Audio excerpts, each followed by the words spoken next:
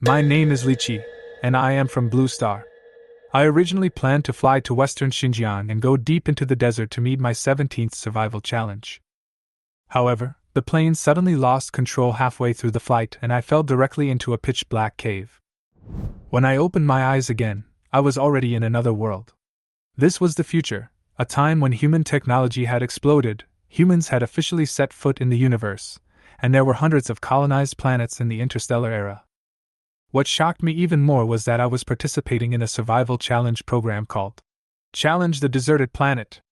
The rules of the show are simple: as long as you can survive on the deserted planet for 2 years, you can win tens of billions of wealth and become a lucky person who becomes rich overnight. Just as I was thinking about how to survive, a mechanical sound rang in my mind. Ding! Wild God system activated! Complete the mission and you will not only get a life-saving potion that can extend your life by 500 years, but also part of the ownership of the barren planet. Sounds great? Of course, but the price is equally staggering.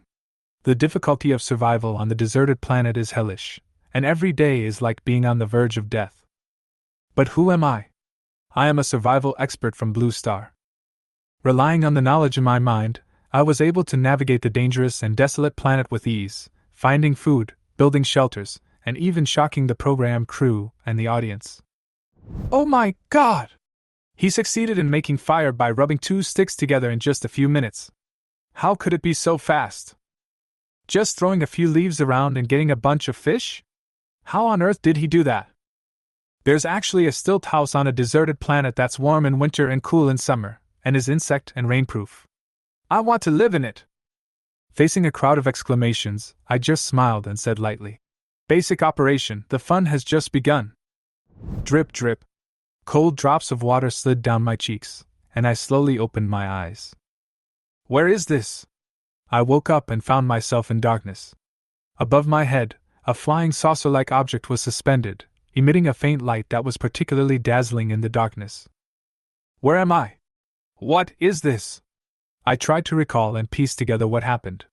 But at this moment, my mind suddenly felt a sharp pain and memories came flooding back like a tide. I don't know how long it took before I barely digested these memories, and a bitter smile appeared on the corners of my mouth.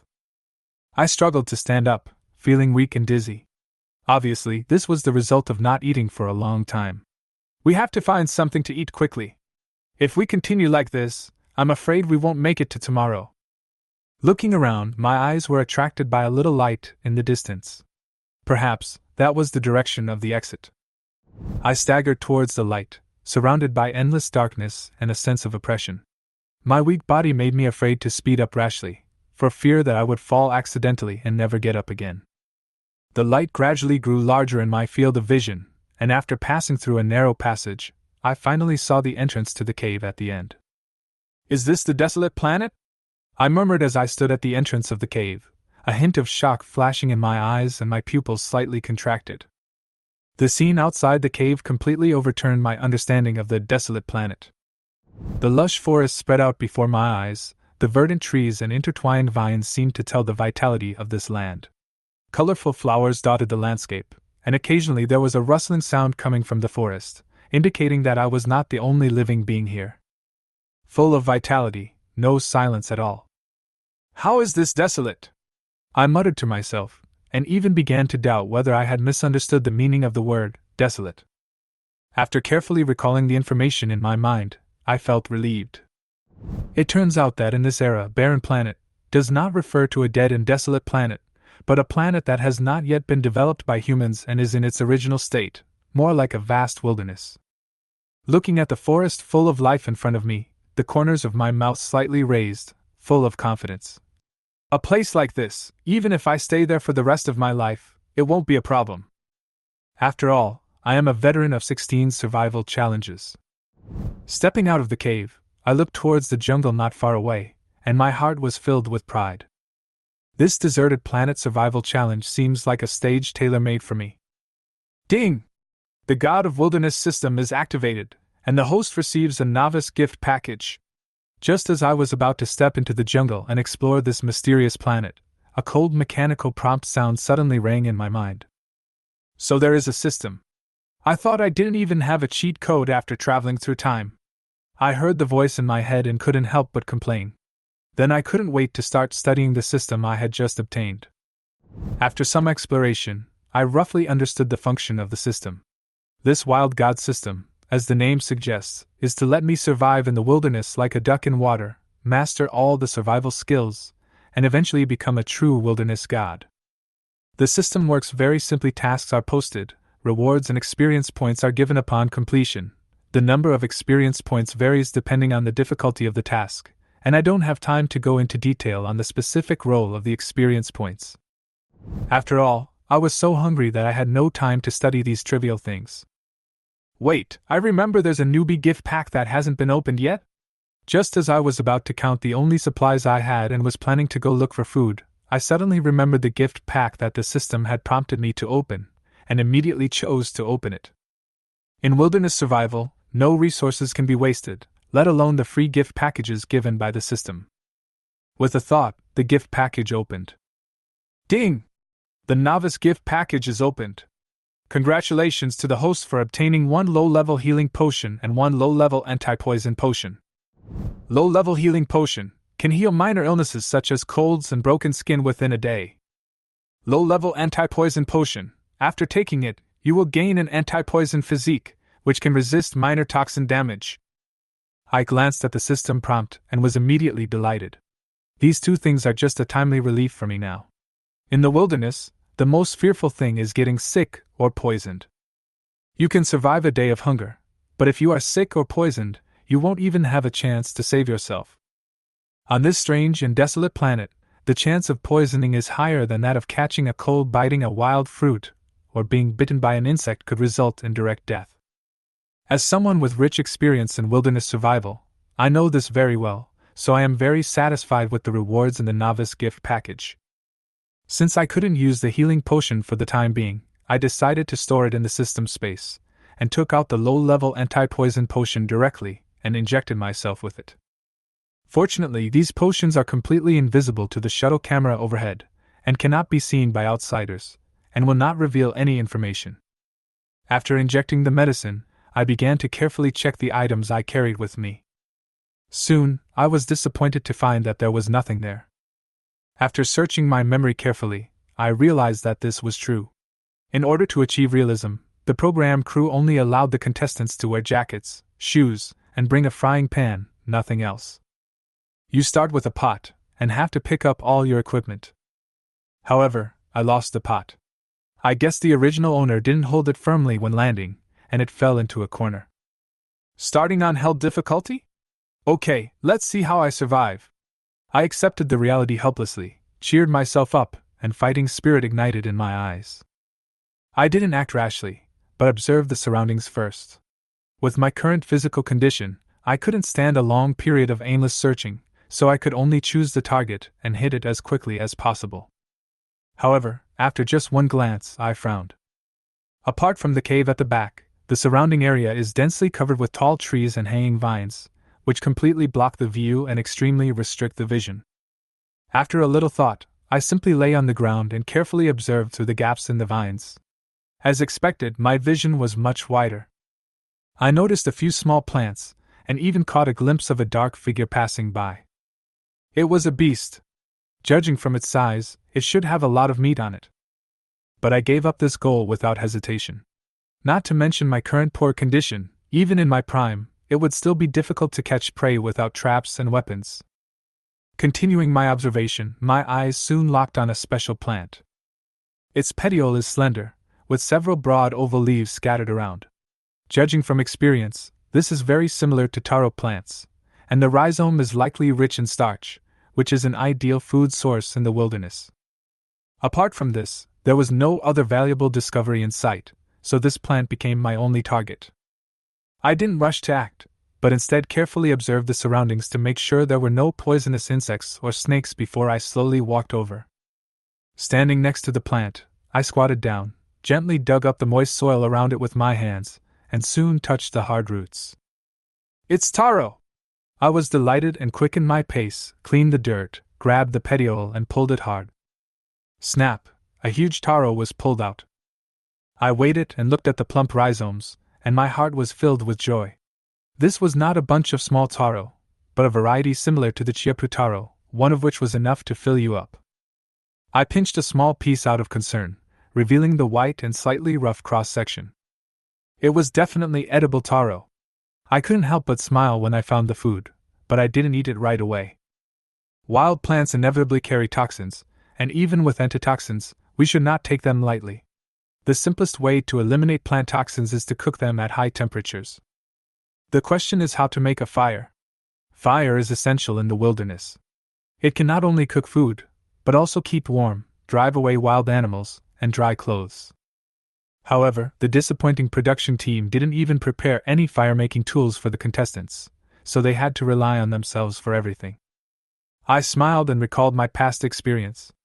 Make a fire by yourself? How can such a small thing be difficult for me? After all, when it comes to making fire, I am a professional. I didn't know that at this moment the shuttle above my head had already transmitted my actions to the program cruise control terminal, instantly sparking heated discussion. In a sci-fi studio, holographic projections of me and the surrounding area within dozens of meters covered the entire venue. The host and several guests seemed to be there, surrounding me, their eyes fixed on the scene in front of them. Dear audience, do you still remember the contestant Li Qiyi? The host Li Qiyi said excitedly, pointing at me in the projection. As soon as he entered the desolate planet, he topped the unlucky list with his outstanding performance of fainting upon landing. But now, he has woken up and successfully obtained an edible rhizome. As soon as the words fell, the studio exploded. I know. I even voted for him. Haha, it turns out to be that unlucky guy. I didn't expect he could still survive. I feel bad for him. This is such a difficult start. It's not easy to wake up and find food. He is quite perseverant. Hey, this guy is good looking, I want to follow him. The barrage of comments above the studio came like a tide, colorful and with cool special effects. It was a feast for the eyes. Seeing the lively atmosphere, Li Qiyi took the opportunity to look at the guests and said, Everyone, this contestant has left quite an impression on everyone. What do you think? The guests in the audience are all well known, and they not only boost the popularity of the show, but also attract countless attention. Lu Rui is the most beautiful singer, and the first goddess singer of the Human Universe Alliance. Wu Yihua, the century-old movie star with unfailing popularity. And a professional representative, in the field of survival Bei Shangri, known as Bei. With these three people in charge, the guest lineup alone is enough to attract attention. No wonder the average daily number of viewers soared to 50 billion in just a few days after the show started, instantly ranking among the top 10 most popular programs in the league. And now, the number of real-time online users is approaching 60 billion. The director stood outside the studio, excitedly winking at the guests, signaling them to say more controversial words so that the audience would continue to stay in front of the screen. Lu Rui spoke first, her tone brisk. I don't quite understand the survival challenge, but Li Qiyi is really inspiring and handsome. I admire him. Wu Yihua nodded and added with a smile. I have done some research and participated in similar programs. It is not easy to get to this point. If possible, I would like to arrange a role for him in the new movie. Goddess is not allowed to like him. Crash, how can he have a good impression of him? Andy Lau actually extended an olive branch. How many people in the entertainment industry must be jealous? What kind of shit luck does this kid have? The two's words instantly ignited the audience's enthusiasm, and the barrage of comments flooded the screen. Hashtag Luroi admires Li Qiyi hashtag and hashtag Wu Yihua sends a drama invitation hashtag quickly became a hot search, causing an even greater sensation. Seeing this, Li Qiyi smiled even sweeter. It seems that the two guests have a high opinion of Li Qiyi. Bei Yi, what do you think? Bei Yi's face was calm when he heard this, and he spoke slowly. He is indeed very perseverant. But perseverance is only the most basic quality in a survival challenge. The environment on the deserted planet is extremely cruel. Thousands of people have been eliminated in just 3 days. Among the remaining contestants, less than half have actually found food, and many are about to be eliminated due to illness or poisoning. Li Qiyi is lucky to have found food, but it is not yet confirmed whether the food is poisonous. If he eats it raw rashly, I am afraid he will not be able to survive for too long. The guest seats were silent, but the comments on the screen were going wild. Ha ha, Bai Yi is really professional. I feel relieved after hearing this. This kid really has no hope. After Master Bai's analysis, I feel relieved. The desolate planet is indeed too terrifying. I'm scared just looking at it. Between praise and criticism, the audience's emotions were firmly grasped, and the popularity of the program continued to rise. But I saw him picking up firewood. Could he be planning to start a fire? Zhou Jia continued to ask. I heard that in the Blue Star era, our ancestors used a method called drilling wood to make fire to start a fire. Lu Rui's eyes lit up when she heard this. It sounds very advanced. I'm looking forward to it. Bai Yi shook his head and chuckled. You think too simply. I once tried to replicate the ancient book about drilling wood to make fire, and it took me more than an hour to succeed even with all the necessary conditions. He has neither tinder nor any suitable tools. I'm afraid if he drills wood with his bare hands, his hands will be worn out and no sparks will fly out. Then let's wait and see whether Li Qiyi can make a fire successfully. Zhou Jia concluded at the right time, with an expectant look on his face. Outside the screen, after picking up the firewood, I skillfully rolled the weeds and soon made a straw rope. Then I carved a groove with a stone and tied a straw rope to both ends of the thin branch, and a simple fire bow gradually took shape. What I want to use is the fire bow to make fire. As a wilderness survival master, I know very well that it is not easy to make a fire using the most primitive method of drilling wood to make fire. But this doesn't mean that I can only stick to the most clumsy method. Since there are more advanced and less labor-intensive methods, why not do it? Looking around, I chose to use a fire bow to make fire. I picked up a large log and used a stone knife to flatten one side to make a pad. I also collected the scraps of wood. This is an excellent material for tinder. After scraping the wood flat, I used the sharp edge of a stone knife to dig a hole in it. Then I found a piece of hardwood, sharpened one end, and a fire drill was made. I tied the straw rope to the bow and then wrapped it around the fire drill, and I was ready. I put sawdust in the hole of the pad, held the fire drill, and inserted the sharpened end into the hole. What is this operation? Are they really trying to make fire by rubbing two sticks together? Wu Hua looked at Bai Yi in surprise. It looks like that, but it also looks a bit different. It's true that they made fire by rubbing two sticks together, but Li Qiyi also made a bow. Isn't that too complicated? It's just a waste of time. Bai Yi curled his lips and sneered. With his level, I'm afraid it's impossible for him to successfully make fire by drilling wood. The audience in the live broadcast room didn't think much of me, but out of curiosity, they chose to continue watching.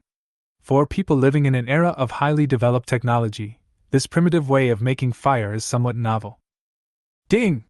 Triggering the primary task, drilling wood to make fire. Task description: making fire is an essential skill for survival in the wilderness. Please master it as soon as possible to improve your survival ability. Task requirements: successfully make a fire using the drill to make fire to obtain corresponding skill and experience rewards. The rewards increase with the speed of making fire. Just as I was about to start, a system notification sounded in my mind. I raised my lips slightly, revealing a smug smile. This task is quite interesting. The faster you start a fire, the higher the reward? Then I can't dawdle.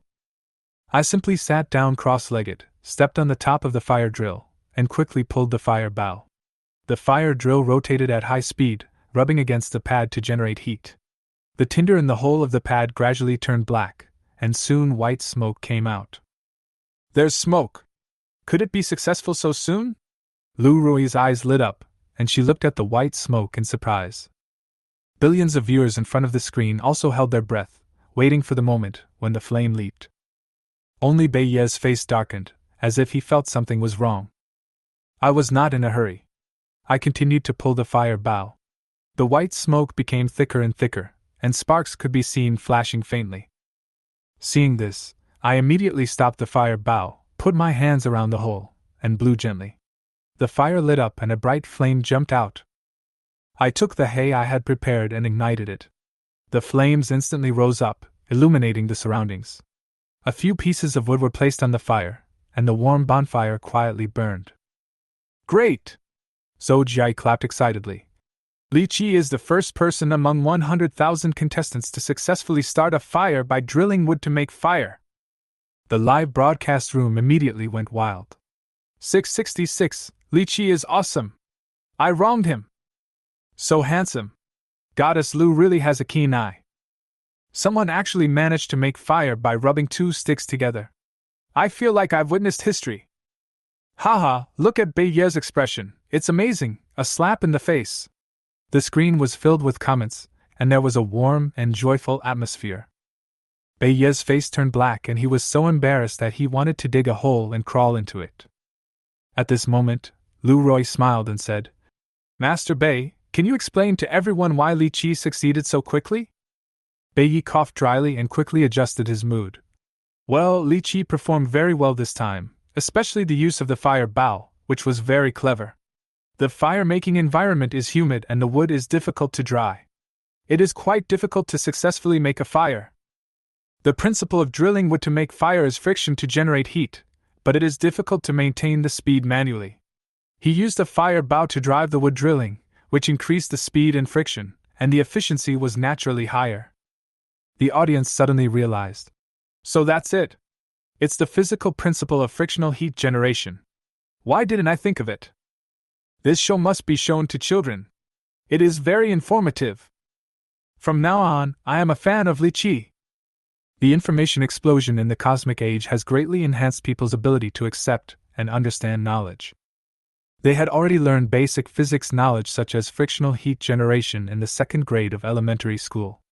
But who would have thought that such seemingly simple knowledge could play such a role in the survival situation on a deserted planet? So, when I apply this common sense with ease, the audience is so surprised.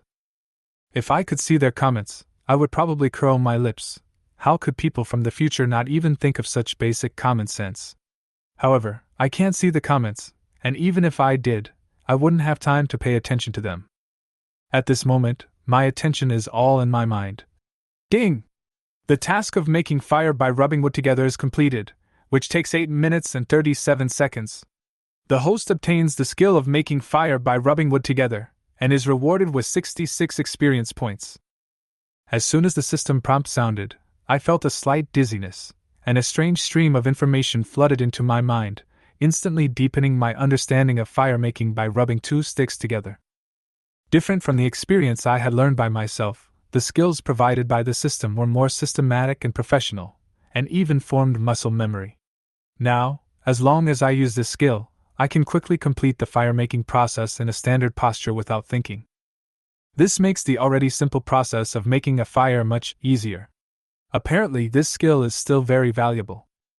In my delight, I turned my attention to the 66 experience points I had just obtained.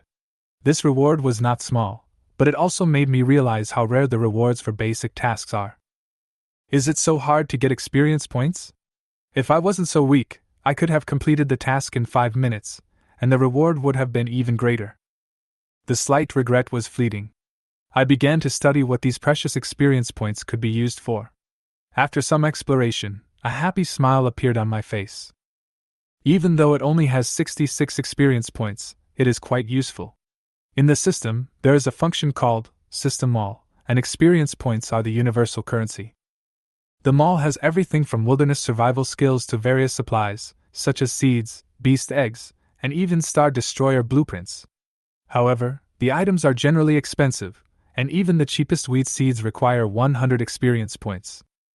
So, I can't even afford a seed. Fortunately, the system is quite humane. Knowing that I think it is too expensive, they specially provided another option: random lottery. The lottery module is presented in the form of a roulette wheel. The rewards include all the items in the mall, but most of the space is blank. A lottery only requires 10 experience points, and even if you fail, you can accumulate a little luck. The higher the luck, the greater the probability of winning the prize. With 10 experience points, you may win a Star Destroyer blueprint worth 999999999 points. Isn't this a classic case of turning a bicycle into a motorcycle? As an old card drawer, I am itching to try it. But the experience points are limited, so I have to resist the urge. In addition to drawing prizes, experience points can also be used to upgrade skills.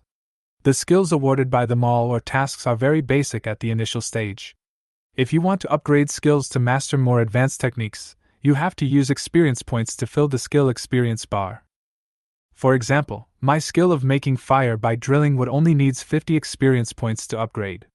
However, this skill is enough for me at present, so I should spend the resources wisely. After understanding the functions of the system, I am looking forward to the subsequent tasks. Unfortunately, I am still not sure how to trigger the tasks. The system explains that any action or encounter may trigger a task. So I tried walking, jumping, and even hopping on the spot for a while, but the system didn't move. What is he doing? Can anyone explain it to me? Could it be that he was too excited about making a fire, and was overstimulated and went crazy? I heard that ancient tribes had a ritual of dancing to show their gods. Could this be it? Never mind the ceremony. How is he going to cook the taro next? There's not even a pot. What is he going to cook? The audience's focus in the barrage was varied, but I was completely unaware of it. After many unsuccessful attempts, I had to give up the task and focus on the most urgent matter filling my stomach. As the audience said, to cook taro, you need a pot in addition to fire. Unfortunately, I had lost my pot a long time ago. However, I did not lose heart and soon found an alternative. While collecting firewood, I noticed a stream nearby, and the rocks at the bottom of the stream were smoothed by the water. I picked out the largest, flattest stone, carried it back to the campfire with great effort, and placed it on the fire with some wood as a cushion. After cleaning the taro, I cut it into slices with a stone knife and placed the slices one by one on the hot stone. With the sound of sizzling, the taro exudes bursts of fragrance, mixed with steam and penetrates into my nose, making me hungry. I didn't expect that I could cook food this way without a pot. In the studio, Wuihua looked at the taro roasted on the stone with admiration in his eyes. I have experienced a health-preserving method called sweat steaming before, which is to heat the stone and spread eggs on it. I wonder what this roasted taro will taste like. Lu Rui squatted beside the stone, as if she had smelled the fragrance of taro through the holographic projection, and said with interest, "The foodie is online. He really can't stay calm when he sees food." The barrage of comments filled the screen. "Ha ha ha, Sister Yi's defense is broken. They actually used a stone slab to roast taro. What a creative idea! It looks interesting, but the taste will probably be just so. The audience was amazed at the method of roasting taro on a stone slab. They thought the program was fresh and interesting and watched it with great enthusiasm. The camera turns to me, and I continue to place taro on the stone slab. The taro slices are neatly arranged on the stone slab, and the first few pieces put on have begun to emit a rich roasted aroma. But I didn't rush to taste it. After all, I am very picky about the quality of food. I walked to a tree not far away and picked a few yellow lemon-shaped fruits. There were a lot of residues under these fruits, which meant that animals nearby had eaten them. Logically, they should be fine. Even if they are poisonous, it is a good opportunity to test the effect of my low-level anti-poison potion. I took the fruit, cut it with a stone knife, licked it a little, and frowned. This is sour, definitely a lemon. After a while, the sour taste faded and a slight sweetness returned to my mouth, and my body did not have any abnormal reactions. I breathed a sigh of relief, confirming that this fruit is safe to eat in small quantities. If you have salt with you, it would be easier to test for toxicity. Just cut the plant open, sprinkle a pinch of salt on it, and observe whether it changes color. Unfortunately, there is nothing now, so you can only test the poison yourself, just like Shenong tasted hundreds of herbs. After confirming that the fruit was safe, I returned to the campfire, pinched the fruit and squeezed it hard, and the sweet and sour juice dripped onto the roasted taro. Ding! Triggering the mission, first cooking. The system's voice sounded in my mind. Task description: there is always a first time in life, and the same is true for cooking. Please try to make a dish that satisfies your taste buds. Task reward: cooking skills, experience points plus. I was stunned for a moment. I had clearly been roasting taro before, so why did the task only trigger now? After thinking about it, I guess it was because adding juice to seasoning was considered cooking in the formal sense. With a goal in mind, I concentrated on adjusting the proportions of the juice, ensuring the amount was just right so that the juice and taro could undergo a subtle chemical reaction under high temperature. Sizzle! The sound of juice dripping on the stone slab is intertwined with the aroma, and the sweet and sour aroma mixed with the original fragrance of taro comes to your nose. I used a stone knife to pick up a piece of taro that was put there first, wrapped it in clean leaves, took a bite, and was immediately surprised by its sweet and sour taste. The taro is no longer dry after being embellished with juice. The sourness and sweetness are just right, and the taste is very similar to tomatoes. The taste buds are awakened by the long-lost taste, and every cell seems to cheer. Ding! Mission accomplished, cooking food rated A, rewarded cooking skill, experience points plus 75. The system prompt sounded again. I finally completed this seemingly simple but difficult task. In an environment with scarce resources, it is not easy to make a delicious dish with only stone slabs and wild fruits. After finishing the last bite of taro, I closed my eyes and savored the aftertaste. I couldn't rush to eat it after fasting for 3 days. I had to slowly wake up my fragile stomach to ensure that I would not feel uncomfortable. The audience in the barrage couldn't help but say, "How can he eat so deliciously? I am crying with greed. What kind of magical cooking technique is this? It's so simple that it's unbelievable. I can't hold on any longer. I'm going to find something to satisfy my craving." Lu Rui also squatted beside the campfire, staring at the taro and drooling. Unfortunately, these delicacies only belonged to me. After eating and drinking, my strength gradually recovered. Looking at the more than 100 experience points accumulated in the system interface, the corners of my mouth slightly raised. Let's try my luck by drawing a prize. I opened the random lottery module, invested 10 experience points, and the roulette wheel started spinning rapidly. My eyes were fixed on the roulette wheel, and when the pointer was about to stop, I held my breath, hoping that good luck would come. However, the pointer passed by the special items, and finally stopped at a blank space. Nothing was drawn. It's the first time, it's normal to feel uncomfortable. Let's try again. I comforted myself and invested another 10 experience points. The result is still blank. 3 consecutive draws, the chance of winning is greater. I gritted my teeth and persisted, losing another 10 experience points. The answer is still nothing. Staring at the blank screen, I felt a chill in my heart. Is this module designed to steal my experience points? I took a deep breath and calmed down. Experience points are hard to accumulate, so I can't just waste them like this. But then I thought, the system is not like those cheating game manufacturers, so there should be no need to do these tricks. This is the last time. If I don't win, I won't play anymore. Having made up my mind, I invested another 10 experience points. The wheel spun, and finally, it landed on special items. Seeing this extremely low chance of getting a reward, my hope was rekindled. Special item? What good stuff could it be? Soon, a dazzling golden light flashed, and an egg about 20 centimeters in diameter appeared in front of me. That's it? An egg? I stared at it with a complicated expression. After a few seconds of silence, I began to check the detailed information of the egg. Random pet egg. After use, a pet will be born randomly near the host. After reading the description, I calmed down a little. A companion is obviously very important for survival in the wilderness.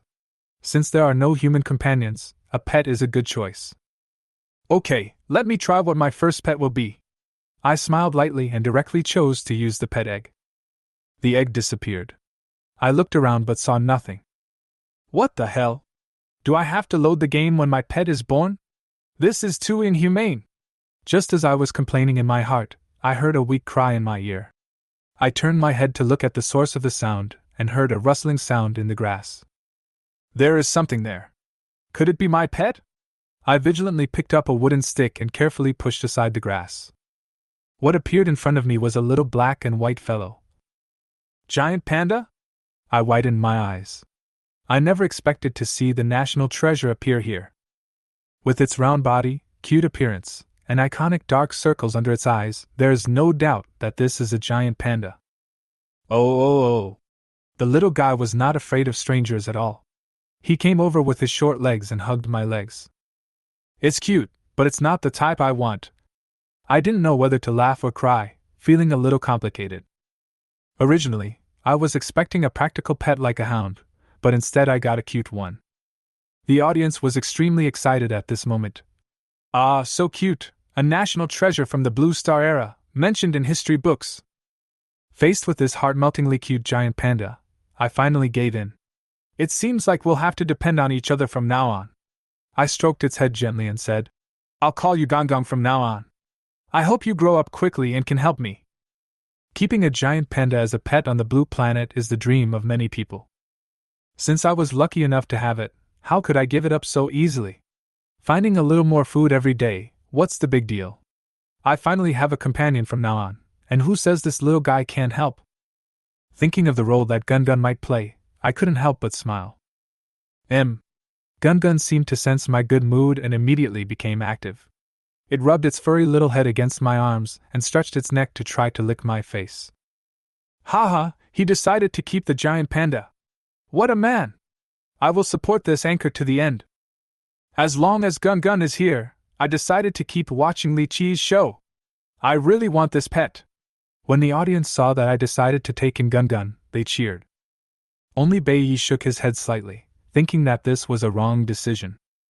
Hey, little guy, stop messing around! Your saliva has made my face so dirty! I gently pressed Gun Gun back into my arms and looked up at the sky. 2 stars, one facing east and one facing west, were gradually being blocked by the mountains in the distance. This barren planet is different from the blue planet. There are 2 stars shining on it during the day. Although they are far away from this planet, the temperature is almost the same as that of the blue planet. But the length of day and night is not fixed, and the daily changes make it difficult for me to keep track of time.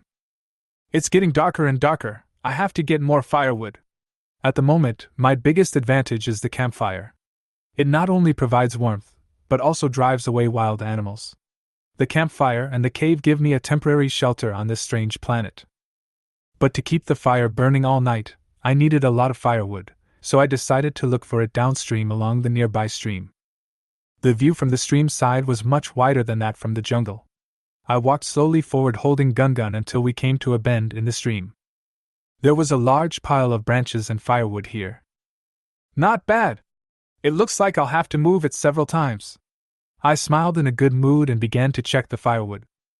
Why does it seem like he knew there was firewood here? Wu Yihua, who was observing from the side, looked puzzled. I figured it out, guest Lu Roy said excitedly. In the picture just now, there are many trees beside the stream. Branches fall into the stream and flow downstream. They naturally pile up at the bend. He took advantage of this feature. Yes, he is like a wilderness survival master. Beiyi nodded in agreement. Not only does he make accurate judgments, but he also has a bit of luck. Listening to the guest's analysis, the audience admired me even more. What a master! He even has a trick for finding firewood. I feel like if I went to a deserted planet, I probably wouldn't last a day. Goddess Yi is also very smart. She and Li Qiyi work together perfectly. These compliments were of no importance to me. I only focused on the next step. Let's get moving and move these branches back. As soon as I approached the pile of firewood, a branch suddenly moved. Hiss! Upon closer inspection, it turned out to be a poisonous snake whose color resembled a dead branch. Am I dazzled? That's a snake? Oh my god, this is too scary! No wonder they say that desolate planets are dangerous. It's over, the anchor is so close, he will definitely be bitten. I was just enjoying the show, how could he be eliminated so soon? No way! The audience saw the poisonous snake through the holographic projection and screamed as if the danger was happening right before their eyes. The host and guests stepped back subconsciously, worry written all over their faces. Only Beiyi remained standing, but his brows were tightly furrowed. Uncle Bei, what do you think about whether contestant Li Qiyi can handle this poisonous snake? Zhou Jie asked dutifully. In fact, it's not difficult to defeat the venomous snake, Beiyi said solemnly. But the problem is that the distance is too close. It is very difficult for Li Qiyi to completely avoid its attack. Even I am not 100% sure, so I can only consider antidote methods. The camera pulls back to the scene, where Li Qiyi and the venomous snake are so close together that the atmosphere is so tense that it makes people hold their breath. The venomous snake opens its bloody mouth, revealing its sharp fangs. If it bites, the consequences will be disastrous. At this time, I had already made a judgment in my mind he couldn't escape. Even with my strong body before the crossing, it was still difficult to avoid such a situation, but I was not panicked. Venomous snakes are dangerous, but who says you have to hide when you encounter one? Hiss! The poisonous snake bent its body into a bow shape, like a spring ready to pounce on me, opening its mouth to reveal its creepy fangs. Get going, go ahead! I took 2 steps back and shouted decisively. A black and white figure flashed by, and the rolling little claws accurately slapped the poisonous snake, knocking it to the ground. Then, it held the snake's body firmly with its 2 claws, lowered its head and bit it hard, instantly tearing the venomous snake in half. The blood of the snake gushed out, and the bloody smell filled the air. The venomous snake's crazy twisting soon stopped. The comments instantly exploded. What did I see? Such a cute little gun is so fierce? Tearing the venomous snake raw is like eating spicy noodles, so cool. Gun is awesome. My gunbow is so mighty and domineering. Gun's ferocious performance made it difficult for the audience to react. The crisis that seemed fatal was easily resolved by Gun. Lu Roy in the studio was stunned. Looking at the blood-covered body, she could no longer feel any sympathy. Is it really that cute little guy? The contrast is too big, she said in a daze. In comparison, I seemed calm. I knew what Gun was capable of. Although it looked cute, it was a bear, and its bite force was one of the best in the animal kingdom. Plus, it was as agile as a cat, so catching snakes and mice was no problem for it. Occasionally eating bamboo rats, snakes, etc. is a daily routine. Not bad, little guy, let's have an extra meal tonight. I touched Gun's head and said with a smile. Oh. Gun immediately switched back to cute mode and rubbed his head against me. Hey, stop rubbing it. What if your blood gets on my clothes? I don't have any extra clothes to change. I helplessly carried Gun away. I cleaned the snake and put it in my pocket, ready to take it back to the cave and roast it. The wilderness is like this, full of dangers and surprises. Adapting to the environment and facing it calmly is the way to survive. After killing the poisonous snake, I started to quickly collect firewood. Gun held a small stick in his mouth and followed behind with his short legs shaking. After several trips, the man and the beast finally filled the pile of firewood. I sat on the rock and gasped for breath, while Gun lay on the ground, sticking out his tongue and groaning.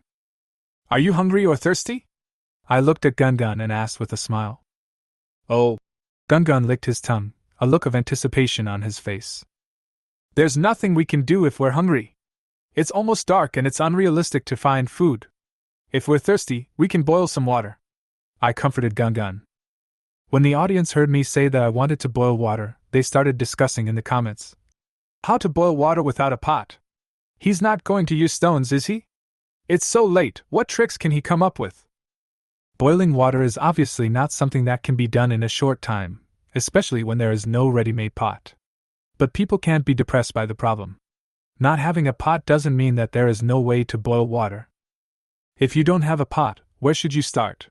The answer is to find leaves. I walked into the jungle skillfully and picked more than a dozen broad leaves that looked a bit like banana leaves. The leaf stems of bananas do have water that can quench thirst, but I didn't dare to try it casually to see if the plant in front of me was a banana or the same as the banana on Blue Star. Uncle Bay, didn't Li Qiyi say he wanted to boil water? Why are you picking so many leaves? Wuihua looked puzzled. Well, maybe he didn't intend to boil water, but to use the leaves as a bed in the cave? Beiyu was stunned for a long time before he managed to squeeze out an explanation. He really couldn't figure out what the connection was between picking leaves and boiling water. The audience was also extremely curious, but obviously they couldn't ask me directly, and I didn't know how to explain it.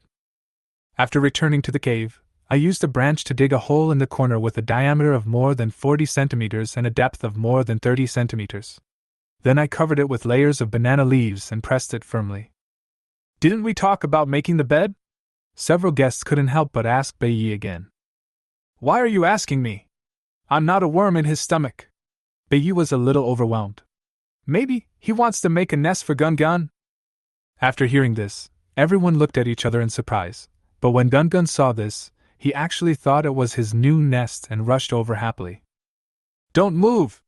This is a place for water! I picked up the rolling hole and put it aside. This pit is of great importance, and cannot be dirty. In the absence of a container, using banana leaves to pave the hole is a stopgap measure. The leaves can delay water from seeping into the soil and keep it relatively clean, but they can only be used for a short period of time. After all, the leaves will rot. He actually thought of this idea. The guests and the audience suddenly realized and exclaimed in amazement. Although the principle is simple, not many people can really think of this method when they are in desperate situations. Among the 100,000 contestants on the barren planet, many have banana leaves around them, but no one uses them as containers. Next, let's see how Li Qiyi boils water. Zhou Jia's face was full of anticipation. The audience also posted comments excitedly. Let's start soon, we can't wait. I didn't let them wait too long. I folded 2 banana leaves into a simple scoop, scooped it full of stream water and placed it on the campfire. Use leaves to boil water? Isn't this nonsense? The leaves will burn through quickly. The audience was dumbfounded, with disappointment written on their faces. Don't be anxious, Li Qiyi must have his reasons.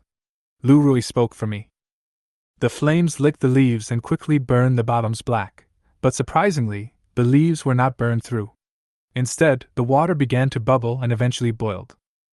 What's going on? Can these leaves withstand high temperatures?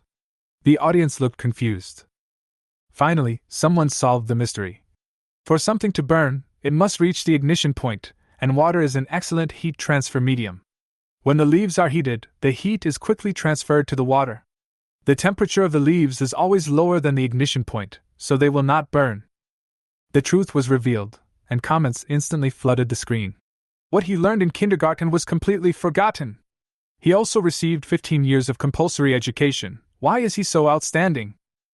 Amidst the heated discussion, I turned around leisurely and prepared the next dish. I pulled the dead snake out of my pocket and cut it open and cleaned it in a few seconds. After carefully removing the snake's gallbladder, chop off the snake's head and set it aside. To be honest, I feel a little sorry for this snake. If I had a container, I would definitely collect the venom from its fangs and use it for hunting or self-defense. Unfortunately, I don't even have a suitable container now, so I have to put the venom aside. I shook my head and stopped hesitating. I cut a branch, skewered the snake meat and put it on the fire to roast. The snake had delicious meat. Soon after it was cooked, it made a sizzling sound and a unique aroma quickly filled the entire cave. Oh! Gun, who was playing nearby, smelled the fragrance, ran over with joy, staring at the snake meat with eager eyes, drooling. Don't worry, I'll save some for you when it's done roasting, but you can only eat a little to avoid indigestion. I rubbed Gun's little head and said with a smile. After all, Gun is only 1 year old. Although it is okay for pandas to eat meat, they should eat in moderation. There are many problems to survive on a deserted planet. What if there is no bamboo or similar plants? What should we do about the food problem? This thought flashed through my mind, but I didn't dwell on it. There were so many things bothering me right now, and this one didn't even top the list. I patiently turned the snake meat to ensure it was roasted evenly. The snake meat gradually became roasted and fragrant, and I took out the lemon juice I had picked earlier and dripped a few drops of it. The sour and fragrant smell hit my nose, and even I couldn't help swallowing. This is our dinner tonight. I took down the stick and looked at the snake meat in front of me with a smile on my face.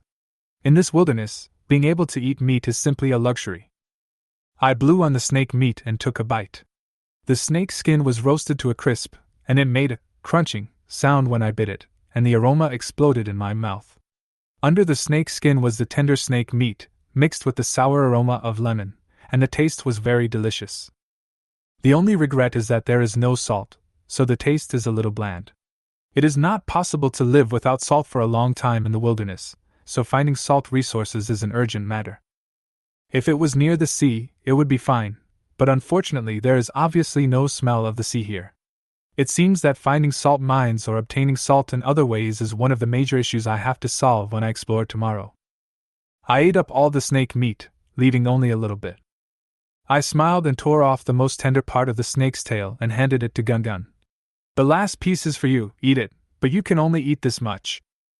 Gun bit the snake meat and started eating it with satisfaction, making a sound from his mouth, as if he was still not satisfied.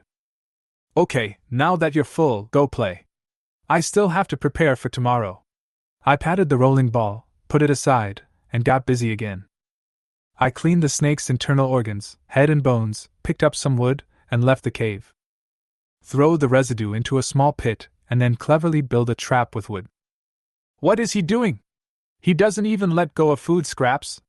Lu Rui tilted her head in front of the screen, looking confused. This is a trap. He used these residues as bait. Bei Yi explained calmly, with a hint of appreciation in his tone. Can such a simple trap catch prey? Lu Rui was full of doubt. Looking at the few pieces of wood placed casually beside the pit, she always felt that they were too simple. There is no such thing as a simple or complex trap. The only criterion is whether or not it can catch prey. The other contestants' traps were so fancy, but how many prey did they catch? Although Li Qiyi's trap is simple, it has bait and is cleverly designed. Its success rate is definitely higher than those complicated ones. Do you believe it? As for what would fall into this trap, it's probably a scavenger like a mouse, which is not picky about anything. Seeing that Lu Rui disagreed, Bei Yi corrected her view with a serious look. I was wrong. I didn't expect something so simple could be considered a trap. Lu Rui stuck out her tongue and then frowned. But why catch mice? What a disgusting thing! She couldn't understand why I would bother to catch mice, since mice should be avoided. It may not be rats. To be precise, the target is scavengers. In a place like a desert planet, rats are already good food. If we catch them, thank God, how can we be picky? Bei Yi explained patiently, his tone softened. As a master of survival challenges, he knew that in the wilderness, even rat meat was extremely precious. But Li Qiyi is so capable, why doesn't he just go hunting? Catching mice is really puzzling. Lu Rui was still puzzled. Hunting and setting traps are two completely different things. He probably just wants to make the best use of everything and not waste even the food leftovers. Bei Yi could understand this very well. My way of thinking is the dividing line between professional and amateur. Oh my God, they didn't even let go of the leftovers. This is outrageous. This is the terrifying thing about professional players. They can actually make use of everything. It's so amazing. I like Li Qiyi more and more. He is simply an all-round little brother. The audience was deeply moved. The difficulty of survival in the wilderness formed a sharp contrast with Li Qiyi's strength, which was impressive. I didn't care what I did. In the wilderness, without the awareness of making the best use of everything, survival will be greatly increased. After I finished setting the trap, I heard the roars of beasts in the distance. The beasts that had been hiding during the day were now fully awake and began their nighttime hunting. As night fell, the moon of the desolate planet rose. It was a dark red moon with dim light, filling the entire jungle with a depressing atmosphere. I watched for a while and then returned to the cave. I used the firewood I picked up to lay a layer of firewood at the entrance and inside the cave. Although this simple defense could not stop wild animals, it could serve as a warning through the sound. Okay, we're all set, time to go to bed. The fire was stoked, and the light flickered, but I looked at the hovering shuttle and frowned. I wasn't used to being watched even when I was sleeping. According to my memory, this shuttle can turn off the camera when it is not necessary, such as taking a shower, going to the bathroom, or sleeping. So I shouted, "Live broadcast off!" The shuttle's red light went out, and the live broadcast was cut off. Why did it end? I was enjoying it so much. Happy times are always short. The audience in the live broadcast room wailed, and the popularity of the program dropped slightly. The host Sojai tried to retain them, but to little avail, as many of the audience members obviously came just for me. In the cave, I slept soundly with my little boy in my arms. The little guy was like a natural stove. Even when the campfire went out in the middle of the night, I still felt warm and comfortable.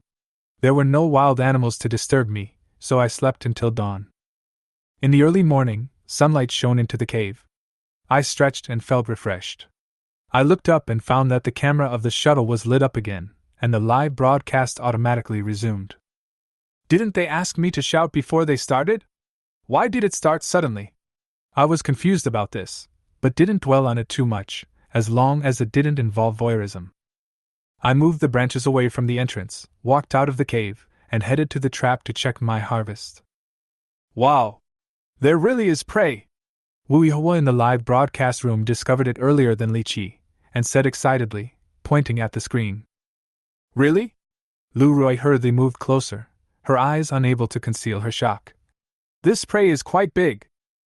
Chapter 13: The Ancient Way of Brushing Teeth. Oh my, it's such a big rat, and you asked me to come and see it. Lu Rui saw clearly what Wu Yihua was pointing at and was frightened and said in panic. I saw that in the small pit where Li Qiyi had set the trap, the wood had fallen down, crushing a mouse. The mouse was at least 40 or 50 centimeters long, almost as long as a cat. Rats are scary enough in themselves, and they are even scarier when they look like this. In any case, Lu Rui was scared. If all the mice in the world were like this, would cats be allowed to operate normally?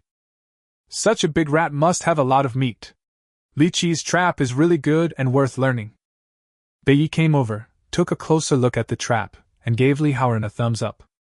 He was able to think of using food scraps to make a trap, and finally succeeded in catching the prey. It was really unconvincing.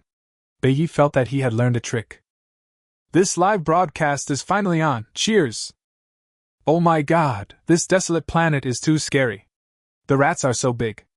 Are they mutated? Big is better, it means there is more meat. Brother Qi can have a full meal again. It was so easy to catch the prey. This is an amazing skill. The other contestants fainted in the toilet crying.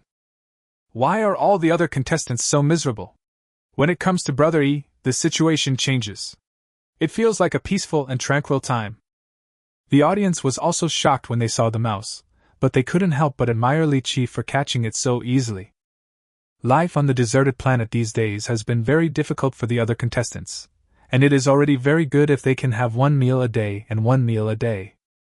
On the other hand, Li Qiyi has harvested food 3 times in a short period of time, so he has no problem with 3 meals a day, and he even eats better than many of the audience. Li Qiyi walked to the trap and looked at the big rat that was dead after its leg was pierced by a wooden thorn, and couldn't help laughing. In fact, he just didn't want to waste anything, so he set up a trap. Whether he could catch the prey was not part of his plan. We are lucky to have caught such a big rat. At least we don't have to worry about food today. Li Qiyi pulled away the branches on the trap, grabbed the mouse's tail, lifted it up, and brought it back to the cave. At this time, Gun had already woken up, and was staring at the giant rat of similar size. Wow, can a mouse be as big as this baby? When Gun was in a daze, Li Qiyi was also in a daze. He was thinking about a question: should he brush his teeth and wash his face? Washing your face and brushing your teeth will make people feel more comfortable and clean, but on a deserted planet, especially at this moment, it is not a necessary thing to do. Ding! Triggering the mission, sense of ritual in life. Task description: life should have a sense of ritual. Washing your face and brushing your teeth are necessary procedures after waking up. Please be a person who can maintain a refined state at all times. Complete the steps of washing your face and brushing your teeth, and the task will be considered completed, and you will be awarded experience points. When Li Qiyi was struggling, he suddenly received a task reminder. Then what is there to worry about? Just wash your face and brush your teeth, and earn experience points so you can participate in the lottery. After tasting the sweetness, Li Qiyi immediately made up his mind to brush his teeth and wash his face. Gun, who was already hungry, rubbed against Li Qiyi. Wait a moment, I'll brush my teeth first and then cook. Li Qiyi patted Gun and walked out of the cave. Did I hear you right? The host wants to brush his teeth? There's nothing on this barren planet, how can you possibly brush your teeth? He can make other things, but I don't believe he can make a toothbrush or toothpaste. Who knows, what if it works? I wouldn't be surprised if Brother Yi said he could do anything. After hearing what Li Qiyi said, the audience was filled with question marks. Although brushing teeth seems simple, how can you find toothpaste and toothbrush in the wilderness? Uncle Bei, can we brush our teeth on a barren planet? Zhou Jia asked the professional. Well, I don't brush my teeth in the wilderness, so I don't know. Bei Yi, who exposed his living habits, said somewhat embarrassedly. No one got an answer from him, and everyone became curious and wanted to know how Li Qiyi brushed his teeth. After Li Qiyi walked out of the cave, he went into the jungle and picked branches from different trees. He put them in his mouth, chewed them, and then threw them away. After searching for more than 10 kinds of trees, Li Qiyi finally stopped, looked at a branch in his hand, and nodded with satisfaction. The audience stared at the branch and found that it was just an ordinary branch. There was nothing special about it, which made them even more confused. Li Qiyi put the branch into his mouth and walked towards the cave while chewing. The branches didn't taste good. With just a casual chew, the bitter and spicy feeling filled his taste buds. Although the taste felt strange, Li Qiyi had no choice but to endure it in order to clean his mouth, complete the task and get the reward. Only after returning to the cave did Li Qiyi take the branch out of his mouth. The audience found that the chewed part of the branch had loosened into fibers, which really looked like the bristles on a toothbrush.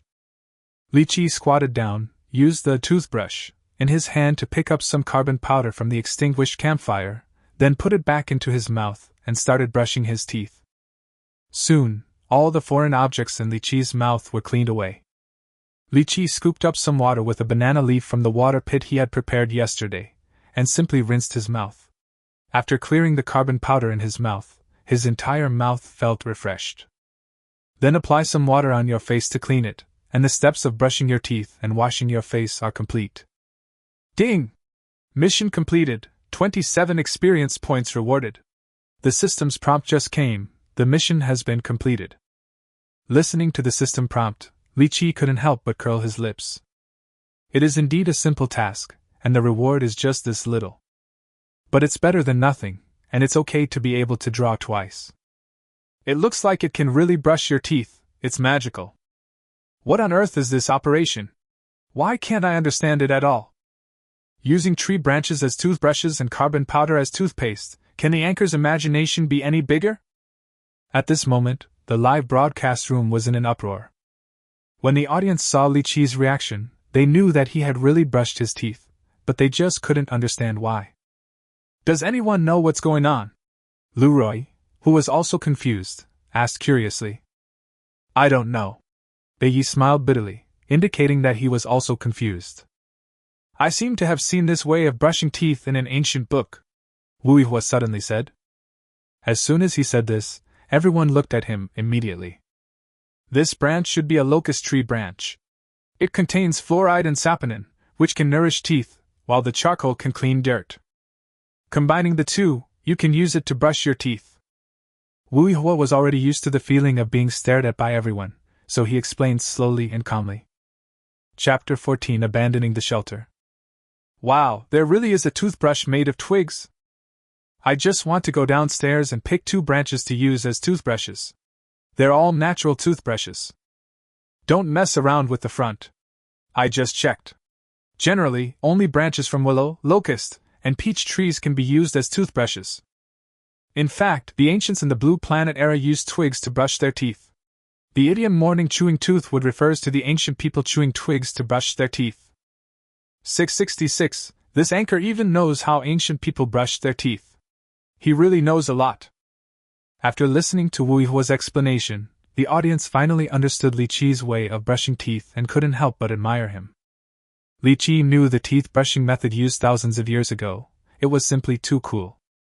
After brushing his teeth, Li Qiyi didn't feel that he had done anything shameful and started to prepare breakfast. Breakfast, of course, is the mouse caught in the trap. Eating this mouse can almost meet the energy needs for the day. The way to make it is naturally to add lemon juice and bake it. Mice look dirty, but after you peel the skin off, the meat inside is not much different from other animals, except that the meat fibers are larger and can easily get stuck in your teeth. After eating the mouse, Li Qiyi used a branch to pick it out for a long time before all the meat strands stuck in his teeth were picked out. Okay, let's go explore the jungle. Whether I can find food for you today depends entirely on you. Li Qiyi rubbed it and said with a look of disgust as he finished eating a small piece of rat meat. Giant pandas eat bamboo. It's okay to give them a little meat, but it's not good to feed them meat all the time. So Li Qiyi's goal today is to go out and look for bamboo and collect everything that can be used along the way. Of course, you can't look for things aimlessly, so Li Qiyi plans to follow Gun Gun today and let it lead the way. Oh! Upon hearing this, Gun perked up and sniffed carefully at the entrance of the cave for a long time before walking in one direction. Gun is still young and doesn't move very fast. Li Qiyi was not in a hurry. He followed Gun and observed everything around him. When you first arrive in the wilderness, you must carefully collect all the information about your surroundings. Because in the next second, you may need to use some information. If you are unaware of these things, it will be very troublesome. For example, just now, Li Qiyi discovered that there is a small wild animal that looks like a squirrel. It likes to stay on a certain tree. If you want to find this kind of wild animal, you just need to find this kind of tree. He also discovered a kind of grass with serrated leaves on the edges. It was very tough and could be used as a saw when necessary. There was a tree with no plants around it, and there was even an animal lying on the ground, its life or death unknown. Seeing this, Li Qiyi quickly pulled Gun away from the tree. This situation means that the tree is very dangerous and should not be approached easily. Li Qiyi carefully observed the surrounding situation and combined it with yesterday's experience to make a rough assessment of the basic situation of this barren planet. The flora and fauna of this barren planet have basically developed in a similar way to those on the blue planet. Therefore, animals and plants that look very similar to those on Blue Planet can basically be equated with those on Blue Planet. In this way, it would be much easier for Li Qiyi to judge the characteristics of plants and whether some things are poisonous. However, Li Qiyi still did not relax the most basic vigilance, because some things can lead to huge mistakes even if they are only a hair's breadth away. There are many plants on Blue Planet that look very similar. One is non-toxic, while the other is highly poisonous. If you just eat something that looks similar, you are playing with your own life. You still have to test it for poison. Li Qiyi made a simple basket out of rattan and collected things he found useful along the way, many of which were fruits. Fruit is a good energy supplement, and is worth taking back to try. If you find a fruit that is delicious and non-toxic, you will have struck gold. The man and the beast walked farther and farther away. After they climbed over 2 hills, Li Qiyi's basket was almost full, but Gun still did not stop. Li Qiyi raised his head and saw that the slower sun was almost overhead, which meant that half of the day had passed. What is he doing? Zhou Jie found it a little strange when he saw that he suddenly stopped walking and kept looking at the sky. He was looking at the time to determine whether to continue moving forward. This is a quality that a person who survives in the wilderness must possess, Bei Yi explained. Then can't we just keep going and not go back? Lu Ruai was enjoying the scenery and didn't want Li Qiyi to go back so soon. If he continues forward, he may not be able to make it back to the cave in time. Sleeping in the wilderness is a very dangerous thing. It would be even more troublesome if we built a shelter by ourselves. I don't think Li Qiyi would be so unwise, Bei Yi said with confidence. He felt that he could now grasp Li Qiyi's mind. So professional, good details. I have learned something new. My friends, please take notes. Then this day has gained nothing, isn't it? I'm a little disappointed. I have a bold guess. Will the anchor really challenge himself to sleep outdoors in the wilderness? After listening to the explanation, the audience felt that they had learned something new. Li Qiyi on the desolate planet was indeed struggling with this. Although there is nothing in the cave, it doesn't matter if you don't go back. But the cave is a natural shelter after all. If he gives up directly, he will have to build a shelter for himself. Gun turned around and saw that Li Qiyi was not leaving, so he called out in confusion. Let's keep going. Li Qiyi hesitated for a moment and smiled at Gun. Building a shelter was not a big problem for him. Compared with this, exploring the surrounding area is more important to Li Qiyi at the moment. Uncle Bei, he has to keep moving forward. Seeing this, Lu Rui looked at Uncle Bei and said while holding back a laugh. He is just asking for trouble. With such a good shelter, he just gave it up. Just wait and see. He will be so exhausted from building the shelter that he will regret his decision. Bei Ye's face turned red and he said angrily. This guy, why does he always contradict me? Li Qiyi didn't know that he had embarrassed Bei Yi again, and continued to move forward with Gun. They stopped after climbing over 2 more hills. Oh! Gun looked ahead and called out excitedly. A large bamboo forest appeared in front of them. Gun, you should exercise, otherwise you may not be able to bite the bamboo. Li Qiyi said worriedly while looking at the bamboo forest. Oh. Tears rolled down her eyes. This world is so unfriendly to me. Chapter 15: The Infinite Uses of Bamboo. It's no wonder that I shed tears. It's because the bamboos in that forest are so huge. Each one is at least 20 meters long and more than 30 centimeters in diameter. This kind of bamboo is considered to be very large on Blue Star. For a small guy like Gun, entering the bamboo forest was like entering a land of giants, as his height was completely disproportionate. Even if Li Qiyi cut down a bamboo for Gun to chew on, it probably wouldn't be able to do it. If it doesn't exercise its teeth, Li Qiyi is really afraid that it will starve to death while guarding this pile of food. 2333. It's okay if I can't bite it, but Gun is so pitiful. Touch and roll, this pitiful look is so funny. It seems that finding this bamboo is of no use. The anchor has wasted a day. I didn't find anything good, and I even lost my shelter. Brother E is really miserable. When the audience saw this, they all laughed so hard that they couldn't stop, and many people began to worry about Li Qiyi's situation. Li Qiyi's gains today seem insignificant compared to the efforts he made for it, and he seems to have made a wrong decision. Hey, I was quite optimistic about him. Unexpectedly, he made a wrong decision in the end and wasted the good situation before. Bai sighed. He felt deeply that Li Qiyi's choice today was not worth it. However, Li Qiyi did not feel that it was not worth it at all. Instead, he felt that he had made a fortune. Li Qiyi was looking for a bamboo forest not just for rolling, but also to make his life easier on this desolate planet. The bamboo forest in front of him was a treasure with endless uses to him. Bamboo is easy to cut, and it is very tough and strong, making it very suitable for making various tools. After cutting down the bamboo, peeling off the bamboo skin to make strips, you can weave various baskets. If you weave them well, they will even be watertight, which is very convenient for storing things. The remaining bamboo can be used to make tables, chairs and benches, and the branches and leaves can be used to make brooms, so there will be no waste. There are also many edible things in the bamboo forest. Not to mention bamboo shoots, good things like bamboo fungus also grow in bamboo forests. If the year is right, you can even eat bamboo rice. This is just vegetarian food. There is also meat in the bamboo forest, and that is bamboo rat. Bamboo rats are different from ordinary rats.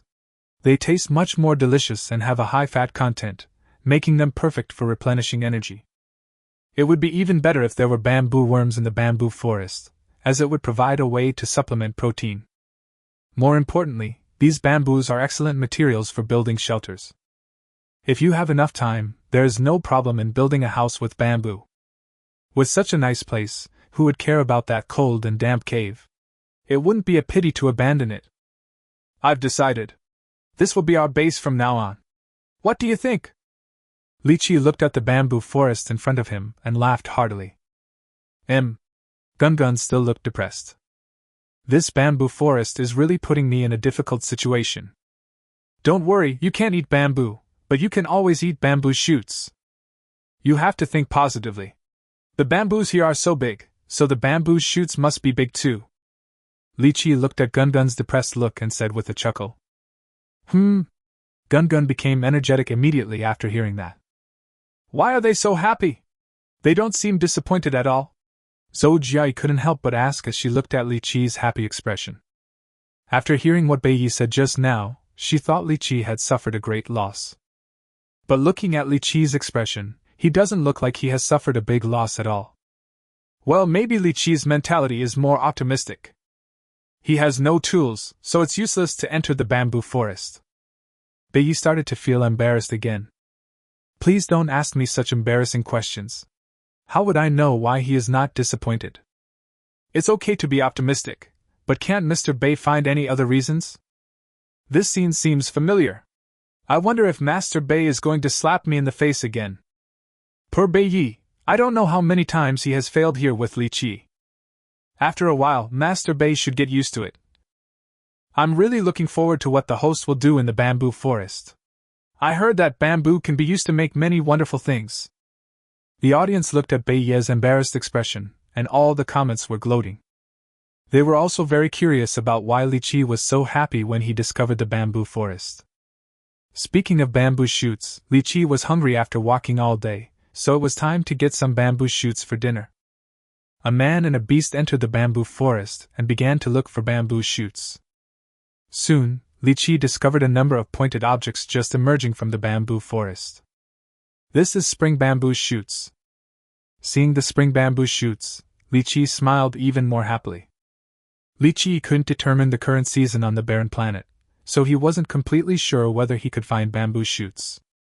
But after seeing the bamboo shoots in spring, he felt relieved. As long as he had bamboo shoots, he would have food.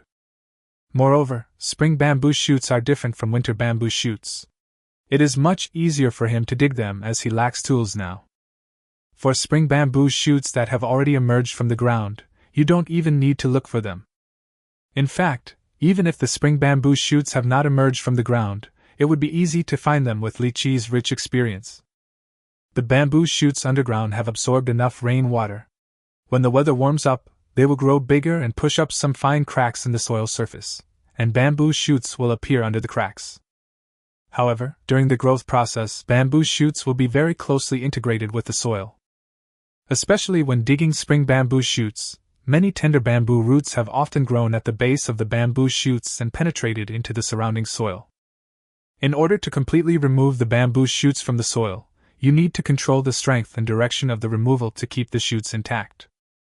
Li Qiyi understood all these, but he didn't want to do the process of digging bamboo shoots because it was too physically demanding. There are so many things to do, and Li Qiyi doesn't want to waste his energy on them.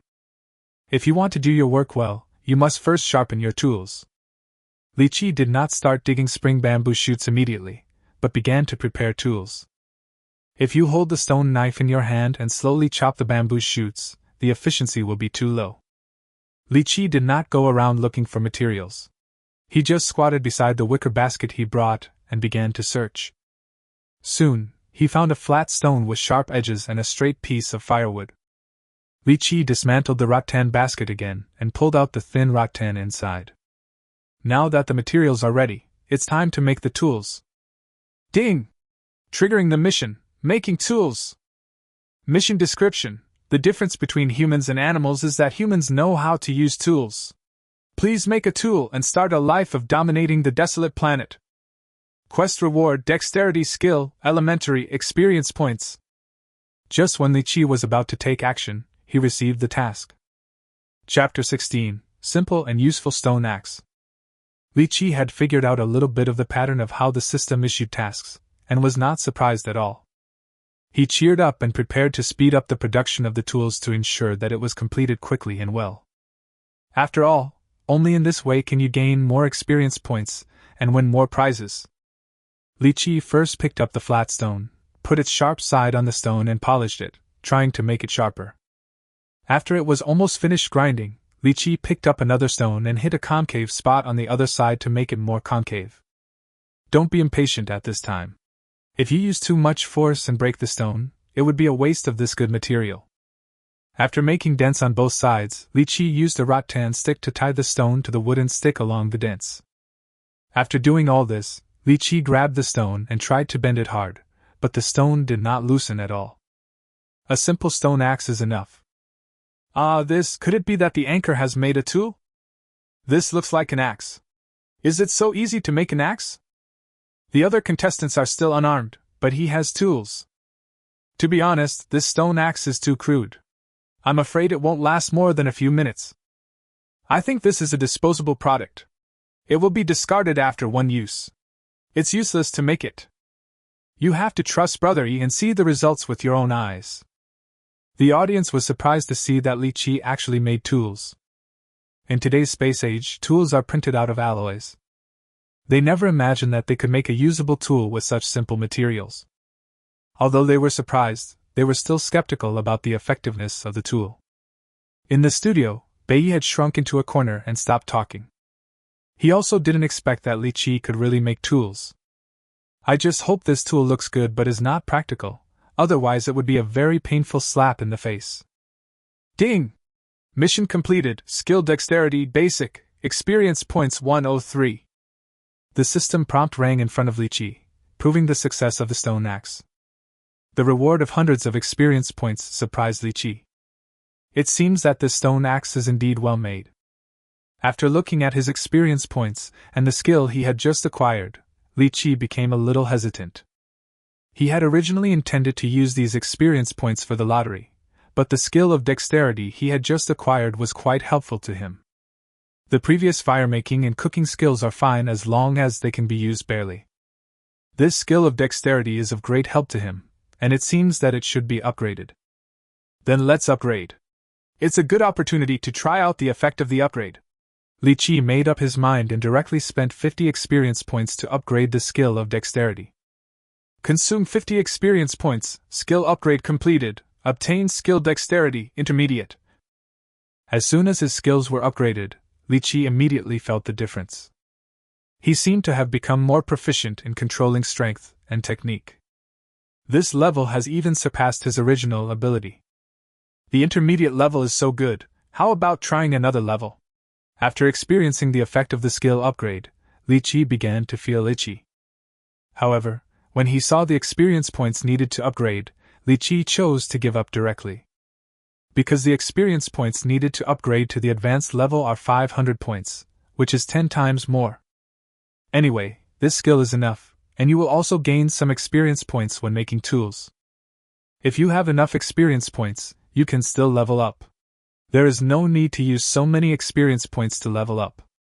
After giving up the idea of upgrading his skills, Li Qiyi stood up, raised one end of the wooden stick with both hands, and chopped hard on the bamboo shoots next to him. Crack! The outer layer of the spring bamboo shoots was chopped open directly, and the bamboo shoots inside were chopped aside. A bamboo shoot was cut off just like that. Not bad, very handy. Li Qiyi was not surprised at all that the spring bamboo shoots were chopped off. He recalled the feeling of chopping just now and nodded with satisfaction. A handy tool can be of great help in surviving in the wilderness. Li Qiyi ignored the chopped bamboo shoot and went straight to chop the nearby bamboo shoots. The sound of crunching continued to be heard, and the bamboo shoots were cut down one by Li Qiyi. It's numb. The host's skills are so impressive that they make my scalp numb. I thought the stone axe was useless, but reality slapped me in the face. After using it for so long, the stone axe doesn't show any signs of loosening. Is this really something a human can make? Just now I saw a contestant digging bamboo shoots very hard. Compared with this, he is so low. Li Qiyi is always a god. He can really bring us surprises every moment. When the audience saw that the stone axe was actually useful and very useful, they praised Li Qiyi for nothing. Bei Yi in the studio had already started to tremble. Why is it always me who gets slapped in the face? Li Qiyi chopped dozens of bamboo shoots without stopping. He then collected all the bamboo shoots together with Gun. I have cut down the bamboo shoots, and the task of peeling them is now left to you, Li Qiyi said, pointing to a pile of bamboo shoots. Oh! Gun's scalp tingled as she looked at the pile of bamboo shoots. She hugged Li Qiyi's legs and started to act coquettishly. It's no use for you to act like a spoiled brat. I still have to go look for something else to eat. You have to do this task. If we don't do things together, it will take too much time. We still have to build a shelter. Li Qiyi remained unmoved and spoke firmly. Seeing his firm attitude, Gun could only start peeling the bamboo shoots reluctantly. Li Qiyi continued to explore the bamboo forest, hoping to find some good things. Not long after, Li Qiyi stopped and looked at a bamboo tree in front of him with some surprise. I saw a bunch of mushrooms with white stems and black heads growing on the land next to the bamboo. What's strange is that there is a layer of white mesh hanging below the blackheads. At first glance, it looks like this mushroom is wearing a little skirt, which is very interesting. I didn't expect that there really is bamboo fungus. I'll have a treat tonight. Li Qiyi recognized the thing and couldn't help swallowing. Being able to find bamboo fungus means there is delicious food to eat. This was a great comfort to him after a busy day. Let's stop here for today's exploration. We still need to spend some time to build a warmer shelter. Li Qiyi picked all the bamboo fungi and put them away, then decided to go back. Chapter 17: Bamboo Shoots and Bamboo Fungus Soup. It's actually bamboo fungus. I didn't expect Li Qiyi to find such a good thing. In the studio, Bei Yi saw Li Qiyi picking bamboo fungus and couldn't help but say, What's wrong? Is there anything special about this thing? Lu Rui looked at Bai Ye's surprised expression and asked with some confusion. She had never heard of bamboo fungus. Of course it's good. Bamboo fungus is one of the 8 precious herbs. In the Blue Star era, it was exclusively provided to the royal family. Even now, it can be served at state banquets. It was only after I became famous that I was invited to a dinner party hosted by a top billionaire and had the honor of tasting it. Li Qiyi picked so many at once, it's a real treat. Bai Ye's eyes were still fixed on the bamboo fungus, and he spoke with drooling eyes. Is it true that royal dishes can be served at state banquets? Lu Rui looked at the bamboo fungus again and found it unbelievable. She just thought that bamboo fungus just looked beautiful, but she didn't expect it to be such a precious food ingredient. Lu Rui felt a little unbalanced when she thought that Li Qiyi was going to eat delicious ingredients that she had never eaten before. Who is the one struggling to survive in the wilderness? Why does it feel like Li Qiyi is living better than her? Li Qiyi had no idea that he had aroused the jealousy of a beautiful female star, so he brought the bamboo fungus back to Gungun. He saw from a distance that Gungun was peeling bamboo shoots diligently using his mouth and claws. The bamboo shoots had been scattered all over the floor, and more than 10 white and tender bamboo shoots had been peeled out. Gungun, you're working really hard. Stop for a while. This is enough for us to have dinner. Li Qiyi walked over and said to Gungun. The bamboos here are so tall, so the bamboo shoots are naturally big too. Each of the peeled bamboo shoots is more than 20 centimeters long. Just these dozen or so are enough for them to have a meal. It is better not to peel the others to avoid waste. Yeah! When Gungun heard that he didn't need to peel them anymore, he immediately threw away the bamboo shoots in his hand and nodded his head quickly, fearing that Li Qiyi would go back on his word. Li Qiyi rubbed its little head and started to get busy. Due to limited ingredients, he couldn't do anything fancy and could only simply make a soup with the bamboo shoots and bamboo fungus. Before, he had to use banana leaves as a pot, but now he doesn't need to do that anymore. The bamboos around here are hollow inside, and they can be used as pots. Li Qiyi took a stone axe, picked up a bamboo at random, and started chopping it with all his might. The bamboo was very thick, and one blow with the axe only made a crack in it. Li Qiyi aimed at that spot and chopped hard for more than 10 times before he finally chopped the bamboo down. The chopped bamboos fell to one side. Gungun happened to be playing there. When he saw the bamboo suddenly fall down, he was startled and quickly rolled to the side to avoid being scratched by the bamboo branch. Boo-hoo! Gungun crawled up and loudly accused Li Qiyi of almost putting it in danger. I'm sorry, I didn't expect you to be so far away. I almost got hit by the bamboo. Li Qiyi was rarely embarrassed and said with an apologetic look on his face. The bamboo was so tall that it blocked out the sun, and he couldn't even see how high it was. The place where the ball was playing was dozens of meters away, and he was almost hit. He felt helpless. Humph! Gungun turned his head away, looking as if he didn't want to pay any attention to Li Qiyi. Okay, I'll make something delicious later to calm you down, okay? Li Qiyi looked at Gungun, who looked so cute even when angry, and comforted it again. After saying this, he got busy again. The bamboo was cut down, but taking out a bamboo tube was also a hassle. You can't use a stone axe to chop it, otherwise it will all break into pieces. Li Qiyi used a stone knife to scratch the bamboo in circles again and again until the scratches were very deep. He then pried it apart with force, and a large bamboo tube came off. Then cut off a bamboo joint and cover the bamboo tube, and a complete pot will be ready. With the pot, Li Qiyi immediately lit a bonfire, filled the bamboo tube with water, and put it on the fire. This time, no audience member said that the bamboo tube was made of stone and could not be put on fire to boil water. Everyone was looking forward to what delicious food Li Qiyi could make. After starting to boil water, he took out a stone knife, placed the peeled bamboo shoots on the stone slab, and cut them all into dice. At this time, the water boiled. Li Qiyi threw the bamboo shoots in, boiled them for a while, and then poured them out. Fresh bamboo shoots contain a lot of oxalic acid. The bamboo shoots will taste better after being blanched to remove the oxalic acid in them. After blanching, Li Qiyi filled the bamboo tube with water, poured in the bamboo shoots and bamboo fungus, covered it with a lid, and slowly stewed it. At this time, Gungun was so greedy that he simply peeled off a bamboo shoot and started eating it. Seeing how enthusiastically it was eating, Li Qiyi felt even hungrier. But he still could hold back and stay by the campfire, waiting for the bamboo shoots and bamboo shoot soup to be cooked. Gradually, a gurgling sound came from the bamboo tube, and the lid was constantly pushed open, releasing bursts of steam. Every time steam is released, the aroma in the air becomes stronger. When the air was filled with fragrance, Li Qiyi could no longer bear it, so he opened the lid and took out the bamboo tube. I saw bamboo shoots floating in the bamboo tube, with bamboo fungi mixed in, looking very slender. Li Qiyi used the chopsticks he had just chopped to pick up a piece of bamboo shoot and put it into his mouth. Even after being cooked for so long, the bamboo shoots still retain their crispness and tenderness. After blending with the flavor of bamboo fungus, bamboo shoots taste even more delicious, making Li Qiyi want to eat more. Why does this soup look so delicious? Wu Yuhua looked at Li Qiyi's intoxicated expression, fully experiencing the wonderful taste of the bamboo shoots and bamboo fungus soup, and couldn't help asking. It's not like she hasn't eaten bamboo shoots before, so she shouldn't be so intoxicated by them. Of course it's because of the bamboo fungus. The bamboo fungus contains glutamic acid. After being boiled, the flavor penetrates into the bamboo shoots, naturally changing the taste of the bamboo shoots. Beiyu was drooling as he explained the problem to Wu Yuhua.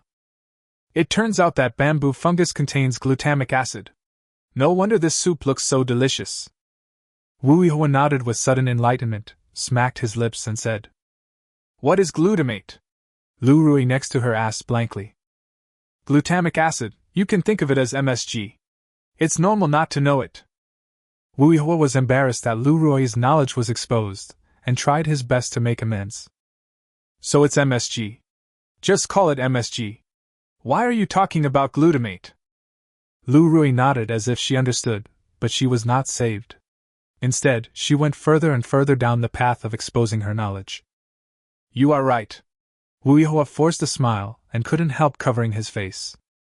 Beauty, is it really okay for you to expose yourself like this? Chapter 18 Human Weather Detector. Ha ha ha, Goddess E is so cute. You are such a fool, you don't even know this kind of common sense. Well, can I say that I actually don't know? Others are drinking delicious soup in the wilderness, but I can only eat nutritional biscuits. Why is there such a big difference? Stop talking, I'm going to cry if you keep talking. Even Gun Gun can drink soup. When the audience learned that bamboo fungus was so delicious, they all started drooling and envied Li Qiyi's good life. But Li Qiyi himself was somewhat dissatisfied with the soup. This soup is really delicious. It's so delicious that it's enough to make your tongue fall off. However, because there is no salty taste, the taste is ultimately too monotonous and has no sense of layering. After drinking 2 sips, there is actually no sense of wonder. We didn't find any salt mines or anything that could produce salt today, nor did we find any trace of the sea. In the short term, you can get some salt from animal blood, but in the long term, that's not going to work. If we don't find any salt mines in the next 2 days, we'll have to use that method to get some salt as an emergency measure. While drinking the soup, Li Qiyi was thinking about how to get salt. In the wilderness, salt plays a very important role and can be said to be a necessity. People from primitive tribes have to bring a small bag of salt with them when they go into the jungle to hunt, so that they can live longer. The program team just gave the contestants a pot, and those who couldn't find the salt would be eliminated soon. No wonder the longer you survive on a barren planet, the higher your rewards will be. In fact, the program team never intended to let the contestants survive on the deserted planet for too long. The high rewards were just a gimmick to attract contestants and audiences. But with Li Qiyi's arrival, the program team's wishful thinking may be dashed. Do you really think I can't get salt? Li Qiyi had made up his mind, but there was no expression on his face. He continued to drink his soup leisurely. Gun was also drinking the soup, which was specially served by Li Qiyi in a small bamboo tube. It was just because the soup was too hot, and the little guy was impatient. He grimaced in pain from the scalding soup, but he still drank it and wanted more. After drinking this bowl of soup, Gun fell directly to the ground, feeling more tired than after walking all day. Can't you wait until the soup cools down before drinking it? No one is trying to snatch it from you. What's left is all yours. I have to find a shelter before dark. Seeing that Gun was exhausted, Li Qiyi knocked on its head in annoyance, left the remaining soup to it, and then got busy again. That's how it is in the wilderness. If you want to survive, you have to keep busy all the time. Since the sun was about to set, Li Qiyi had no plans to build a complicated shelter. He wanted to use local materials and build a simple shelter with bamboo. The bamboo that has just been cut can be used. Looking at the weather, it should rain in less than 3 hours. I guess I need to build a rainproof tent. Li Qiyi looked up at the sky, then looked at the surrounding animals and plants, and decided on the style of shelter he wanted to build. What did I just hear? The anchor said it was going to rain? There are no clouds in the sky, how could it rain? The most outrageous thing is that he even confirmed the time range, and his expression made it seem like it was real. In fact, the most outrageous thing is that he said he wanted to build a shelter that could protect against the rain. How could he build one in such a short time when there was nothing? I instantly stopped following him. Turns out he's also a boaster.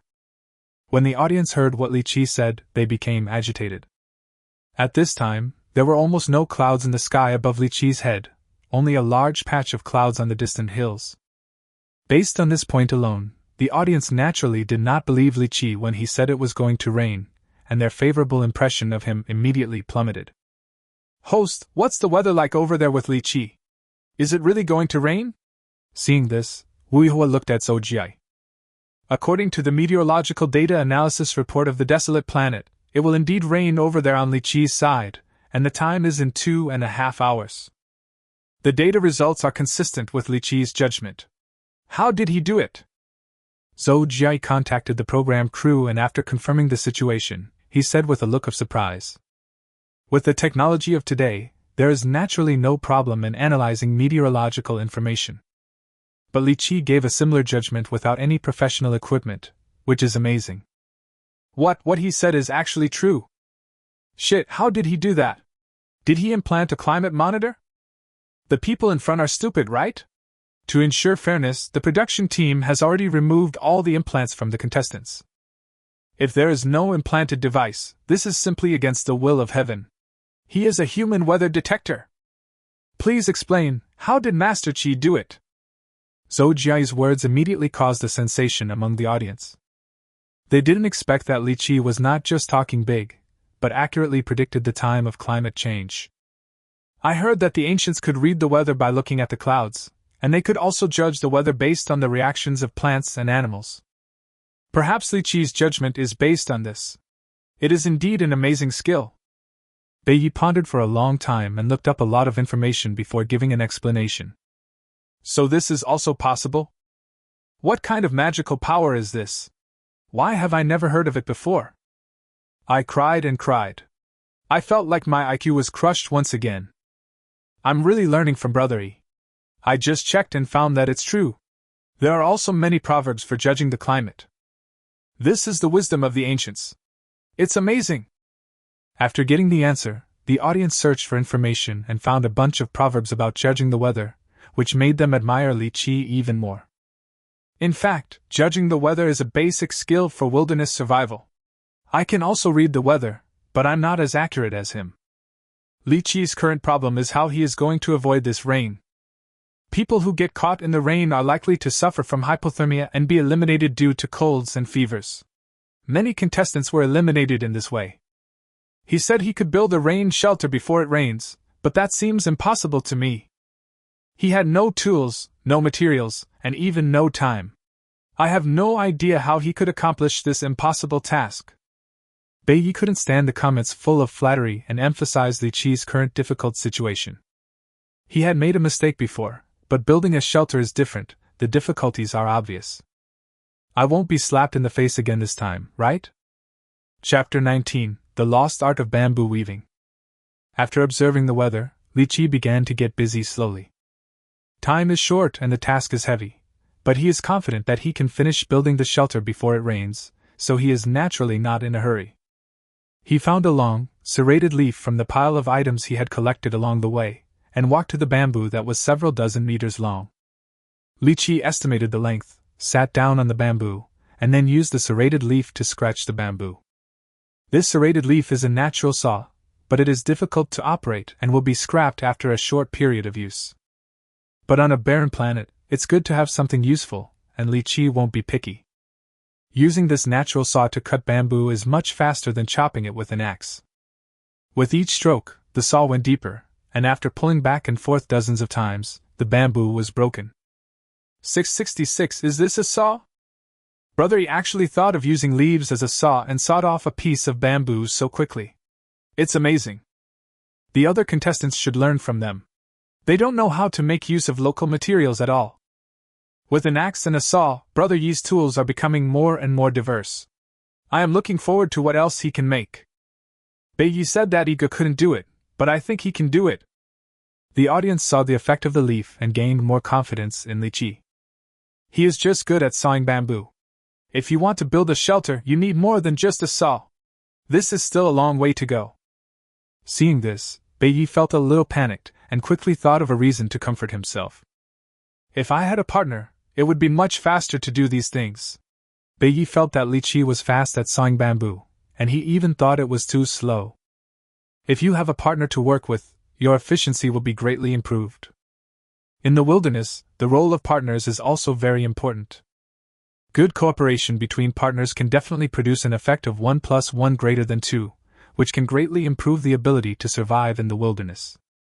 In fact, there is no need to talk about how much help a partner can provide. The existence of a partner itself is very meaningful. Li Qiyi has to live here for 2 years, and it would be too lonely without a companion. Unfortunately, he had traveled quite a distance on this desolate planet, but had not found any signs of human activity. I want a partner, but I don't know when I will find one. Li Qiyi kept this in mind and continued to work. Soon, he divided the bamboo into more than 10 sections of 2 meters in length. After dividing it, he picked up a bamboo, placed the stone knife on the top of the bamboo, and chopped it hard. A crack appeared in the middle of the bamboo, and the stone knife was stuck in it. Li Qiyi let go of the stone knife, raised the bamboo again, and slammed it heavily to the ground. With a tearing sound, the stone knife quickly broke through the bamboo and cut all the way to the bottom of the bamboo, completely breaking the bamboo. This? What happened just now? Why did the bamboo break all of a sudden? Could it be that Brother Yi has practiced some powerful internal skills? This is too impressive. I never knew splitting a piece of wood could be so easy. The audience was stunned when they saw the bamboo being broken in an instant. Li Qiyi didn't find it strange at all. Bamboo fiber is special. If one part is broken, the other parts can be easily broken together. There is an idiom called, "as powerful as a bamboo," which borrows this characteristic of bamboo. This is very simple common sense. Li Qiyi broke 8 bamboos in one breath before stopping. Afterwards, he picked up the thickest bamboo tube, placed the stone knife on the edge of the bamboo, and with a light chop, he chopped off the outermost green part of the bamboo. What is he doing? The audience looked at Li Qiyi's operation, confused. I remember now, this is the bamboo whip technique, a bamboo weaving technique that is said to have been lost. Wu Yihua suddenly pointed at Li Qiyi and shouted. What is the bamboo whip technique? Brother Hua, can you tell us in detail? Curious, Lu Ruai couldn't help but pull Wu Yihua and said. I don't really understand this, I just saw it in an ancient documentary. The so-called bamboo weaving technique is to use a piece of bamboo to weave various things. The shapes are very delicate, and all of them are made by hand. The green bamboo strips that Li Qiyi has taken down now should be called bamboo strips. People who are skilled in bamboo weaving can make a lot of things with these small bamboo strips.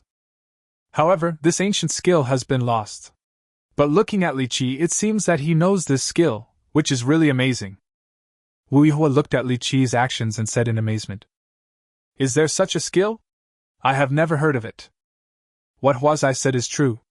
I studied history and I knew about this lost skill. Brother Yi actually knows this lost skill. How many other skills does he have that we don't know about?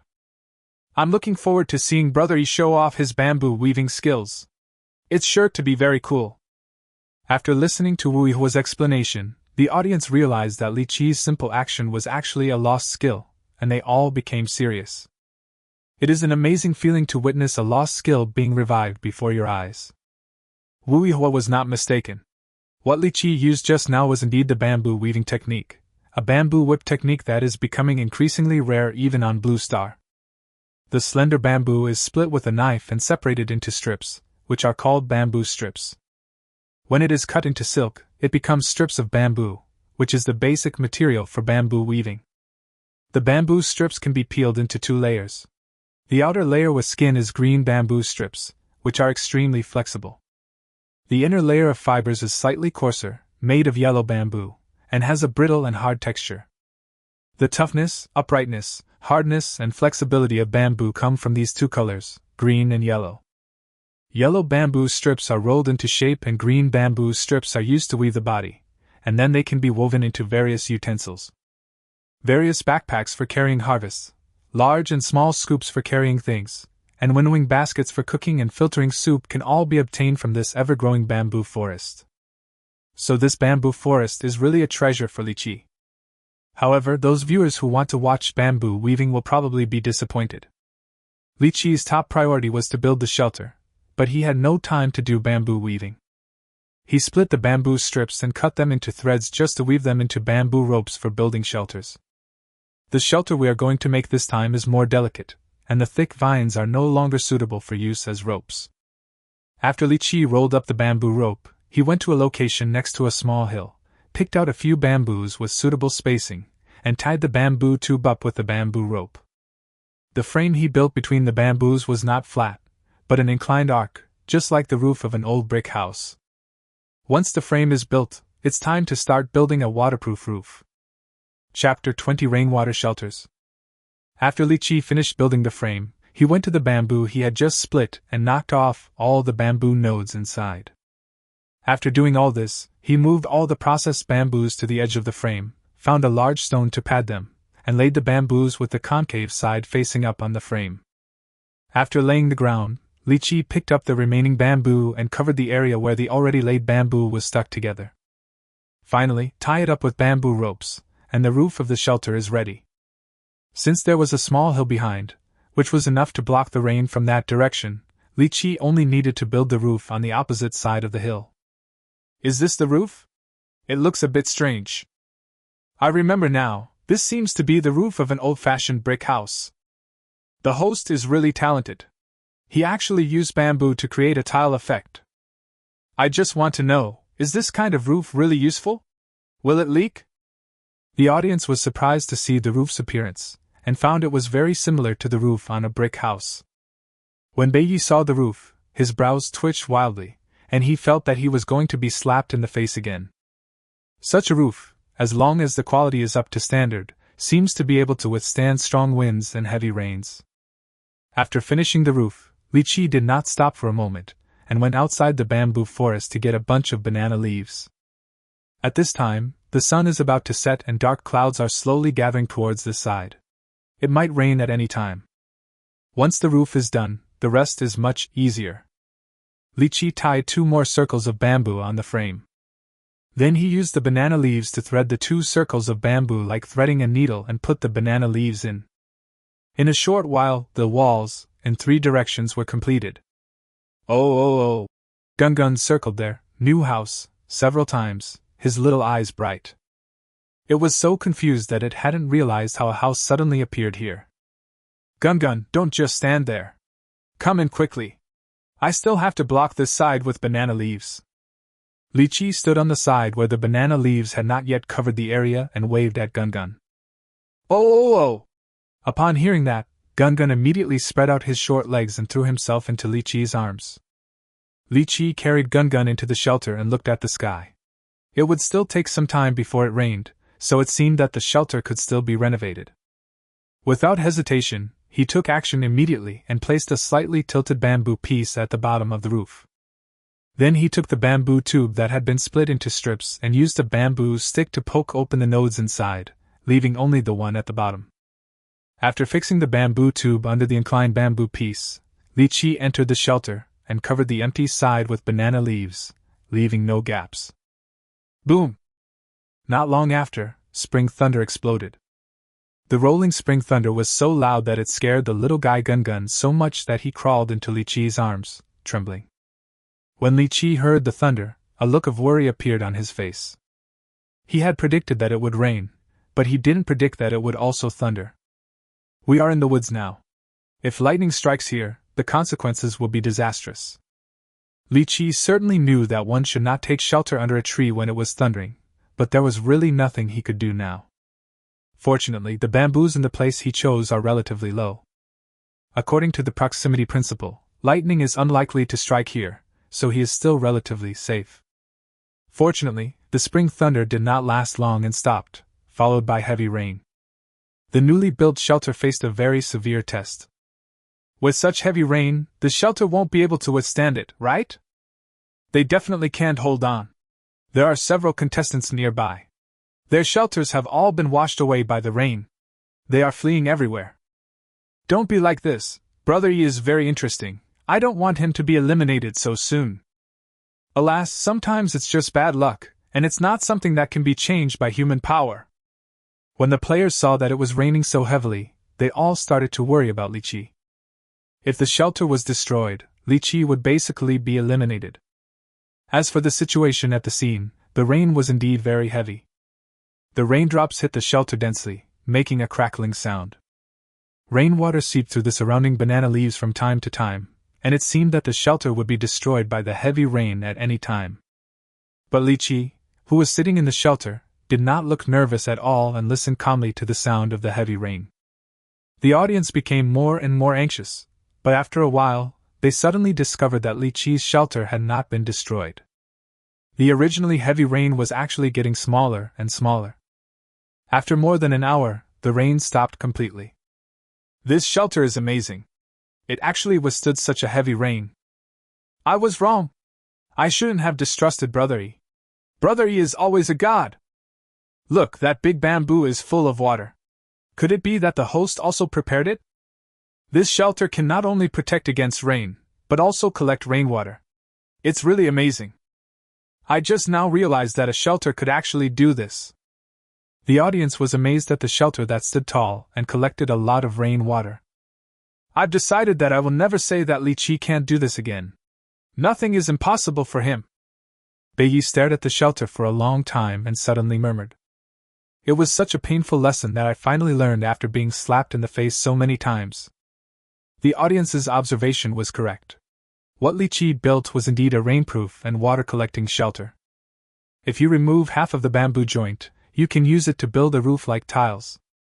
Once it rains in the built shelter, the rainwater will flow down through the concave grooves of the bamboo strips on the roof, and finally flow down the bottom bamboo strips and be collected in containers. In Li Qiyi's opinion, this shelter is a very simple one. If there is enough time, he can directly build a stilt house with bamboo and cover it with bamboo mats made using bamboo weaving techniques on all sides. Then he won't have to worry about rain at all. But these are all things for the future. What Li Qiyi needs to do now is to have a good sleep and put an end to this busy day. Li Qiyi pushed aside the banana leaves, walked out of the shelter, looked at the bamboo tube filled with rainwater, and a smile broke out on his face. With so much water, it should be more than enough for a hot bath. Feeling a little uncomfortable, he immediately decided what to do with the water. The other contestants were soaked to the skin, but the anchor had to take a shower. The difference in treatment is too big. I've always been curious about the anchor's figure. Will I have a chance to see it this time? Sizzle, can I watch this for free? When they heard that Li Qiyi was going to take a shower, many female audience members paid close attention. Turn off the live broadcast. However, all they saw was darkness. Li Qiyi didn't care how the audience screamed and howled, and went to take a nice bath. Chapter 21. Can you catch fish by throwing some grass? Contestant Li Qiyi hasn't started the live broadcast yet. Let's take a look at the other contestants first. We found 2 female contestants near contestant Li Qiyi. They seem to be trying to catch fish. Let's see how they perform. Early in the morning, Zhou Jia in the studio was overwhelmed by the comments of people wanting to watch Li Qiyi. She quickly tried to find an interesting scene to make the audience quiet down. Hard work pays off. The program team found 2 beautiful female contestants who were catching fish in the creek and immediately cut the holographic projection into the live broadcast room. Sister Bing Bing, I've caught the fish. You must be prepared. Yang Ningxue shouted to Wang Hanbing opposite her. In order to drive the fish over, she struggled in the stream for a long time, her whole body was wet, and her hot body was very eye-catching. "Oh, okay, I will definitely catch it this time," Wan Hanbing, who was holding a windbreaker on the other side, responded somewhat panically. When she saw the fish rushing towards her, she jumped over with her jacket and covered the fish. "I caught a fish! I finally caught a fish!" Wan Hanbing felt the movement in his jacket and smiled happily. "Sister Bing Bing, don't move. You must not let the fish escape, otherwise we will be hungry for another day." We were able to catch the fish so quickly, which is considered very impressive among all the contestants. Upon hearing this, Yang Shuer rushed over with a smug look on her face. These two girls are really talented. They actually thought of catching fish in this way. Wan Hanbing's smile is so healing, her eyes are curved with laughter. "Mom, I'm in love.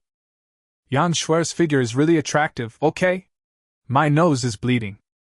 If it was Brother Yi, he would probably be able to catch fish faster than these two girls. They are so close to Brother Yi, will there be a chance for us to meet? I'm suddenly looking forward to it." The audience watched this interesting scene and discussed it enthusiastically, but they couldn't help but mention Li Qiyi. After the rain, the air is indeed much fresher. After a long while, Li Qiyi, who felt refreshed after taking a shower, finally walked out of the shelter and started the live broadcast. He breathed in the fresh air and felt much more refreshed. After experiencing the previous hellish start and successfully gaining a foothold on the barren planet, Li Qiyi felt a lot more relaxed. With the bamboo forest in front of him, he was confident that he could survive on the barren planet for several months. As for a few months later, with his abilities, he will definitely live a better life and will not need to rely on this bamboo forest at all.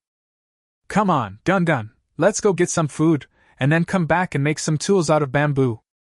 Li Qiyi took advantage of the cool weather and did some simple exercises to stretch his muscles, then took Gun Gun out to look for food.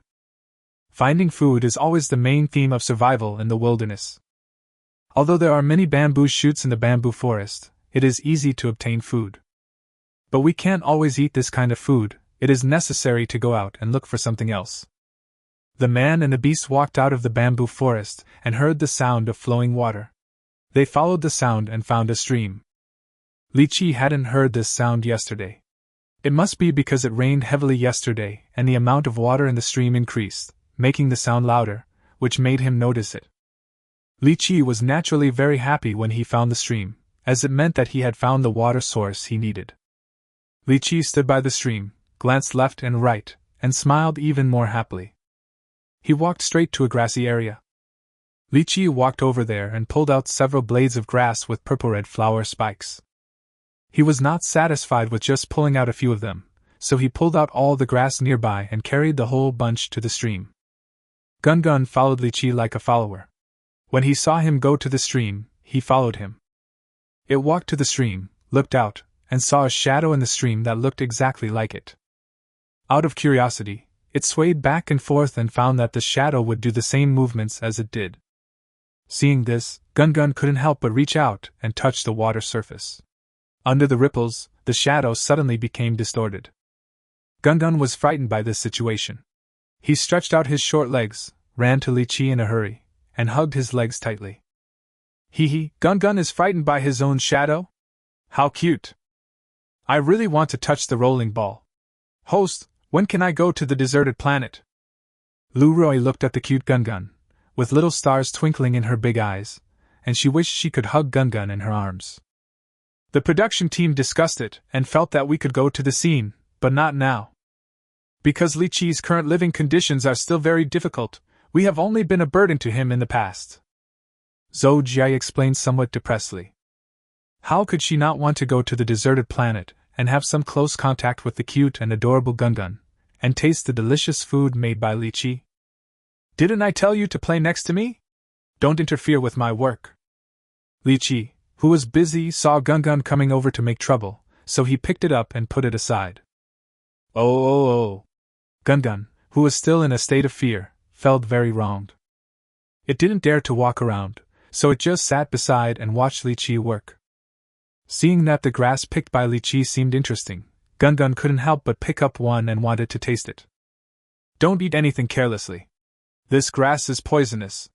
Seeing this, Li Qiyi quickly snatched the grass away. Gun felt even more aggrieved when he saw that his food was also taken away. Seeing the tears rolling down his cheeks, Li Qiyi felt a headache. With this little guy, he felt that he could experience the feeling of being a parent in advance. He was really worried. I want to use this grass to catch fish. When I catch some fish, I'll grill it for you, okay? You just have to behave yourself now, Li Qiyi said, patting the little head. What is brother talking about, using grass to catch fish? It's a confusing act for humans. How can you catch fish with grass? I did see a skilled contestant catch a fish with his hands, but I've never seen anyone catch a fish with grass. Could it be that he wants to use this grass to weave a fishing net? It doesn't look reliable at first glance. After listening to Li Qiyi's words, the audience started discussing and wanted to know how he was going to catch fish with grass. Master Bei, what do you think? I think he can do it. Just as Zhou Jie was about to ask Bei Yi for his opinion, Bei Yi waved his arms and said. The host and the guests were all silent. Isn't it the same as not saying anything? What we want to know is how Li Qiyi uses grass to catch fish. Chapter 22, The Magic Herb That Poisons Fish and Repels Mosquitoes. After calming Gun down, Li Qiyi picked up a stone and started smashing the grass he had dug out, especially its thick rhizomes. After a lot of smashing, the pile of grass was smashed to pieces, and the juice from the branches, leaves, and roots flowed everywhere. Upon seeing this, Li Qiyi quickly collected all the juice in a bamboo tube, threw the crushed branches, leaves, and roots into it, and then filled it with water. After waiting for a while, the water in the bamboo tube turned white. Seeing this, Li Qiyi walked to a place where the stream flowed more slowly and poured everything in the bamboo tube into it. Okay, let's wait here for a while, and then we'll have fish to eat. After Li Qiyi finished pouring the water, he washed his dirty hands and looked at the stream in front of him leisurely. Gun lay beside Li Qiyi, sticking his head into the stream, waiting for the fish to appear. What kind of operation is this? Can this method catch fish? Could it be that this grass is food for fish? Will the fish come and eat it? That's impossible. Just because you attract fish doesn't mean you can catch them. I don't understand Brother Yi's operation at all. Have I wasted more than 20 years of studying? Wait, look, there really is a fish floating up. Is there anyone who graduated from the Department of Botany who can explain to us what is going on? When the audience saw what Li Qiyi did, they were puzzled. They couldn't understand what crushing the grass and pouring it into the water had to do with catching fish. They were even more surprised when they saw the changes in the stream. The host and guests in the studio, all with their jaws dropped, were the best portrayal of them. I saw that in the stream filled with that kind of grass, many fish suddenly floated up with their bellies turned upside down and slowly swam down the stream. It was fine just now, how come it suddenly became like this? Is this Li Qiyi's way of catching fish? Li Qiyi didn't care how surprised they were. When he saw the fish floating up, he hurried down the stream. He casually picked up the fish floating on the water and threw them onto the shore. Looking at his leisurely appearance, it seems that he is not catching fish but picking up fish. He can pick up a lot of fish with ease. After a while, a small pile of fish was thrown on the shore. The audience never expected such an easy way to catch fish. No wonder they were all dumbfounded. This is too outrageous. This is outrageous. It's a refreshing worldview. Can catching fish be so easy? Compared to the two beautiful girls just now, I suddenly feel sad for them. I just want to know what magic that grass has that can make so many fish float. It took a while for the audience to recover from their shock, and barrages of comments surged wildly in the sky. The most common thing among them is question marks. Seeing so many questions, Bei Yi immediately made an excuse to leave, fearing that someone would ask him questions that were beyond his knowledge and even beyond his understanding. The people in the program team also became anxious. They asked experts for help and searched for answers in the knowledge base. It took them a while to figure it out. Dear audience friends, we have found the answer. The grass used by contestant Li Qiyi is not ordinary grass, it is poison fish fine. Just by listening to the name, you should know what it does. The flavonoid glycosides and herb glycosides in poison ivy are toxic to fish and can cause paralysis rather than death. This method has little medicinal effect. If you don't catch the fish in time, the fish will come to its senses after a while. If you put the fish in clean water and let them swim for a while, the toxicity will be gone. And the poison fish vine is not only poisonous to fish, but also has insecticidal effects and is very effective in repelling mosquitoes. Li Qiyi received the message from the program team and quickly explained to the audience. While she was explaining, the barrage in the live broadcast room disappeared, and the audience were all listening attentively, even more attentively than in class, and some were even taking notes. I cried. How did the host know about such an unpopular plant? Is there a knowledge base in the host's head? This is amazing. I also looked up the poison fish vine and found out that it was actually used by ancient people to catch fish. I learned a new skill. I've learned it.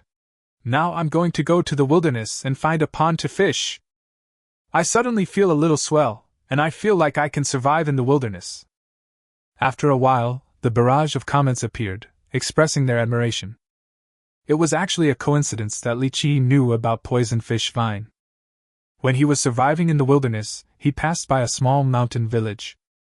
The naughty kids in the village used poisonous fish vines to catch fish. When Li Qiyi saw that there were plants similar to the poison fish vine on the barren planet, he wanted to give it a try, and it turned out to be effective. With these fish, he won't have to worry about food for several days. Li Qiyi picked up all the fish floating on the water and threw them onto the shore, then happily washed them and went ashore. Seeing this, Gun immediately came up to him and kept rubbing his trouser legs. Okay, I know you want to eat fish, you greedy little guy. Once we bring all the fish back, we'll grill them for you.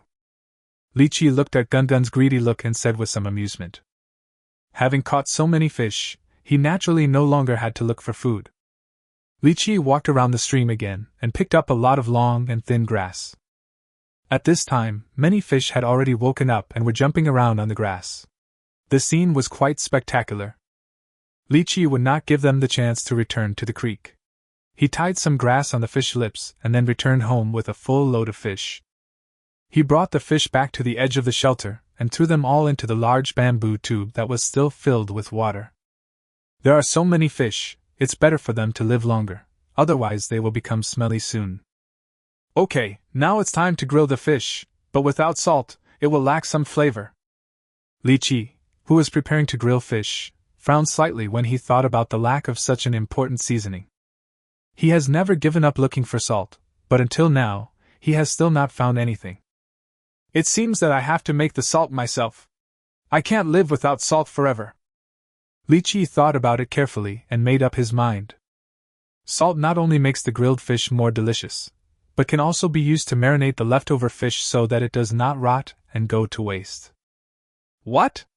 The anchor actually has to make the salt himself? The audience was shocked again when they heard Li Qiyi's words. It's okay to catch fish with grass, but can you make salt yourself?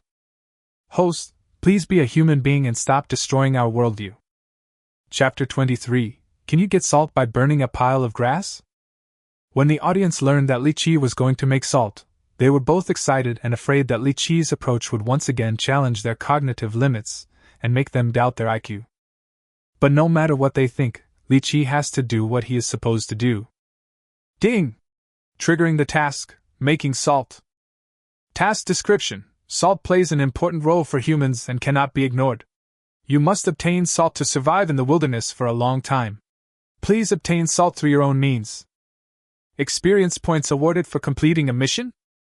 A voice in my head rang out, and I received another mission, which was all the more reason to get the salt out.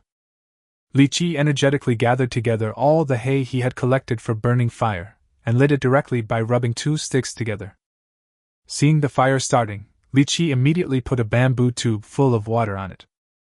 Aren't you here to get salt? Why are you boiling water again? Don't ask about Brother Yi's operation. It's useless to ask. Maybe it's just to boil water and get salt. I think there must be a purpose for this. I think getting the salt has something to do with the fire down there. Maybe we can get the salt by burning the ashes. When the audience saw Li Qiyi start to boil water, they were very confused and didn't know what he was going to do. What they didn't know was that a comment posted by a viewer was close to the truth. Li Qiyi waited patiently until all the weeds were burned to ashes, then collected the ashes into a bamboo tube and filled it with water. At first, the water in the bamboo tube was very turbid. After a while, the ash gradually settled and the water above became clear. During this process, Li Qiyi did not just sit there and wait. He found a bamboo tube, removed the bamboo nodes on one side, and drilled a few small holes in the bamboo nodes on the other side. Then he filled the bamboo tube with about 2 centimeters thick clean soil-free fine sand, and then charcoal powder. After filling 7 layers in this way, the entire bamboo tube was filled. Li Qiyi stopped and pressed the things inside tightly. A simple filtering device is all it takes. What is this? It looks familiar. I remember now, isn't this a kindergarten handicraft, a simple filtering device? It's true. If it weren't for the filtering device, I wouldn't believe it. Wow, the host finally made something we can recognize. It's not easy. Then do you know what this filtering device is used for? What does it have to do with salt? Are you a devil? Do you have to ruin my good mood? The audience recognized what Li Qiyi had done, which moved them so much that they felt like their IQ had finally been improved. But when someone asked what this thing was used for, the audience's mood instantly turned bad again. If I knew this, would I still need to call Li Qiyi the great god? Seeing that the wood ash water over there had almost settled, Li Qiyi carefully picked up the bamboo tube and poured it into the newly made filtering device. The water, which was still slightly turbid and not very clean, slowly entered the filtering device. After waiting for a while, water overflowed from under the filter. Gun, quickly push that bamboo tube over here.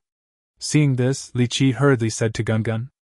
His hands are busy now, so he can't do anything else. Oh. Upon hearing this, Gun obediently pushed an empty bamboo tube next to him under the filter. Li Qiyi used this bamboo tube to collect all the clean water after filtering. Okay, we can start making salt. He looked at the water filtered out of the bamboo tube and a faint smile appeared on his face. You use this water to make salt? Why can't I understand it at all? I feel like my IQ has been suppressed again. What does this glass of water have to do with salt making? I have given up thinking about it. I am just waiting to see how Brother Yi will operate. I'll start blowing first. Brother Yi is always the god. The audience looked at the glass of water, had no clue at all, and gave up thinking. Li Qiyi put the filtered water directly onto the campfire and started burning it. After it boiled, Li Qiyi did not take it down and continued to leave it there to cook. Large amounts of steam came out, accompanied by thick smoke, and floated into the air. Shwer, look, is there something different over there? Not far away, Wan Hanbing saw the thick smoke in the distance and pulled young Shwer and said, Yes, why is there smoke there? Is there a fire? Should we go to put out the fire? Young Shwer said in surprise after seeing clearly. Shwer, are you stupid? We have nothing, how can we put out a fire? It's good enough if we don't get burned. But if there's a fire over there, we can go get some fire and grill some fish. Wan Hanbing looked at the fish tied up with vines and couldn't help swallowing. Li Qiyi didn't know that other contestants were targeting him, and he kept his eyes on the bamboo tube that was almost burned dry. Seeing that the water in the bamboo tube was about to burn dry, he quickly picked it up. If the water is burned dry, the bamboo tube will catch fire. After the bamboo tube was picked up, Li Qiyi used a bamboo chopstick to stir it. There is still heat under the bamboo tube, so steam continues to rise, taking away the last bit of moisture inside. A magical thing happened at this moment. A lot of crystals precipitated out of the bamboo tube. It looks a lot like salt. The things in the bamboo tube seem familiar. Salt, this is salt. Fuck, this is too good. How did Brother Yi do it? How did I make salt appear without even blinking? When the audience saw the salt appearing in the bamboo tube, they were all shocked. They clearly didn't see anything, so how come there was salt? This is unscientific. Dear audience members, it's time to answer your questions again. The reason why contestant Li Qiyi brought out the salt is actually very simple. Plants generally contain a certain amount of potassium carbonate and sodium carbonate. The two can be separated by taking advantage of the fact that the potassium salt in the wood ash is easily soluble in water, while other impurities are difficult to dissolve in water. Boil the precipitated liquid from the wood ash, and after the crystals are precipitated, you can get edible salt. This salt is potassium salt and has a salty taste. But the salt obtained by this crude method contains 3 components: potassium sulfate, potassium chloride, and potassium carbonate. It cannot be consumed for a long time. This time the program crew was well prepared and found the answer when the audience just saw the salt, and Li Qiyi said it immediately. So that's how it is. I was wondering how the salt suddenly appeared. It turns out it was in the solution. Who just said that wood ash is related to salt? Kill this prophet. I really have to admire the idea of using this method to make salt. Didn't the host lady say that this is potassium salt and contains impurities? It should not be eaten. The host is out in the wilderness, so he doesn't have much time to worry about. It's good enough to have something to eat. I'm looking forward to the delicious food he makes. After listening to the explanation, the audience suddenly understood and felt that they had learned a lot. Chapter 24: Lemongrass Grilled Fish. Li Qiyi looked at the thin layer of salt at the bottom of the bamboo tube and couldn't help laughing. Of course he knew that these salts were potassium salts, and could not be consumed for a long time. But until real table salt is found, we can only make do with these potassium salts. After all, the wilderness is different from the city. Most problems can be solved as long as you have money. We are very lucky to have salt to use, so there is no need to be picky. Li Qiyi stretched out his finger, dipped a little salt in the bamboo tube, and put it into his mouth. The salty taste made Li Qiyi squint his eyes. You know what, I haven't tasted anything salty for days, and suddenly I tasted it, and it seemed pretty good. With the salt, Li Qiyi immediately prepared to grill the fish. He picked up a fish and hit it on the head with a stone knife, killing it. Scrape off the scales, remove the gills and cut open the belly. All the actions are done in one go.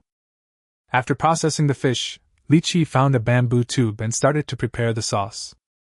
Whether grilled fish tastes good or not, besides the cooking time, the most important thing is the sauce.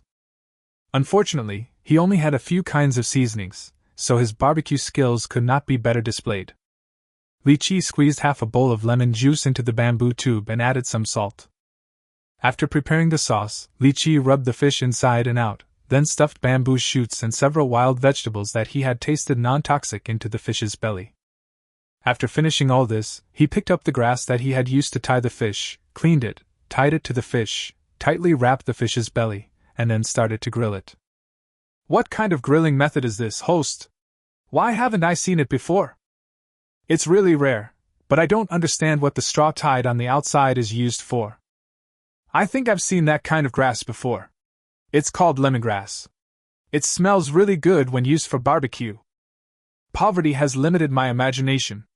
It turns out that this grass is used for barbecue. I envy those who can eat barbecue. Why does the anchor look like a rich man when he goes to the wilderness? Woo woo woo, I want to eat barbecue too.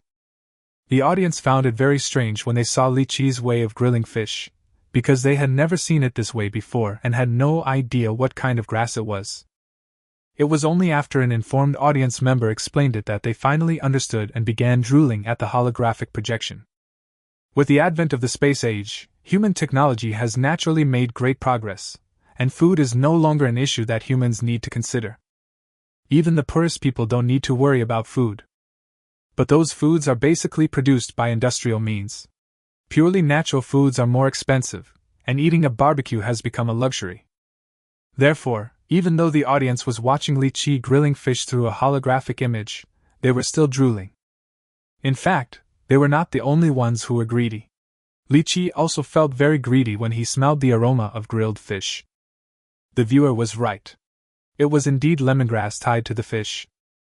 The method of grilling fish with lemongrass was learned by Li Qiyi in exchange for a bottle of white wine from an old herdsman. He has eaten it several times himself, and found the taste unforgettable. Li Qiyi was overjoyed to find lemongrass on the barren planet, and felt that he was in for a treat. After the lemongrass was burned, a fragrant aroma wafted out, mixing with the aroma of the fish itself. The fragrance was so strong that it made people salivate. After a while, the ingredients in the fish's belly were slowly cooked and exuded a fragrance, making people want to eat more. However, just when the fish was grilled and Li Qiyi was about to eat, he suddenly heard a strange sound. It sounds like the howl of a wild beast.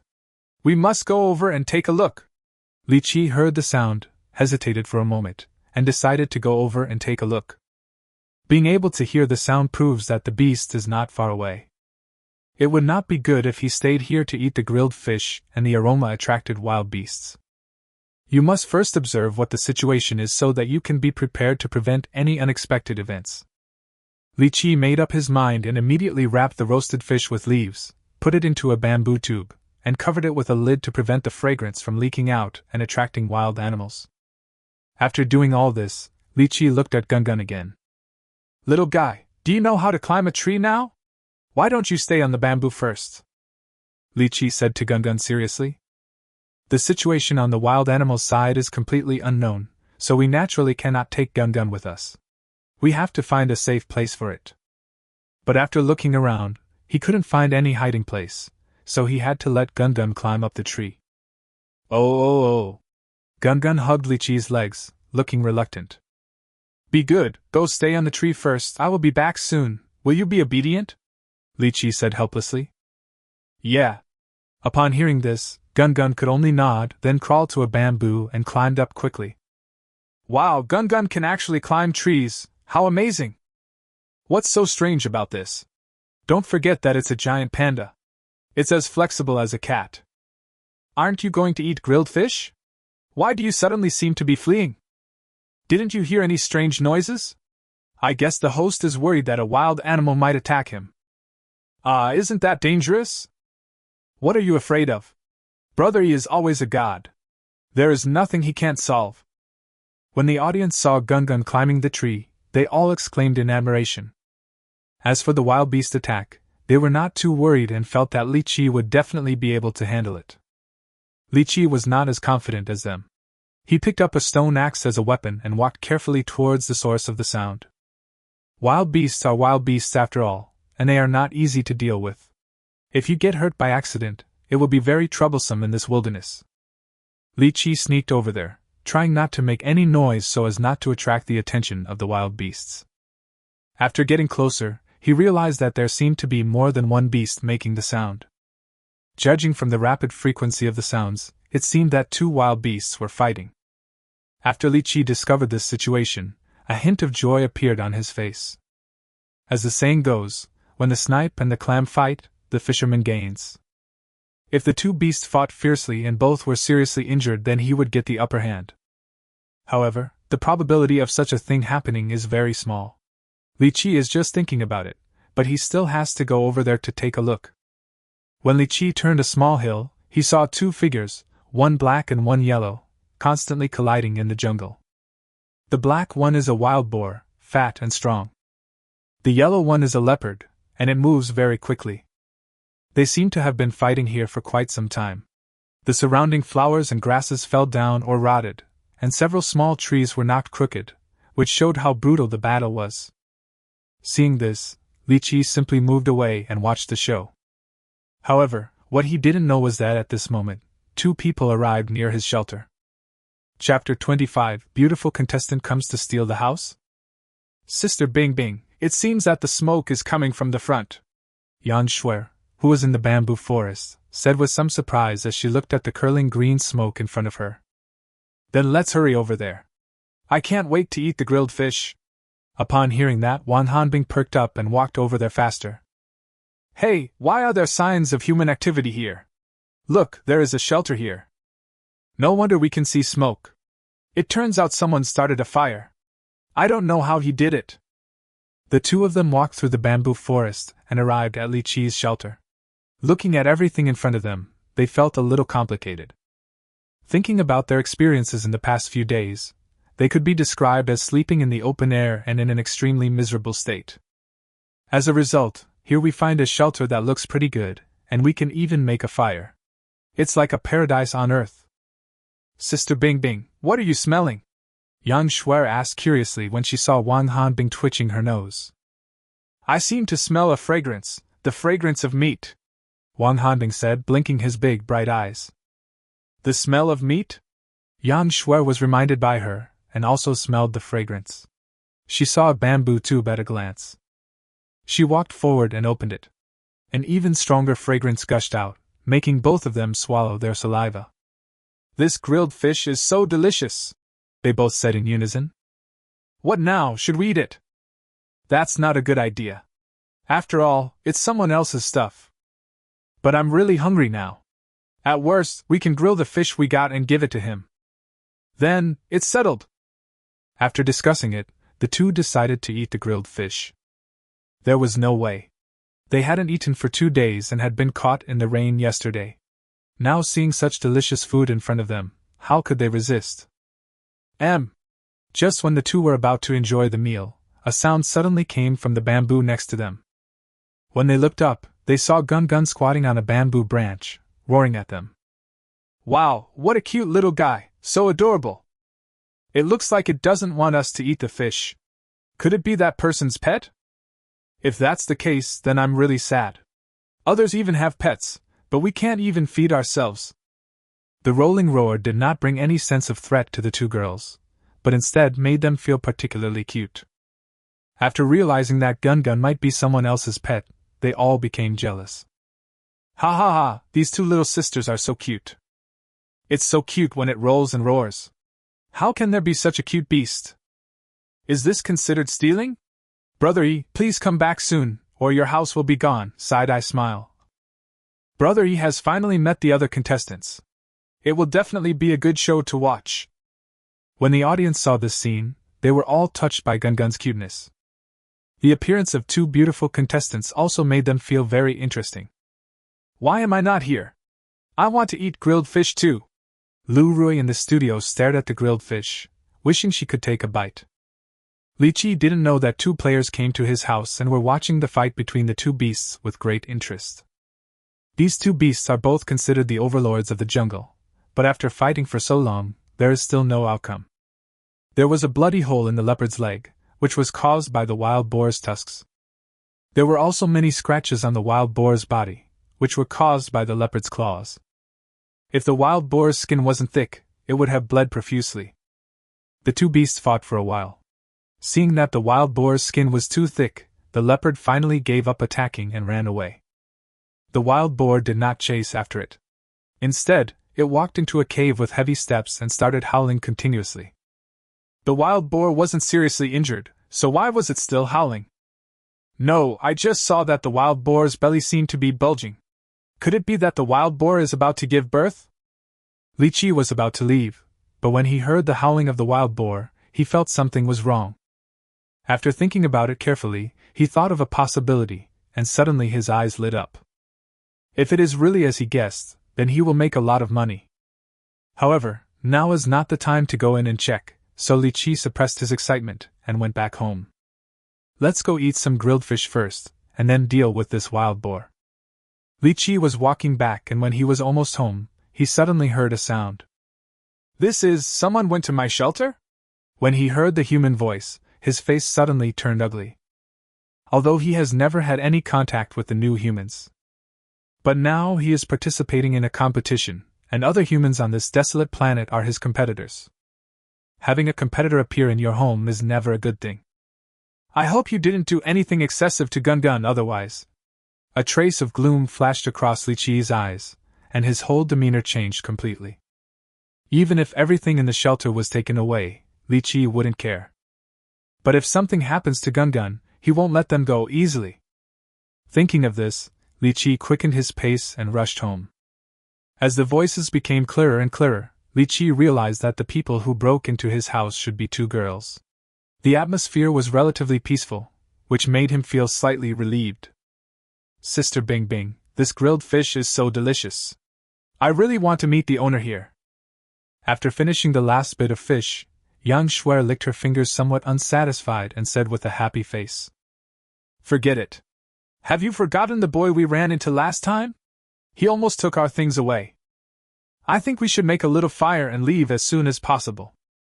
Wang Hanbing said with some hesitation. After eating my food, you want to leave? At this time, a voice came over. Who? The two girls were startled and quickly turned their heads to look over, and found Li Qiyi holding a stone axe. Hello, we're sorry for eating your food. But we really did this because we were so hungry. Can I give you this fish as compensation? Yang Shuer felt very embarrassed when she saw the owner of the place coming back, and quickly picked up the fish. Oh. Gundan, who had been staying on the bamboo, climbed down and hugged Li Qiyi's thighs. You want to get rid of me just for a fish? Li Qiyi picked up Gundan and raised his eyebrows at Yang Shuer. How about adding this thing? This is all we have. Wan Habing took out a light gray crystal with a glassy luster. Where did you find this? Li Qiyi's eyes widened instantly when he saw what she was holding, and he said with some surprise. What Wan Hanbing was holding in his hand was the salt, or that Li Qiyi had been looking for. He had never found it, but unexpectedly it suddenly appeared in front of him at this moment. It's just great. Chapter 26, Joining the Sailor Moon Team. When we were wandering around the jungle the other day, we found some animals licking these stones. I thought that the things they like to lick should be useful, so I carried them with me. I didn't expect this stone to be so useful. Wan Hanbing briefly explained the origin of the salt ore, and looking at Li Qiyi's surprised expression, his eyes curved with smiles.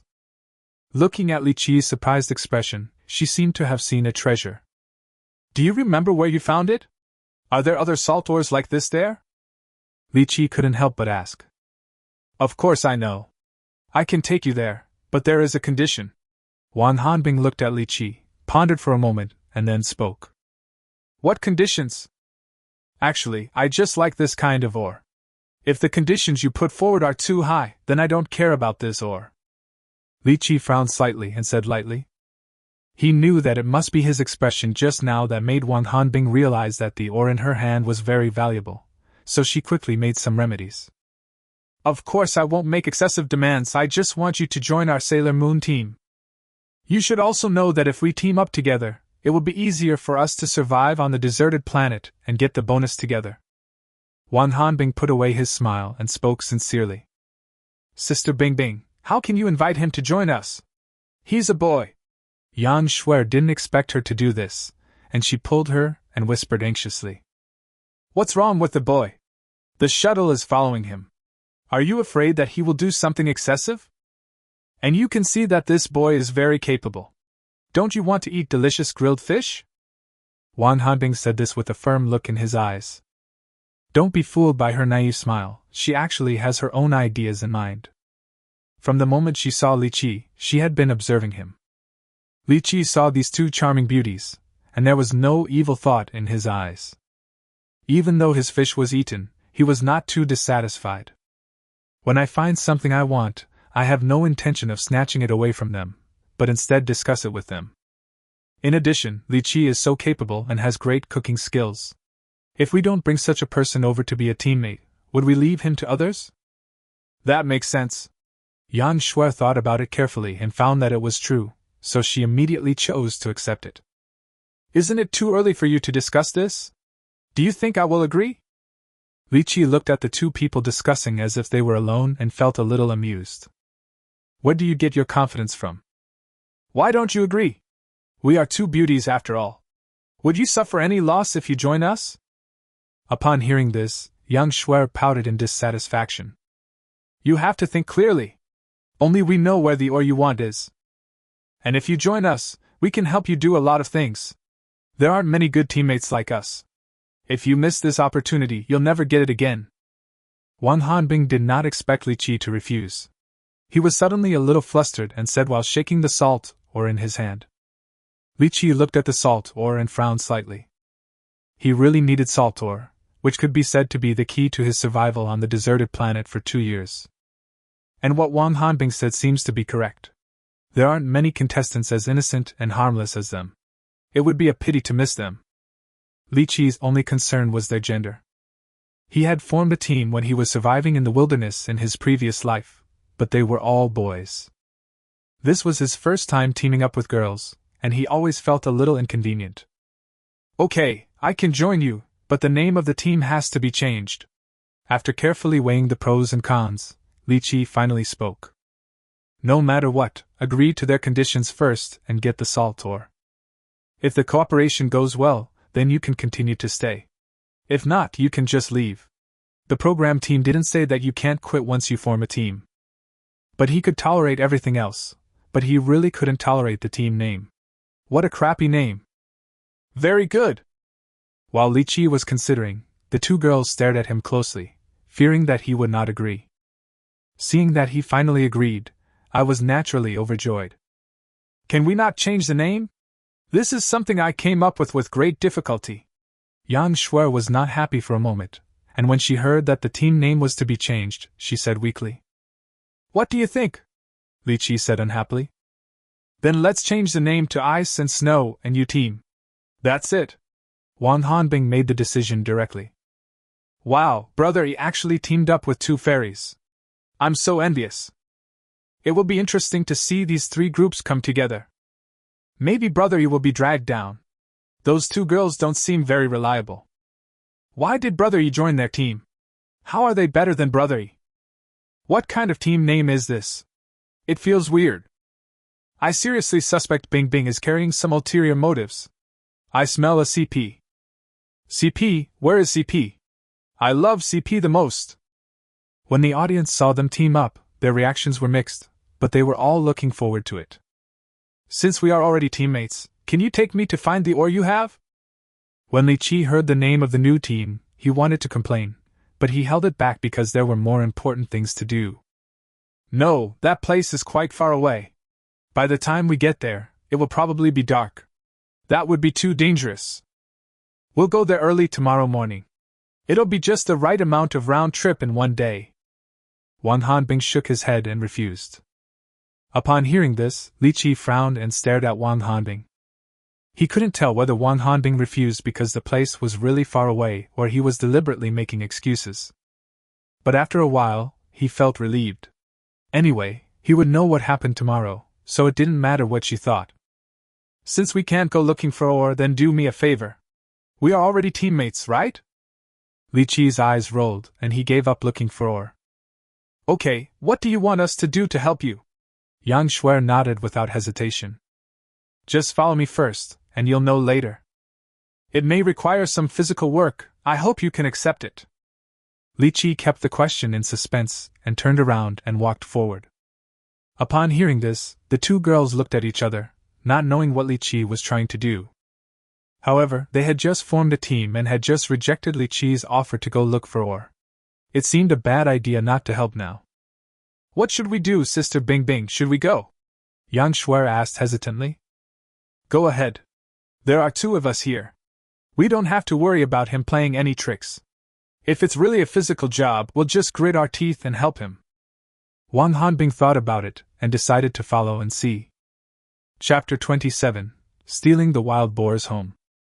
The two followed Li Qiyi all the way, and it was unknown how long it had been before Li Qiyi stopped. Are we there yet? Yang Shuer looked around, a little confused. There were flowers, plants, and trees all around. She didn't see anything special and didn't know if there was anything worth doing here. We're here. It's in the cave in front, Li Qiyi said, pointing to the cave in front. Are you sure? There seems to be a sound in the cave. It must be a wild animal. We shouldn't go in rashly.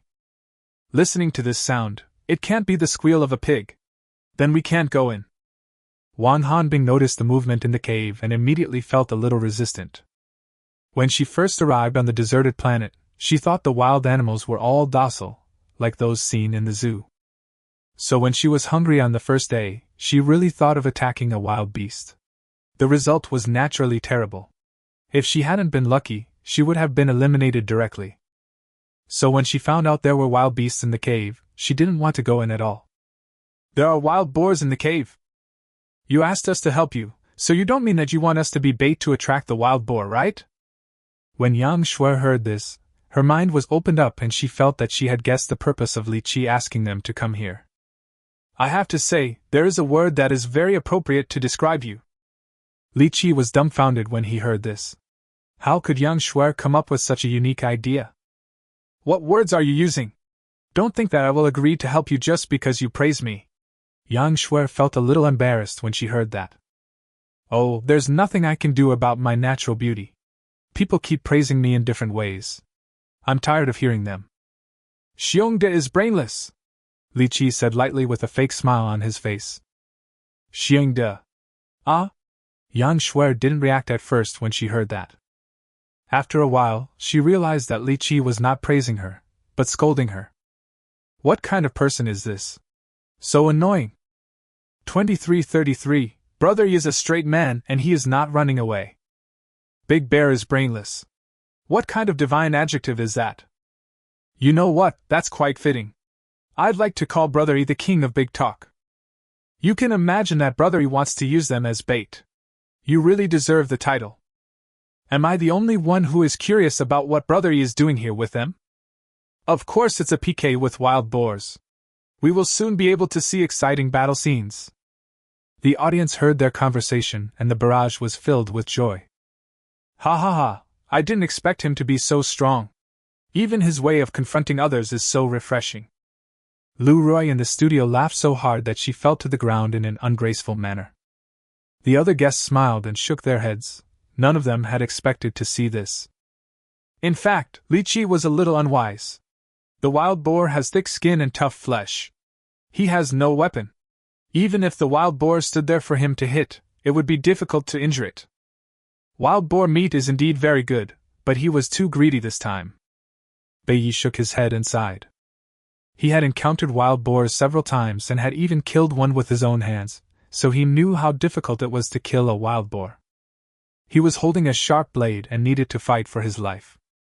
Li Qiyi only had a stone axe in his hand, which was enough to pierce the wild boar's skin, so there was no way he could possibly kill the wild boar. Although Bai Yi's evaluation of Li Qiyi has been infinitely high, he still can't figure out how Li Qiyi is going to kill the wild boar. Okay, you two stop arguing. Let's go quickly. I heard wild boars are very fierce. Wang Hanbing couldn't help but laugh secretly, and finally managed to hold it back and persuade the two to leave. Don't you want to eat wild boar meat? I brought you here to steal the wild boar's meat. Li Qiyi stood where he was, with no intention of leaving. You really want to kill the wild boar? We don't even have weapons right now, so we definitely can't defeat it. Let's go. We don't want to eat meat. Fish is actually quite good. Seeing that he was so stubborn, Wang Hanbing grabbed the corner of his clothes and tried to pull him away. Don't worry, the wild boar inside is now at its weakest. Li Qiyi still stood there and said with certainty. Weak? Wang Hanbing and Yang Shuer listened to the high-pitched grunts of the wild boar in the cave and didn't feel that it was weak at all. The wild boar inside is giving birth now. The loud noise is just bluffing, trying to scare us away. The wild boar is not a soft-hearted creature. If it were in good condition, it would have rushed out and hit us long ago. Li Qiyi analyzed in a faint voice. He had noticed that the wild boars were giving birth and had been planning to take advantage of the situation. Now that I have formed a team with these two girls, it is a good opportunity to ask them to help and test their character and ability. Is the wild boar inside giving birth? Wang Hanbing and Yang Shuer both became curious. They have never seen what the scene is like when a wild boar gives birth. Now is the right time. I'll go in and deal with the wild boar first. You guys can come in later to help carry the meat. Li Qiyi heard the sounds coming from inside becoming weaker and weaker. He didn't want to pay any more attention to them, and went straight into the wild boar cave. How about we go in and take a look? Wang Hanbing hesitated and said softly. After all, they and Li Qiyi are teammates now, so it seems inappropriate to let him kill the wild boar alone. Then let's go. I want to prove to him that I'm not a brainless person, but I'm also capable. Yang Shuer pouted and said angrily. It stinks, is this a place for people to stay? The two men walked into the cave and smelled the pig manure everywhere, feeling like they were about to vomit. However, Li Qiyi, who had entered the cave early in the morning, did not react at all. He held the stone axe tightly in his hand and stared at the wild boar without blinking. Hee hee. The wild boar looked at Li Qiyi and kept making snorting sounds, seeming very panicked. Even so, it did not stop production. There are already two little wild boars beside this wild boar, and a third wild boar is about to come out of its belly. Is this the little wild boar? So cute. They are much more beautiful than their mother. Yang Shuer couldn't help but speak when she saw the two pink and tender little wild boars, which were completely different from the dark wild boar. The two little wild boars seemed to have just been born. Their eyes could not be opened and their hooves were paddling around randomly. They were really cute. When Li Qiyi heard this, his face darkened. He even said that he was not stupid, but it was already this late, and he still cared about whether the little wild boar was cute or not. "You guys step aside, I'm going to start killing wild boars." Li Qiyi waited for a while, and after seeing that the big wild boar was quiet after the 5th wild boar was born, he immediately spoke. Chapter 28. This is all common sense. Giving birth is very physically demanding, and the wild boar is at its weakest right after giving birth. If we don't seize this opportunity and let the wild boar recover, it will not be so easy to kill it. Upon hearing this, the two girls quickly stepped back and looked at Li Qiyi nervously. Is it really that easy to kill such a ferocious wild boar? Hee hee hee. The wild boar sensed Li Qiyi's murderous intent, and with a forced grunt, it prepared to stand up and rush towards Li Qiyi. Now! Li Qiyi was not afraid at all. He took the opportunity when the wild boar raised its head and smashed it hard on the head with a stone axe. Pa! With a crisp sound, the skull of the wild boar, which had bones as strong as steel, was broken by Li Qiyi's stone axe, and the gray brains spurted out along with blood plasma. Hee hee, hee hee. The wild boar, which suffered a severe blow, fell heavily to the ground, its body twitching constantly and groaning unconsciously. Soon, the wild boar was completely silent. "Oh my God, brother, he actually killed the wild boar! He just blew up my head. How strong does the anchor have? I thought there would be a fierce battle between dragons and tigers, but this is the result? Just now, a leopard was unable to deal with the wild boar for so long, but he killed it with just one axe. How did he do it? Could it be that the host is a genetic mutant with extremely powerful powers? Perhaps this is the only explanation." The audience in the live broadcast room saw this scene and were all shocked. They have some understanding of how hard the pig's skull is. Even with a sharp boning knife, it takes a lot of effort to chop it open, especially when the pig is already dead. And what Li Qiyi used to break the pig's skull was a stone axe, which was not sharp at all.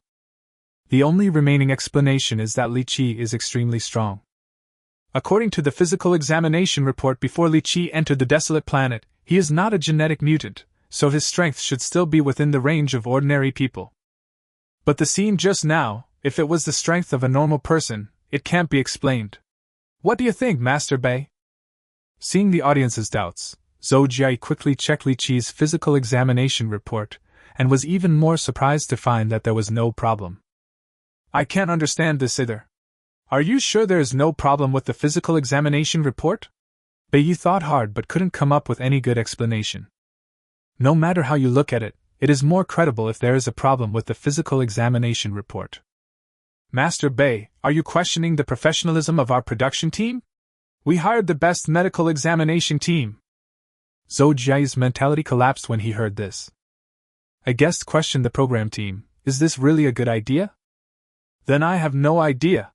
Bei also realized that there was something wrong with what he said just now, and said awkwardly, "Li Qiyi is simply his nemesis.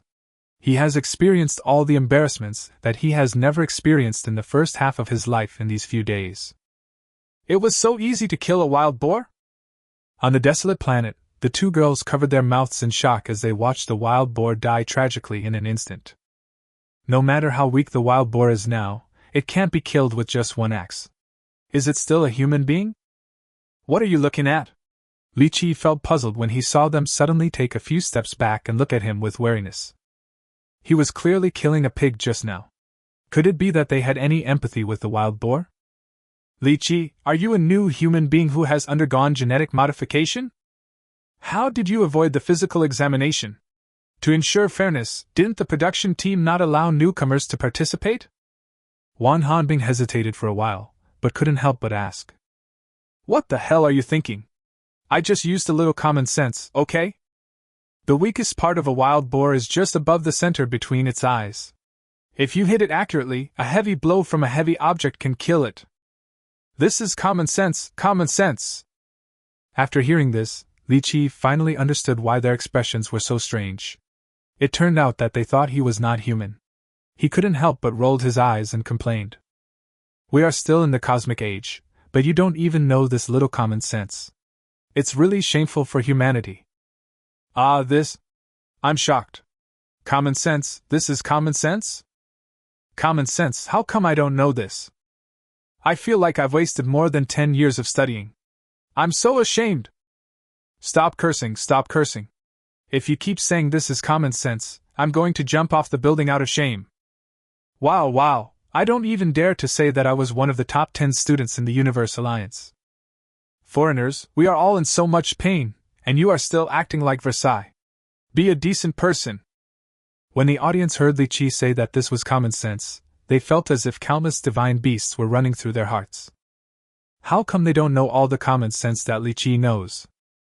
If they knew Li Qiyi's true identity, and how he complained about them in his heart, they would definitely be even more devastated. I, a new human being in this cosmic era, am actually no match for an ancient person who traveled through time? The people in the studio have already started talking about the weather and what to eat in the evening. What else should they talk about? About how their IQs were crushed? I really didn't know there was such common sense. Is it because I haven't read enough books? Yang Shuer was also confused after hearing the explanation.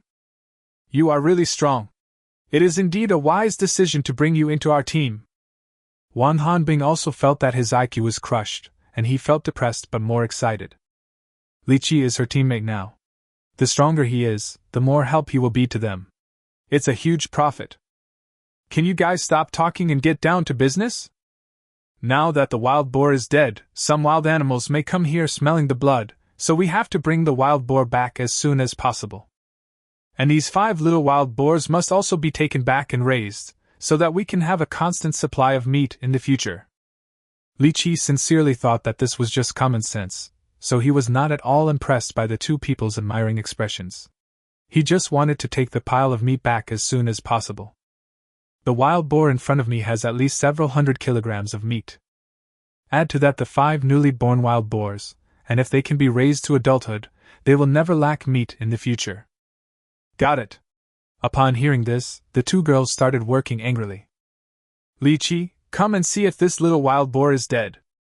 When Li Qiyi was cutting a wild boar with a stone axe, he suddenly heard Yang Shuer pointing at a little wild boar and speaking anxiously. Dead?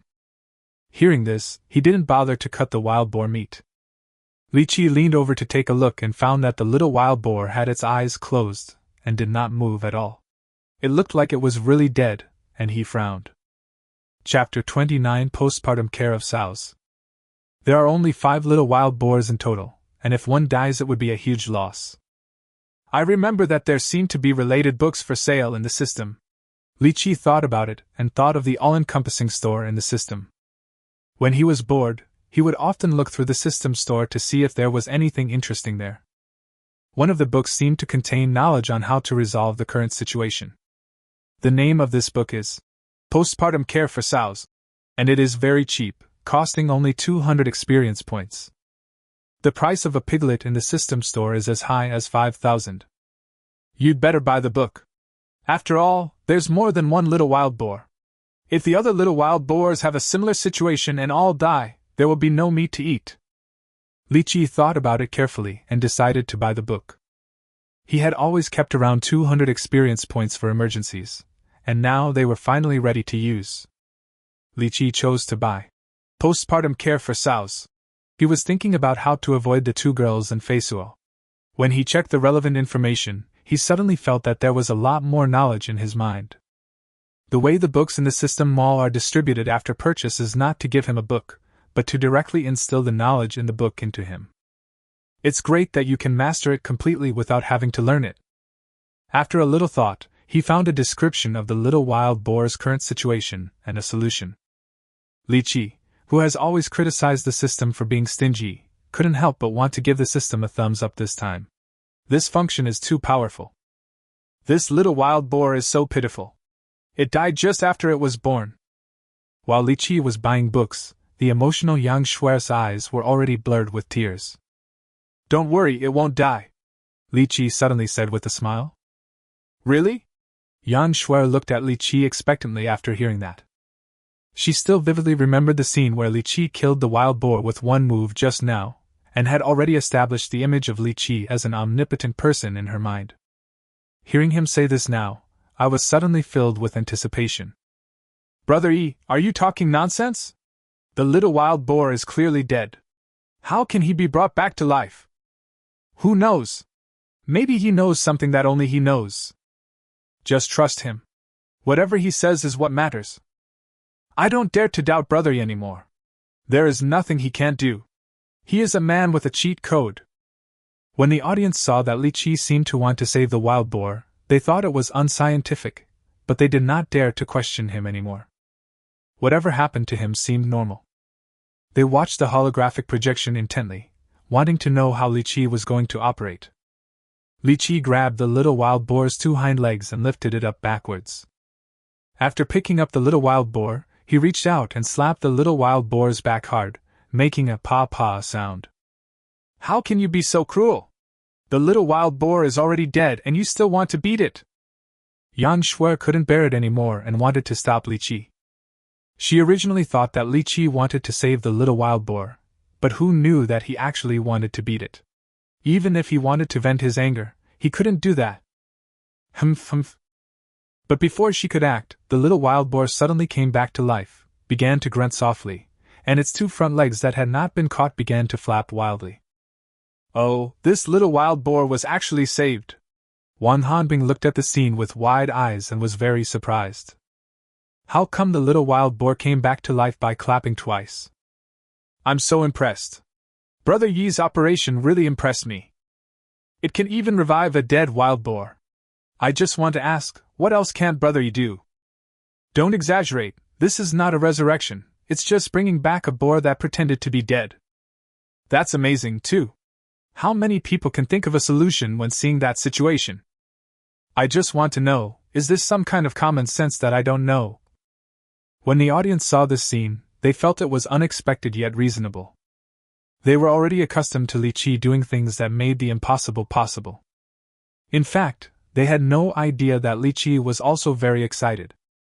He just tried the method described in the book, and unexpectedly he actually resurrected the little wild boar. Ding! Start the growth mission, raising livestock. Task description: poultry and livestock are the source of meat and determine the quality of life in the wilderness. Please raise more poultry and livestock to improve the quality of life. Task reward: raise 1 type of livestock for more than 1 month, and receive 200 experience points. When Li Qiyi was feeling happy, he received the task and felt even happier. Whether or not he had this mission, he planned to raise livestock. Receiving this task now means that you can receive a fixed amount of experience points every month. The more types you have, the more experience you get. It's really cool. Li Qiyi was in a good mood and was much gentler towards the little wild boar. He gently put it on the ground. The little wild boar, which had recovered, kept grunting and turning around, and no one knew what it was doing. How did you do that? Yang Shui exclaimed as she looked at the lively little wild boar. He looked like he was dead just now, but now he is resurrected with full health. The contrast is really too great. The pig was merely in suspended animation because its mouth and nasal cavity were blocked by mucus, resulting in lack of oxygen. It was not really dead. I picked it up and patted it a few times. The mucus was dispersed, and its breathing became smoother, so it came back to life naturally. Li Qiyi glanced at Yang Shui and said lightly, "Is it that simple?" Wu Yihua in the studio said subconsciously after hearing this. The other guests and audience members had the same reaction as him. The little wild boar looked like it was dying. Who knew it could be saved with such a simple method? You know all about this kind of thing. How much do you know? Yang Shui couldn't help but sigh. She fully felt how amazing her new teammate was. If you have time to chat, you might as well pick up the wild boar and take it away, otherwise it will run away. Li Qiyi really didn't know how to answer this question, so he simply assigned her a task to shut her up. Upon hearing this, the 2 girls immediately started working. They didn't mind the dirt, and each of them carried 2 little wild boars and walked home.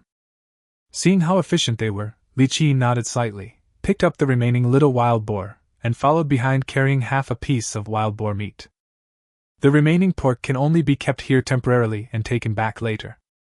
They had no tools and it took them several trips to move the hundreds of kilograms of meat. But they didn't feel tired at all. Instead, they were all drooling. It's so wonderful to be able to eat wild boar meat in the wilderness. Braised pork! I want to eat braised pork! After moving all the pork, Yang Shui immediately started to make a fuss. Chapter 30. Everything in the Dream. Do you really want to eat braised pork? Li Qiyi looked at Yang Shuer, who was clamoring to eat braised pork, and said with a strange look in his eyes. Of course I've thought about it. How about it, can you do it? Upon hearing this, Yang Shuer stared at Li Qiyi with her beautiful eyes without blinking. Li Qiyi has brought her so many surprises that if he said he could make braised pork, Yang Shuer would choose to believe him. I don't have any seasonings right now, how can I make braised pork? But I also recommend that you go to the shelter and have a good sleep, then you can eat the braised pork. Li Qiyi responded with a faint smile. Why? Yang Shuer blinked, not yet realizing what Li Qiyi meant. Of course it's because there's everything in dreams. Li Qiyi responded indifferently. In the dream, you are mocking me for dreaming about eating braised pork. How annoying! Yang Shuer was not stupid after all. She reacted and said a little madly. This was the second time that Li Qiyi had teased her. How could she not go crazy? Ha ha ha, Brother Yi is so funny. Dreams can contain anything. How could Brother Yi come up with such a thing? Go grab the bamboo shoots. Brother Yi has almost taken all the bamboo shoots. You know what, I was really looking forward to Brother Yi making braised pork. Watching Brother Yi cook is such a pleasure. It's a pity that there is no seasoning. Not necessarily. I believe that with Brother Yi's ability, he can quickly prepare all kinds of seasonings. The audience was amused by Li Qiyi's words and felt that their understanding of Li Qiyi was refreshed. Are you two enemies? Why are you always bickering? The most urgent thing now should be to get something to eat. I'm already hungry after all this time. Wan Hanbing said helplessly when he saw the two of them started bickering again. As the team captain, she felt a lot of pressure as her two teammates were so noisy. Well, it's time to cook. Li Qiyi heard this and then he felt his stomach was empty and it was time to eat. He had only eaten a little bamboo shoots since he got up in the morning. There was originally grilled fish to eat, but it was eaten by these two girls. Later, I went to catch wild boars, which took a lot of time. I was really hungry. I didn't feel hungry before, but my teammates' joy overshadowed the feeling of hunger. In fact, Li Qiyi is not the kind of person who likes to tease others. It's just that he has been alone on this deserted planet for so long that when he meets people, his mood will inevitably become more active. It's time to cook. What should we do first? When Yang Shuer heard that she had to cook, she immediately forgot what had just happened and said excitedly. Cook the salt first, of course. Li Qiyi took out the fist-sized piece of salt ore. Boil salt, so this stone is salt ore? After hearing this, the two girls finally understood what the stone they picked up was and why Li Qiyi was so happy to see it. That's right. Li Qiyi had nothing to hide now, so he nodded and said. You're so good. You knew this was salt ore, but you didn't tell us. Do you want to keep it for yourself? Yang Shuer said angrily. I didn't want to keep it all for myself. I was just being cautious. Haven't I told you now? Li Qiyi hid his embarrassment with a poker face. In fact, his original plan was to wait for the two girls to take him to the place where the salt ore was, and then consider whether to tell them that it was a salt ore. However, in the process of leading them to kill the wild boar, Li Qiyi was quite satisfied with the performance of the two girls. They were considered qualified teammates, and they could continue to cooperate. In this case, there was no need to hide it, so Li Qiyi just said it directly. However, doing so is ultimately not very fair, and some embarrassment is always inevitable. It is indeed a good thing to discover salt ore. But we don't know how to boil salt. You need to teach us. Wan Hanbing understood Li Qiyi's approach, so he stopped talking about it and asked for advice humbly. You guys go boil some water, I'll go break this piece of salt into pieces. Upon hearing this, Li Qiyi had more appreciation for Wan Hanbing and said with a faint smile. This salt looks quite clean to me. Can't we eat it directly? Yang Shuer just complained and let the matter go. As for what Li Qiyi said about boiling salt, she felt that it was completely unnecessary, and cooking meat was the serious matter. If you are not afraid of heavy metal poisoning, I will let you eat whatever you want, Li Qiyi said speechlessly. Many things look clean, but who knows how many toxins are inside them. Just by looking at the difference in color and shape between salt ore and store-bought salt, you should know how many impurities are contained. Yang Shuer actually said to eat it directly. Li Qiyi didn't know whether to complain about her being careless or risking her life. Just cook it, it's not like I don't want to cook. When Yang Shui heard this, she realized that she had asked a stupid question, and she pouted and got busy. Seeing this, Li Qiyi smiled and shook his head, then went back to busying himself with knocking on the salt ore. There is no technical content in knocking stones, it is purely a technical job. Wrap the salt ore with leaves and hit it repeatedly with stones until it is crushed. Li Qiyi was busy knocking stones while the two girls started to boil water. Boiling water was even simpler. They picked up some dry firewood, started a fire, and used a large bamboo tube to boil water. Sister Bing Bing, I forgot to ask you before, why did you let Li Qiyi join our team instead of us joining his team? Aren't you afraid that he won't agree if you do this? Yang Shui, who was bored, suddenly thought of a question. You don't understand this. I have observed him carefully. He has a strong desire to form a team. He will agree to any request we make. If he joins us, it means we have the upper hand. He is just a small player. We don't have to be bossed around or bullied. Wan Hunbing's eyes curved into crescents, and he said this with great pride. Aren't we always being ordered around by him now? Yang Shui asked, blinking her innocent big eyes. This is all temporary. It's just because I don't understand these things. I'm talking about the future. From now on, the dominant power will be in our hands. Upon hearing this, Wang Hanbing realized that they were indeed doing what Li Qiyi had instructed.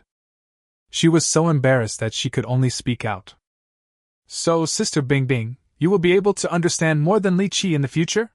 Yang Shui continued to ask. Shui, I find you're good in every way, except that you have a big mouth. Wang Hanbing couldn't bear it anymore and pinched Yang Shui's little face. What are you doing here is shrimp and pig heart. Do you understand that life is hard and you have to wait for it to be solved? Chapter 31, Fragrant Roast Pork. What are you doing? When the two girls were making a fuss, Li Qiyi came over holding the crushed salt ore. Nothing, the water has boiled. What should we do next? When Wang Hanbing saw him coming, he quickly let go of Yang Shui and changed the subject. I'll take care of the next step. You two should go and clean up. Li Qiyi glanced at them and said, looking away. Upon hearing this, the two girls realized belatedly that their clothes were in disarray because of the fight, so they quickly covered their clothes with their jackets and ran away. Gun, who was sitting nearby chewing bamboo shoots, looked confused when he saw this scene. Little kid, don't look around. Just eat your bamboo shoots obediently. Li Qiyi pressed the little head back with one hand and started to get busy. He threw the crushed rock salt into a bamboo tube filled with boiling water, and the salt ore quickly melted. The originally clear water turned turbid.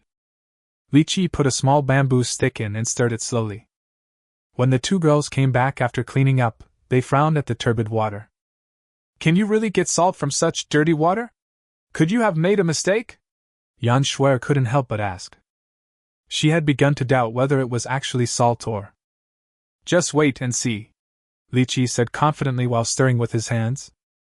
Upon hearing this, the two girls squatted aside and began to stare at the muddy water in the bamboo tube. Slowly, they noticed changes.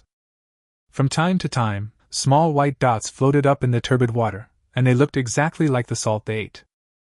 Only then did they begin to believe that this was indeed salt ore. The salt dots became more and more, condensing into small salt blocks on the water surface. Li Qiyi stopped stirring and kept picking up pieces of salt with chopsticks, busy and having a lot of fun. After picking out a small bowl of salt, he found that the salt blocks in the bamboo tube began to show some discolored spots, so he stopped immediately. Why don't you pick it up anymore? Isn't there still a lot left? Yang Shui asked curiously, looking at the remaining salt in the pot. The concentration of each element is different. At the beginning, it is pure salt. If you continue to boil it, toxic components will be released and it can't be used. Li Qiyi explained simply. I didn't expect that there is so much knowledge involved in making salt. This is because different elements have different crystallization points. I didn't even think of this simple knowledge just now. How could I not have thought of this? This is totally wrong. Yang Shui immediately understood what Li Qiyi meant. She was stunned and looked as if she was questioning her life. The compulsory education in the cosmic age is quite solid. Yang Shuer looks a little silly, but she still knows what she should know. Now, listening to Li Qiyi explaining third-grade primary school knowledge to her, she felt a little uncomfortable. Do I need to start over? Chemistry teacher, I'm so sorry. 2333 Yang Shuer's expression is definitely me from before. To be honest, if Brother Yi hadn't told me, I really wouldn't have thought that I could use this knowledge. Watch Yi's live broadcast and refresh your knowledge base anytime, anywhere. I didn't expect that extracting salt is so simple. Now that we have salt, how long will it take for oil, salt, sauce and vinegar to come together?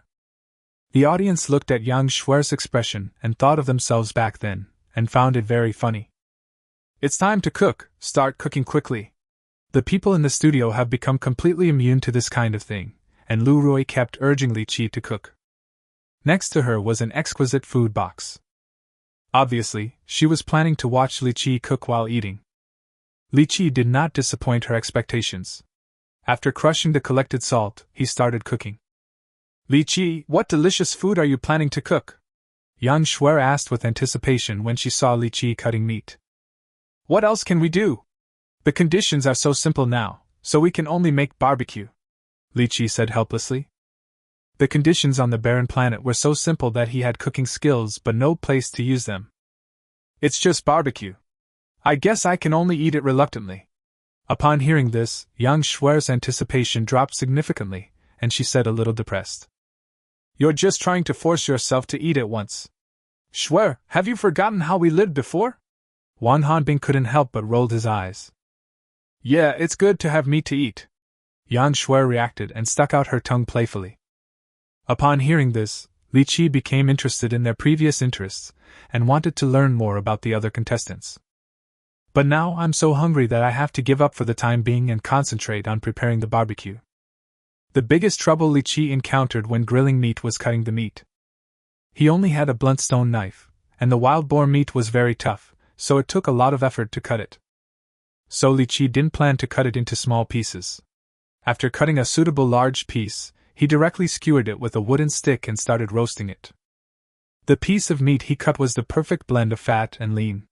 When it was sprinkled with lemongrass and grilled, it immediately began to emit a fragrant aroma. At first the two girls didn't care much, but after smelling the aroma, they couldn't help but come over and drool at the sight of the meat being grilled. After staring for a long time, they found that Li Qiyi's grilling method was somewhat special. He grilled the fat first, and when the fat started to drip with oil, he immediately turned it over and started grilling the lean meat. The lard that had just dripped down vaporized when it encountered the high temperature, floated up again and attached to the lean meat. At this time, Li Qiyi started to turn the roasted fat over. After repeating this process several times, a layer of patina-like substance appeared on the surface of the lean meat. During this process, Li Qiyi would squeeze some physalis on it from time to time and add some lemongrass, making the aroma more and more mellow and rich. Only when the whole piece of meat was roasted into a maroon color did Li Qiyi pick up the wooden stick and complete the roasting process. Not bad, we can finally eat. Li Qiyi picked it up and looked at it carefully before nodding and saying. He cut off a small piece of meat with a stone knife, dipped it in salt, put it in his mouth and tasted it carefully. The outermost layer of grilled meat has a crispy texture. The lean meat has absorbed some lard and sour juice, so it does not taste dry or woody, but rather crispy and crunchy. Just chew it a few times and the aroma will hit your nose. The gravy, sour juice and salt, the perfect combination of flavors, immediately whetted Li Qiyi's appetite. The hungry stomach immediately started to growl, as if shouting, "Swallow the meat quickly!" But the meat was so delicious that Li Qiyi couldn't help but want to taste more. Li Qiyi swallowed it reluctantly until he could no longer taste the food. Delicious! Chapter 32. Want to build a building? It smells so good! In the studio, Lu Rui watched Li Qiyi eating barbecue while shoveling rice into her mouth quickly, as if she was eating barbecue with Li Qiyi. Rui, there are a lot of people watching us now, why don't you get up and eat? Zhou Jie stood beside her, feeling helpless as she watched her eat on the ground without caring about her image at all. Even if you want to eat like this, you have to consider the occasion. Hundreds of millions of viewers are watching you. But eating this way does seem to be more delicious. It's definitely the goddess Zoe I know. She's not arrogant at all. I also eat like this. I see that brother eats barbecued meat, and it goes really well with rice. If I can't eat Brother Yi's barbecue, can I eat with him? I don't want to lie to my tongue anymore. I really want to go to the scene and eat barbecue with Brother Yi. Those two beauties are so lucky. I'm really envious. The audience was fascinated by Lu Rui's utterly rude appearance, and ate like her, with a great appetite. Is this barbecue delicious? Yang Shuer looked at Li Qiyi's face full of enjoyment, swallowed her saliva, and asked expectantly. It's okay. Li Qiyi nodded and continued eating. Have you ever thought of inviting us to taste it? Yang Shuer was a little annoyed when she saw that her hint was so obvious, but Li Qiyi didn't respond.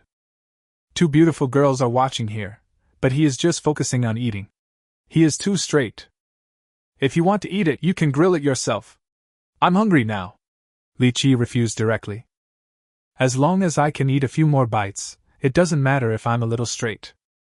Okay, Shuer, we were wrong in the first place. If you want to eat it, I'll roast it for you, okay? Wang Hanbing's mouth was watering as she looked at the barbecue in Li Qiyi's hands, but she knew she was in the wrong and did not dare to ask for too much, so she started grilling the meat herself. However, she obviously had never grilled meat herself. She just saw Li Qiyi grill meat once and followed his example. When Li Qiyi finished eating that piece of barbecue, he saw the two girls grilling the meat clumsily. My goodness, one side of the meat has been roasted black, and the other side is still bloody. Li Qiyi doesn't know how they did it. Let me do it, and don't waste the food. Li Qiyi felt very distressed when he saw the food was about to be ruined by them, so he simply went over to take over the barbecue job. Soon, the two pieces of meat were roasted, and they exuded the same tempting aroma as the meat that Li Qiyi had roasted before. But the taste is naturally worse than the barbecue Li Qiyi had before. After all, these two pieces of meat have been ruined, and no matter how hard Li Qiyi tries, it will be difficult to completely restore them. Even so, the two girls still ate with gusto and finished all the barbecue weighing more than a pound in one breath. After eating the barbecue, they ate the bamboo shoots and bamboo fungus soup cooked by Li Qiyi. Both of them smiled and felt very happy. I never thought that we could live such a wonderful life on a deserted planet. Before today, we couldn't even dream of it. Wang Hanbing held the bamboo tube filled with soup and exclaimed happily. How have you been spending the past few days? Li Qiyi finally had the mood to care about their previous living conditions. We don't have your ability, so of course we can only muddle through. We did our homework before coming to the deserted planet, but we found out after we got here that we had greatly underestimated how difficult it would be to survive on a deserted planet. There were animals and plants we didn't know all around us. We could get cut or bitten by insects just by walking around. I was bitten by an insect and got poisoned on the first day. Luckily, I have a strong physique and managed to make it through, but I couldn't catch any prey and couldn't make a fire, so I had to starve for a day. It wasn't until I met Sister Bing Bing, and we teamed up that things got better. But then we discovered that it's not just these things on the desolate planet that we need to worry about, there are also people. Some people are so hateful that they come to steal things. My sister Bing Bing and I's pots and other things have all been taken away. If I hadn't met you, I might have held on for a few more days before I couldn't help but quit the competition. Yang Shuer had obviously been holding it in for a long time. When Li Qiyi asked her, she couldn't help but tell her about the sad life she had experienced in the past few days. Shuer is right. I'm so lucky to meet you. I don't know anything around me, and I could be in danger at any time. This kind of life is not a life for human beings. The other contestants are not much better than us. No wonder the program team offers such a high prize money. They know we won't be able to survive here. Wang Hanbing agreed with approval. It seems that you are really working hard, Li Qiyi said with some emotion. It seems that after entering the universe, human beings' ability to survive has not improved much, and has even regressed. Since we work so hard, would you like to reward us a little? Like make us some pig intestines or something? Yang Shuer said, licking her lips. Okay, if you don't mind the fishy smell, I can grill some pork intestines for you. Li Qiyi didn't expect Yang Shuer to have such a strong taste, and the corners of his mouth twitched. Yang Shuer is really imaginative. Something as strong-tasting as pig intestines must be covered up with seasonings and spices before it can be eaten. Because of this, he never thought of keeping the wild boar's internal organs, and even the pig's blood that he liked to eat was wasted. It seems that it is really inedible. Such good ingredients are wasted. Yang Shui reacted and felt very regretful. Don't feel sorry, it's getting late now. If you don't want to sleep with me, help me build a new shelter. Seeing that it was getting late, Li Qiyi quickly spoke to the two girls. Upon hearing this, the two girls did not dare to delay and hurriedly helped Li Qiyi build a shelter. With two helpers and being familiar with the route, they quickly built a similar shelter next to the original one. This shelter is really nice.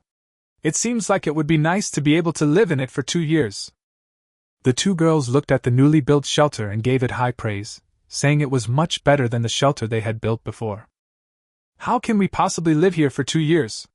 In a few days, we can start building a stilt house, which is a building that can be lived in for a long time. Li Qiyi, however, was very disgusted with this shelter and didn't want to stay in it any longer. You actually want to build a building? Upon hearing this, the two girls stared at Li Qiyi with wide eyes. Listen, is this human language? There are so many contestants who haven't even found a shelter yet, and you're already thinking about building a building. If other contestants knew about this, they would be furious. Chapter 33, Use Bamboo Weaving to Please Girls? Wan Hanbing didn't know whether other contestants would get upset when they learned that Li Qiyi was going to build a building. But she knew that her mentality had exploded a little. The shelter in front of her was much better than the one she had worked in before. It made her admire Li Qiyi very much and feel inferior to him. When she thought this was the best shelter, Li Qiyi told her that he could actually build a building. In other words, what Li Qiyi has shown now is just a little bit of his ability. The gap between the two of them is even greater than the distance between galaxies.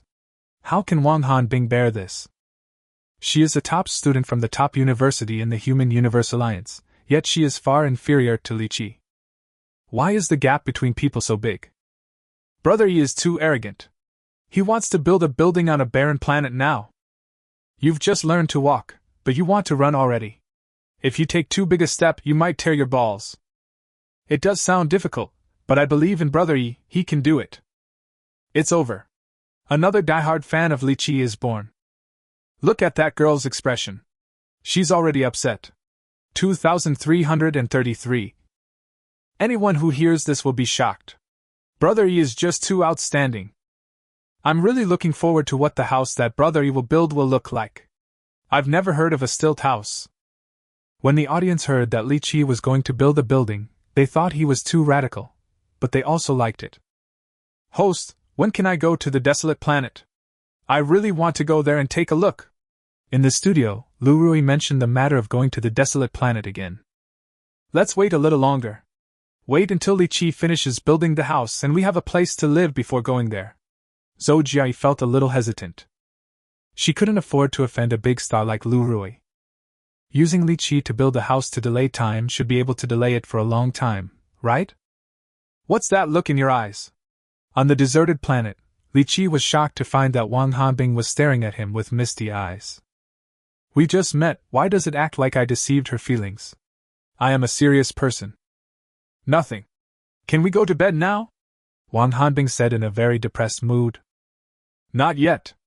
We need to marinate the pork first. Otherwise, there is no refrigerator on this deserted planet and the meat will spoil easily. Li Qiyi shook his head. These meats are hard to get, and they cannot be wasted due to poor preservation. Are you going to make it into bacon? Yang Shui asked. Some of it is made into bacon, some of it is made into smoked meat, and some of it is made into sausage. I want to have as many varieties as possible so that I won't get tired of it easily. Li Qiyi expressed his ideas on how to deal with wild boar meat. Great, this way I can eat more delicious foods. Yang Shui responded excitedly when she heard that. As a foodie, Li Qiyi's arrangement is simply too good to be true. In this way, the workload will increase a lot. Wang Hanbing thought about the workload issue, but was happy to accept it. Why not add a little more work and eat more delicious food?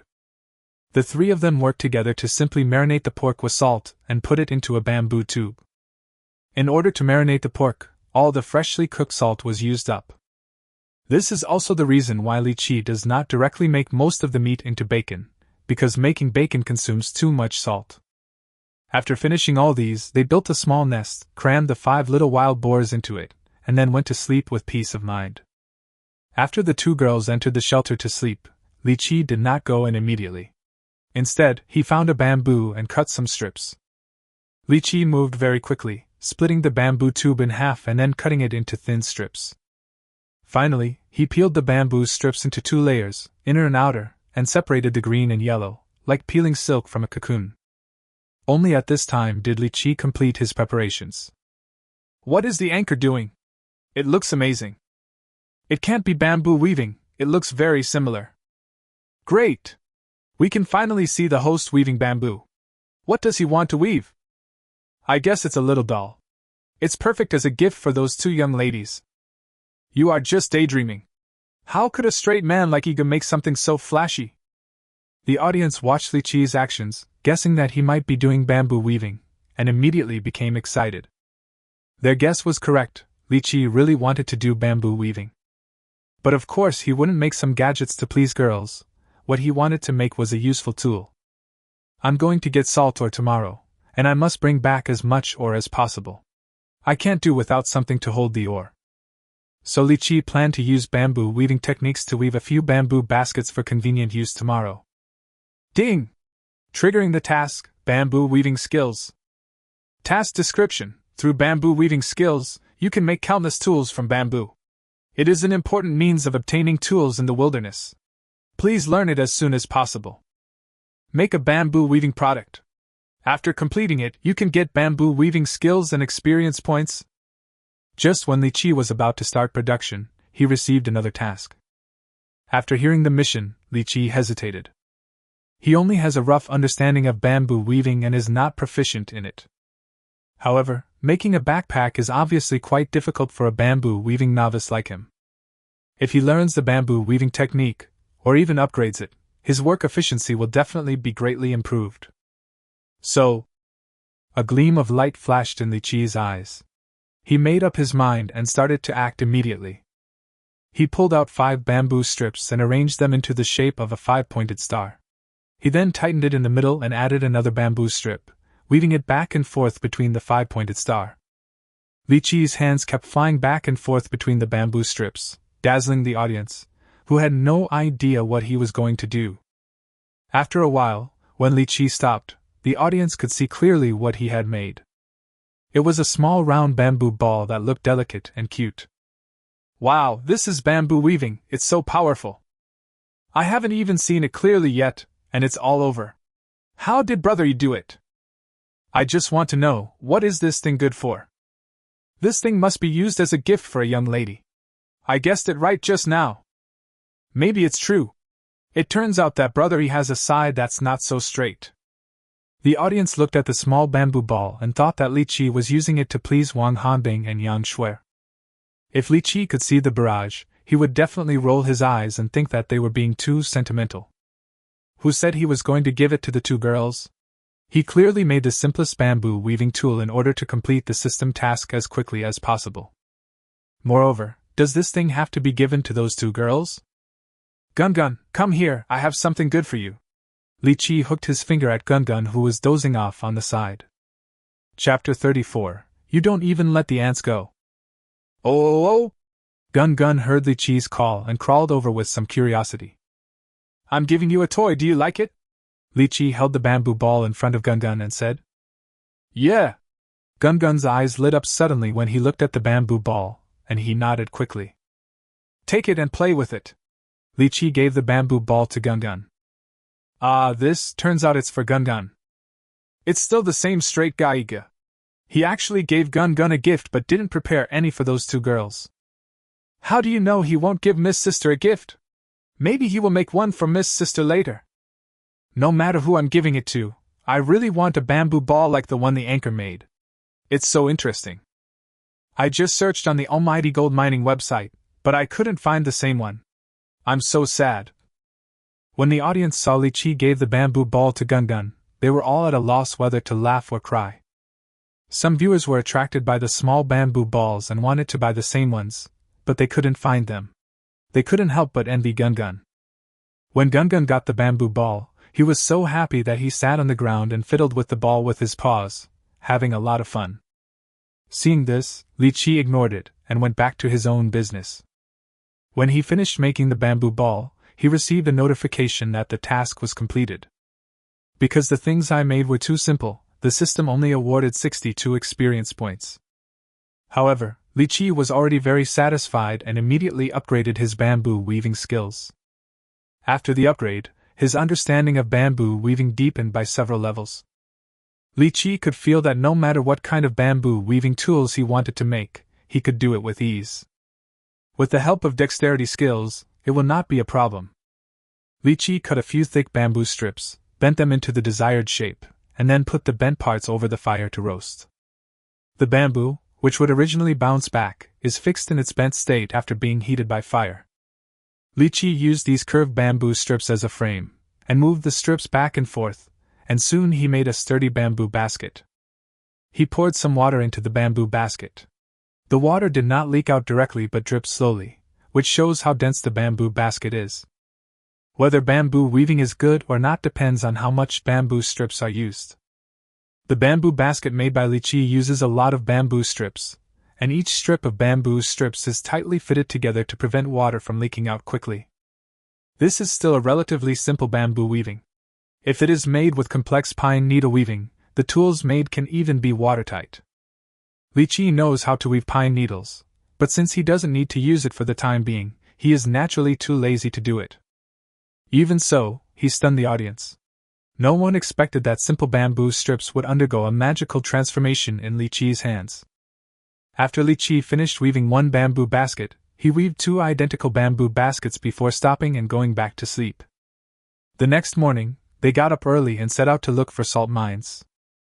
Li Qiyi, where did you get a basket? We didn't have one yesterday. When they were about to set off, Wang Hanbing was surprised to see Li Qiyi bringing out a bamboo basket. I wove it last night. Li Qiyi put the bamboo basket on his back and responded indifferently. You managed to weave such a big basket in one night. Li Qiyi, you are amazing. Yang Shuer looked at the exquisite bamboo basket on Li Qiyi's back and exclaimed in surprise. Not just one. I've prepared some for you as well. You can carry them too. Li Qiyi took out 2 more backpacks. Seeing this, the 2 girls didn't act pretentiously. They immediately put on the backpacks and set off with Wang Hanbing leading the team. Hey, what is this thing that Gungun is playing with? On the way, Yang Shuer noticed that Gungun, who was sitting in Li Qiyi's backpack, was playing with a bamboo ball, so she went over curiously. Oh. When she reached out to take the bamboo ball to have a look, Gungun immediately hugged the bamboo ball in his arms and grinned at her. You little guy, you are too stingy, can't you just let your sister play with it for a while? Yang Shuer said angrily upon seeing this. It's just a little thing I made casually. Are you really going to get mad at Gungun over this?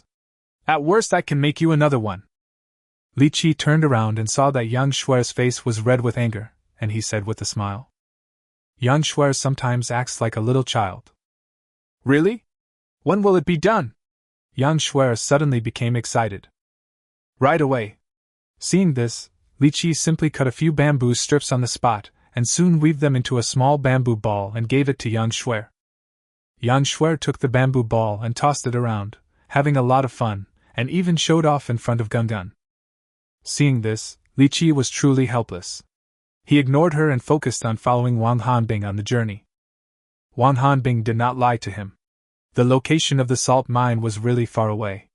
They did not arrive at the salt mine until noon. Li Qiyi was very happy when he saw the salt ore everywhere. He immediately picked up a bunch of them and put them in his backpack. The 2 girls were not idle either. They also picked up a lot of things and put them in the backpack, ready to take them home. Why do you put so much salt ore? As they were about to go back, Li Qiyi looked at the baskets full of salt ore and said speechlessly. Of course I'll take it back. Isn't the more of this stuff the better? Wang Hanbing said as a matter of course. It's true that the more the better, but you have to do it within your ability, otherwise you won't be able to walk before you even get halfway. Li Qiyi said helplessly. In the wilderness, it is very important to conserve your energy. If you are exhausted and encounter danger, you won't even have a chance to escape. So with Li Qiyi's physical strength, the salt ore he could put in the backpack could only take up half a frame, but they filled it up directly, simply not knowing how to live or die. How could I forget this? I'll put less. Wan Hanbing was embarrassed and quickly took out a lot of salt ore. Why does she always seem so stupid when she is with Li Qiyi? After the two girls reduced the salt ore in the backpack to half, the three of them put on the backpack and started their return journey. Unlike when he came here, on the way back, Li Qiyi began to pay attention to the things around him. When passing a small dirt hill, he suddenly stopped. Why don't you leave? Did you find something good? The two girls asked curiously upon seeing this. There are indeed good things here. We have found food, Li Qiyi said, pointing to the small mound in front of him. Food? Wow, there are so many termites. Is this the food you mentioned? Although food is scarce on the deserted planet, you wouldn't even spare the ants, would you? The two girls looked in the direction Li Qiyi pointed and found that there were many termites moving back and forth on the small slope. They couldn't help but shiver. Taking termites as food, you are a real man. Chapter 35 Pots, pans, and bowls are available. Is this true? Brother Yi wants to use termites as food? It's really my brother Yi. He can eat anything. This is what it means to be at the top of the food chain. I really want to watch Brother Yi's eating show. I won't follow this eating show anymore. It's too much to bear. I need to finish my meal quickly. When the audience heard the two girls say that Li Qiyi was going to use termites as food, they all believed it and started to make fun of him. Uncle Bei, can ants be food? Seeing this, Zhou Jia looked at Uncle Bei, who had been silent for a long time. Now Bei Yi has learned his lesson. Whenever Li Qiyi's holographic projection appears, he keeps his mouth shut, thus perfectly avoiding the risk of being slapped in the face. But how could the program crew let him off? After all, even if it was a slap in the face, it would still be popularity. Isn't the purpose of spending money to invite guests to increase the popularity of the show? When Bei Yi heard Zhou Jia mention him, he felt helpless, but he had no choice but to continue the conversation. Of course, ants can be used as food. They are considered a relatively high-protein food. It's just that ants have formic acid in their bodies. You can't eat too much. Otherwise, even if you eat it, you will have to spit it out. Bei Yi answered this question without fear of being slapped in the face, and said it seriously. I see. It seems that contestant Li Qiyi is really strong. In order to survive on the deserted planet, he even spared no effort to kill ants. Zhou Jia nodded upon hearing this and said with emotion. Who said I wanted to eat ants? I was referring to the chicken mushrooms on the termite nest. However, Li Qiyi on the desolate planet directly denied the idea of eating termites. If he was really hungry, he would have to eat termites if he came across them. But he still has enough food now, so he doesn't need to rely on this method to replenish energy at all. Ants are not delicious, so there is no need for him to treat himself like this. So that's how it is. I was shocked. I thought you were really going to eat ants. Wan Hanbing stuck out her tongue embarrassedly. Only then did she notice that on the termite nest, there were many gray-brown mushrooms with protruding caps that looked like bamboo hats. If I want to eat something, I'd rather eat the queen ant. It has a lot of protein, and the meat is tender and crispy. It's so delicious when roasted. But digging out the queen ant is quite laborious. There's no need to do that. Hearing this, Li Qiyi looked at the termite nest again and licked the corner of his mouth. The two girls were speechless upon hearing this. Didn't you just say you don't eat ants? Why are you thinking about the queen ant again? It turns out you are still the ruthless person who can eat ants. Don't just stand there, go pick some chicken mushrooms, they're good stuff. Li Qiyi didn't know that his image in the two girls' minds had changed, and he urged them to pick chicken mushrooms. After hearing this, the two girls put aside their little thoughts and got busy.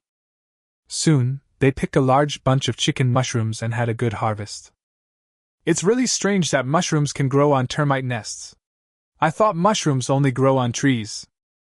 Looking at the freshly picked chicken mushrooms in the backpack, Yang Shuer found it very interesting. Mushrooms do grow mostly on dead trees, but Altissima is special in that it grows in association with termites. Termites mainly feed on cellulose, which comes from plant debris such as wood and weeds. The trimers in the termites' abdomens can break down cellulose into a type of glucose that the termites can accept. The extra rotten wood and weeds become good materials for cultivating altissima. Termites cultivate altissima as food. So basically you can find Alternaria japonica wherever there is a termite nest. Li Qiyi looked at her curious expression and gave her a brief explanation. I've learned it, now I'm going to find a termite nest. Excuse me, I have termites in my house, why can't I find any chicken mushrooms? You are really talented. Your house is invaded by termites, and you still have the mind to look for chicken mushrooms? I have learned a lot of knowledge. Now I will go to the deserted planet to fight against the termites. The audience found this new knowledge very interesting, and some people are already planning to use this method to find chicken mushrooms. Before I only knew that termites eat everything. I didn't expect that they also know how to grow crops. It's really interesting. Yang Shuer also found this knowledge very interesting. These chicken mushrooms are really good. We are in for a treat again. It's a pity that we don't even have a pot, so we can't make anything delicious. It's not a good idea to keep using bamboo tubes. Wan Hanbing looked at the chicken mushroom and felt very regretful. It is really inconvenient that there is not even a pot on this desolate planet. Who said there are no more pots? With this termite nest, we can have pots, pans, and other utensils. Li Qiyi looked at the termite nest in front of him and smiled happily. Wait a minute, let me think about this. What does a termite nest have to do with pots and pans? When Wan Hanbing heard this, he was almost confused and spoke with a bewildered look on his face. Termite nests and pots and pans are completely unrelated. Is it really reasonable to link them together? Of course it is related. When termites build nests, they will keep digging downwards to find water in order to solve the problem of water sources. In this process, they move moist clay particles underground to the surface, and rely on the evaporation of water in the clay particles to increase the humidity of the ant nest. After the clay particles dry up, termites will use them as building materials, mixing them with their own secretions and broken grass leaves to increase the height and width of the soil mounds we see today. So if you find a termite nest, it's like finding clay. With clay, we can make pottery, so pots, pans, and bowls can all be made, right? Seeing her confused look, Li Qiyi explained seriously. Brothers, I'm confused, what about you? We are both confused. There's a real connection between this ant nest and the pots and pans. Brother Yi is truly amazing. This knowledge is too cold. I only understood Brother Yi saying he wanted to make pottery. Is pottery that easy to make? They are on a barren planet. Wait for Brother Yi to create a miracle. I want to see how he makes pottery on a barren planet. At first, the audience was as confused as Wan Hanbing. After listening to Li Qiyi's explanation, instead of understanding, they became even more confused. But at least they understood that Li Qiyi wanted to make pottery, and they immediately became excited. Although they have reached the cosmic age, they still use convenient and useful things like pottery. Some literary and artistic people also like to go to pottery museums to make their own pottery. However, this is limited to the step of throwing the embryo. There are still several steps to the final production of pottery, and a lot of equipment is needed. There is nothing on a barren planet. Is it really possible to make pottery? Chapter 36 Let Gungun Feed the Pigs. Li Qiyi, can you really make pottery? Wan Hanbing was skeptical about Li Qiyi's plan to make pottery. Whether it will or not, you will know when you get back. Now we have to dig up the clay from this termite nest and bring it back. Li Qiyi always likes to speak with facts. He was too lazy to argue and just started digging. The termites in the termite nest saw that their nest was destroyed and crawled around on the ground anxiously, but there was nothing they could do. Termites are really powerful and can eat a lot of things. But after all, they are no match for the carnivorous army ants and pose no threat to humans. However, Li Qiyi did not use too much clay. After all, there was still salt ore in his backpack. If they brought too much clay, they wouldn't be able to carry it. Okay, just take these and go. Anyway, the termite nest is right here. We can just come and deal with it when we need it. Li Qiyi put the clay pieces he had collected into his backpack and said with satisfaction, Oh my goodness! Oh my goodness! The host is really thinking about the termite nest. There will be a next time. It used to be termites that were the plague on our homes, but now it's humans that are the plague on termites. This scene makes me feel extremely comfortable. Brother Yi, try to clean out the entire termite nest. I want to see how Brother Yi makes pottery out of termite nests. When the audience saw that Li Qiyi was still thinking about the termite nest, they began to observe a moment of silence for the termites. They are even more looking forward to seeing how Li Qiyi will make pottery. After the three of them carried a pile of clay, they found it very strenuous, and they didn't even have the strength to speak. They forced themselves to carry the heavy baskets back to the shelter. I really have no strength left. After putting down the backpack, young Shuer sat down on the ground and said weakly. Wang Hanbing didn't sit down, but he kept gasping for breath and didn't even have the strength to speak. You have worked hard, take a rest first. Li Qiyi looked at their condition and felt very satisfied. Even though these two are girls, they are not much worse than boys and are very suitable to be teammates. When forming a team in the wilderness, ability is actually secondary. The most important thing is the ability to cooperate and obey. If you don't have the ability, you can practice and learn slowly, but if you don't have the awareness of teamwork, that would be very bad. Survival in the wilderness is already difficult, and a team cannot afford internal friction. If his teammates were not cooperative enough, Li Qiyi would rather venture out on this desolate planet alone than join a team that was not united enough. Now it seems that the two girls have a very high level of cooperation, and this team should be able to exist for a long time. After the two girls rested, Li Qiyi did not rest either. He had to quickly make the pottery. It was too uncomfortable to be without kitchen utensils. The first step in firing pottery is to weave bamboo. It is said that a termite nest is equivalent to clay, but that is just an equivalent, as it contains a lot of impurities such as dead branches and grass. Li Qiyi had to first make a sieve out of bamboo and sift the soil from the end nests he brought back before it could become material suitable for making pottery. Oh. When Li Qiyi was busy, Gun suddenly came up to him. He turned his head and saw that there were a few bamboo strips in the rolling mouth.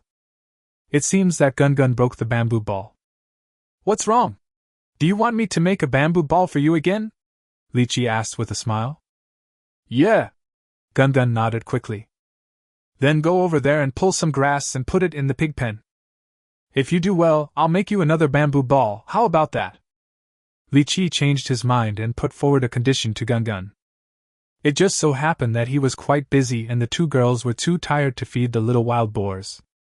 You can use a small bamboo ball to let Gun do this, so why not do it? What is the host doing? Are you asking Gun to feed the pigs? Brother Yi, please be a human being. Gun is so young, and you have the heart to let it work. Gun probably doesn't know how to do this. Can we expect a pet that lives on being cute to do work? It's obvious from the first one that you haven't watched Brother Yi's live broadcast. Gun is very smart, okay? Doesn't anyone want to know why the anchor gave grass to the wild boar? A newborn baby should drink milk, right? When the audience saw that Li Qiyi wanted to let Gun feed the pigs, they all thought that he was having a crazy idea and wanted to exploit Gun, and they all felt sorry for him. Some viewers were puzzled by Li Qiyi's decision to feed grass to the little wild boar. The baby has just been born and you are feeding it grass. Is this really okay? Upon hearing this, Gun obviously did not expect Li Qiyi to ask it to do such a thing. After being stunned for a long time, it actually crawled to the place where Li Qiyi pointed, pulled out a bunch of grass with its claws, then picked it up in its mouth and brought it to the pig pen. The mother of those little wild boars was killed just as they were born. After bringing them back, Li Qiyi and his friends never took care of them. So they were hungry. As soon as Gun threw the grass into the pig pen, the little wild boars swarmed over to grab the food. These little wild boars can actually eat grass. It's amazing. They must be extremely hungry, that's why they eat everything. They are really poor. A graduate student in animal husbandry passed by and said that pigs can forage for food independently as soon as they are born. They don't have a high demand for milk and it is normal for them to eat grass. Capturing professional masters, more strange knowledge points have been added. It seems that this great and arduous task of feeding pigs will now be taught to Gun. Gun fainted in the toilet crying. At such a young age, it has to bear pressure that it shouldn't have to bear at its age. When the audience saw that Gun really went to feed the wild boar and the wild boar actually ate the grass, they found it very interesting and started posting all kinds of comments. Gun was working very hard. He went back and forth several times and fed the little wild boars a lot of grass. He only stopped when the little wild boars were full. Oh, oh, oh! Gun ran to Li Qiyi and called out loudly. This baby has performed so well, why don't you praise me and make me a few more bamboo balls? Have you fed the pigs yet? That's great! This new bamboo ball is for you. Do you like it? Li Qiyi was generous in praising it. He rubbed its chubby little head and praised it, then gave it a more delicate bamboo ball.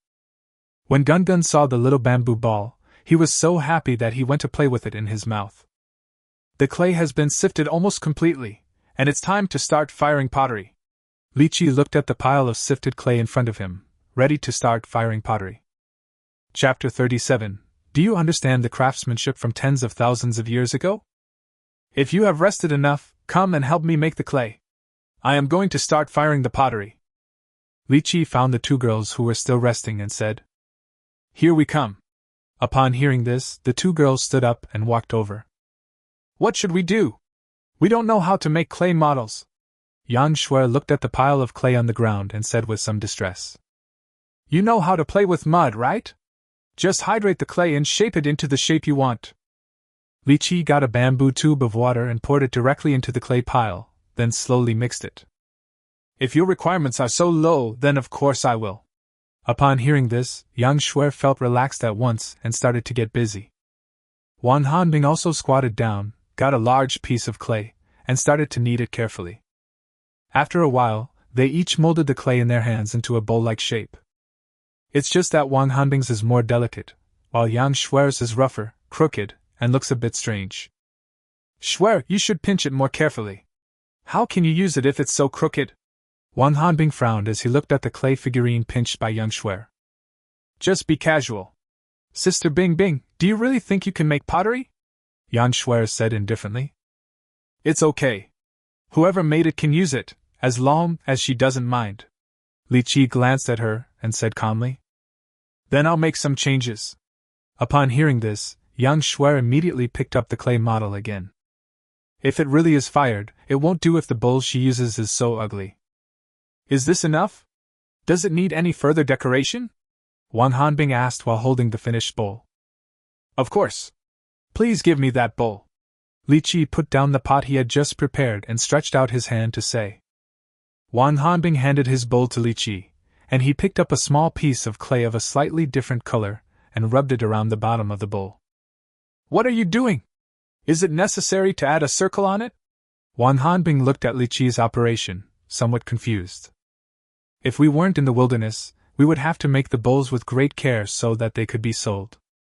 But they are now in the wilderness. Everything should be practical and they should not do these useless things. Of course it is necessary. When firing, the wood ash glaze will flow along the bowl and bond the base to other things. So before firing, we need to do this kind of technical processing, using clay with a sintering temperature node higher than the ceramic blank to be fired, to make mud strips and gaskets. The clay strips can be used to wrap around the mouth and lid of the pot, and the spacers are used to pad the bottom of the pottery to isolate the pottery from direct contact with other things. In this way, the breakage rate of pottery will be greatly reduced when it is fired. Li Qiyi responded as he carefully kneaded two pieces of clay together. It turns out that this mat has this function. I've learned something. Only then did Wang Hanbing realize that this small mud strip had such a great function. After listening to Li Qiyi's analysis, she suddenly became full of confidence in Li Qiyi's plan to make pottery. Li Qiyi looks so professional, he should be able to really make pottery. Okay, now we can start firing the pottery. After Li Qiyi had kneaded the clay strips for all the pots, pans, and utensils, he waited for them to dry before he stood up and said, How do we cook it? The two girls asked excitedly. There was nothing around, and they were really curious about how Li Qiyi made pottery. Just pile them together and burn them. How else can you burn them? Li Qiyi said as a matter of course. He carefully put the kneaded clay pieces together, then picked up a pile of firewood and piled it on top of the clay pieces. Li Qiyi stopped only after the branches were stacked to half a person's height.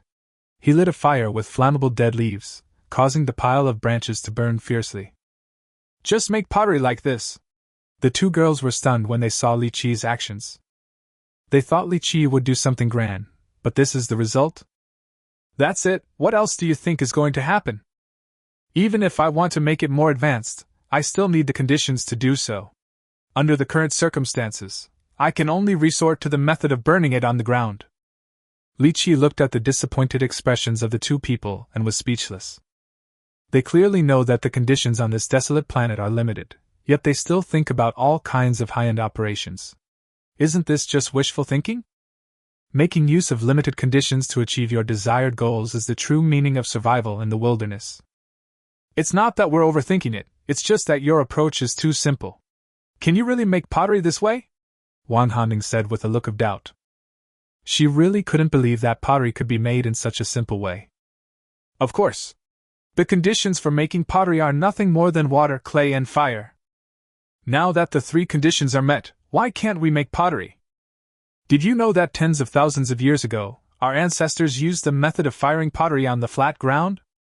Li Qiyi said with confidence. Ground pile firing, as the name suggests, is to place the pottery products in a pile of firewood and fire them with an open flame using the firewood as fuel. During firing, the pottery blanks do not need to be covered by a sagger. Instead, they are exposed in the kiln and come into direct contact with the fire, ash, and air, and are then slowly fired into shape. The advantage of this is that it does not require any complicated steps, but the disadvantage is that the quality of the fired pottery is difficult to control. But Li Qiyi and his companions are now on a barren planet. It is already very good to have pottery to use, so they don't care about the quality. So the pottery fired in this way was already good enough for them. What did I just hear? Brother, he said this was a craft from tens of thousands of years ago? Oh my God, so I am watching a scene that happened tens of thousands of years ago reappear? Brother E, are you really that frivolous? You even know the craftsmanship that is tens of thousands of years old. I'm really curious about what the things fired like this will look like. We were able to make pottery with such simple conditions. Our ancestors were so smart. After listening to Li Qiyi's words, the audience realized that the way he was firing pottery now was actually used by human ancestors tens of thousands of years ago. It felt quite magical. Their eyes were fixed on the holographic projection, wanting to witness the birth of the same pottery from tens of thousands of years ago. Meanwhile, on the desolate planet, Li Qiyi and the other three were staring at the blazing fire in front of them, imagining the changes in the clay embryos, and were full of anticipation. Oh, I remember that pottery has a glazing step, and those clay pieces are in the fire, so there is definitely no time to glaze them. Then the pottery that is fired is just a few lumps of earth, isn't it? Wang Hanbing suddenly thought of a very critical question and couldn't help asking. If that were the case, she would be a little disappointed. Chapter 38, Crunchy, Chicken Flavor. Of course not. Even though we didn't do anything, the pottery will glaze itself during the firing process. Upon hearing this, Li Qiyi showed a mysterious smile on his face. Is it so advanced? Li Qiyi, are you treating us like 3-year-old kids? Yang Shuer couldn't help but rolling her eyes when she heard that. Pottery is not some kind of intelligent AI, so how can it glaze itself? Don't keep us in suspense. Tell us what's going on. Wang Hanbing knew there must be a reason why he said that, so he asked quickly. In fact, during the firing process of pottery, the burning of firewood will form a large amount of ash attached to the pottery blank. When the temperature reaches about 1100 degrees Celsius, the ash will slowly melt and react chemically with the trace elements contained in the pottery. After the reaction occurs, a layer of glaze will naturally form, covering the pottery embryo. This glaze is called plant ash glaze, and it is also the simplest glaze. Li Qiyi explained as simply as possible the formation principle of wood ash glaze. It sounds amazing. It turns out that glazing is so simple. I thought it would be very troublesome, but now it turns out that it is self-glazing. How on earth does Brother Yi know so much? Nothing can stump him. I want to try using Brother Yi's method to make a batch of pottery. This is handmade, one-of-a-kind pottery. After listening to the explanation, the audience felt that they had gained a lot of knowledge, and some even wanted to experience firing a batch of pottery themselves. I really want to go to the barren planet to experience pottery making. I feel like I have already learned it. Lu Rui in the studio was also eager to try. Indeed, even if I can't do other things, I should be able to do such a simple thing, Wu Hua said with interest. Calm down, everyone calm down. Now is not the time to go to the deserted planet. Seeing that the guests were all eager to make a move, Zhou was sweating and said helplessly. It's all Li Qiyi's fault. Why did he make life on the desolate planet so interesting? People who don't know would think you are going on vacation, but you are obviously going there to survive. Li Qiyi did not feel any resentment from the host. He still looked at the fire in front of him leisurely, waiting for the pottery to be fired. View! After an unknown amount of time, Li Qiyi suddenly heard a strange sound. Whose stomach was growling just now? He turned his head and looked at the two girls. No. How is that possible? I'm not hungry at all. The two girls blushed at the same time and said firmly. How could the little fairy be growling with hunger? That's impossible. If you are hungry, go eat something first. Li Qiyi was very confident in his ears and directly suggested that they go eat something. By this time, I was indeed hungry, as it would take most of the day to go back and forth to find the salt ore. After coming back, they were busy making pottery, and it was evening in a flash. The pottery firing will have to continue for at least an hour before it can be formed. If they wait any longer, Li Qiyi is afraid that the two girls will not be able to hold on. Then why don't you eat? Yang Shuer stood up and prepared to eat, but suddenly felt something was wrong, so she looked at Li Qiyi and said. It was very strange that Li Qiyi hadn't eaten anything, but he asked them to go eat, while he didn't go himself. She didn't believe that Li Qiyi wasn't hungry or had no appetite. Because I'm waiting to cook something delicious in the clay pot, and I'm not in a hurry to eat now. Li Qiyi didn't expect Yang Shuer to react so quickly, but he didn't want to tell a lie, so he could only tell the truth. Okay, so you want to eat alone? Tell me, what delicious food are you going to make? Upon hearing this, Yang Shuer jumped in front of Li Qiyi and questioned him condescendingly. When she leaned over, Li Qiyi felt a flash before his eyes and quickly looked away. Is it really okay for a grown-up girl to be so careless? This is not good. Ahem, it's nothing, I just wanted to fry some alpinia hornbeams to try. Li Qiyi then spoke. Fried chicken mushrooms sound delicious. I want to try some too. Yang Shuer didn't think there was anything wrong with her current posture. Her eyes began to light up when she mentioned food. I want to eat too. Actually, I'm not really hungry now, so it can wait a while. Wang Hanbing also wanted to try the fried chicken mushrooms, so he agreed. Don't starve yourself. It's bad for your health. Besides, there are only a few alstroemeria, and they will shrink after frying. They are not enough for 3 people. Upon hearing this, Li Qiyi suddenly became a little uneasy and tried to persuade him earnestly. Now that you mention it, I feel like eating it even more. Yang Shuer raised her head proudly, with no intention of following Li Qiyi's advice. Wang Hanbing didn't say anything, but sat back down, having already made his attitude clear with practical actions. Seeing this, Li Qiyi could only helplessly accept the fact that he could not enjoy his meal to his heart's content. Since you want to eat them, let's prepare the alstroemeria before the pottery is finished. Li Qiyi had no choice but to ask the two girls to work together. They washed the chicken mushrooms, tore them into strips, cut some meat and bamboo shoots as ingredients, and prepared to cook them after the pottery was fired. Before long, the fire was completely extinguished, and the temperature was gradually dropping. Seeing this, Li Qiyi used a bamboo to peel off the ashes, and gray-black pottery pieces were revealed. The pottery is really fired. It's completely different from before. It's amazing. The two girls looked at the pottery and screamed in surprise. Li Qiyi was already used to this, and without any emotion he took out the pottery one by one and washed them with water. Okay, now we can make fried chicken mushrooms. Li Qiyi placed the clay pot on a stove made of stones, put a few pieces of fat in it, and fried a small pot of lard. Then he picked out the fried dried fat and quickly threw the shredded chicken mushrooms into the pot. With a crackling sound, a very tempting aroma wafted out of the pot. Am I mistaken because I'm hungry? Why do I feel like I smell the fragrance of chicken? Yang Shuer took a deep breath and said in a daze. Of course not, this smell is just like chicken. Not only does it smell similar, it tastes similar too.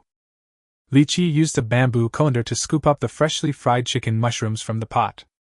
He sprinkled a little salt on them, then couldn't wait to pick up a few and put them in his mouth. Crunchy and chickeny. Chapter 39. A piece of bamboo can be used as a weapon?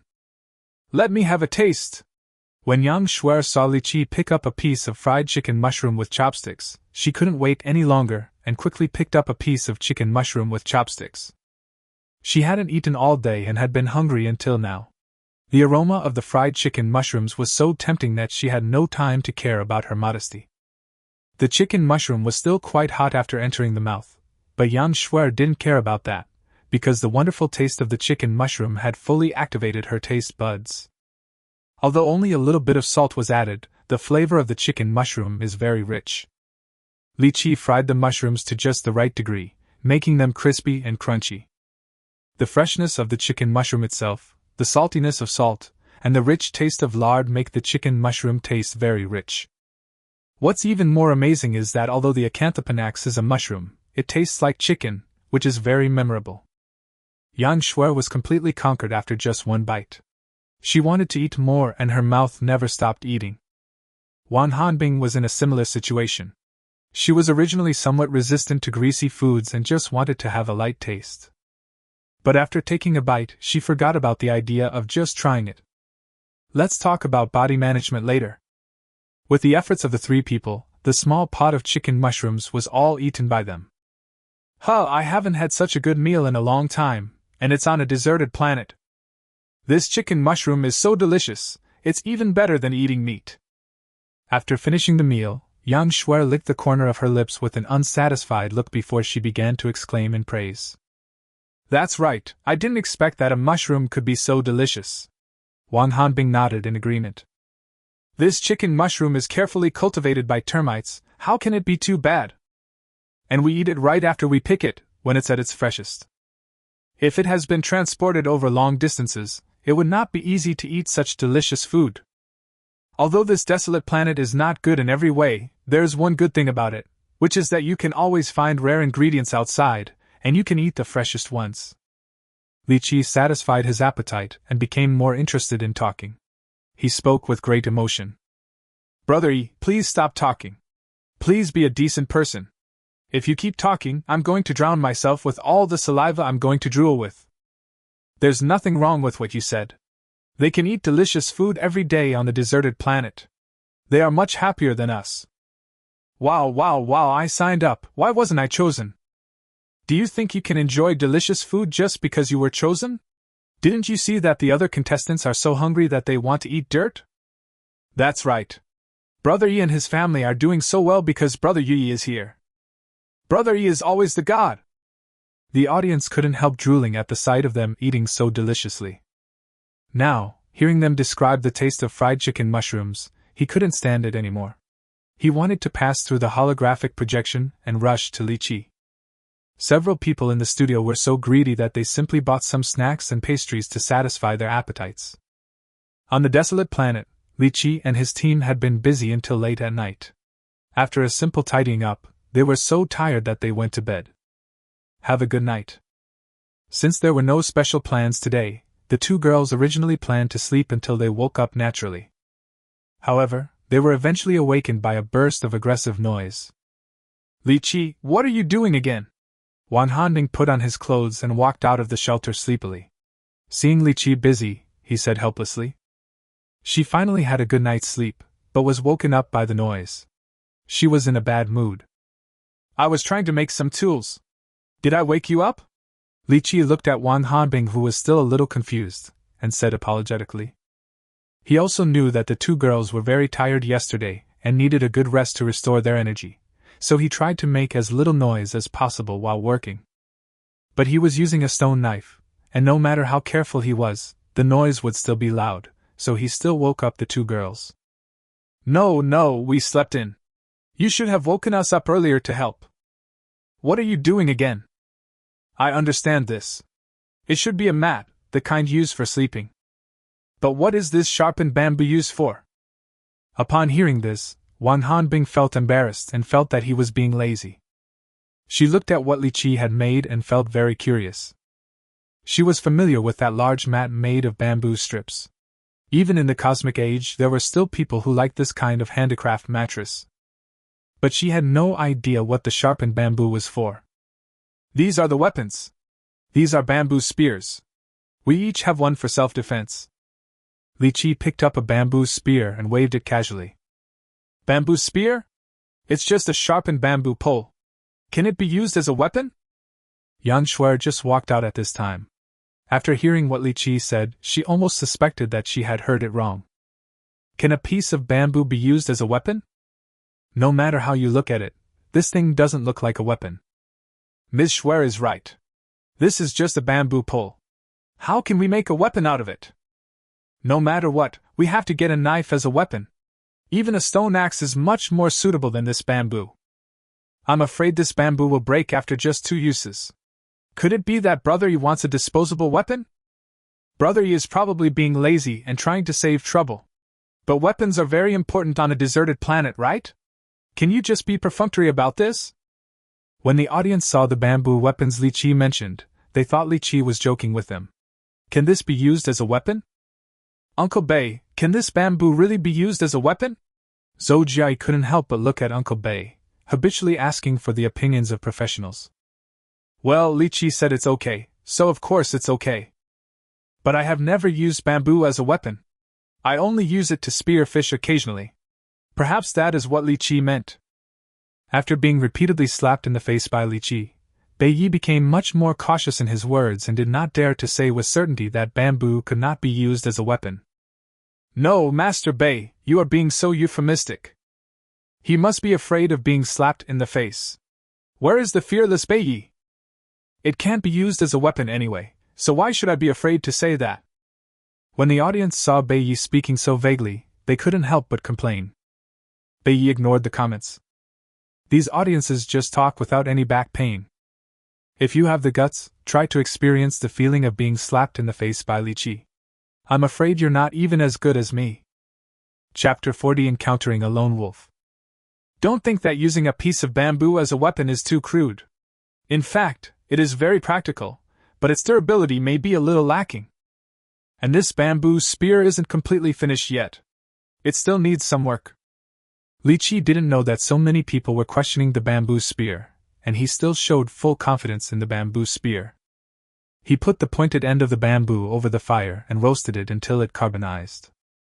Afterwards, he tied a few small bamboo branches a few dozen centimeters away from the sharpened part. Look, this is the finished bamboo spear. Li Qiyi handed the finished bamboo spear to Wang Hanbing. This is the finished bamboo spear. It looks no different from the previous ones. Wang Hanbing took it in his hand and looked at it, and couldn't help muttering. She didn't feel that the current bamboo spear was any different from the sharpened bamboo pole before. Neither of them looked like a weapon. Of course there is a difference. After being carbonized, the tip will be much harder than before and easier to pierce. And these small bamboo sticks are tied to prevent them from piercing too deep and being unable to be pulled out. Don't underestimate this bamboo spear. It is the sharpest weapon we can make at the moment. Seeing her confused look, Li Qiyi analyzed the function of the bamboo spear to her. Of course, he also knew that the bamboo spear was too simple. But now they are on a deserted planet, and there is nothing he can do. If we don't use bamboo spears, we can only use stone spears, which are not as good as bamboo spears. He did know how to make bronze and iron artifacts, but the problem was that he had no materials at hand and could not make them even if he wanted to. It is obviously not possible not to make weapons. It is too dangerous to be on this desolate planet without weapons. Therefore, the bamboo spear is the best choice now. Looking at it this way, it seems to be true. So, should we practice our marksmanship or something? Wang Hanbing also understood Li Qiyi's helplessness. Looking at the bamboo spear in his hand, he suddenly became eager to try. She has read martial arts novels from the Earth era and found them quite exciting. Now I have the opportunity to become a female hero, which seems to be a good idea. I have to learn how to use a gun, so let's figure it out and train on our own. Looking at this extraordinary woman with a big imagination in front of him, Li Qiyi almost couldn't help rolling his eyes. It's not like he's really omnipotent, and he's not very good at shooting. Well, it seems I have to try it myself. Wang Hanbing was a little disappointed, but he quickly cheered up and started to figure it out on his own. Li Qiyi also made 2 bamboo spears, and the weapons for the 3 men were ready. Now that the weapons are ready, it's time for us to go out and explore the jungle. After doing this, Li Qiyi said seriously, Even though they have been living well these days, they can survive for a long time by eating that wild boar. But this is not a long-term solution. If you want to survive on this barren planet for 2 years, you must keep exploring and collecting supplies. Now that they have plenty of supplies, it's a good time to go out and explore. If they wait until they have finished eating before going exploring, they will be in trouble if they don't gain anything for several days in a row. We are going out for an adventure, Gun. You just stay here and feed the pigs. Before leaving, Yang Shui rubbed Gun's head and said. Gun responded weakly. It never expected that the job of feeding pigs would actually fall on it. The three of them chose a direction and began to explore. Li Qiyi, do you have any specific exploration goals? Such aimless exploration is very inefficient. After walking for a while, Wang Hanbing asked. If you hadn't mentioned it, I would have almost forgotten that our shelter is currently lacking mainly protection measures and food. Remember to collect a little of every edible thing you see, and remember their locations. We can try them when we return. As for the protection measures, we just need to find some thorny vines or trees with thorns, and bring them back around the shelter to form a natural fence. Li Qiyi was not used to forming a team yet, and even forgot to mention the goal of the exploration, so he quickly added. Needless to say, food is the key to increasing the probability of survival on a barren planet. It is to find more edible things.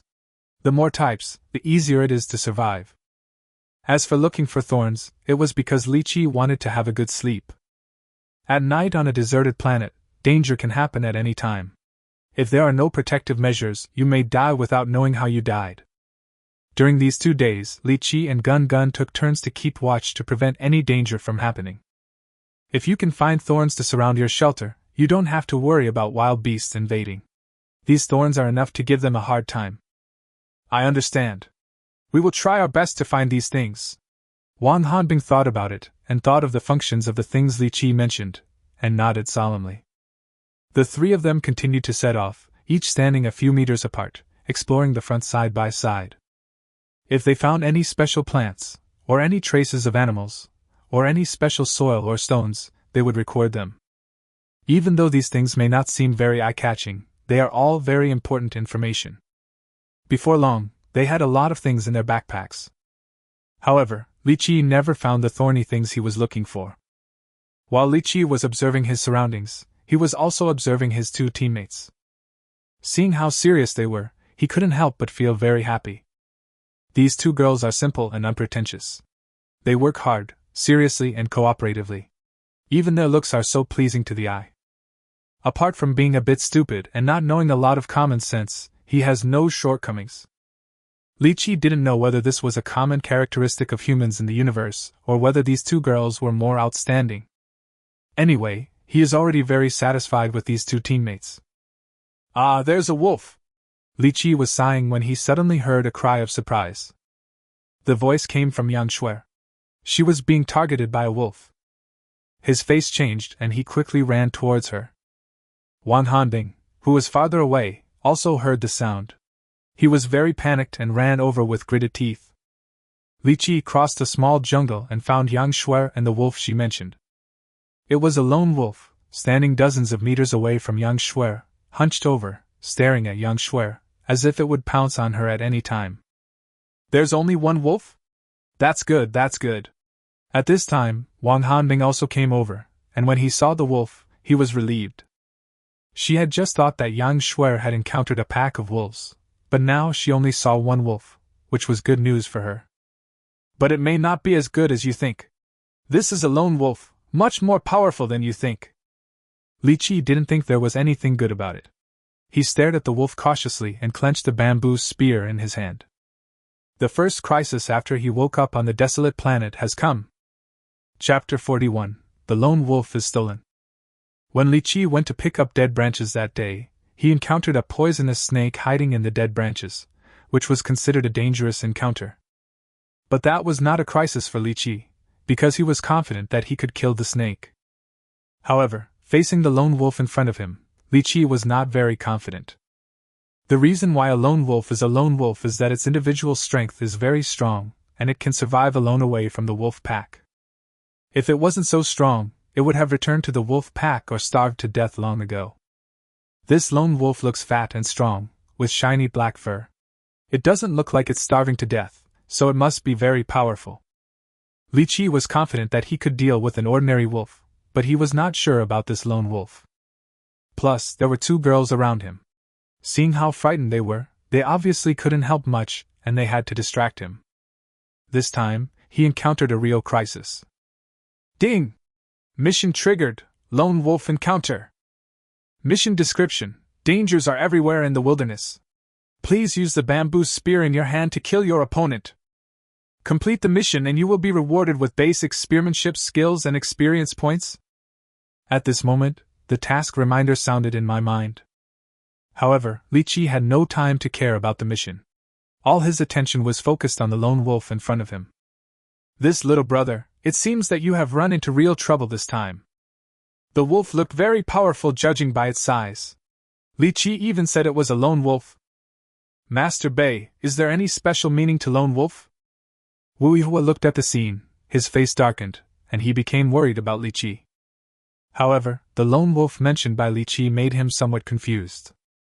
You can think of the so-called lone wolf as the king of soldiers among the wolves. He is much stronger than ordinary wolves, and his threat may not be much less than that of a wolf pack. I once encountered a lone wolf in the wilderness.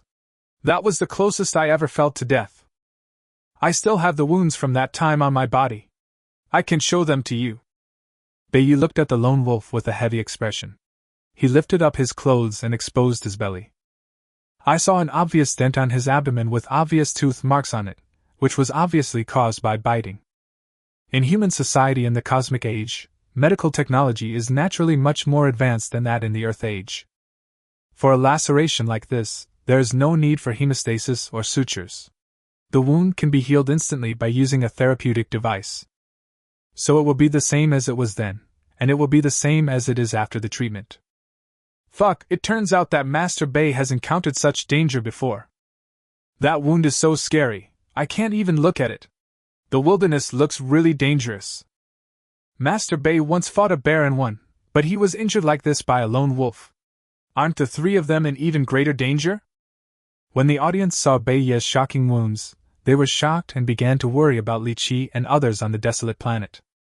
You can see this wound, it was caused by me with a knife in my hand. Li Qiyi and his men only have useless bamboo spears and lack experience in fighting wild beasts. I'm afraid they will be eliminated this time. Bei put down his clothes, looked at the holographic projection, and said worriedly. Upon hearing this, the others also began to worry about Li Qiyi and the others. You must win. I want to go to the deserted planet to play with you, Lu Rui murmured. Li Qiyi, what should we do? The two girls couldn't help but lean towards Li Qiyi and said in a trembling voice. Keep calm and look that lone wolf in the eye. The fiercer your eyes, the better. These beasts only bully the weak and fear the strong.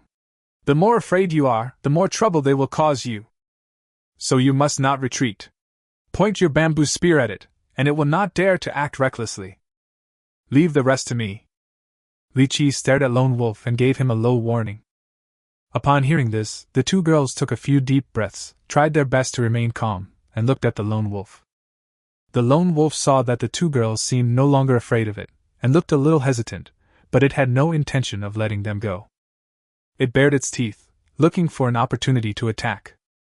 Li Qiyi stood in place, looking around, also looking for a way to deal with the Lone Wolf. After a while, he vaguely saw something in the jungle, and a hint of joy suddenly appeared on his face. Just do as I said before and stand here and don't move. I'll go deal with the wolf, Li Qiyi reminded again. You have to be careful. If things really get out of hand, call for shuttle support. It's better to be eliminated than to get hurt. The two girls couldn't help but worry when they heard this. Yeah. Li Qiyi didn't want to respond to them. He nodded, held the bamboo spear and slowly approached the Lone Wolf. Seeing that Li Qiyi dared to approach it, the Lone Wolf felt provoked and roared. After roaring, it moved its limbs and ran towards Li Qiyi. Seeing this, Li Qiyi also quickened his pace and ran towards the Lone Wolf.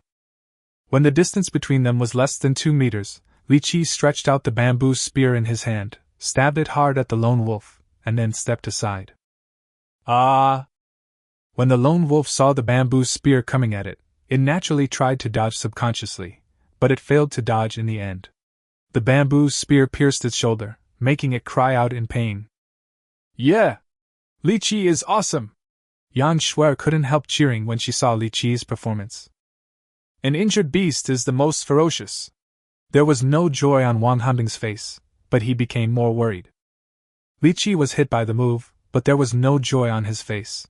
He pulled back and pulled out the bamboo spear, then retreated to another direction. After being carbonized, the bamboo spear became quite sharp and pierced the lone wolf's skin in one go. The bamboo stick tied behind him also made it easier for him to pull out the bamboo spear. However, the tip of the bamboo spear had been broken off and was not as sharp as before. The injured lone wolf looked at him with madness in his eyes. The danger has just begun. But Li Qiyi thought about what was behind him and a smile appeared on his face again. Oh! The lone wolf was so irritated by seeing Li Qiyi laughing that he went berserk and rushed towards Li Qiyi again. This time it learned its lesson. When it ran to a distance from Li Qiyi, it immediately jumped up, not giving Li Qiyi the chance to stab with his spear. Seeing this, Li Qiyi did not hold up his gun, but instead lay down and rolled on the ground to avoid the lone wolf. The lone wolf, who was still in the air, saw Li Qiyi dodge, and his eyes became even crazier. After he was ready to land, he immediately pounced on him. But after it rushed into the jungle, it immediately felt something was wrong. Where did so many thorns come from? Ah! The lone wolf that fell to the ground let out a scream that was 10 times louder than before. The lone wolf's abdomen was pierced by a bunch of sword-like thorns. It was pierced all over and looked horrible.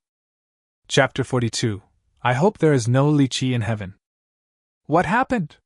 The two girls, who were standing there trembling with fear, silently cheered for Li Qiyi, hoping that he would be safe. From the sound, it seems that the lone wolf is more miserable.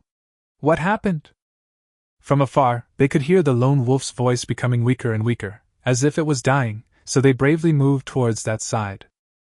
Why are there so many thorns here? After the two girls came closer, they discovered the miserable condition of the lone wolf. They saw that the lone wolf's body was covered with thorns. Looking more closely, they found that they were plants that were as long as swords and covered with sharp thorns. This plant looks so powerful. Its leaves are like swords, and there are so many of them and they are so long. It was really unlucky for this lone wolf to fall on this plant. Looking at the plant's densely packed leaves that looked like sharp swords and its nearly 2-meter length, Yang Shuer said a little fearfully. When she looked closer, she found that there were very small serrations on its leaves and the whole leaf was very hard.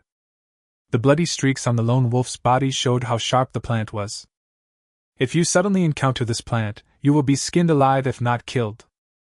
The lone wolf pounced directly, and the outcome was naturally horrific. The lone wolf, having been stabbed through and through, no longer had the strength to howl. Only the slightly moving eyes proved that it was still alive.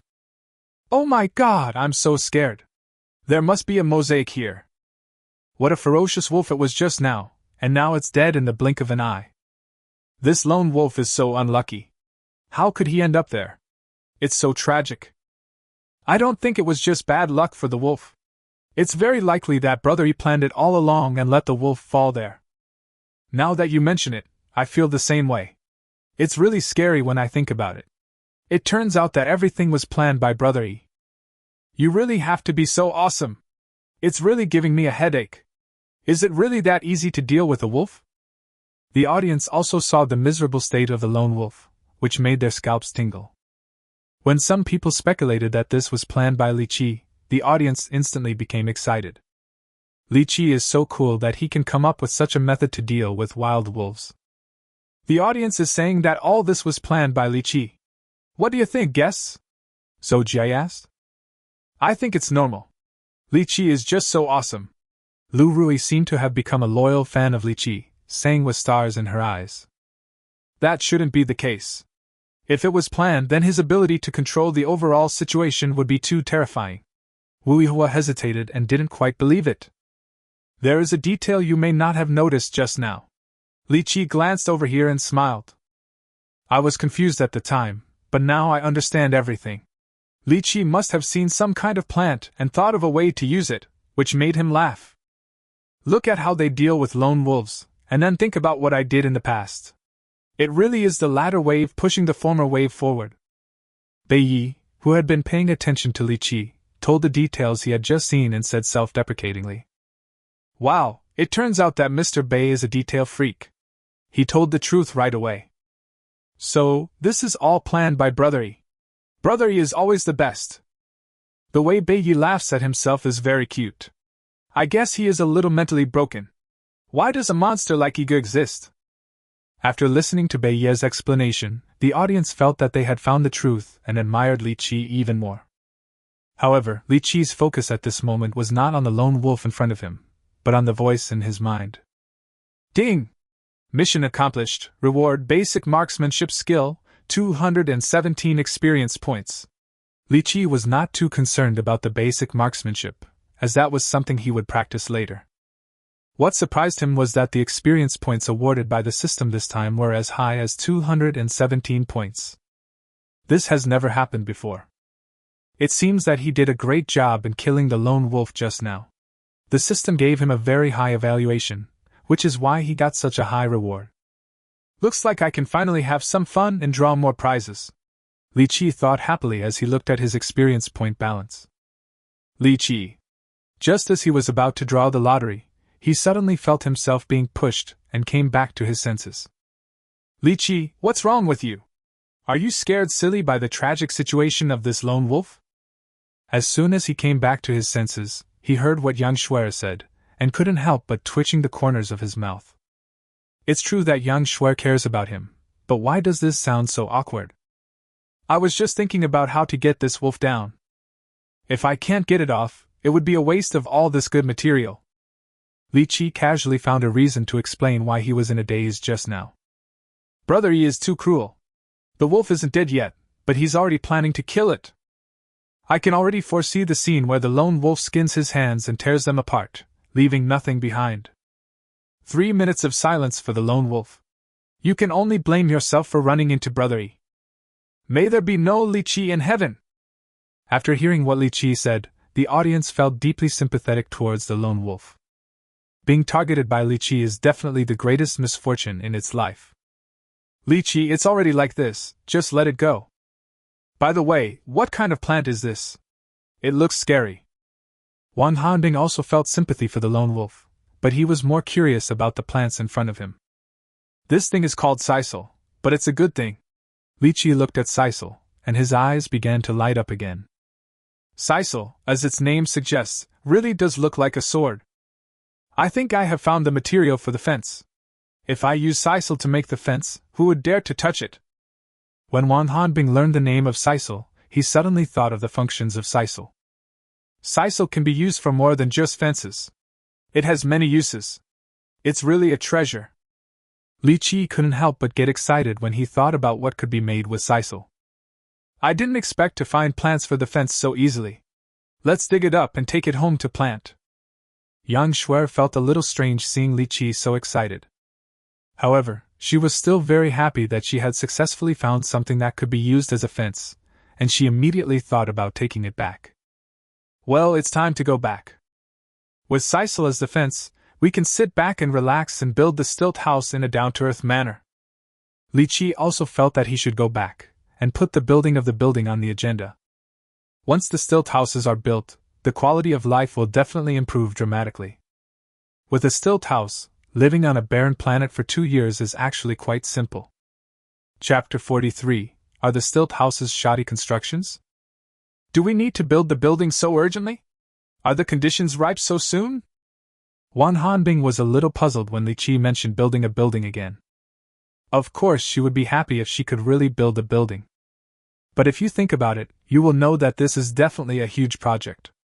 Starting to do it in a hurry will seriously take up their time. If things didn't go smoothly, the building wouldn't be completed and their food would become less and less. A situation that was originally good can easily be ruined by the construction of a building. By that time, the loss will outweigh the gain. I know it's a bit hasty to build the building now, but I think it's necessary to build it as soon as possible. In the short term, food is no longer a problem for us. At this stage, the biggest threat to us is natural disasters such as floods and earthquakes. So I think it is necessary to build stilt houses to improve the ability to resist these natural disasters. If we don't build a building, we can live comfortably in the near future, but once we encounter that level of danger, our good days will be over in an instant. Li Qiyi seriously analyzed to Wang Hanbing the reasons why he decided to start building the building as soon as possible. They have indeed been living quite well recently, but in the wilderness, what is most needed is a sense of crisis and prevention. Once you fall into your comfort zone, you are not far from danger. What Li Qiyi said makes sense. Now that we have solved the problem of food and clothing, we have to consider unexpected situations. Only in this way can we survive longer on this desolate planet and get more bonuses. It's just a little bit harder and more tiring for the next period of time, that's nothing. Yang Shuer was convinced by Li Qiyi, and she became motivated when she thought of the generous bonus offered by the program team. In fact, building a stilt house is not as difficult as you think. If everything goes well, we can finish building the stilt house within a week. Upon hearing this, Li Qiyi couldn't help but add a sentence. Maybe they misunderstood something. He never said that building a stilt house would be very difficult. A stilt house can be built in just 1 week?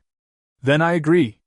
Wang Hanbing immediately changed his mind when he heard that it would take such a short time to build a stilt house. Her biggest worry is that the stilt house will take too long to build. Now that she knew it would only take a week, there was no reason for her to refuse. It's too fast to build a building in just 1 week. Li Qiyi, we live in that stilt house, you can't do anything shoddy. When Yang Shuer learned that the stilt house could be built in a week, she found it unreal and looked at Li Qiyi with suspicion. Although we have entered the cosmic age, human beings' desire for profit will not change. Therefore, cutting corners still happens from time to time, and the term, shoddy construction, has been passed down. Haha, this is a shoddy project. Shuer also has a talent for sharp tongue. Indeed, Brother Yi's face turned green when he heard this. Is this retribution? To be honest, I don't quite believe that a building can be built in a week.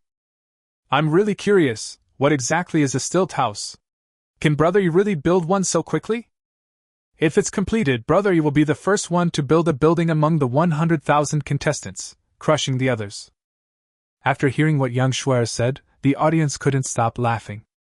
They had the same doubts as Yang Shuer. How could a building be built in such a short time? Why would I want to build such a shoddy project?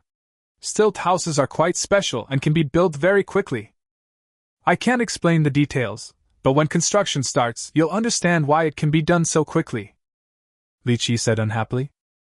After discussing the construction of the stilt house, several people started to work, digging out the sisal in front of them. Those sisal leaves are really sharp, making it difficult to handle them. However, there are no long sisal leaves a few dozen centimeters away from the roots of the sisal, so it is very convenient to dig out the sisal. They dug out the sisal one by one, tied them up with ropes made of green bamboo strips, and then dragged them home. There were a lot of fallen sisal leaves on the ground, all of which were picked up by Li Qiyi. When the two girls saw him picking up the sisal leaves, they curiously asked him what he was doing with them. Li Qiyi kept it a secret and said that this would be very useful, but it would take some time before it could be used. After hearing this, the two girls did not ask any more questions and continued to busy themselves with digging sisal. Soon, dozens of sisal seeds were dug out by them. As for the lone wolf, Li Qiyi couldn't think of any good solution, so he could only regretfully give up the idea of attacking it and let it hang there. The three of them went back and forth several times before they brought back enough sisal to enclose a space of several hundred square meters, and they planted them one by one. Looking at the fence made of sisal, it really makes me feel safe. After finishing her work, Yang Shuer looked at the rows of sisal around her and felt a sense of security. The sisal around was planted very densely by them, and the densely packed sisal leaves were intertwined with each other without any gaps. With this wall, we can rest assured. Apart from the birds flying in the sky, no beasts can invade the mushroom house. Wang Hanbing looked at Jianma in front of him and felt very safe. These sisals are more than 2 meters high, and it is difficult for any animal to cross them. As for the birds of prey flying in the sky, they are not afraid of them at all. Could there be any birds of prey that can catch people? Let's go, let's get some bamboo shoots to cook. I'm almost starving to death. After expressing her feelings, Yang Shuer couldn't wait to ask Wang Hanbing to cook. I've found a very serious problem. How are we going to get out? Wang Hanbing was about to leave when he was pulled by Yang Shuer, only to find that there was no place to go out. The solid wall not only kept the wild beasts out, but also prevented them themselves from getting out. This is very embarrassing.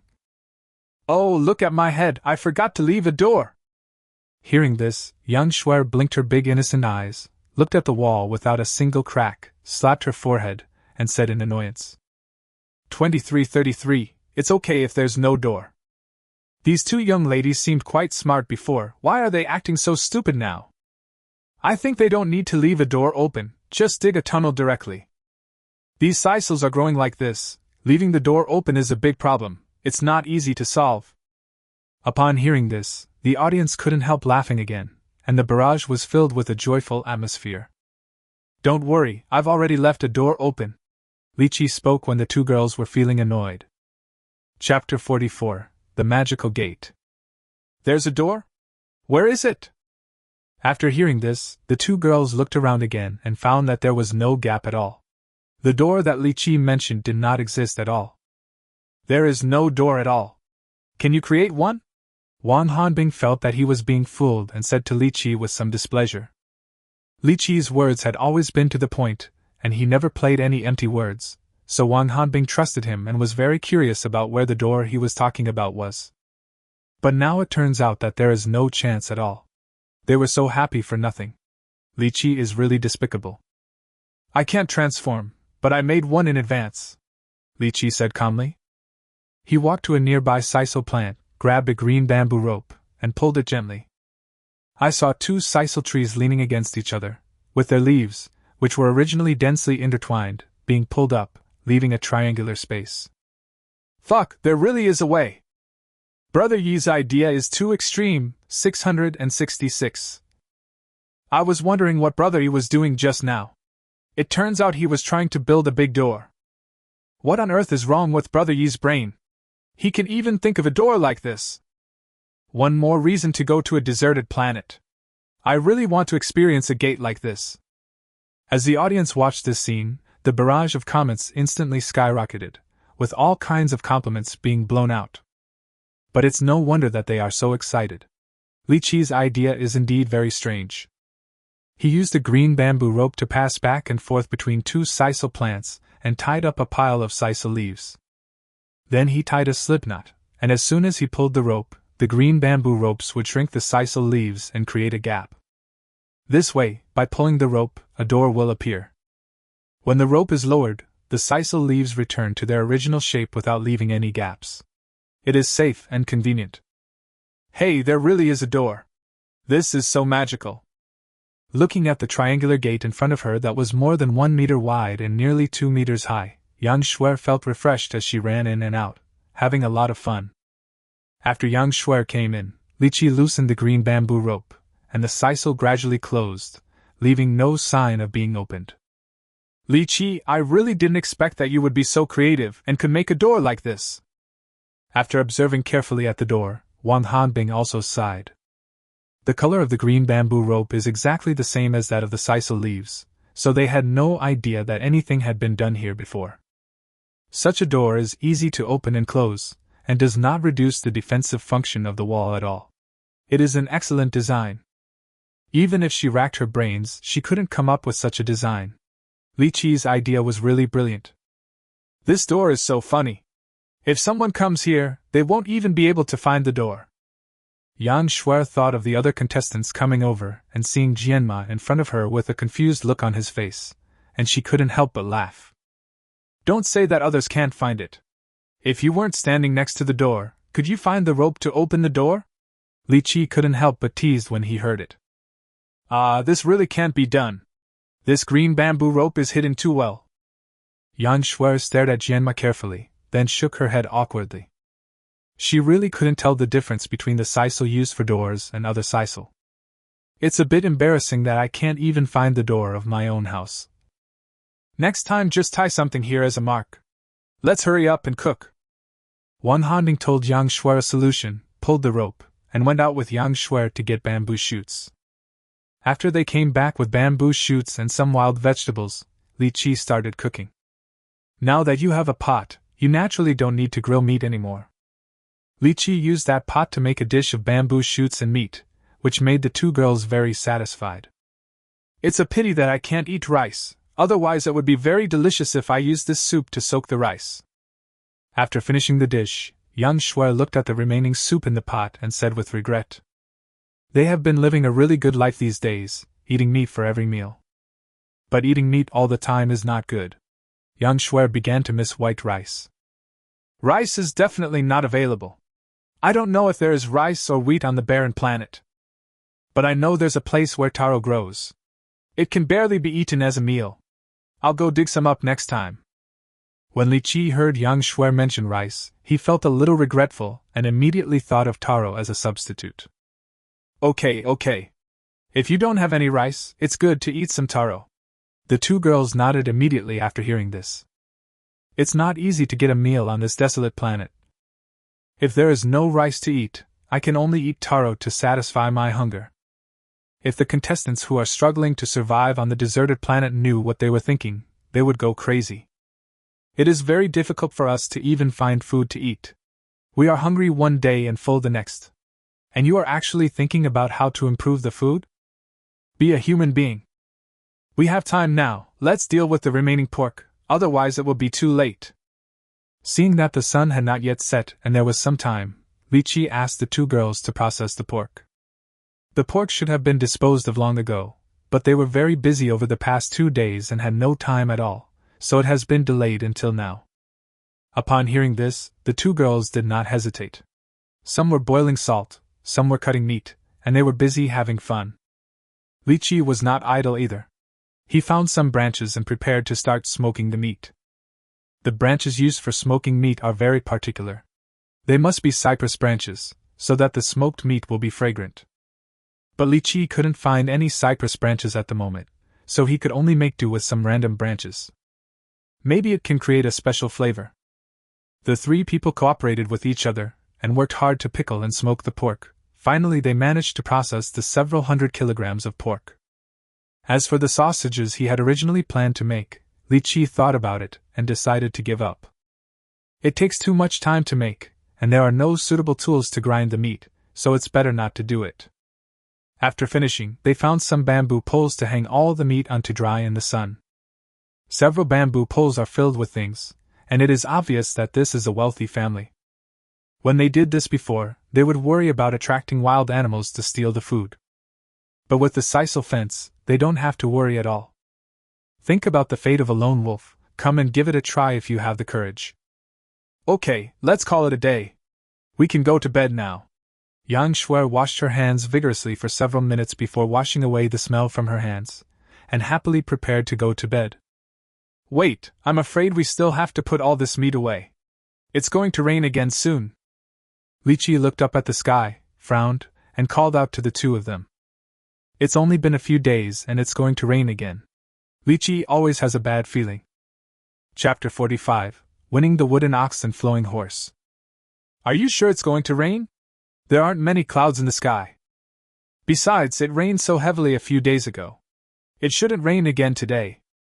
Hearing this, young Shuai looked up at the sky and thought that Li Qiyi was talking nonsense. It doesn't look like it's going to rain in this weather. It's right to listen to me. We'll know whether it will rain or not in a moment. Let's put all the meat in first. Li Qiyi was too lazy to explain to her, and urged them to collect the meat quickly. Okay. Seeing this, the two girls had no choice but to put away all the meat that had just been hung up. Fortunately, the bamboo tube that contained the meat can still be used, otherwise if it was put directly into the shelter, the smell would be suffocating. A few people returned to the shelter, and not long after, it began to rain. Seeing this, the two girls were glad that they had collected the meat in advance, and they also admired Li Qiyi very much. He could actually predict that it would rain in advance, which is quite an amazing skill.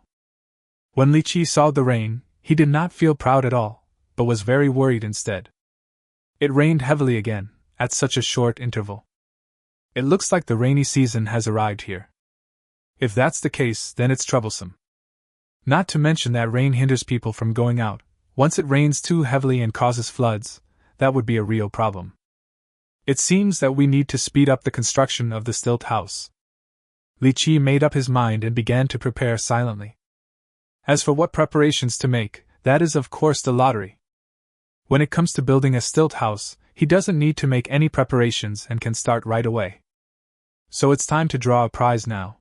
It would be great if you could win something good that can help you deal with possible dangers. With this thought in mind, Li Qiyi immediately drew a prize. Result. Of course, nothing was drawn. The term, European Emperor, does not belong to Li Qiyi at all. Li Qiyi, who didn't believe in evil, drew several times in a row, but still didn't win anything. Looks like I need to go wash my face. It's too dark.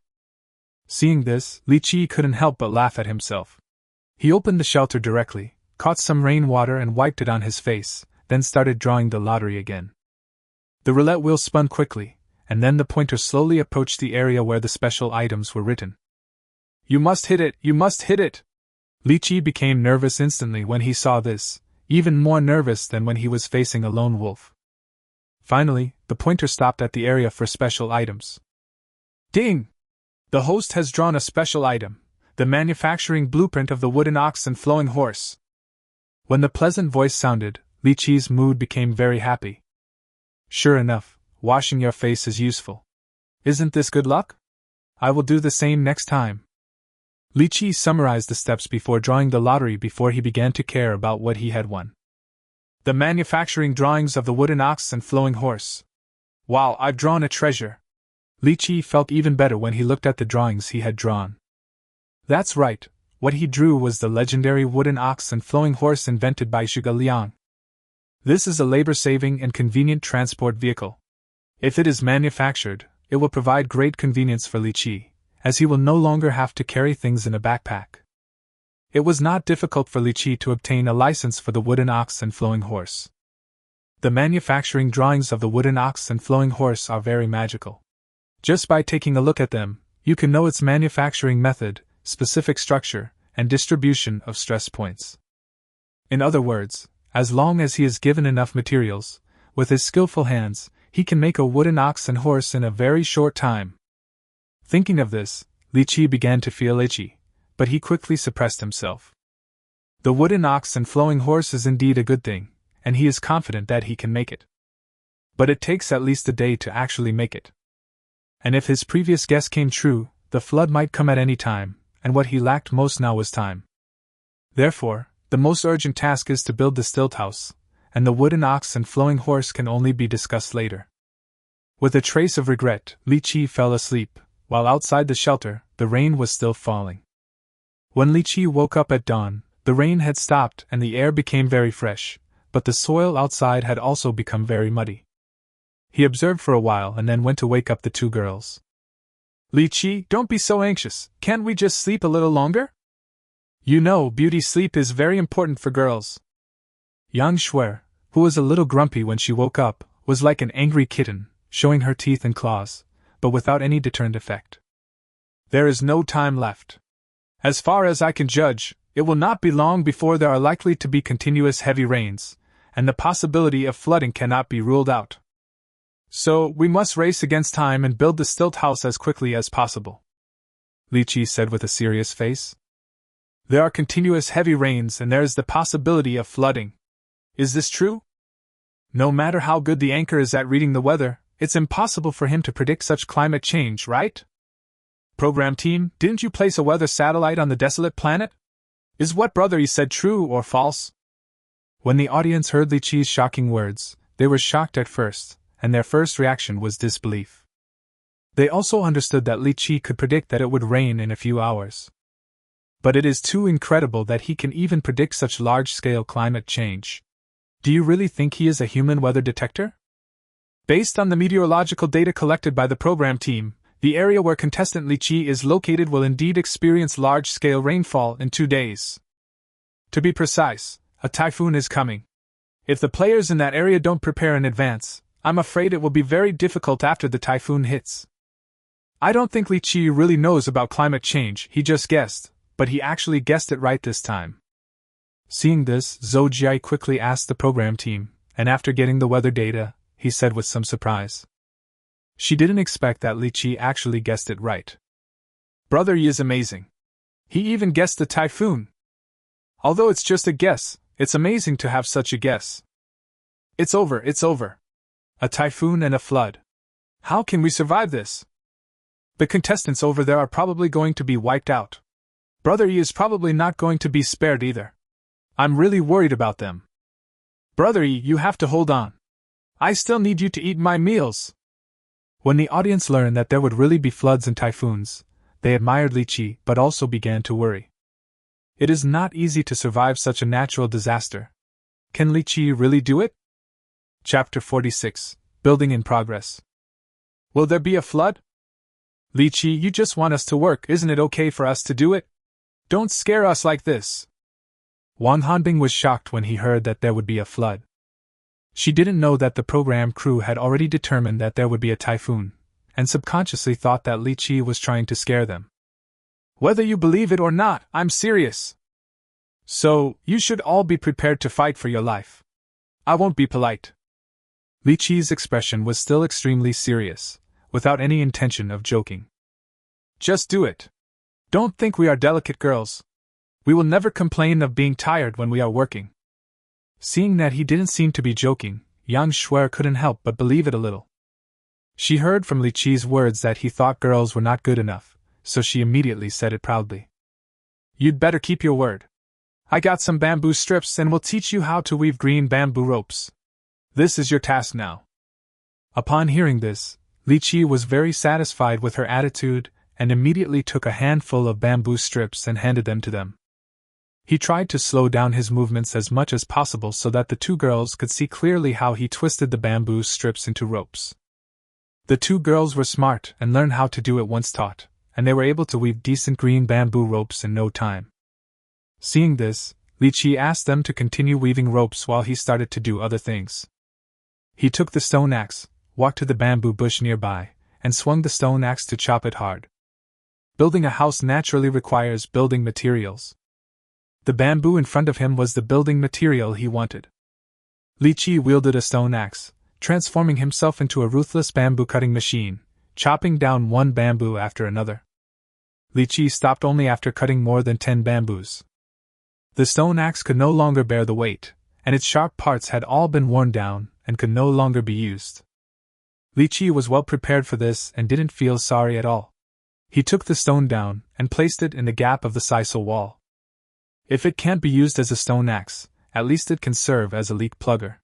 This is called making the best use of things. After cutting the bamboo, he used a stone knife to trim off the excess branches, and then cut the bamboo into the desired size. After doing all this, he found a piece of charcoal from the fire pit and came to the rows of bamboos. Li Qiyi used the charcoal in his hand to mark each bamboo poles so that they would have a standard when building and would not go off track. This job sounds easy, but it is actually very difficult. Because there is no ruler, every mark is marked based entirely on feeling. If there is a mistake and the floor becomes tilted, the entire stilt house will easily collapse. Li Qiyi drew each mark based on his feeling in a short time. Wang Hanbing, come and help me build the ground stakes.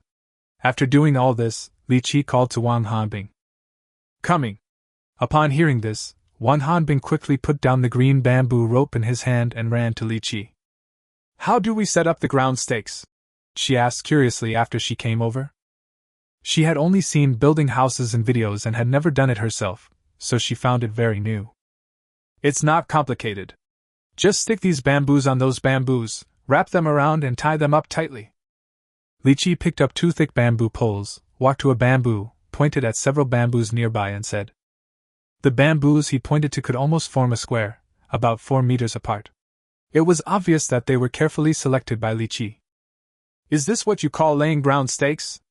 That's too perfunctory. Wang Hanbing couldn't help but complain after hearing what Li Qiyi said. Although she didn't understand construction, she knew that the quality of the ground piles was directly related to the stability of the entire building. However, Li Qiyi said that tying a bunch of bamboo poles is called ground stakes, which really made Wang Hanbing feel dissatisfied. It's indeed a little crude, but I didn't do it perfunctorily. We should have dug a foundation, but it's too late now. This bamboo is thick enough and rooted in the ground, so its stability is not a problem. If it weren't for the two of you, I'm afraid these bamboos might not hold up. I think we could even skip the step of laying the ground stakes. Li Qiyi didn't think this was perfunctory at all. Such a stilt house was sufficient for use. Well, I hope this stilt house is as stable as you said. Wang Hanbing wanted to refute, but since he didn't know much about architecture, and what Li Qiyi said seemed to make some sense, he had to compromise. Then why don't you go and get the bamboo pole here quickly? Yang Shuer, bring all the green bamboo ropes you have woven. Seeing this, Li Qiyi directly ordered her to do the work and also introduced Yang Shuer to him.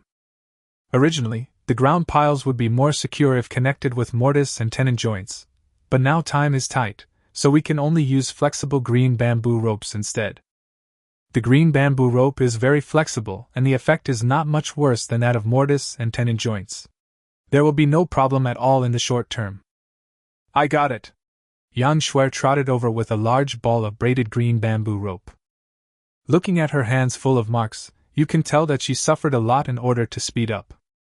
Thank you for your hard work, but you still have to continue weaving, and you can slow down a bit.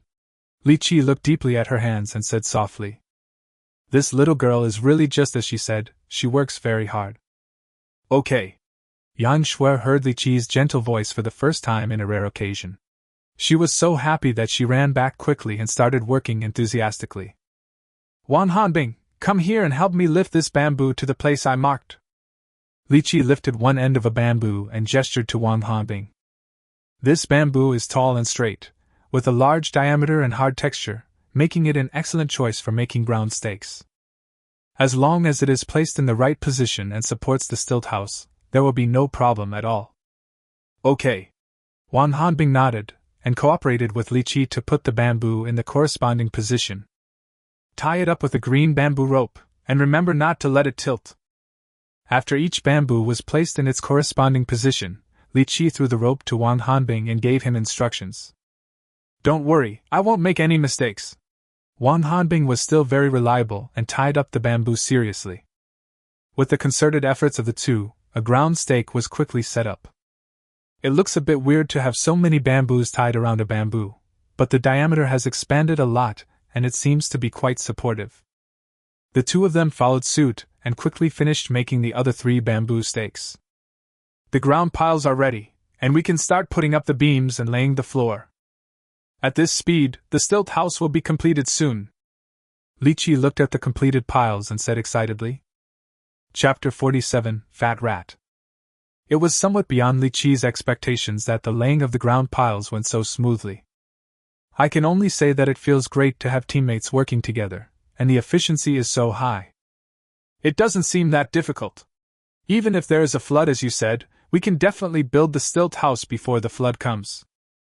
Wang Hanbing kept wiping the sweat from his forehead, breathing slightly, but his expression was very proud. She was exhausted from working nonstop on the ground stakes, but Li Qiyi's words made her feel proud and motivated again. This girl is not a vegetarian. You should take a rest first. It will be a waste if you get tired, Li Qiyi said with concern when he saw how exhausted she looked. Although looking at Wang Hanbing's enthusiasm, he can still continue. But it is also important to combine work and rest. If Wang Hanbing is exhausted, he will lose an important helper. Okay. Wang Hanbing was also aware of her physical condition and did not refuse Li Qiyi's arrangement. Yang Shuer, you should stop too. Let's cook first and then continue after we finish eating. Li Qiyi simply stopped all his work and had his meal first. Okay, I'll go dig bamboo shoots. Yang Shuer's hands were sore from rubbing the green bamboo ropes. When she heard that she could stop, she jumped up happily and ran to dig bamboo shoots. Oh. Gun, who had been with her just now, also followed happily. Just now, Gun saw that they were all busy and he couldn't help, so he felt a little unhappy. Now when it hears that we are going to dig bamboo shoots, it suddenly becomes excited. When it comes to digging bamboo shoots, I'm a professional. The man and the beast came to the bamboo forest and immediately rushed towards a bamboo shoot. But before Yang Shuer could do anything, a brown figure flashed by and scared her. Oh my God, what a big rat! Yang Shuer saw clearly that the thing that appeared was a huge rat, the kind that was scary in size. She was so scared that she spread her long legs and ran behind a bamboo. Oh, oh, oh! Gun was also frightened. He ran to Yang Shuer and hugged her legs tightly. What's going on? Li Qiyi and Wan Hanbing heard the sound and hurried over. Shuer, it's just a mouse. Are you so scared? Wan Hanbing said with a smile after seeing the big mouse that was also huddled beside the bamboo. Of course I'm not afraid of mice, but the size of this mouse is too exaggerated. Could it be a mutation? When Yang Shuer saw the big rat baring its teeth at them, she felt that it was an even more ferocious animal. Ordinary mice are not scary, but mutated mice are quite scary. Who knows if they will develop any special abilities after mutation? You are right. This rat is really too big. It is very suspicious. Wan Hanbing's face became serious when he heard this. Since entering the cosmic age, humans have encountered too many similar biological mutation situations. Some mutated creatures are so terrifying that they must be dealt with caution. Can't you think more simply? Just because you see something special, you think it's a mutation. This is not a mouse, but a bamboo rat. This is the size of the rat. It has nothing to do with mutation. Li Qiyi looked at the two people, each saying something more terrifying than the other, and explained with a helpless smile. So this is a bamboo rat. I thought it was a mutated rat. Such a big one must have a lot of meat. Brother Yi and his friends will have to increase their meat reserves. Looking closely, this bamboo rat is kind of cute. Did you notice that this bamboo rat is bigger than Gun? Gun loses again, 2333. When the audience learned that this was a bamboo rat, they found it very novel. Bamboo rat? Upon hearing this, the two girls looked at each other and felt very embarrassed. Li Qiyi ignored the two embarrassed girls and walked towards the bamboo rat. When the bamboo rat saw Li Qiyi approaching, it immediately wanted to run away. But how could Li Qiyi let it escape so easily? He jumped forward quickly, grabbed the animal's tail and lifted it upside down. Qiyi! The captured bamboo rat was very frightened. It screamed and tried to break free, but to no avail. It seems that we have a new kind of meat to eat these days. Li Qiyi shook the bamboo rat and said with a smile. This bamboo rat is really fat, so we'll have a treat for you. You can eat mice? The taste is too strong. Wan Hanbing hid far away. When he heard Li Qiyi say that he wanted to eat bamboo rats, he felt nauseous. Sister Bing Bing, if you don't want to eat it, forget it. Or you can leave your share to me. Yang Shuer, who was terrified just now, started drooling and even started to think about Wan Hanbing. No, that won't work. Actually, my taste is pretty strong. Wan Hanbing's beautiful eyes flashed, and she changed the subject. It's not like she hasn't tasted Li Qiyi's cooking before. Only a fool would miss the opportunity to eat the delicious food he made. Tis, that's so boring. Seeing that Wan Hanbing didn't fall for it, Yang Shuer pouted in annoyance. Qiji. At this time, another figure flashed past her. Why are there bamboo rats again? Li Qiyi, why are there suddenly so many bamboo rats here? I have never seen any in the bamboo forest so many times before. Yang Shuer looked at the bamboo rat and felt very strange. Bamboo rats are burrowing animals and usually don't come out during the day, so you naturally can't find them. But it rained heavily yesterday, and their dens may have been flooded. Plus, the rain just stopped, so they naturally came out to look for food. Li Qiyi knocked the bamboo rat in his hand unconscious and threw it next to Gun, explaining the reason for its appearance. Gun couldn't help but get closer to the bamboo rat. After comparing their sizes, he found that the bamboo rat was even bigger than it was. He suddenly became a little autistic. Why is this world so unfriendly to me? Even a mouse is bigger than me. Li Qiyi, why did you knock it out? Can't you just throw it into the basket? Yang Shuer looked at Li Qiyi's actions, somewhat puzzled. Bamboo rats eat bamboo. If you let it stay awake, do you think a bamboo basket can trap it? Li Qiyi said unhappily. That's right. This bamboo rat is pitiful. It came out to look for food and ran into us. Yang Shuer went up to the bamboo rat and observed it, saying with some sympathy. Taking a closer look at this bamboo rat, it was still somewhat cute, and Yang Shuer's fear of it disappeared without a trace. Don't look at it anymore. Take this opportunity to catch more bamboo rats. You may not see them next time. Li Qiyi saw a lot of movement in the bamboo forest, and felt that he would be able to catch a lot of bamboo rats at once this time. This way, he would have one more kind of livestock to raise, and experience points were waving at him. Chapter 48. You can make a living by being cute. Okay, let's go catch bamboo rats. Wang Hanbing and Yang Shuer were both excited. They selected their targets and ran over excitedly to catch them. It turned out that the bamboo rat was so agile that it disappeared before they could even run over to it. Li Qiyi, this bamboo rat is too difficult to catch. Yang Shuer didn't expect that the fat bamboo rat could be so agile, and said angrily. Yeah, I leaped over it, but it still ran away. Wang Hanbing, who had just leaped forward and fell to the ground, covered in mud, said depressedly. She tried so hard but still couldn't catch the bamboo rat. She was so angry. Haha, is this what a rookie is like? Love it. They are brave, but their ability is too poor. They didn't catch any. Is this the legendary addiction to food? Don't laugh at the young lady. If you were to catch her, you might not be as good as her. Those bamboo rats are really agile. It's hard to catch them without some training. The audience was laughing uncontrollably at the sight of the two men in such a miserable state. Several people in the studio saw the rows of ha-ha comments, and shook their heads helplessly, lamenting that human joys and sorrows are indeed not the same. Then, they couldn't help laughing too. You drive the bamboo rats over here and let me catch them. Li Qiyi was not happy at all. He felt helpless seeing how embarrassed they were in catching a bamboo rat. It seems that these two teammates still need to strengthen their training. I will make a training plan for them in a few days. 2 people are responsible for chasing and 1 person is responsible for catching. The efficiency is still higher than Li Qiyi catching them alone. Soon, they caught several bamboo rats. Oh!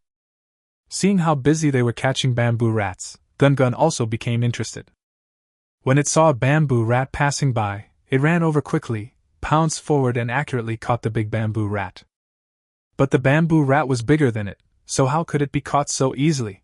It struggled and broke free. Seeing this, Gun immediately became anxious and continued to rush forward to bite. After fighting for a while, the bamboo rat was covered with wounds and finally stopped moving, becoming Gun's trophy. So Gun is so strong? I thought Gun only knew how to act cute, but it turns out he has such a fierce side. I underestimated him. When Gun caught the snake before, I knew it was no ordinary creature. It is indeed a combination of a bear and a cat.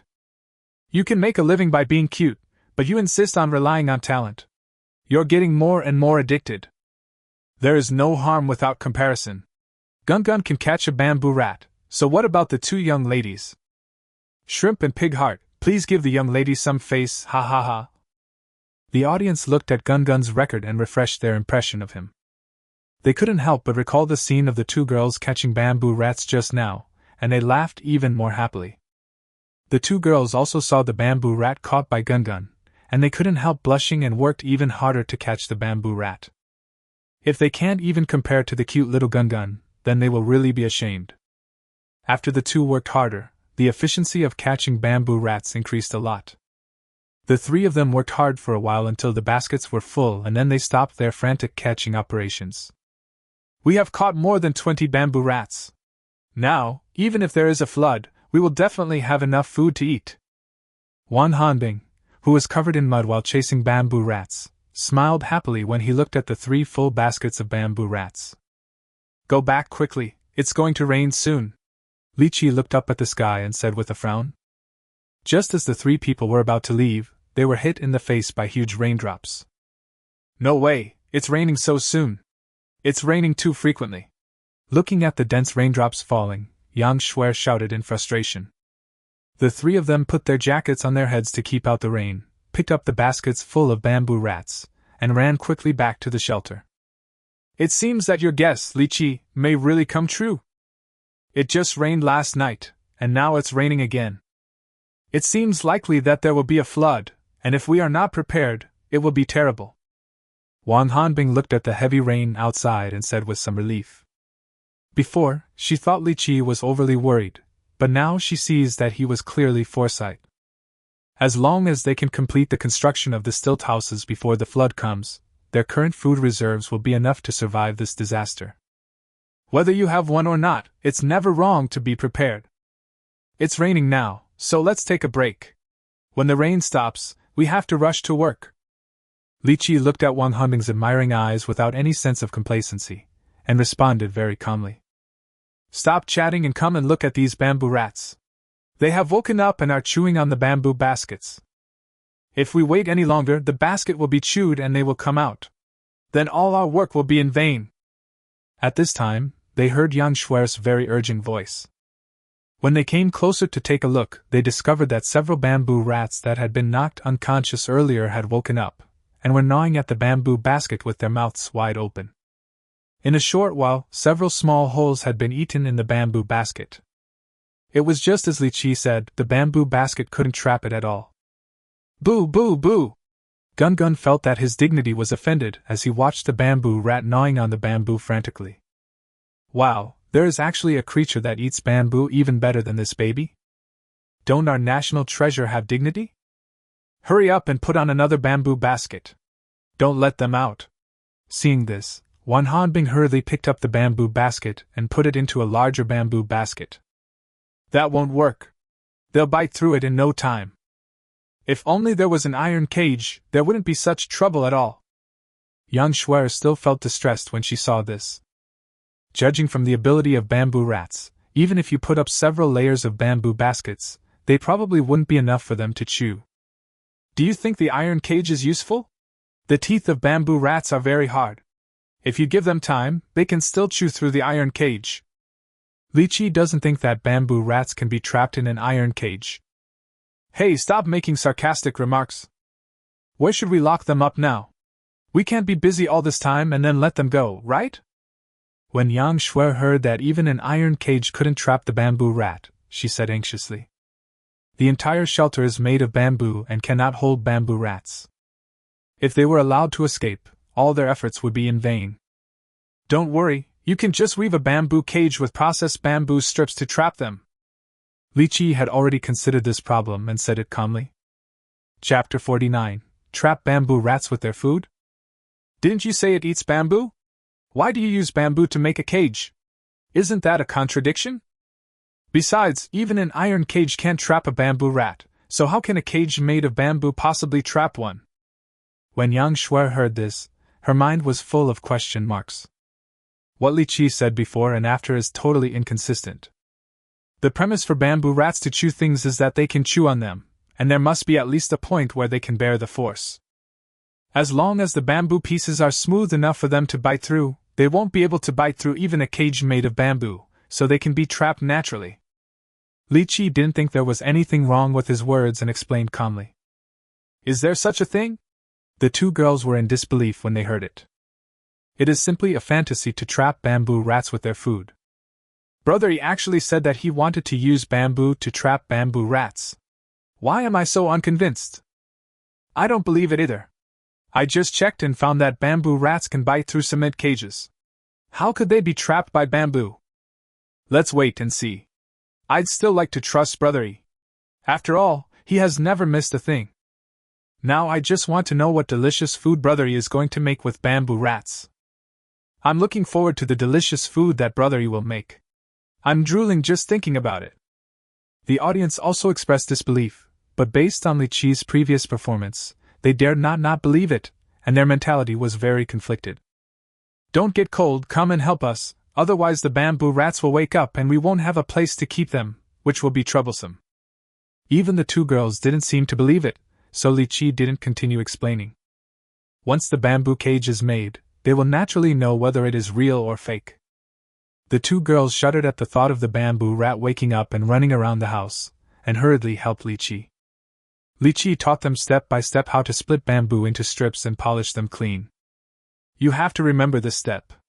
These bamboo strips are not only used to make cages, but also the floors of the stilt houses. After teaching, Li Qiyi gave serious instructions. I was just about to ask what they would use to make the floor, and it turns out it's bamboo. So, the entire stilt house is made of bamboo, right? Wang Hanbing nodded when he heard this and said with some surprise. She had never heard of a house made entirely of bamboo, so it felt quite new. That's right, apart from bamboo, we have no better building material now. Although this material may seem simple, it will last for 2 years without any problems. Li Qiyi responded confidently. Bamboo is tough, not easy to rot, and has strong plasticity. It is actually a good building material. The three of them worked together, and quickly prepared the necessary bamboo strips. Seeing that he was almost done, Li Qiyi stopped working with the bamboo strips and built a frame with the bamboo. After finishing, he placed the smooth surface of the processed bamboo strips facing inwards and inserted them into the built frame, and a cage of 1 meter square was ready. Throw in a few bamboo rats that have woken up. Li Qiyi glanced at the bamboo rat that had woken up but didn't dare to move under the fierce gaze of the rat, and gave instructions.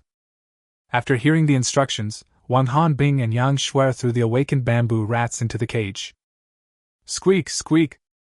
These bamboo rats that woke up first were also the strongest among the group. They kept barking as soon as they were thrown into the bamboo cage. After flying around in the bamboo cage like headless flies, they stretched out their front paws to grab the bamboo strips and gnawed the smooth surface of the bamboo strips with their large incisors. However, as soon as they bite, the teeth slip out and are of no use at all. It's amazing that this bamboo rat can't chew the bamboo. Wang Hanbing stood beside the cage and observed for a long time. He found that after the bamboo rat had been chewing on the bamboo for a while, the bamboo was still very smooth, without any signs of being bitten. Seeing such a scene, she couldn't help but be surprised. Is it true? Yang Shuer, who was afraid that the bamboo rat would break out of the cage, had been hiding far away. However, when she heard Wang Hanbing's words, she immediately came over out of curiosity. Really? The bamboo rat's teeth slipped when biting on it, and it couldn't bite it at all. Yang Shuer looked at the bamboo rats helplessly in the bamboo cage, and then she relaxed and watched with interest the group of bamboo rats running around in the cage. I'm so impressed! Brother Yi is so awesome! He actually trapped the bamboo rat in a bamboo cage. Tianxiu, no matter how incredible the task is, it can be accomplished by Brother Yi, so who else can do it? Why say so much, just say it's awesome and that's it. Why can't bamboo rats bite through bamboo? Bamboo rats obviously eat bamboo. I'm waiting for the truth to explain. The upper and lower jaws of bamboo rats are flat, and they can only crush things when they bite together, but the bamboo is very smooth and there's no biting surface at all, so it is naturally impossible to bite through it. I don't know how powerful it is. The front row touches the Emperor of Truth upstairs. To put it bluntly, the bamboo rat has lost a fulcrum to pry the earth, so it has no place to start eating. There were also some capable people among the audience, and they quickly analyzed the reason why the bamboo rat could not bite through the bamboo cage. After hearing the explanation, the other audience members were extremely impressed with Li Qiyi. They had never expected that such an operation could be possible. Stop looking at it, and hurry up to finish the remaining bamboo cages.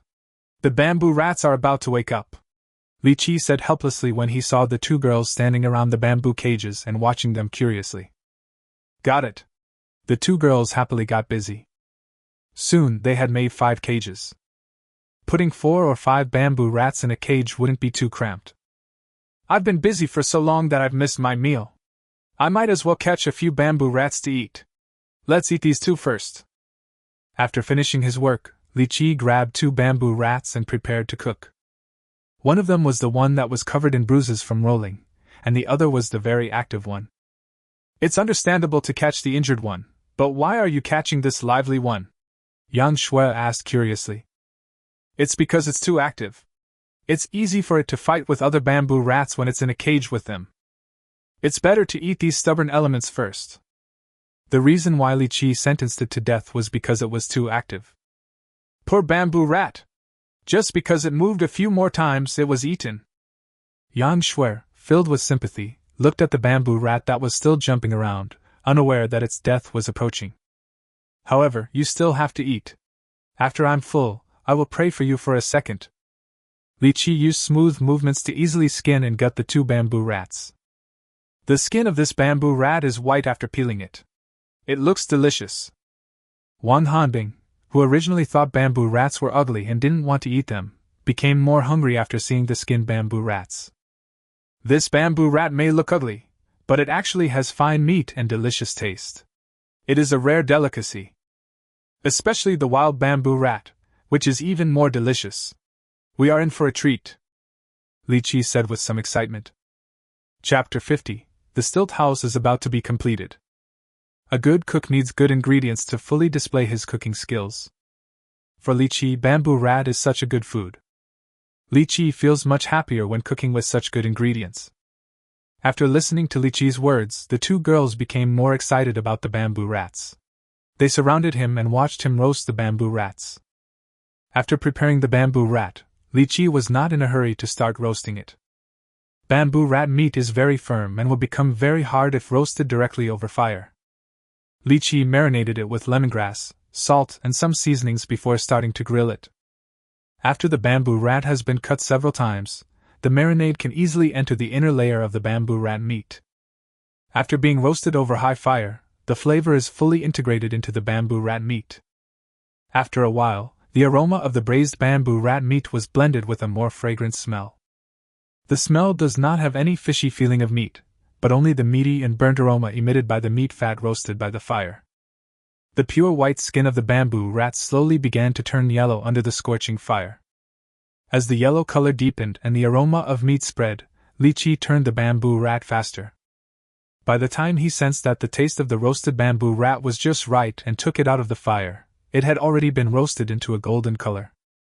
The most rare thing is that the bamboo rat is roasted into a golden yellow color without any burnt black spot on its body. From a distance, it looks like a piece of gold jewelry strung on a bamboo stick. This roasted bamboo rat makes me drool just looking at it. How delicious must it be? Looking at the roasted bamboo rat that looked like a work of art, the two girls began to swallow their saliva. With such delicious food in front of us, who can resist the temptation? Li Qiyi took the freshly roasted bamboo rat and prepared to give it to Yang Shuer. The smell of freshly roasted bamboo rat is the strongest. Every time Li Qiyi shook it, the fragrant smell became deeper, attracting the two girls to follow Li Qiyi with salivating eyes, following the smell of the roasted bamboo rat. Here, be careful, it's hot. He looked at Yang Shuer swallowing her saliva, cut a bamboo rat in half, and handed her half. Yang Shuer smelled the delicious aroma of roasted bamboo rat, and her eyes began to light up as she looked at the bamboo rat roasted to a golden brown color in front of her. She snatched the roasted bamboo rat away and began to observe it. Yang Shuer looked at the golden roasted bamboo rat that seemed to be shining, and could hardly bear to eat it. But the rumbling of her stomach kept urging her to open her mouth and take a big bite of the roasted bamboo rat. Fragrant! Tender! Crispy! As soon as Yang Shuer took a bite of the bamboo rat meat, these words popped up in her mind. The fragrance of bamboo rat meat is so lingering that it makes people feel like they are in a fairyland. The smell makes people feel like they are floating in the air. The tenderness of bamboo rat meat comes from Li Qiyi's special knife technique, which breaks down the firm meat into loose pieces. With one bite, you can easily tear off a piece of meat, chew it effortlessly, and leave you with a long-lasting aftertaste. The crispness of the bamboo rat meat is due to Li Qiyi's perfect control of the cooking time. This makes the bamboo rat skin extremely crispy under the roasting fire, and it makes a crispy sound when you bite it. My hard work this morning was worth it! After taking a bite of the delicious meal, Yang Shuer felt all her tiredness was swept away and she even shed tears of happiness. Ms. Shuer's expression is so exaggerated, is it really that delicious? Brother Yi's moves are truly extraordinary. Top-quality ingredients often only require simple cooking techniques. I'm really envious. Why am I not the one who gets to eat this delicious food? The grilled fish in my hand suddenly doesn't smell good anymore. Why should I watch the live broadcast at this time? The audience began to drool as they watched Yang Shuer eat the bamboo rat with big mouthfuls. Seeing Yang Shuer's exaggerated look, Li Qiyi and Wang Haoming's appetite suddenly improved a lot, and they couldn't help but start eating. Even the little guy Gun was given a bamboo rat leg by Li Qiyi. In a blink of an eye, the only sounds in the shelter were those of people eating. It didn't take long for the three men to eat the two bamboo rats clean, leaving only broken bones on the ground. After finishing their meal, they felt their strength had almost recovered, so they began to split bamboo in the shelter. After preparing all the materials, you can start laying the floor when the rain stops. The three of them worked together, and soon cut out a small pile of bamboo boards, making the already narrow shelter even more crowded. They almost had no place to step. The rain has almost stopped, and the timing is just right. We are going to start laying the floor. Seeing that the rain outside had stopped, Li Qiyi spoke to the two people who were splitting the bamboo boards. Well, we'll try to live in the stilt house tomorrow. Yang Shui wiped the sweat from her forehead, looking full of energy. Just give us your instructions. We will definitely get it done. Wang Hanbing was also very cooperative. What we need to do now is to lay the bamboo strips we just split, with the surface facing up, on the beams we just built. The stilt house is located at a high altitude, and I didn't have time to take any protective measures.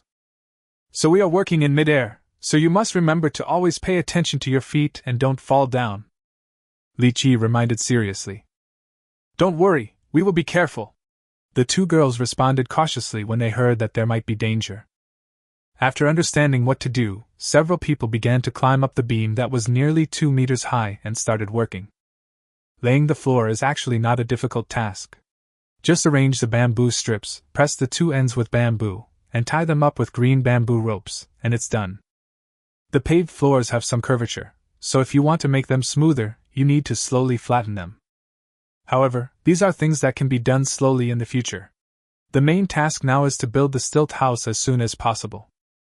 The three people cooperated with each other. One person passed the bamboo strips up from the bottom, and the other two kept laying them on the beam. After all, one layer of bamboo strips was a little thin, so after laying one layer, they laid 2 more layers. As the sun began to set, the floor had been completely laid. This floor feels solid and comfortable to step on. Besides, this stilt house is quite spacious. It's no problem for the 3 of us to live there. After the floor was laid, Wang Hanbing walked around on it a few times excitedly and said happily. The floor in front of me has an area equivalent to about 30 bungalows. Compared with the various houses in the city, it naturally looks very small. But Wang Hanbing was already very satisfied to be able to build such a house in the wilderness. It's going pretty smoothly today. Once the walls are finished and the roof is built tomorrow, we'll be done. If everything goes well, we can actually move into the stilt house tomorrow. Li Qiyi felt a little excited as he looked at the stilt house that had been built from scratch and was already half completed. Chapter 51. Will it be safe if we tie a rope? Is the stilt house going to be completed so soon? It's a bit fast. They really tried their best to build the house before the typhoon hit. A house made entirely of bamboo looks very interesting. It must be a special feeling to live in it. I just saw a contestant build a small nest on a tree, and I felt so awesome. I really want him to come here to visit. 2333. You guys in the front are just a bunch of idiots. Please give some face to the other contestants. The audience was amazed to see that the stilt house had been mostly completed in such a short time.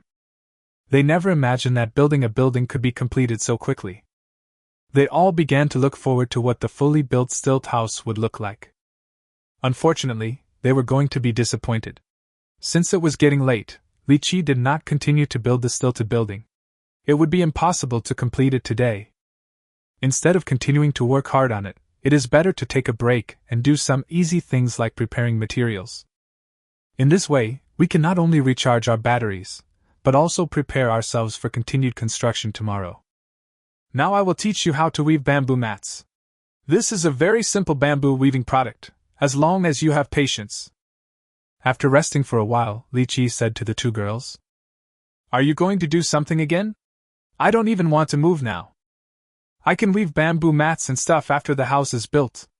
I don't even mind sleeping directly on the ground without the bamboo mats. Yang Shui, who was too tired to move, felt that there was no need to do such a thing now. Do you think I weave bamboo mats for sleeping? This is also a preparation for building stilt houses, okay? Once the outer frame of the stilt house is completed, we can hang a few bamboo mats inside the building and divide the dozens of square meters of the house into small spaces. That way we'll all have our own rooms. Of course, if you don't mind staying in the same room with me, you don't have to weave this bamboo mat. Seeing that she didn't want to move, Li Qiyi teased her. This bamboo mat was what he prepared for building the stilt house. Building walls in this way is not only fast, but also has the advantage of making full use of space. During the day, the bamboo mats are rolled up and this becomes a very spacious room with enough space for them to move around. Putting down these bamboo mats at night can ensure personal privacy.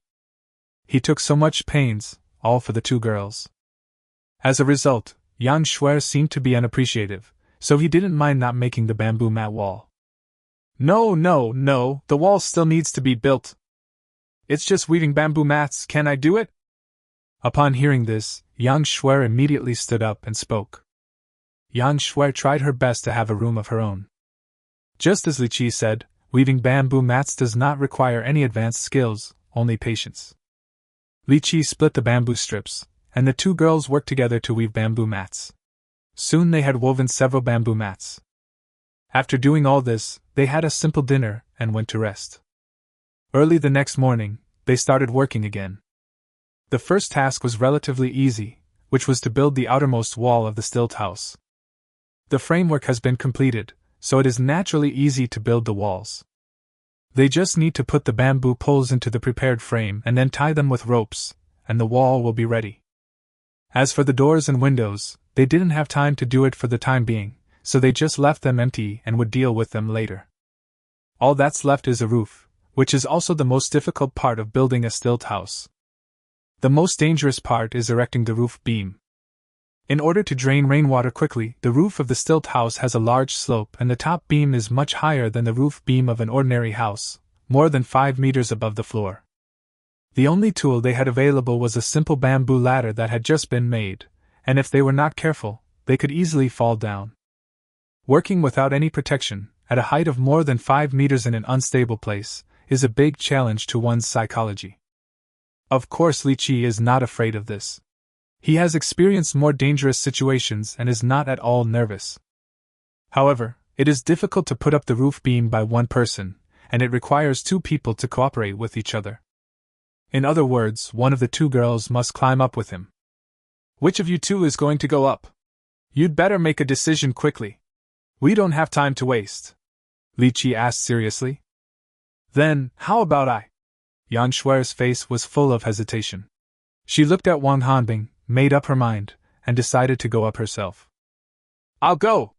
But before she could finish her words, Wang Hanbing said firmly. Sister Bingbing, aren't you afraid of heights? Yang Shuer said to Wang Hanbing in surprise. She didn't want to go at first, but since she knew Wang Hanbing was afraid of heights, she made up her mind to go up by herself. As a result, Wang Hanbing expressed his willingness to go, which surprised and touched Yang Shuer. She knew that Wang Hanbing made this choice definitely for her. This is not too high. I can do it. Don't worry. Wang Hanbing's face turned a little pale, but his attitude remained firm. Sister Bingbing, you are so nice to me. Upon hearing this, Yang Shuer hugged Wang Hanbing. Hey, could you guys stop being so dramatic? Isn't it just a matter of tying a beam? Why are you making it seem like a life and death farewell? Li Qiyi looked at the 2 of them and couldn't help but speak. Will there be so many dramas for these people in the future? It's not a life and death farewell, but it's also very dangerous. After all, you have to climb so high, and there are no safety precautions at all. The 2 girls looked at each other when they heard this. In order to save face, Yang Shuer said it with gritted teeth. Who told you there were no safety precautions? Isn't this it? Tie this safety rope and there will be no danger. Li Qiyi took out a rope and said. How is it possible that we can be safe just by tying a rope? Yang Shuer's face was full of disbelief. It's just a piece of rope, what can it do? Brother Yi is playing with his life. Does he really think everyone is as capable as him? I feel sorry for you, little sis. It seems that being teammates with Brother Yi isn't all good things. Even if you want to tie a rope, you should use a thicker one. What does this look like? When the audience saw the rope, they also expressed disbelief. In this era, all dangerous jobs have been replaced by robots, so safety ropes have disappeared for many years. So these people have no idea that a rope can guarantee a person's life safety. Whether you believe it or not, there's no harm in tying it up, right? When you really need it, you'll know whether this thing is useful or not. Li Qiyi didn't care whether they believed it or not, and directly tied the safety rope around Wang Hanbing's waist. Chapter 52. The stilt house is completed. Wang Hanbing didn't want to use a safety rope at first, as he thought it was useless and would only add burden to himself. But when she looked at Li Qiyi, whose body was almost pressed against hers, she suddenly forgot to speak and just stood there in a daze, letting Li Qiyi tie the safety rope for her. I'll tie the other side of the safety rope to the bamboo later. The knot here can be adjusted to be tighter or looser. The bamboo becomes thinner as you climb higher, so remember to adjust the tightness after climbing a certain distance. Otherwise, if it is too loose, the safety rope will become ineffective. Li Qiyi tied a safety rope for Wang Hanbing and told him some things to pay attention to. As a result, he didn't get a response for a long time. When he looked up, he saw Wang Hanbing's face flushed and looking at him with dazed eyes. Are you listening to me? Li Qiyi frowned.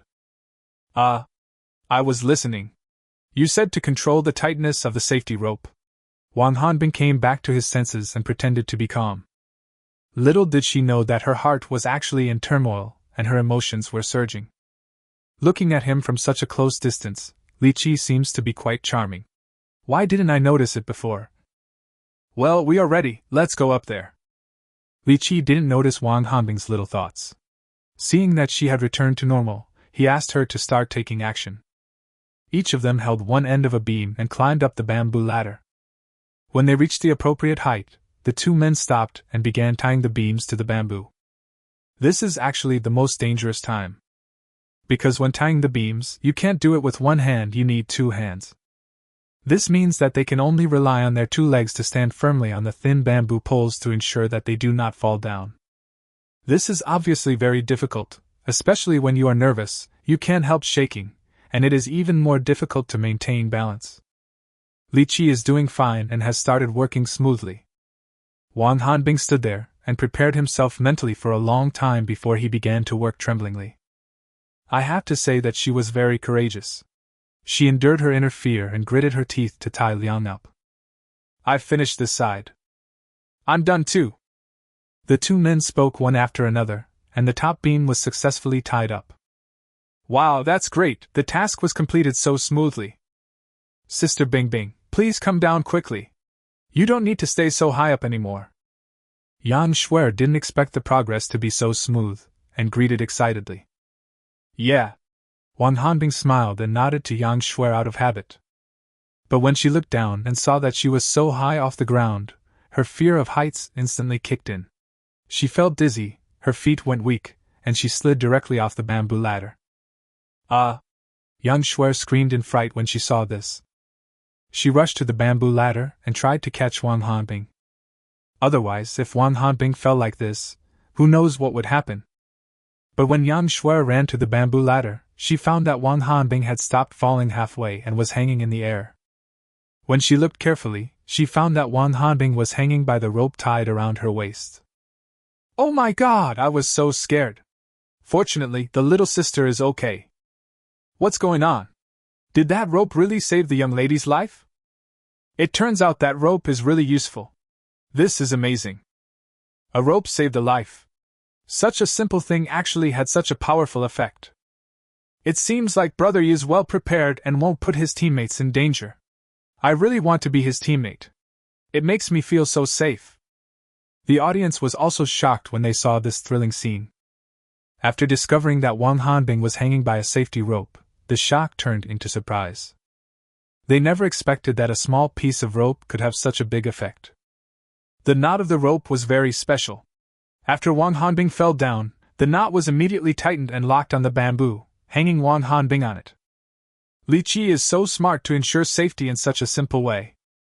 In the studio, before anyone else asked questions, Bei Yi explained the principle of the safety rope in amazement, and praised Lu Boyd. Fortunately you listened, otherwise you would have really fallen down. Don't panic, I'll pick you up now. Li Qiyi had expected this and didn't feel surprised at all. He climbed down the bamboo ladder and rescued Wang Hanbing. Thank you? Wang Hanbing didn't know if he was frightened or what. His face was as red as a monkey's butt, and his voice became softer when he spoke. We are all teammates, there is nothing to thank for. The top beam is now ready. We have to hurry up and put up the roof, and then the stilt house will be completed.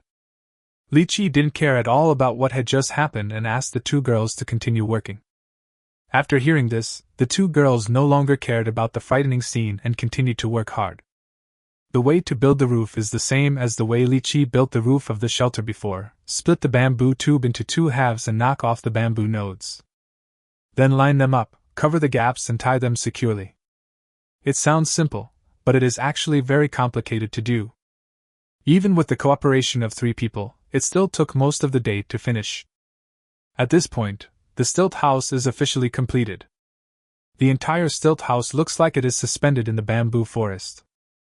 At first glance, it is green all over, looking delicate and simple, very eye-catching. Wow, the stilt house was built so quickly, it's amazing. This is exactly the building of my dreams. It's so beautiful. I want to live there. I feel like living there will make people feel more like a god. I'm really envious. Why do they eat better and live better than us on this deserted planet? Who is trying to survive?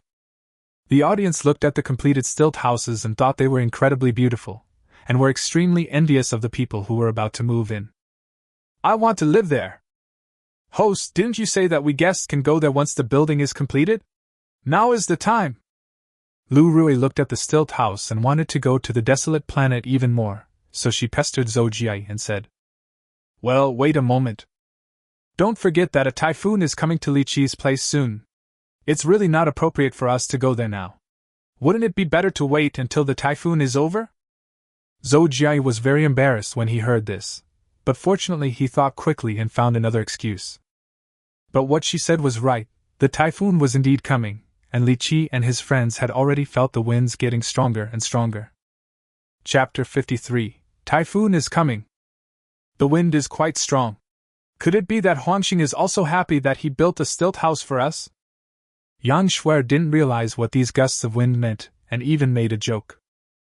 I don't know if Huang Xinggao is happy or not, but I am quite happy anyway. Before this, I couldn't imagine that I could build a building in such a short time with my own hands. Wan Hanbing looked at his originally fair and slender hands, which were now full of scratches, and said with emotion, Sometimes, if you don't push yourself, you really don't know what kind of results you can achieve. The stilt house in front of us is the miracle she created. Of course, this was created under the leadership of Li Qiyi. Without Li Qiyi, they would never have thought that they could build a building in this way. Thinking of this, Wan Hanbing couldn't help but secretly glance at Li Qiyi. Well, still handsome. Don't sigh anymore, hurry up and prepare to move. We still have a lot to do if we want to move in. Li Qiyi didn't notice Wan Hanbing's little action, and called them to start working again. Actually, there was nothing much to move. After all, they didn't have much stuff to begin with. Bring the few things from the shelter into the stilt house, hang the previously woven bamboo mat up, and you're done. Afterwards, they built a shelf under the stilt house and placed the little wild boars and bamboo rats on the shelf. Li Qiyi, this is a great idea. If you put the piglets and bamboo rats here, you won't have to worry about them being washed away by the flood. Yang Shuer looked at the poultry and livestock on the shelves and felt that Li Qiyi was very thoughtful. This kind of building is originally used to raise livestock under the building. The stilted houses are well ventilated and dry, and can protect against poisonous snakes and wild animals. You can also store sundries and raise livestock under the floor. And because it's suspended high above the ground, it can withstand floods, and because it's light enough, it's basically earthquake-proof. It was for these reasons that I chose to build a stilt house. Li Qiyi carefully analyzed the advantages of stilt houses. Wow, it turns out that stilt houses have so many benefits. The 2 girls were dumbfounded when they heard this. They never thought that such a small stilt house could have so many benefits. Of course, this is the crystallization of the wisdom of the ancients. There's nothing strange about it. Li Qiyi saw their surprised expressions and thought their reactions were exaggerated. Shouldn't these benefits of stilt houses be common sense? Being so surprised only shows that you are very ignorant. It seems that these future humans still read too little. The 2 girls didn't know that they were despised by Li Qiyi, the ancient man, and were still amazed at the various benefits of the stilt houses. After learning about the many benefits of stilt houses, they appreciated them even more. Plop! Yang Shuer, who was looking up at the results of her hard work over the past few days, was suddenly hit in the face by a drop of rain. It's raining again, let's go in quickly. Yang Shuer, whose mood was ruined by the raindrops, quickly called others to go into the stilt house. Sure enough, after a while, heavy rain began to fall. With such frequent rain and heavy rain, it seems that flooding is really likely to come. The contestants nearby are having a hard time. Wang Hanbing looked at the heavy rain outside and said worriedly. I'm afraid it's not just a flood. A typhoon is coming, Li Qiyi said with a serious expression. Typhoons not only bring rain, but also gusts of wind.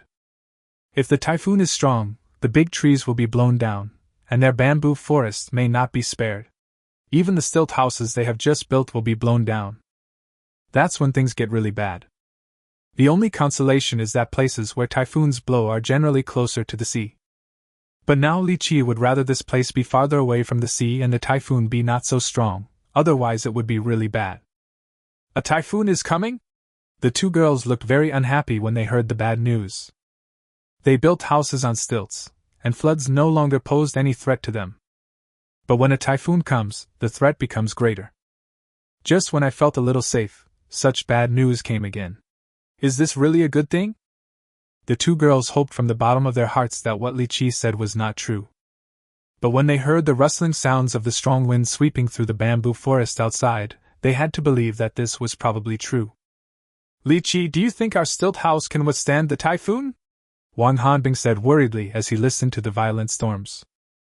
The wall is so thin, will it be blown through? It's raining so hard, will it leak? Yan Shuer also asked. Although Li Qiyi had previously mentioned the many advantages of stilt houses, typhoons are different after all and will be a huge test for buildings. They felt very nervous when they thought about the stilt house being blown away, the roof constantly leaking, and them braving the cold wind while it was raining heavily outside and drizzling inside. Don't worry, there is a bamboo forest in front of the stilt house and a hillside behind it, so the wind can't blow in at all, and even if it does, it won't be too strong. As for leaks, there's no need to worry about them. The roof of this stilt house is specially designed to withstand heavy rain. Li Qiyi was very confident about the stilt houses and said calmly. After hearing what he said, the two girls felt more at ease, but they still stared at the roof, wanting to see if it was really as Li Qiyi said. As a result, they stared for a long time, until their eyes were sore, but they didn't see a drop of water leaking. It really won't leak. The roof is so strong. The two girls were finally completely relieved and marveled at the strength of the stilt house. The slope of the roof is so steep that as soon as the rain falls on it, it slides down. There is no time for it to stay there. Plus, all the gaps are covered up, so it would be strange if rain could leak through. Just stay put. This typhoon should be over soon. Li Qiyi had anticipated this and explained calmly. We are reassured, but the others are probably in a very bad state now. Wang Hanbing stood by the window, looking at the muddy ground and the madly rushing water, and said with a complicated expression. Chapter 54, The Miserable Players. This shelter of mine is so well built. I wonder how many contestants will envy me. In a valley dozens of kilometers away from Li Qiyi and his team, a player looked at the shelter he had just built and couldn't help feeling proud. I saw that his shelter was built entirely of stone, cleverly utilizing the terrain. It was embedded in a valley with a protruding stone slab on top. A shelter built in this way can both protect against wind and provide shade. Because the terrain is relatively high, it can prevent wild animals from rushing to his doorstep to a certain extent, and he is not afraid of rising floods. There should be very few contestants like me who own a house on a deserted planet. I will definitely be the one who can hold on to the end. After struggling on the barren planet for so long, the player finally had a decent shelter, which made him feel mixed emotions and a sense of heroism. Crack! Just when the player was full of ambition, a loud thunder sounded and rain fell down in torrents. Upon seeing this, the player quickly hid in his shelter. It's raining again. People who don't have shelter will probably be miserable. I'm the only one who can wait comfortably for the rain to stop. At this time, the contestant did not feel anything wrong and felt very happy. But gradually, he felt something was wrong. The rain has not stopped, but has tended to get heavier. The rainwater washing down from the mountain would pour down even if it passed over the stone slab above his head, and would not wet him. But the rainwater that was washing down was becoming more and more turbid, and the stone slabs above were also shaking slightly. You know, this is on the mountain. What is likely to happen with continued heavy rainfall? Mudslide! The contestant thought of the geography knowledge he learned in elementary school. His face changed suddenly, and he rushed out of the shelter.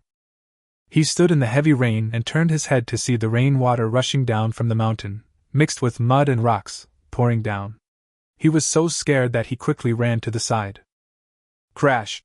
At this moment, the mudslide rushed to the side of his shelter and directly destroyed the shelter. This? Is God kidding me?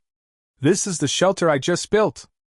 Seeing the shelter he had just built gone just like that, the contestant burst into tears. But who can I blame for this? I can only blame myself for choosing the right location, which I had to choose in such a valley. Once the mudslide came, it would definitely flow down the valley, and his shelter was doomed to be destroyed. The ups and downs of life happened so fast. On the other side, a contestant was staying in the tree house, roasting some strange-looking insects. This was the best food he had found in the past few days. So even though the insect looked ugly, he couldn't help drooling at the aroma of the roasted insect. As for the heavy rain falling outside the tree house, he didn't care at all. He lives in a tree house, so the rain can't get in at all. Even if there is a flood, it will not affect him. He also took lightning protection into consideration and chose a shorter tree at the edge of the woods to build the tree house. In this way, even if lightning strikes, there are tall trees growing nearby to support it, and it is impossible for it to hit him. Oh, I really feel sorry for the contestant who is now soaked to the skin. I'm afraid there aren't many people like me who can leisurely sit here by the fire and wait for food. There are even fewer people nearby. The contestant looked at the heavy rain outside, then looked at the environment he was in, and couldn't help feeling a little complacent. Hoo! But after a while, his expression changed because he felt the tree house shaking. It's the wind. The wind outside seemed to be stronger, causing the tree beneath him to shake. Why is the wind so strong? It must not be a typhoon. The contestant felt something was wrong, and his face turned green. But what you fear will come true. The wind outside is getting stronger and stronger. The strong wind and heavy rain continued to hit the tree where he was. Finally, the crudely made tree house couldn't stand the strain anymore and fell apart. Why is this happening? The contestant, who was ravaged by the strong wind and heavy rain, hugged the tree trunk tightly, unable to cry. Those who have set up shelters are so miserable, so one can imagine how miserable the others who don't even have shelters are. In this typhoon, countless people could only stare helplessly at the storm and move towards higher ground. The lucky ones find a cave, where they can take shelter temporarily and then encounter the surprise of possible wild animals in the cave. The unfortunate people can only hide under the tree and shiver. But for Li Qiyi and his team, the style of painting is completely different. It can be described in 4 words: the years are peaceful. They sat around, chatting, and eating some freshly fried dregs from time to time, which was very comfortable. Gun played among them, everyone took turns teasing it, and the entire stilted building was filled with a cheerful atmosphere. Even the little wild boars and bamboo rats can happily eat the food prepared by Li Qiyi and others under the stilt building that is sheltered from the wind and rain. Wow, this contrast is too obvious. The rest of the people in this area are miserable. Only Brother Yi and the others are having a good time. Comparing people to each other is really annoying. If those people who are shivering know that Brother Yi and the others are living so well, they will be depressed to death. If I just look at Brother Yi, I won't even feel that there is a typhoon coming outside. It seems that if you want to live a good life on the desolate star, there is only one way, and that is to hold Brother Yi's thigh tightly. Watson, you found the blind spot. It's true. Brother Yi is always the god. In the studio, images of each contestant were broadcast, forming a sharp contrast with Li Qiyi's side. Such a strong contrast makes them more willing to watch Li Qiyi's live broadcast. Hey, I don't know how long this rain will last. It's getting a bit boring staying in here all the time. After chatting for a while, Yang Shuer felt a little bored. It's not the same thing to stay in the stilt house all the time. If you're bored and that's not easy to deal with, then just get to work, Li Qiyi said with a faint smile upon hearing that. We are all trapped in the stilt house. What else do you want us to do? Yang Shuer said with a frown when she heard Li Qiyi ask them to work again. There are so many things to do. Don't you realize that your house is still empty? Let's put everything else aside. It's going to be dark soon. When it's time to go to bed, don't you want a bed? Li Qiyi pointed to the empty space in the stilt house and said. Chapter 55. The future of human education is worrying. You mean you can make a bed? The two girls were suddenly stunned after hearing what Li Qiyi said. They were already very satisfied to be able to live in a house like the stilt house, and felt that their living standards had greatly improved. Who would have thought that Li Qiyi actually said he could make a bed? It would definitely be better if there was a bed to sleep on. Who wants to sleep on the cold and hard ground? It's not one bed, it's three. Do you want to sleep on the same bed with me? Looking at the surprised expressions of the two girls, Li Qiyi said with some evil humor. No way! Wang Hanbing blushed and said coquettishly when she heard that. Li Qiyi was stunned when he saw this. He was just joking. Why did Wang Hanbing react so strongly? Did she really think about sleeping with him? Brother, he actually said he wanted to make a bed. Is a bed that easy to make? I'm used to it. I don't think I'll get excited when Brother he says he can do something. Is he going to use bamboo to make a bed? That would be just a wooden board at best, nothing special. Why are you all paying attention to the bed? No one cares about that shy little sister. She must have a special relationship with Brother E. I noticed that too. Is there a CP we can support? Wherever there is CP, there is CP. After experiencing many surprises before, the audience felt that there was nothing to be surprised about when they learned that Li Qiyi was going to make a bed. Instead, they talked about Wang Hanbing's abnormal behavior. Some CP fans began to get agitated and were ready to support the CP. Since you don't want to sleep with me, you have to make a bed for yourself. Come here quickly, I will teach you how to build a bamboo bed. Li Qiyi didn't think about it and just stood up and said. Upon hearing this, the two girls hurriedly followed Li Qiyi. Li Qiyi grabbed a handful of bamboo sticks and put them into a water trough made of a thick bamboo root. These bamboo strips were leftover building materials. Li Qiyi put them all into the stilt house and they were just in time to be used. The sink was full of water and there was a layer of fine sand at the bottom. He grabbed a handful of fine sand and rubbed the surface of the bamboo strips in the water. What are you doing? Li Qiyi's first move stunned the two girls. They had no idea what Li Qiyi was doing. This step is to polish the bamboo strips to increase their glossiness, which will make people sleep on them more comfortable. Li Qiyi took a polished and an unpolished bamboo stick and showed them to them. Wow, these polished bamboo strips reflect light. They must be very comfortable to sleep on.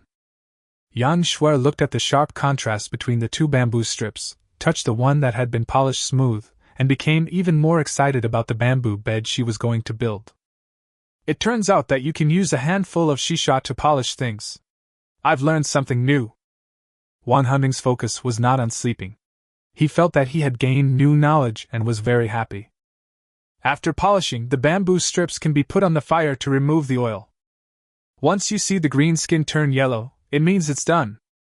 As the saying goes, everyone is mortal since ancient times, but we should leave our loyalty to history. This step now will be recorded in history. After Li Qiyi roasted the bamboo sticks on the fire for a while, he took them up to show them and recited an ancient poem. After the bamboo strips were roasted, fine water droplets emerged from the cracks in the bamboo. The so-called hanqing means that after the green part of the bamboo strips is scraped clean, it becomes a bamboo slip that is convenient for writing. I have learned this ancient poem, but I didn't know it was called hanqing. Oh my God, the scene described in the ancient poem actually appeared before my eyes. This feeling is really amazing. Brother Yi is so amazing. He can even connect roasting bamboo with ancient poetry. He is worthy of being my brother Yi. Don't let anyone stop me. I'm going to buy some bamboo and learn how to make a bed from someone. The audience thought they would not be surprised, but when they heard Li Qiyi say that his previous move was historic, they could not help but be surprised. The scenes in the ancient poems suddenly appear before your eyes. It feels so wonderful. So this is history. What an interesting feeling. Wang Hanbing was also very excited, and her beautiful eyes began to shine. It's really interesting. Why do we have to roast it? I think the green color looks good. The yellow one is so ugly, Yang Shuer said with disdain. She didn't like the look of the roasted bamboo strips, and she was too lazy to go through the trouble, thinking it was meaningless. If you don't remove the oil, it will easily rot and get infested with insects. If you don't mind, you can skip this step. Li Qiyi glanced at her and said indifferently, "Will it get bugs? Then let's roast it." Yang Shuer felt scared when she thought about a bug suddenly appearing on the bed where she was sleeping, and she said quickly, "After removing the oil, the bamboo strips are basically ready for use. Have you learned it? If you have, just follow my instructions." Li Qiyi handed the roasted bamboo strips in his hand to Yang Shuer and said, "We are doing this, so what are you going to do?" Yang Shuer asked. "Of course, I'm going to drill round holes in the bamboo poles and build the frame. This kind of work is a bit more difficult, so leave it to me," Li Qiyi responded. The two girls were able to complete the simple steps of polishing and stamping, but they had a hard time with the delicate work of building the frame. In order to save time, Li Qiyi decided to do the job himself. "Open a round hole? How can he make a round hole without any tools?" The two girls became curious after hearing this. However, they did not dare to delay their work and could only work while paying attention to Li Qiyi's situation. While the two girls were busy polishing, Li Qiyi put the bamboo poles he was going to use on the fire and started roasting them. The bamboo poles used to make the frame do not need to be polished, but after all, this is the bed they will sleep on for 2 years, so degreasing is still necessary. After removing the oil, Li Qiyi began to use a stone knife to make holes in the bamboo poles. He found a green bamboo rope, tied it to the stone knife, and then fixed the other end of the green bamboo rope to a wooden spike inserted into the bamboo pole. After doing all this, Li Qiyi held the stone knife, straightened the green bamboo rope, and then twisted it around the bamboo pole. After turning several times, the bamboo pole was finally cut and a round hole appeared. "Round hole, a round hole really opened! This wooden splinter is the center of the circle, and the straightened rope is the radius. This way, we can indeed make a circular hole. Why didn't I think of this before?" At this moment, Wan Hanbing suddenly jumped over, looked at the round hole that had been opened, and said in surprise and annoyance, "You don't even know such simple common sense?" Li Qiyi saw this and looked at her with a strange look. It seems like there is really a big problem with the education of these future humans. They don't even know such simple common sense. Chapter 56, Making a Bamboo Bed. Simple common sense? Wan Hanbing was choked by Li Qiyi's words. If she knew what Li Qiyi was thinking, she would definitely show off all her profound knowledge and slap Li Qiyi in the face. They started learning calculus in kindergarten, quantum mechanics in elementary school, and their extracurricular homework in middle school was to design a high IQ robot by themselves. Where is the weakness of future human beings, and why is their education so worrying? However, after so many years of development, future humans do have shortcomings in such a simple matter. That's because they haven't been involved in these simple things for many years, and all simple matters have been done by robots. That's why they were so surprised to see Li Qiyi use simple knowledge to complete things that must be done by robots. Unfortunately, the advanced knowledge they learned is of no use at all on the barren planet. On the contrary, much of the simple knowledge that Li Qiyi knows can be used on the barren planet, and can produce significant effects. Woo woo woo, even though Brother was talking about Miss Bing Bing, I also felt like I was slapped in the face. What's going on? How come this is common sense? Why don't I know this common sense? Stop scolding me, stop scolding me. If you continue to scold me, I will really shut myself up. Have all the books I have read over the years been wasted? It's really heartbreaking. I decided to brush up on my common sense. After hearing what Li Qiyi said, the audience felt that they were affected by his ridicule and felt very uncomfortable. Li Qiyi's words were not very hurtful, but they were extremely insulting, and they made them all become autistic. Several guests in the studio squatted on the ground and drew circles, as if they didn't hear what Li Qiyi said at all. Seeing that Wan Hanbing stopped talking, Li Qiyi continued to work. He used the same method to make round holes on several bamboo poles. After finishing all this, he found some thinner bamboo poles, aligned the round holes, and made some simple modifications. Then he inserted the trimmed bamboo pole into the hole and it went in perfectly. After a while, he had built a framework. Have you finished making the bamboo strips? If you have, bring them over. After Li Qiyi finished making 3 frames, he called the 2 girls over with the bamboo strips. After getting the bamboo strips, Li Qiyi passed them through the horizontal bar in the middle of the frame, and then pressed the two ends of the bamboo strips into the bottom of the frame. In this way, a slightly curved bed surface is ready. I was wondering how you could keep these bamboo pieces stable, but it turns out this is the way to go. Wang Hanbing looked at the solid bamboo piece and couldn't help but exclaimed in surprise. The bamboo strips were easily fixed in the frame without any unnecessary steps. In Wang Hanbing's view, this idea was simply a stroke of genius. This generation of human beings is really no good. They are surprised by such a small thing. Upon hearing this, Li Qiyi couldn't help but complain in his heart. Fortunately, he didn't say it directly, otherwise the two girls would get angry and might do something unpredictable. Okay, with this, one bed is done. You can make the remaining two beds yourselves. Li Qiyi looked at the bed he had finished making and said with satisfaction. Although the bamboo beds made nowadays are still hard beds, they are still beds after all, and are much better than sleeping on the floor. Moreover, this bamboo bed is a magical tool in the summer. Sleeping on it can instantly make you feel cooler. Anyone who has slept on it knows this. The two girls looked at the finished bamboo beds and immediately became motivated and started working on them. However, their efficiency was much lower than Li Qiyi's, and it took them a long time to make the bamboo bed. At this time, it was completely dark. The two girls were feeling sleepy and had no interest in anything. After spreading a layer of hay on the bamboo bed as a mattress, they put down the bamboo mat in their room and went straight to sleep. Slurp, slurp. When Yang Shuer was sleeping soundly, she suddenly felt her face was wet. It felt like something was licking her. There is no one else in this stilt house except Li Qiyi. Could it be that this guy coveted my beauty and couldn't help himself tonight, so he came over to attack me? Although Li Qiyi is indeed very handsome and capable, he can't do such a thing. I won't give in. Watch me. Yang Shuer regained consciousness and immediately imagined a big drama in her little head. In shame and anger, she swung her fist without even opening her eyes. Yang Shuer only felt that her fist had hit a hairy place, and the sound she heard was also a bit strange. Feeling something was wrong, she opened her eyes and discovered that she had hit Gungun. And Li Qiyi is not here at all. Boo, boo, boo! Gungun rubbed the shoulder that was hit, grinned and roared, accusing Yang Shuer of cruel behavior.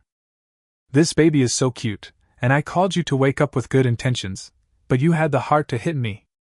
If I hadn't been quick enough to dodge, it would have hit my head. Gungun, I'm sorry, I didn't know it was you. Does it hurt? Can I give you a rub? Yang Shuer felt very embarrassed when she saw this and wanted to reach out and rub Gungun. But the arrogant Gungun wouldn't give her a chance. He just turned his back and acted as if he didn't want to pay any attention to her. Have you had enough fun? If you have, come out and eat. At this time, Li Qiyi lifted the bamboo mat in her room and said helplessly. He was the one who sent Gungun to wake up Yang Shuer, but Yang Shuer didn't show up for such a long time, so he had to come here in person. Okay, I'll come right away. Ouch! Upon hearing that, Yang Shuer hurriedly tried to get up, but suddenly felt pain in her arm. What's wrong with you? Li Qiyi walked over with a frown. I think I used too much force just now and stretched myself, Yang Shuer said embarrassedly. Not only did she misunderstand Li Qiyi, but something like this also happened, which really made her feel ashamed. Can this be stretched? Li Qiyi was speechless after hearing this. He stepped forward, grabbed Yang Shuer's arm and pulled hard. With a slight pop sound, Yang Shuer's bones were put back in place. It's so easy to fix? Yang Shuer moved her arms and found that there was no problem anymore. She felt it was magical. It's just a simple bone-setting operation. It's not a big deal. Hurry up and get up and eat. You are so weak. It's time to teach you how to shoot. Just think of it as a way to strengthen your body. Li Qiyi directly arranged a course for Yang Shuer to learn shooting. Chapter 57, Teaching the Beautiful Girl to Practice Gunmanship. Did I watch the wrong live broadcast? Brother E can also use a gun? Isn't it said that this kind of legendary thing has been lost long ago? I would believe him if he said he knew martial arts, but who knows how to shoot a gun these days? If he really can do it, that would be so cool. I must take a good look, maybe I can learn a few tricks from him. When the audience learned that Li Qiyi was going to teach shooting, they couldn't help but be surprised. Li Qiyi actually said that he could do something that only exists in legends. It is totally unscientific. You also know how to shoot. Is that the kind of shooting that I understand? Wang Hanbing outside suddenly rushed over and asked excitedly. She has always heard of the legends of Kung Fu and is considered a Kung Fu fan. That's why she was so excited when she heard Li Qiyi mention shooting. What I'm going to teach you is the martial arts shooting technique. As for whether it's the shooting technique you understand, I don't know. Li Qiyi responded indifferently. Originally, Li Qiyi didn't know any gun skills. In his time, few people practiced this traditional martial art. Why bother practicing marksmanship when one bullet can solve the problem? But on the barren planet, it is impossible to produce guns in a short period of time. Therefore, marksmanship has its place. And he just happened to complete the system's task and gained marksmanship skills, so naturally he had to put them to use. He had thought about it last night. It is definitely impossible to go out during the days when the typhoon is passing through. It's a good opportunity to take advantage of this period of time to practice your shooting skills, so that you will be more confident when you encounter wild beasts in the wilderness. He also took the two girls into consideration and wanted to take them with him to practice shooting together. It doesn't matter whether you drive one sheep or two sheep. It won't take much effort to teach them while you practice yourself. If they achieve some success, they don't ask for help from him, but just hope they can protect themselves and not distract him. That's great! It looks like I really have a chance to learn martial arts and become a female hero who punishes evil and promotes good. Wang Hanbing didn't know that Li Qiyi had such low expectations of her. When she learned that Li Qiyi really wanted to teach her kung fu, she was immediately excited. Li Qiyi was at a loss whether to laugh or cry when he saw that Wang Hanbing, who was usually calm, actually had such a cute side. Isn't it just practicing some simple shooting skills? Why are you so excited? Okay, stop wasting time and eat quickly. We'll start contacting each other after eating, Li Qiyi urged. Breakfast is actually very simple, just a soup made from some wild vegetables and bamboo shoots, with a little meat added to it. The portion wasn't that big, so the three of them finished it in no time. After eating, the two girls excitedly took out the bamboo spears that Li Qiyi had made for them and ran to Li Qiyi. Start teaching us quickly, the two girls said excitedly. You all please step aside first.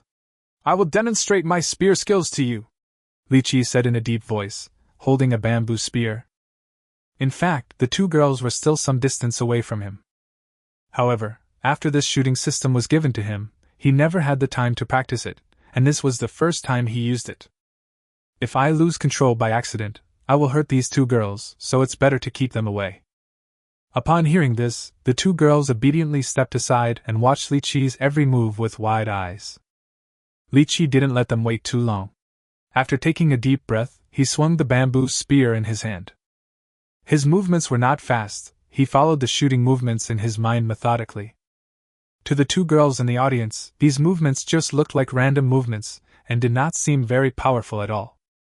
What? This is what you call marksmanship? Radio gymnastics is better than this. It seems like it was all in vain. That's what I was saying. How could anyone use a lost gun technique? Go away, go do what you need to do. This kind of slow shooting is really boring to watch. The audience was disappointed as they watched Li Qiyi's every move while he was practicing shooting. They felt that his movements were totally inconsistent with the shooting techniques they had in mind. This shooting skill is truly exquisite. He even told us to stand further away. With his shooting skills, is there any need for us to stand further away? We can easily dodge it. Yang Shuer, who was standing aside and watching Li Qiyi practice, couldn't help but complain. As she said this, she walked towards Li Qiyi fearlessly, wanting to laugh at him. Yang Shuer still remembered the grudge Li Qiyi had against her before. Now that she has the chance, of course she wants to give it back. But when she got a little closer to Li Qiyi's movements suddenly sped up several times. Hoo! The bamboo spear in his hand was wielded extremely quickly, leaving behind a trail of afterimages. He was moving with great vigor and his moves were sharp, totally different from the slow and leisurely movement just now. Yang Shuer was so frightened that she stood there in a daze. She only felt a gust of wind, and the spear in Li Qiyi's hand appeared in front of her. It was just a little bit away from hitting her head. Didn't I tell you to stand further away? Why did you come here? Li Qiyi retracted his bamboo spear and said with a frown as he looked at young Shuer, who was almost injured. The reason he was so slow at the beginning was simply because he was not very skilled, so he used those slow movements to figure out the techniques and power of the gun. The shooting skills given to him directly by the system were completely effortless to figure out, so Li Qiyi learned them very quickly and then speeded up his shooting practice. As a result, when he was about to use a move, he was surprised to find that Yang Shuer appeared at the position where he was attacking. If he hadn't been quick to withdraw this move, Yang Shuer's life would probably have been in danger. I'm so scared. Yang Shuer wanted to respond to Li Qiyi, but the experience just now was too terrible. After having a close call with death, she couldn't help but collapse on the ground and burst into tears. What's going on? I just left for a while. Why is the little sister crying? You've missed a billion. Brother Yi was practicing his marksmanship just now and almost hurt that young lady. Oh shit! Oh shit! Oh shit! Brother Yi's shooting skills are so cool. It turns out that spear skills really exist. Don't let anyone stop me. I want to become your disciple. Why didn't I practice with Brother Yi just now? Maybe I could become a great hero.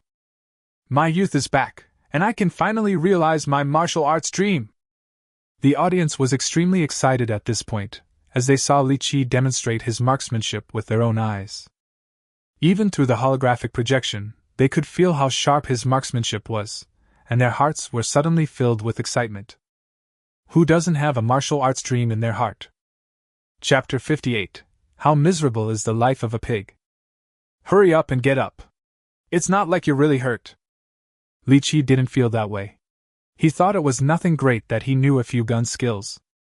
When he saw Yang Shuer sitting on the ground crying, he felt a headache.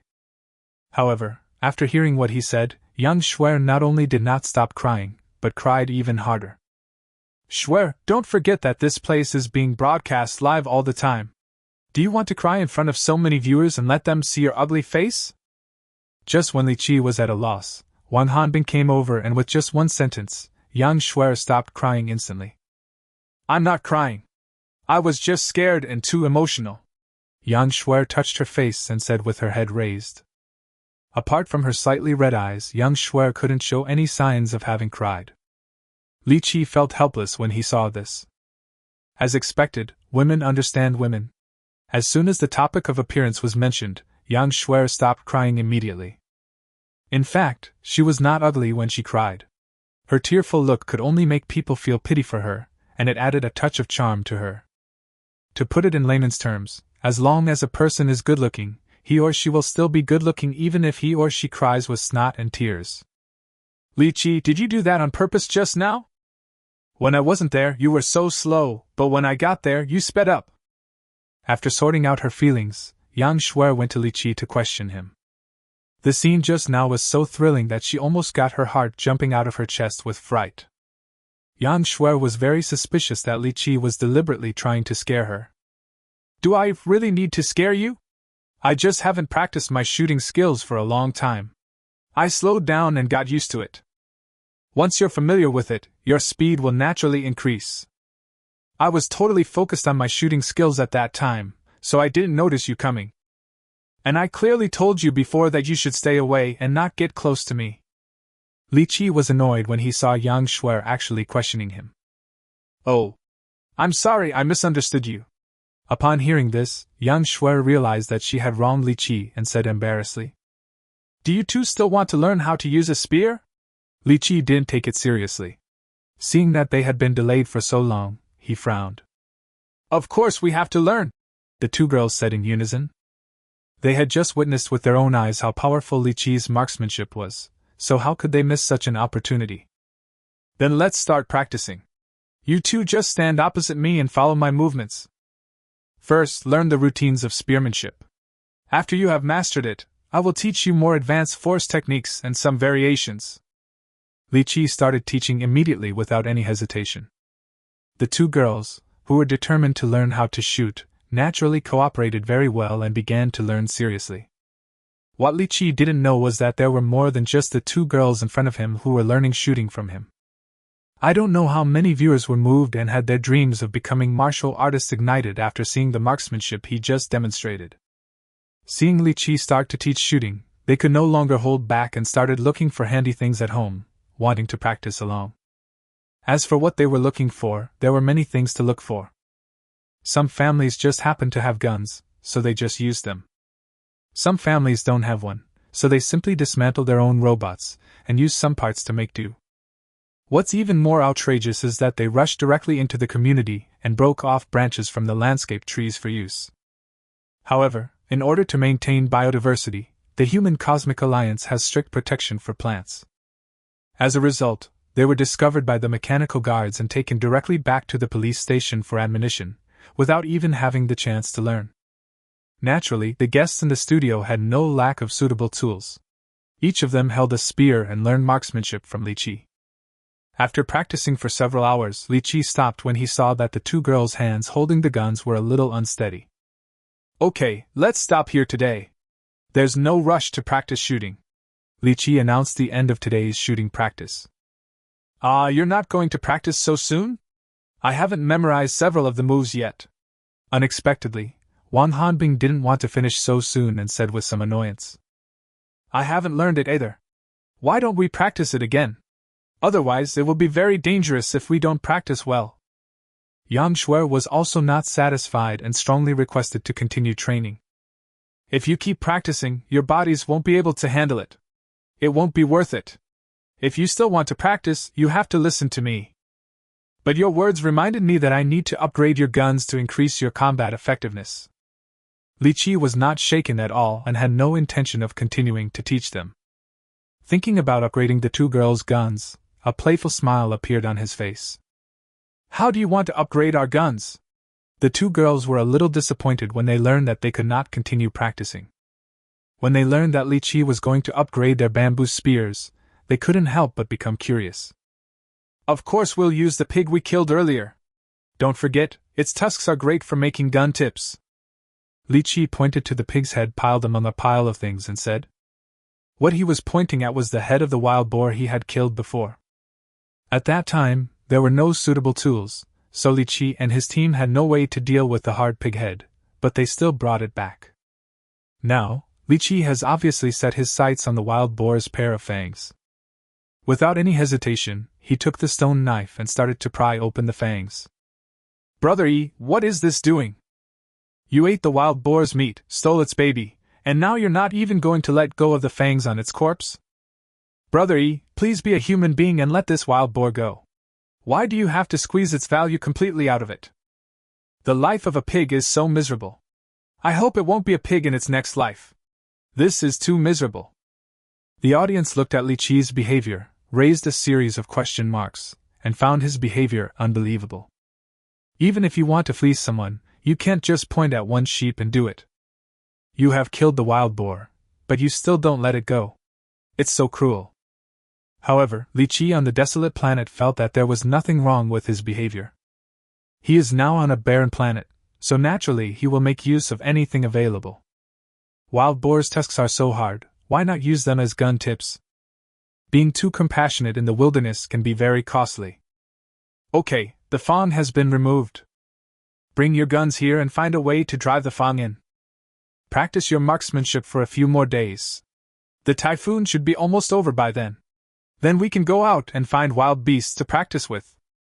Li Qiyi took off the wild boar's tusks and said with a faint smile. Chapter 59. Can we build cars on a barren planet? Don't look at Li Qiyi and others who can practice shooting leisurely in the stilt house. The typhoon outside hasn't gone away yet.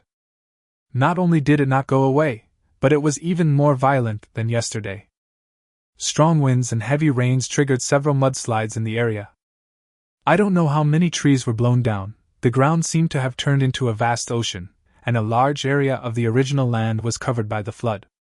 I don't know how many contestants failed to find a suitable place to hide yesterday, got caught in the rain and caught a fever and a cold, and were eliminated directly. The contestants who were lucky enough to find a place to hide were not having an easy time either. They were shivering in the cold wind, feeling cold and hungry. If this situation continues for a few more days, they will probably not be able to hold on, and will be eliminated. Why are we so miserable? Why did we end up in this place? Otherwise, I would definitely be able to continue to survive. But I'm afraid all the players in this area are unlucky. I'm not the only one. This is somewhat comforting. The contestants who were still persisting couldn't help but complain, thinking that they were unlucky. They can only find some comfort and continue to hold on by thinking about the miserable plight of other people in the same area. If they knew that some people who were also in the typhoon were not only not affected by the typhoon but were eating barbecue on stone slabs, they would probably be devastated. The people who were eating the stone slab barbecue were naturally Li Qiyi and his friends. They were tired of eating meat that was grilled or boiled. So Li Qiyi decided to use a stone slab to grill the meat as a fresh way of eating it. If those players knew what they were thinking now, they would probably be so angry that they would vomit blood. We don't even have anything to eat now, and you've already started eating meat in different ways. Do you have to be so cruel? Be a human being. This piece of meat is almost done, hurry up and pick it up. Li Qiyi, who was doing his best to be a good person, said as he pushed a piece of roasted meat. Okay, this piece of meat is mine. Upon hearing this, young Shuer immediately picked up the piece of meat, wrapped it with a piece of wild vegetable similar to lettuce, put it in her mouth, and chewed it happily. Their stone slab barbecue is somewhat similar to iron plate barbecue, but there are still some differences. This stone slab can absorb oil, and much of the oil released by the roasted meat is absorbed by the stone slab. Coupled with the high temperature on the stone slab, the thin slices of meat on it are roasted to a charred and crispy state.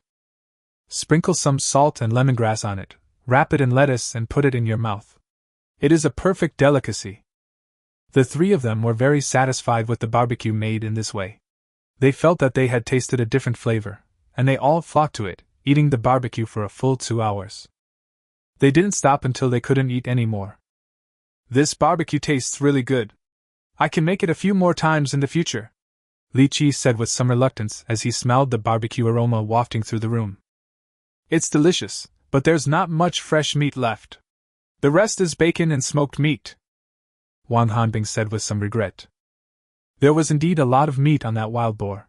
They had been eating for so many days, but they only ate a few dozen kilograms, so there was still a lot left. But due to the lack of preservation conditions on the barren planet, most of the meat was preserved by pickling and smoking. Of course, you can eat bacon and smoked meat, but they are obviously not suitable for barbecue. Then what's there to worry about?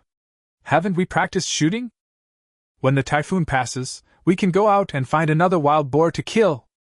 Yan Shuer, who had been practicing shooting for 2 days, had begun to become inflated and felt that she could easily fight a wild boar alone. Shuer, you are too arrogant. Wild boars are not that easy to deal with. Even if we really kill a wild boar, if the distance is too far, we won't be able to bring it back. Have you forgotten the experience of moving wild boar meat last time? Wang Hanbing couldn't stand Yang Shuer's arrogant look, and couldn't help but pat her little head and give her a lesson. That's right. If the distance is too far, it will be difficult to transport it back, and it will be a good opportunity for other beasts. Hearing this, Yang Shuer recalled her past experiences and said angrily, It took them a lot of effort to move the wild boar meat last time. They had to go back and forth so many times that their hands felt numb after moving it. This is because the cave is not far from home. If the distance was farther, Yang Shuer would feel terrified just thinking about the workload. It would be great if we had a car. We're dying of exhaustion from carrying things like this every day. Yang Shuer felt even more overwhelmed when she thought about the fact that she would need to move things a lot in the future. Shuer, what are you thinking about? We are on a deserted planet, how could we have a car? Wang Hanbing was amused by Yang Shuer's unreliable idea. Who said there's no way there's a car? Li Qiyi suddenly said when he heard that. What do you mean? Upon hearing this, the two girls looked at him. Li Qiyi's words scared them. Especially Yang Shuer, although she said she wanted a car, it was just a thought, and she knew in her heart that it was impossible. But Li Qiyi said, this is possible. If someone else said this, she would not believe it, but Li Qiyi was different. Has he ever failed to fulfill his promise? I mean, you can build a car. But it's not the kind of car you think it is. It's just a transport vehicle that's convenient for transporting things, Li Qiyi said seriously. He almost forgot about the blueprint he had obtained, but he remembered it after being reminded by the two girls. He had a blueprint of a wooden ox and flowing horse waiting to be made. Since he couldn't go out now, he might as well take this opportunity to make it. Did I hear correctly? Brother, he said he could build a car? Oh my goodness! Oh my goodness! Brother E is going to defy the will of heaven. Everyone calm down. Brother E has already said that this is not the kind of car we think it is. It is just a car for transporting things. Even this is amazing, okay? I can't imagine how to build a car on a barren planet with nothing. Don't have too high expectations. It's just a piece of wood with two wheels. There's no technical difficulty in making such a car. When the audience learned that Li Qiyi was going to build a car, they couldn't help but be surprised. This is a technical job, and it can't be done with just some common sense. There is an innate threshold here. Many viewers believe that Li Qiyi should have just built a unicycle or wooden cart that did not require much technical difficulty and was barely usable. For something more advanced, that is definitely impossible. Even if Li Qiyi has that ability, he still needs the corresponding tools and materials. However, there is nothing on the barren planet, so no matter how capable you are, it will be useless. Chapter 60. The wooden ox and the flowing horse actually exist. Li Qiyi, are you serious? Do you really want to build a car? Wang Hanbing still couldn't accept it, and asked seriously. Of course I'm serious. Let's start building now without further ado. Li Qiyi responded very seriously. Upon hearing this, the two girls looked at each other in surprise. They didn't expect that Li Qiyi was serious. However, if the car can really be built, it would be a very interesting thing, and it would be an additional tool that can provide great help in the future. Thinking of this, the two girls became full of energy. Then let's act quickly. Is there anything we can do to help? We will do our best to cooperate. Yan Shuer said excitedly. We can't start construction right now. There is a big problem, we are short of wooden planks. It is not enough to use bamboo as the material to build a car. Li Qiyi said with some headache. Bamboo is a great material, but it has its limitations. For flat and wide boards, bamboo is obviously not suitable, and other woods must be used. What should we do? Where can we get wood now? Yan Shuer, who had just become interested, felt like a bucket of cold water was poured on her head when she heard this, and she immediately wilted. Without materials, it is impossible to build anything. It should still be possible to get it. The worst of the typhoon has passed, and the rain has also eased a lot. When the typhoons were the strongest before, the floods were also the biggest. Some fallen trees may be washed by the flood water to the edge of the bamboo forest. As long as we go against the direction of the water flow, there is a high probability that we can find some trees washed over, so that we can have materials to use. Li Qiyi had already had an idea about this and said it directly. Then what are we waiting for? Let's go and take a look. Upon hearing this, Yan Shuer suddenly became motivated to work again and rushed out in a hurry. You should at least wrap your shoes and trouser legs with banana leaves first. Do you really want your shoes to get wet? Li Qiyi felt helpless when he saw her rush out.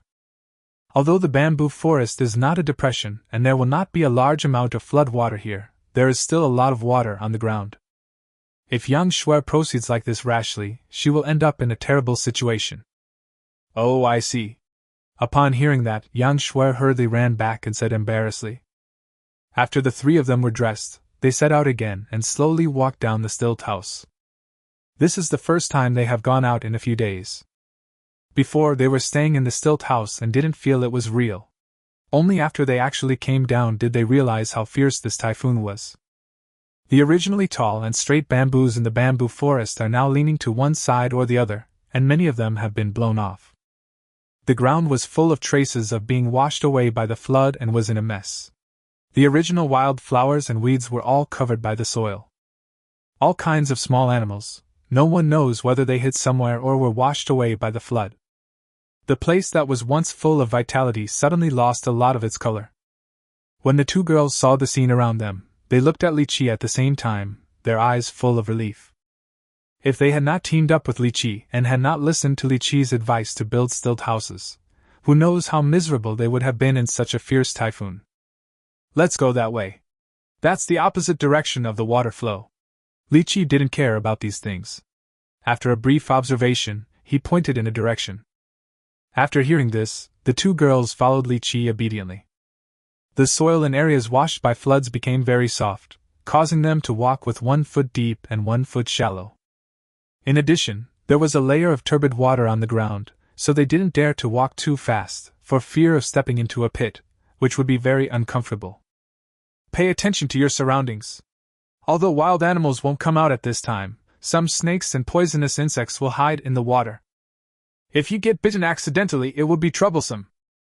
Li Qiyi, who was walking in front, did not forget to remind the two girls.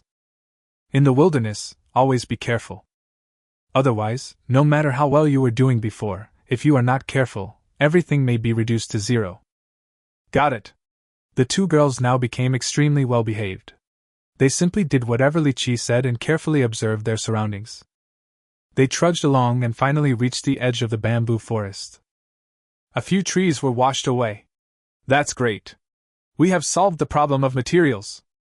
Wan Hanbing saw a few trees leaning against the bamboo forest from afar and said with some surprise. She had been worried that her joy would be in vain. I didn't expect to get something as soon as I arrived. Li Qiyi's judgment was indeed correct. With so many materials, we can make the wooden ox and the flowing horse. Li Qiyi's face showed joy, and he felt that the harvest this time was not bad. With so much material, it's certainly enough. Wait, what did you say you were going to do? Yan Shuai suddenly realized that she seemed to have heard something extraordinary. The wooden ox and the flowing horse, the car you want to build, could it be the wooden ox and the flowing horse that Zhuge Kongming built in the legend? Wan Hanbing heard it clearly and said with wide eyes in surprise. Li Qiyi said he wanted to build a car, which was outrageous enough. What Wan Hanbing never expected was that there was something even more outrageous. What Li Qiyi wanted to make was actually the legendary wooden ox and flowing horse. How could Wan Hanbing not be surprised? Oh my god, brother, he wants to make wooden oxen and flowing horses. Do wooden oxen and flowing horses really exist? Why do I feel like this is getting more and more mysterious? Can this thing be made?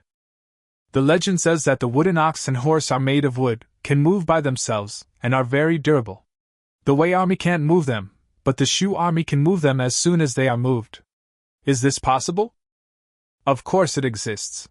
The robots we use now can do this, but with the level of technology thousands of years ago, it would definitely be impossible. This thing that doesn't exist, but brother he said he can make it. That's not the way you can brag. I want to see how he made it. He wouldn't just make a flatbed cart and say it's a wooden ox and a flowing horse, right? When the audience heard Li Qiyi say that he wanted to build a wooden ox and a flowing horse, they were naturally very surprised and started arguing in the live broadcast room. After all, the wooden ox and flowing horse only exist in legends, and no one has ever seen the real thing. However, Li Qiyi said that he could make it, which made them doubt. Li Qiyi, can you really make a wooden ox and horse that can move by itself? Doesn't this thing only exist in legends? Yan Shuai couldn't help but ask. Who said that the wooden ox and the flowing horse can move by themselves? This is just a rumor. The wooden ox and the flowing horse are indeed magical, but they are just transport vehicles. Also, the wooden ox and the flowing horse do not only exist in legends. The records of the Three Kingdoms and the biography of Wu Hou clearly record the shape of the wooden ox and the size of the flowing horse. Although I can't guarantee that the wooden ox and horse I made will be exactly the same as the real thing back then, it should be no problem to make it conform to the description in the book. Li Qiyi said confidently. Chapter 61 Perfect Restoration of the Wooden Ox and Horse. Since you are so confident, I would like to see how you can make the wooden ox and flowing horse. Seeing that Li Qiyi's words were very logical and did not sound like bragging at all, Wan Hanbing could not help but believe it a little and became curious. If you want to see it, you have to help. Hurry up and cut down those trees. After we bring them back, we can start making wooden oxen and flowing horses. Upon hearing this, Li Qiyi asked the two girls to get busy. He handed them a simple saw made of grass with teeth, and he took a newly made stone axe and began to chop branches. The trees that were washed to the edge of the bamboo forest all rushed over with their branches. If they took it back directly, not only would it get stuck, but they wouldn't be able to pull it because it's so big. So you have to remove the extra branches and only keep the trunk to take back. The three of them struggled with the trees for a while, and the second stone axe made by Li Qiyi was completely scrapped. It took 7 or 8 replacements of the serrated grass before all the trees were dealt with. I'm so tired. This tool is so troublesome to use.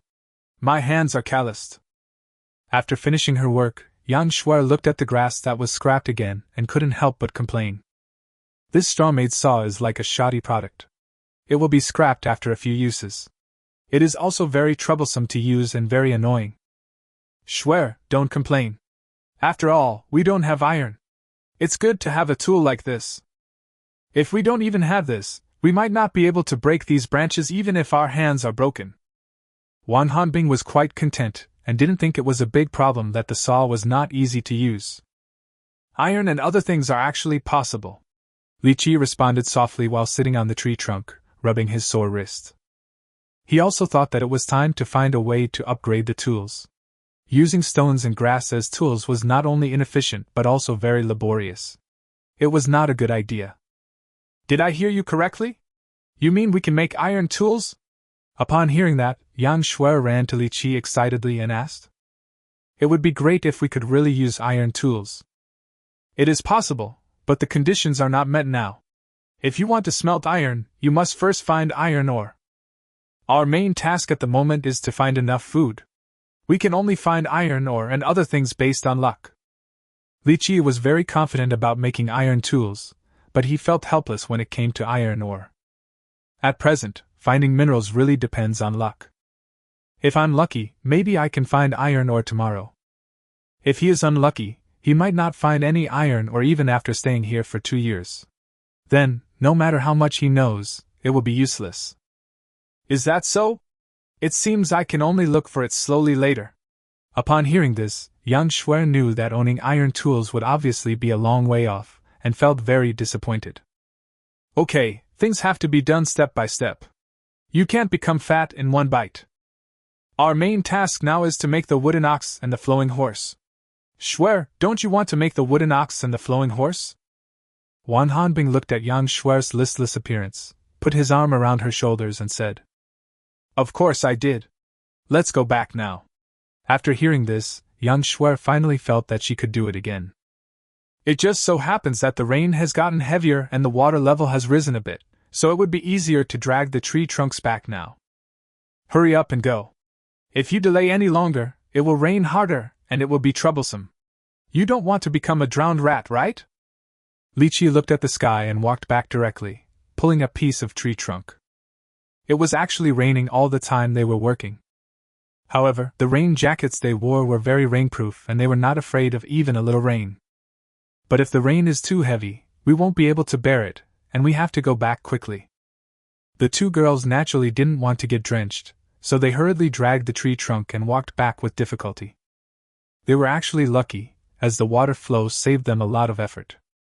If there was no water flow, they would have no choice but to carry it back, which would require exponentially more effort. But even so, they were very tired. They walked and stopped several times on the short 1-kilometer journey before they finally brought the tree trunks back to the stilt house. Okay, we can start making it now. After Li Qiyi brought the materials back, he immediately started working. He found a piece of charcoal, drew many lines on the tree trunk, and asked the 2 girls to cut along the lines he drew. Li Qiyi himself was not idle either. He got out a bunch of materials and was busy cutting and splicing them, having a lot of fun. What he didn't know was that while he was busy, the number of people watching his live broadcast was constantly increasing. Because some viewers spread the news that Li Qiyi was going to build the wooden ox and flowing horse, it attracted a lot of news media coverage and attracted a lot of new viewers. When the program crew saw this, they were naturally very happy and started to divert traffic. The picture in the studio stopped directly on the holographic projection of Li Qiyi. So, in addition to the 2 girls, there were tens of billions of viewers witnessing the birth of the wooden ox and flowing horse. This is my first time watching a show. Is this the guy who said he was going to make a wooden ox and a flowing horse? Where are the wooden ox and flowing horse? Why are there just a bunch of parts? Are you just bragging? Please be patient. This is just the beginning. How can you be sure that you can't do it? Just wait and see, maybe a miracle will happen. Many new viewers came in and started to make sarcastic comments when they saw a bunch of messy parts. Old audiences were dissatisfied with these comments and urged the audience to stay. As a result, after waiting and waiting, they really saw some tricks. Hey, this anchor seems to have something, and the things he creates are interesting. I thought it was the simplest unicycle, but it turns out it's more than that. It's so complicated. Can this car really drive? I was shocked. The square belly and bent head, 1 foot and 4 legs, the head in the collar, and the tongue sticking out of the belly, all match the description in the book. Is this really a wooden cow and a stray horse? I really witnessed the legendary thing being born before my eyes. The perfect restoration of wooden cows and horses. Do you want to be so popular?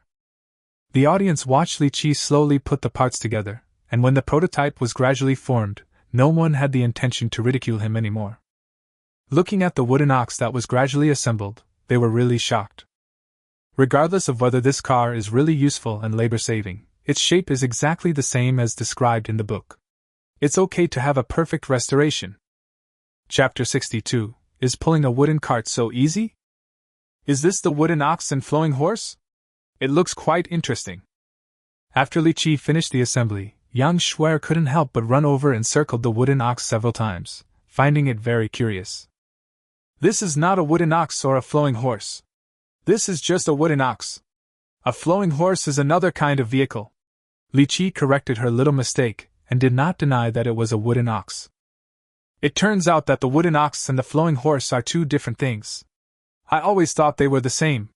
Upon hearing this, young Shuer felt that her knowledge points had increased.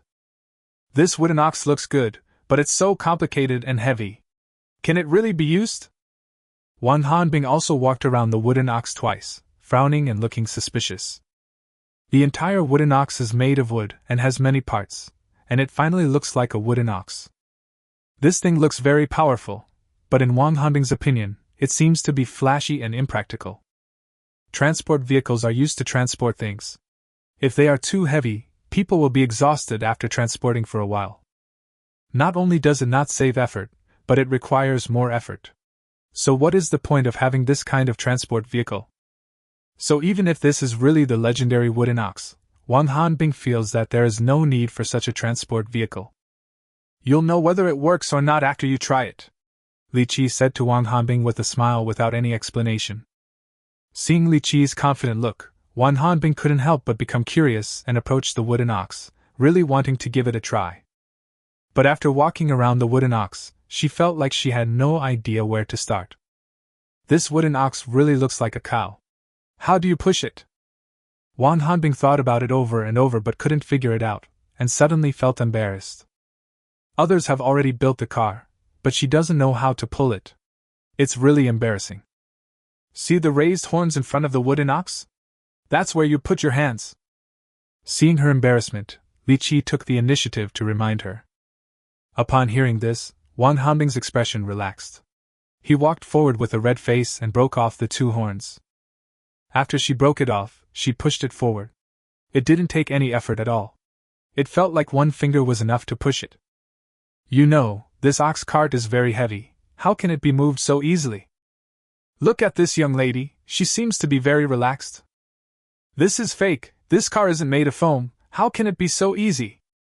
Is this really the legendary wooden ox that can save a lot of energy? If it's true, then the anchor is a real showman. He's so showy that he has no friends. The audience had been paying attention to the situation here, and couldn't help but be surprised to see Wang Hanbing looking so relaxed. They originally thought that the wooden ox was just a showpiece. After all, it was not easy to make it the same as the description in the book. But looking at the situation, this wooden ox is not just a showpiece, but a genuine and labor-saving transport vehicle, which has a completely different meaning. How is it?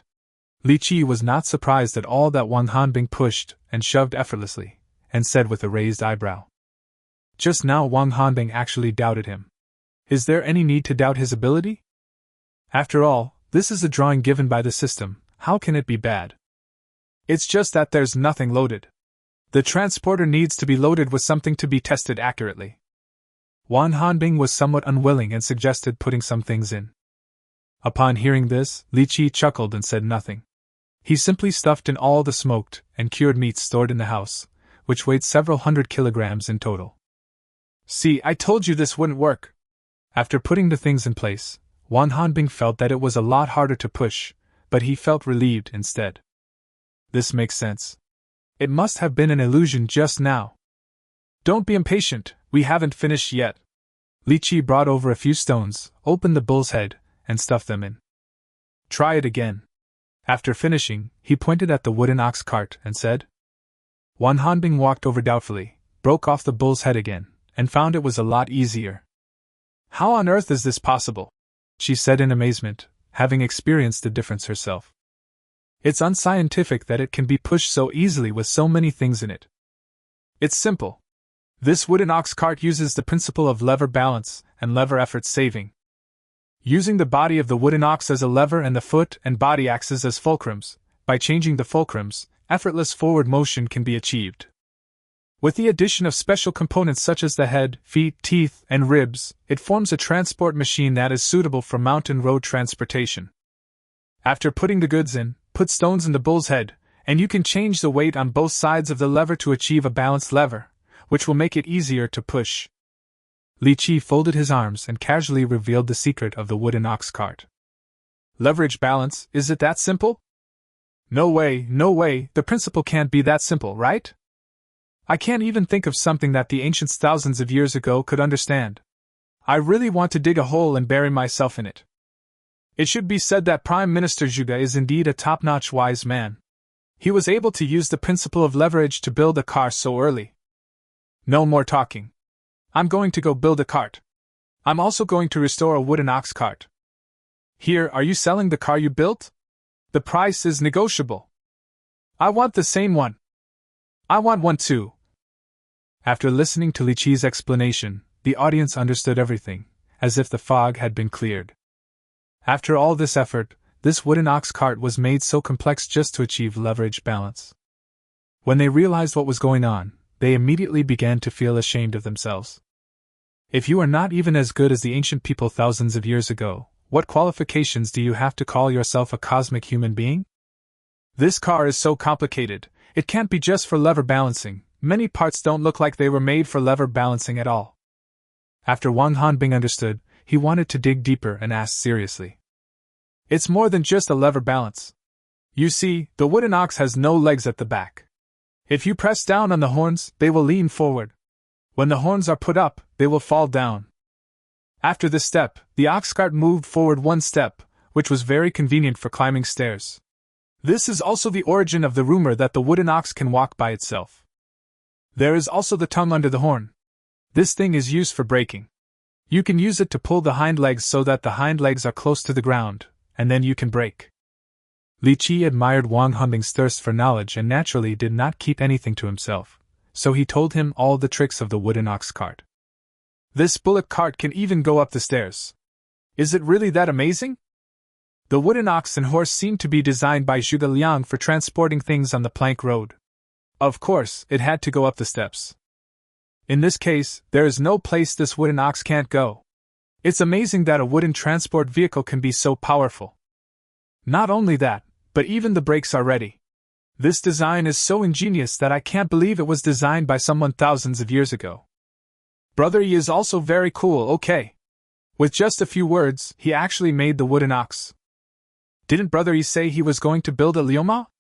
I really want to know what a liuma looks like. After learning about all the functions of the wooden ox, the audience couldn't help but marvel at it, and were even more looking forward to seeing the flowing horse. Chapter 63. Preparing to go hunting. Li Qiyi did not keep the audience waiting too long. While the two girls were having fun playing with the wooden ox cart, he started to get busy again. The parts were already made, and Li Qiyi had asked the two girls to prepare them in advance. He quickly put them together. The structure of the flowing horse carriage was much simpler than the wooden ox cart, and Li Qiyi's speed also increased a lot. After a while, a new transport vehicle was ready. Is this Luma? He doesn't look like him at all. The wooden ox just now was a perfect reproduction, but is this really a liuma? Why does it look so unreliable? I thought it would be awesome, but it turned out to be so lame. Forget it, forget it. I'd better take a closer look at the wooden ox. However, after seeing the finished product, the audience was not as amazed as they were when they saw the wooden ox. Instead, they felt a little disappointed. The horse-drawn carriage made by Li Qiyi had 3 wheels at the bottom, 2 separated boxes in the middle, 2 poles on the top, and 2 more poles at the back. It looked out of place. The audience cannot associate such a car with the legendary Liu at all. Li Qiyi, this is a flowing horse carriage. You are not mistaken, are you? If you say it is an elephant carriage, I would believe it. How can it look like a horse? After seeing the flowing horse-drawn carriage, young Shuer had the same doubts as the audience. It's like an elephant. The description of the flowing horse-drawn carriage in history books is that its shape is like an elephant. Li Qiyi felt that there was nothing wrong with this flowing horse-drawn carriage. Shaped like an elephant? If so, why is it called a flowing carriage? After hearing this, young Shuer became even more confused. Were the names given by the ancients so unreliable? It looks like an elephant, but they said it was a carriage.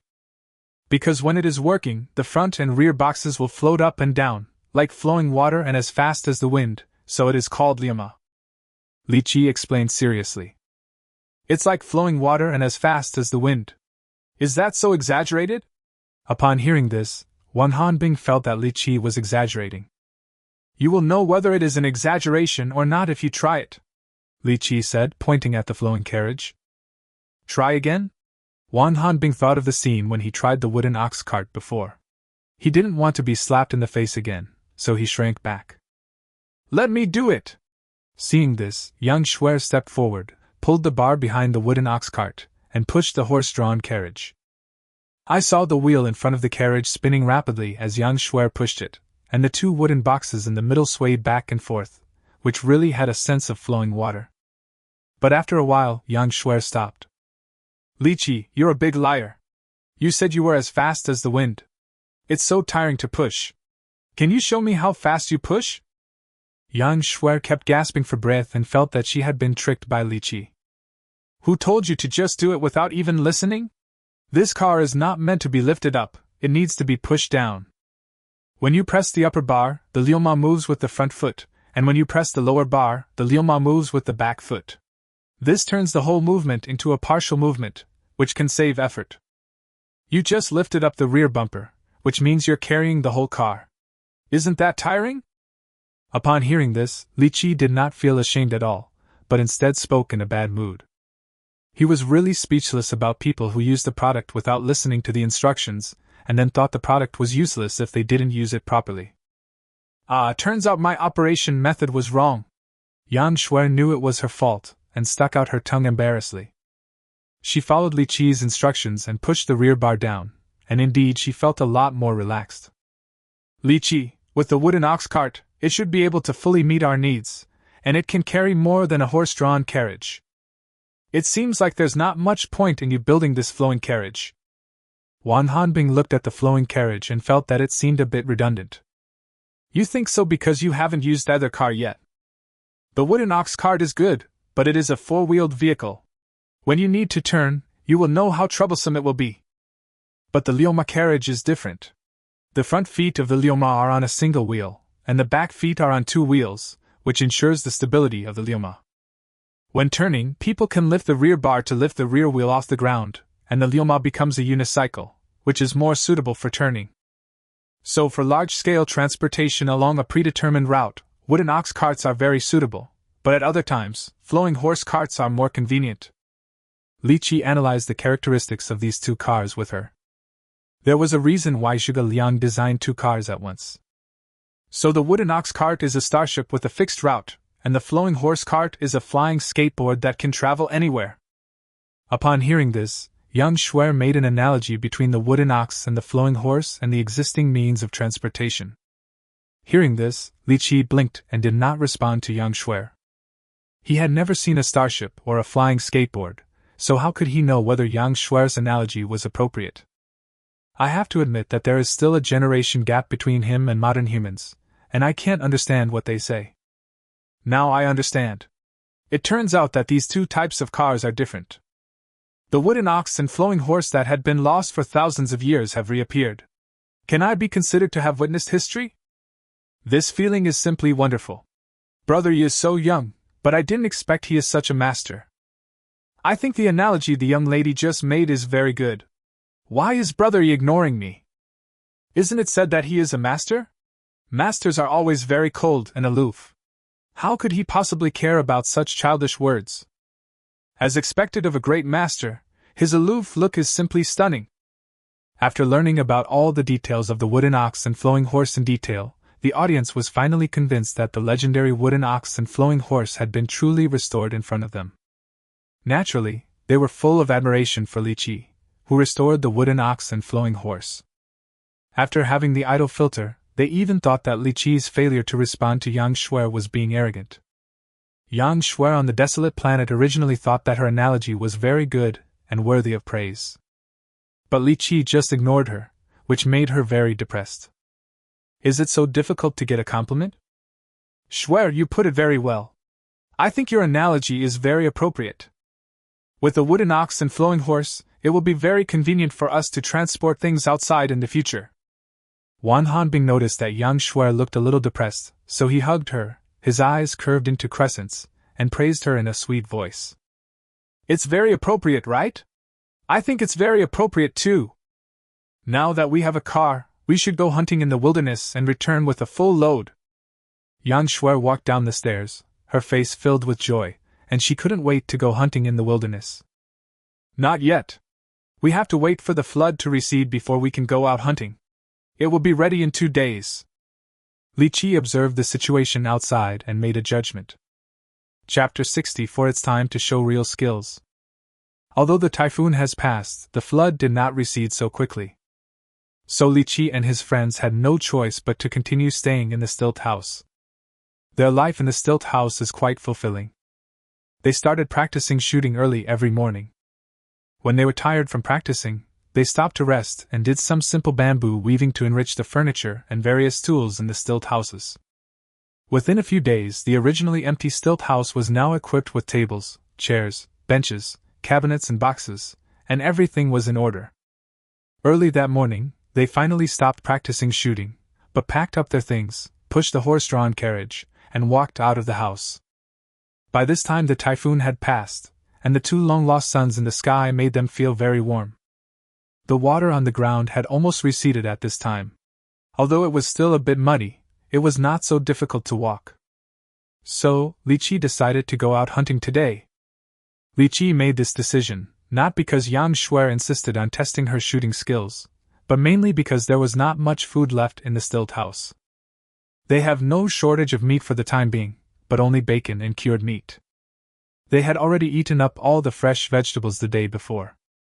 If they stay in the stilt houses all the time and eat smoked and cured meat without having access to fresh meat and vegetables, their health will sooner or later be in trouble. So Li Qiyi decided to go out hunting and get fresh food while the typhoon had passed. Let's go!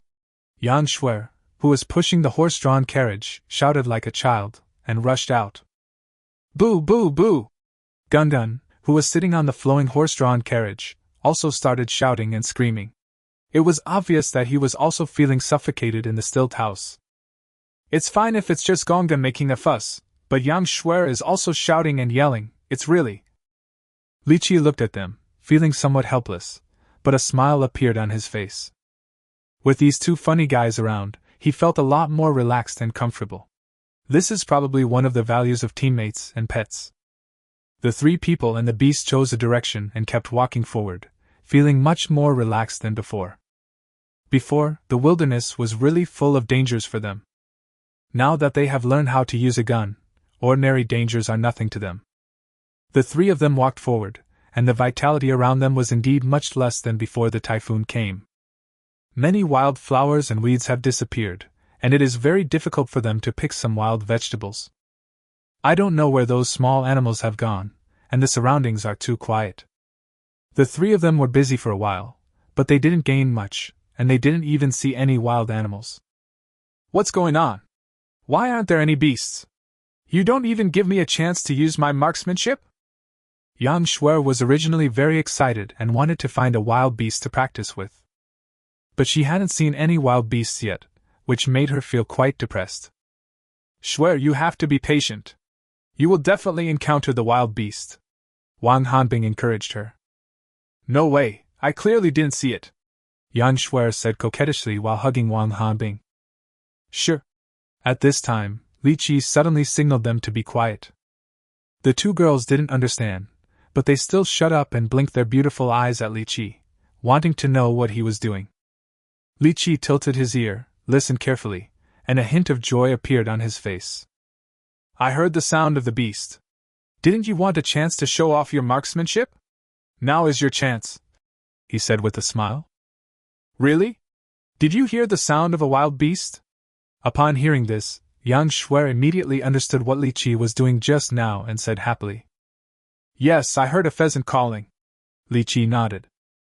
What? Just a pheasant? Who are you looking down on? Even if I don't have a gun, I'm not afraid of pheasants, okay? Yang Shuer was full of expectations, but when she heard Li Qiyi say it was just a pheasant, she became angry. If it was a jungle overlord like a lion or tiger, she might be a little timid. If it was just a pheasant, Yang Shuer would not be afraid at all. Instead, she felt that the opponent was too weak and she could not show her abilities. Don't be impatient, just listen to what I have to say. I heard the pheasant's call was very short and powerful. It was a cry of panic and fear, indicating that something was chasing it. Your opponent is the wild beast that hunts the pheasant. Li Qiyi was very dissatisfied with Yang Shuer's impatience and her unwillingness to listen to others finish speaking. There are other wild animals. That's exciting. Let's go now and don't let them run away. When Yang Shuer heard that there were other wild animals, she suddenly became excited and ran excitedly towards the source of the sound. Seeing this, the two men hurriedly followed, and after a while, they saw the pheasant. Behind the pheasant, a medium-sized, slender beast covered with yellow hair and with a head that looked a bit like a mouse was chasing it. There really is a wild beast chasing a pheasant, but it doesn't look very strong. When Yang Shuer saw the beast, she was a little excited at first, and then a little disappointed. The beast was only slightly larger than a bamboo rat, and was not a suitable opponent in Yang Shuer's mind. Don't underestimate it. This beast is called a weasel. When there is no way to retreat and escape, the weasel will launch a desperate counterattack against the invader, appearing fearless and extremely ferocious. If you don't handle it carefully, you may not be able to defeat it. Li Qiyi recognized the beast and spoke with interest. Now that you mention it, it's quite challenging. Then it will be my first opponent after I learn the gun method. It's time for me to show my real skills. After listening to Li Qiyi's evaluation, Yang Shuer immediately decided to choose this weasel as her opponent. Well, I'll go over there and block the weasel, and Wang Hanbing will go over there to block it, so it won't run away. You wait here. When it realizes it can't run away, it will naturally rush to your side. Upon hearing this, Li Qiyi gave some instructions and then ran in another direction. There is a stone wall next to the ground, and only 3 people are needed to surround the weasel. Thank you for your hard work. Wait, Li Qiyi, how can you be sure that it will come to my side after being surrounded? Yang Shuer was touched to see them helping her so much, but as she thought about it, she suddenly felt that something seemed to be wrong. It can't be what I think it means, can it?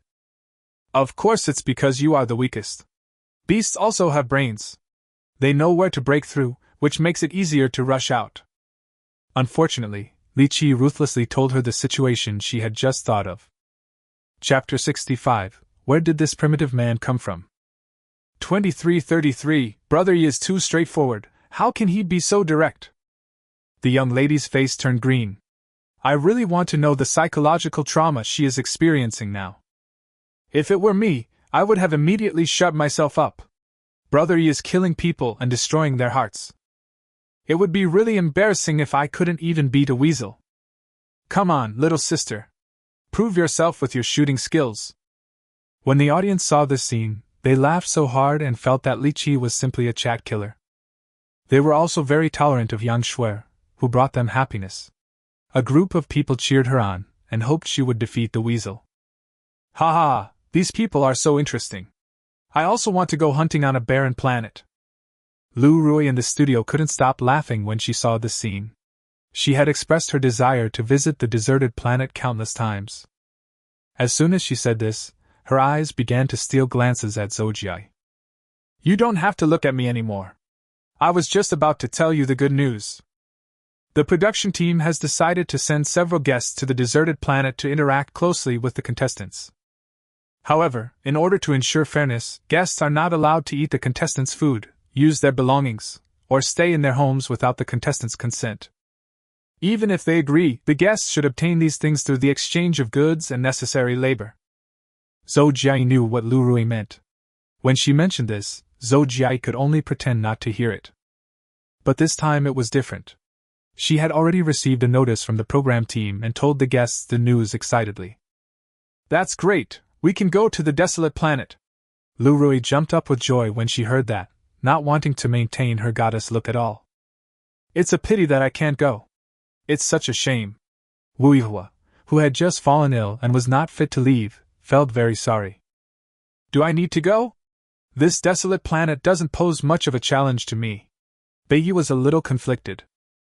On the one hand, he really wanted to meet Li Qiyi, a rising star in wilderness survival. On the other hand, he was afraid of being slapped in the face again after going to the deserted planet. Although he was used to being slapped in the face, being slapped in front of the person responsible was a completely different feeling. What, the guests are going to a deserted planet? Then they will be able to meet Brother Yi and eat the delicious food he personally cooks. I'm so envious. Didn't the host say that, for the sake of fairness, guests are not allowed to eat the contestants' food directly unless they allow it? That's great, isn't it? Jealousy is tearing me apart. I really want to have such an opportunity. The production team, please take a look at us. We want to go too. When the audience learned that the guests were going to a deserted planet, they were extremely envious and left all kinds of comments asking for them to be given a chance. Dear audience, please be patient, you also have a chance. As long as you keep watching, our program team will randomly select a few players to go to the desolate planet at a random time within a month. So, everyone must watch our show and don't leave easily, otherwise you may miss the opportunity. Zhou Jia was well prepared for this and immediately told the program team the lottery plan for the audience. When the audience heard this, they immediately quieted down, and each of them was hoping that they would be the lucky one to be chosen. Li Qiyi and his companions on the desolate planet naturally didn't know about these things, as they were busy chasing and intercepting the weasels. The weasel was very cunning. When it saw so many people, it immediately wanted to run away. Fortunately, Li Qiyi was fast enough to block it and drive it back. After the weasel tried to escape several times but failed, it suddenly became anxious. It turned around on the spot, then chose Yang Shuer and rushed towards her with its teeth bared. It's really coming towards me. This is so bullying. When Yang Shuer saw the weasel coming towards her, her face was filled with shame and anger, and she began to grit her teeth. If Yang Shuer hadn't heard what Li Qiyi said, she would have been very happy to see it coming and felt that her chance had come. But now, she hoped that the weasel would not come, to prove that she was not the weakest among the three. In the end, the weasel came after all, proving that there was nothing wrong with what Li Qiyi said. How could Yang Shuer bear this? Watch how I kill you, take my bullet! Feeling very ashamed and angry, Yang Shuer stabbed at the weasel with her bamboo spear. After practicing shooting for several days, there were some results. At least Yang Shuer's shooting speed had become very fast. However, the weasel was not made of clay. It reacted quickly and dodged immediately. After dodging, the weasel immediately flew towards Yang Shuer. Yang Shuer panicked a little when she saw this, but she didn't stop moving her hands. She still followed Li Qiyi's previous instructions and shot the weasel with the barrel of the gun. This time the attack was effective and the weasel was directly knocked away. However, the weasel refused to give in and continued to attack Yang Shuer with its teeth bared, making Yang Shuer feel caught in a dilemma and in a very embarrassing situation. Come and help me, I can't handle it alone. Helpless Yang Shuer could only call for reinforcements. Shuer, let me help you. Upon hearing this, Wan Hanbing hurriedly picked up his gun and went to help Yang Shuer. Li Qiyi stood there without moving, allowing the two girls to fight the weasel. Their marksmanship is still a little rusty, and they must go through actual combat to improve it. Although the weasel is somewhat aggressive, it will not cause fatal harm to the two girls, so it is already a good opponent. The two girls were quite capable. They cooperated with each other and attacked the weasel with their shooting skills. After a stalemate, Wang Hanbing found an opportunity, thrust his spear forward, and the boar tusk at the tip of the spear successfully pierced the weasel's lower back. "Hm. Hm." The injured weasel cried out in pain. "Haha, you dared to fight with us. Now you know how powerful we are." Seeing that the weasel was finally defeated, Yang Shuer happily stepped forward and prepared to pick up the trophy. "Get out of the way!" Li Qiyi suddenly shouted just as Yang Shuer approached the weasel. Upon hearing this, Yang Shuer subconsciously dodged forward. At this moment, a foul smell came out of the weasel's butt. Yang Shuer, who was hiding aside, was almost hit by the stench. Even though she successfully avoided it, the disgusting smell still made Yang Shuer turn pale and almost vomit. She didn't expect that the weasel would have this trick. It was so disgusting. Puff! Yang Shuer was furious and was about to rush forward to kill the weasel when she suddenly heard a burst of laughter. "Who is laughing? Where did this primitive man come from?" Yang Shuer felt embarrassed and angry when she heard the laughter, and looked towards the source of the sound. When she took a look, she found a man with unkempt hair and extremely sloppy appearance. Could these be the indigenous humans of the barren planet? Chapter 66. Another shock. Primitive man? Li Qiyi's vision was limited where he was standing, so he didn't see the man. After hearing what Yang Shuer said, he had an idea and ran towards her quickly. If they were really primitive people, they would not necessarily communicate with them in a friendly manner, and might even start fighting right away. These two girls may not be able to defeat the primitive people who can survive in the wilderness. He ran to Yang Shuer and saw the miserable-looking, primitive man. "You misunderstood.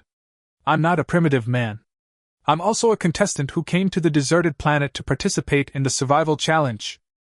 The primitive man, opposite, looking at the expressions of the few people, felt like crying but had no tears. "I just slipped and fell into a mud pit, and just climbed out not long ago. How did I become a primitive man?" "Are you a contestant too?"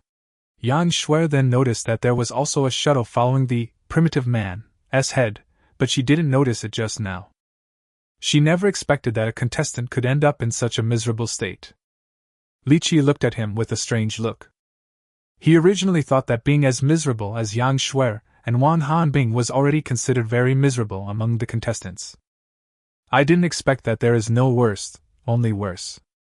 It's only been a few days since you came to the desolate planet, and you've become like a primitive man. In 2 days you will be eliminated. It seems that this generation of human beings is really no good. My name is Mika. I have been hiding in a cave in the mountains. I came out today because I was so hungry. I was picking wild fruits over there when I heard some noise and came over to check it out. I didn't expect to run into you guys. Where did you hide when the typhoon came? You seem to be doing well." When Li Qiyi was complaining in his heart, the man spoke again. He introduced himself, and then spoke curiously. Mika had been observing them since he first discovered them, and the more he observed, the more amazed he became. The three of them were in a state of being well-fed and well-drinking, and had not encountered any disasters. It was strange that there was no sign of suffering from the typhoon on their bodies. "We don't need to hide, we can just live in our own home," Yang Shuer responded directly after hearing this. "At home, you have built a shelter? And your shelter can still be used when a typhoon hits?" Mika was shocked when he heard this. He once had a shelter, but because it was too simple, it was washed away by the heavy rain. It was really strange that Yang Shuer and her friend's shelter could survive the typhoon. "Why can't we use it? We built a house on stilts. A little typhoon is nothing. We are not afraid of it at all." Yang Shuer was very pleased with Mika's surprised look and said proudly. Although the main credit for building the stilt house did not lie with her, it did not stop her from being proud of it and bragging about it. "Building a building? You actually built a building on a barren planet?" Mika was shocked again. He never expected that someone could build a building in this wilderness in such a short time. It is obvious that everyone is living a primitive life, but suddenly someone jumps out and says that he is already living a modern life. Anyone who hears this would feel uncomfortable. "Okay, Shuer, let's not talk about this anymore. Let's take the prey back quickly and don't delay here." Seeing Yang Shuer showing off in front of Mika, Wang Hanbing pulled her aside helplessly and said, She was still quite kind and didn't want Mika's weak heart to suffer too much of a blow. "This weasel is so smelly, I don't want it, why not give it to him? Anyway, we came out hunting because we were bored staying at home, and we don't lack this little bit of food." Yang Shuer tilted her head and thought about it, and felt that it would be better to give the weasel to the contestant she had just met. There was no way. Mika looked so miserable that she couldn't help but feel a little sympathy for him. "Don't you have a shortage of food? Are you out hunting because you're bored at home?" When Mika heard that Yang Shuer was going to give him the weasel, he was extremely happy. But after hearing the last sentence, he was shocked again, and his mentality collapsed immediately. "Listen, is this human language? We, the contestants, struggle in the wilderness every day, trying to survive, living from day to day, hungry or full. As a result, you have no shortage of food. You hunt not to stay hungry, but because you are bored. They are obviously all human beings, and they have all just arrived on this desolate planet. Why should the gap be so huge? That's right, there's nothing strange about that. Do you want this weasel or not? If not, I'll take it away." Yang Shuer frowned slightly when she saw that Mika was dumbfounded. No wonder he was doing so badly on the deserted planet. It turns out he was just a fool. "Yes, of course I want it. But I won't accept your charity. We must exchange it for equal value. How about this? I'll give you my pot." Mika, who had been hungry for several days, naturally didn't want to miss this rare meat. However, he still had some ambition and wanted to barter instead of asking Yang Shuer to give him alms. He thought about it for a long time before he gritted his teeth and prepared to take out the pot he used to eat in exchange. "We can't use your pot at all. We know how to make pottery. We have a lot of pots and pans at home. Do we need your pot?" Yang Shuer saw the pot that Mika took out and said with disdain. If it weren't for the pottery being fired, Yang Shuer would have regarded this pot as a treasure. But after firing pottery once, Miss Yang no longer cared about pots, pans, and the like. "You can also make pottery!" Mika was shocked again when he heard this. Why is it that every time Yang Shuer speaks, she can overturn his 3 views? How does she do that? What abilities does Yang Shuer have that allow her to build buildings and make pottery on this desolate planet? It's simply amazing. Ha ha, I knew that the other contestants would be shocked when they found out about Li Qiyi and the others' lives. Poor kid, he must have been so shocked that his worldview has been shattered. This reminds me of the amazing things I saw Brother Yi do before. He looks exactly like me now.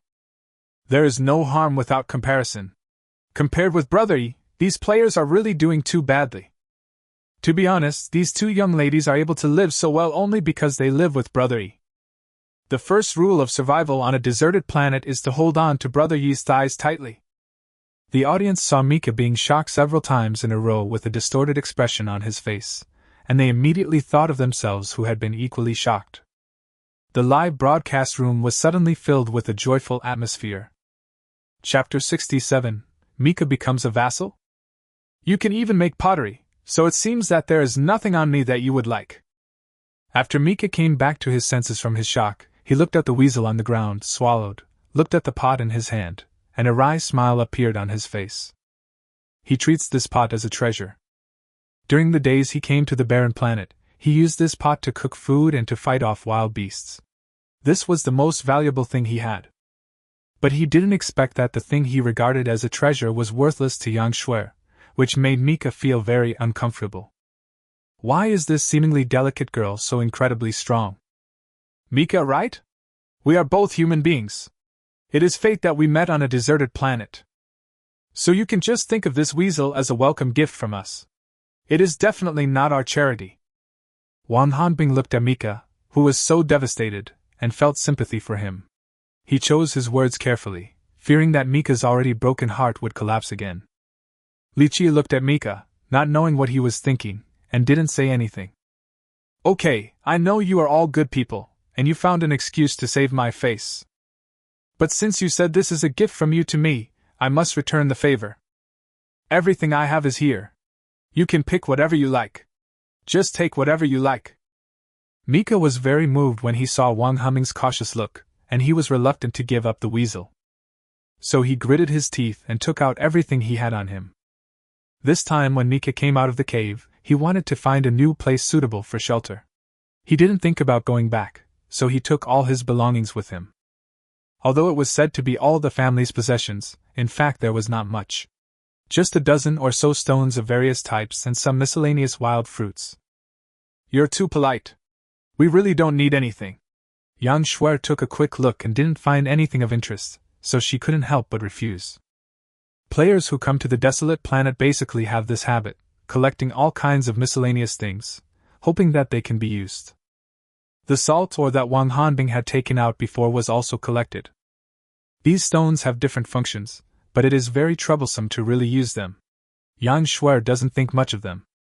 "Who said there is nothing we need? This thing is useful to us."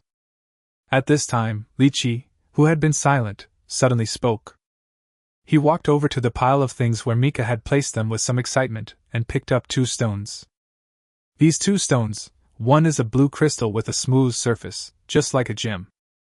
The other stone looked ordinary, just a yellow-brown stone, but with some white marks on it. "This brother has a good eye. These 2 stones, one is malachite and the other is tin ore. If used well, it can be made into metal tools." When Mika saw the 2 stones that Li Qiyi picked up, he felt that he had met someone who knew the subject, and spoke excitedly. "You know these 2 kinds of stones? Then why didn't you make metal tools with them?" When Li Qiyi saw that Mika knew what these 2 stones were, he immediately became interested in Mika. "To be honest, I studied geology before coming to the deserted planet, and identifying minerals is just basic knowledge.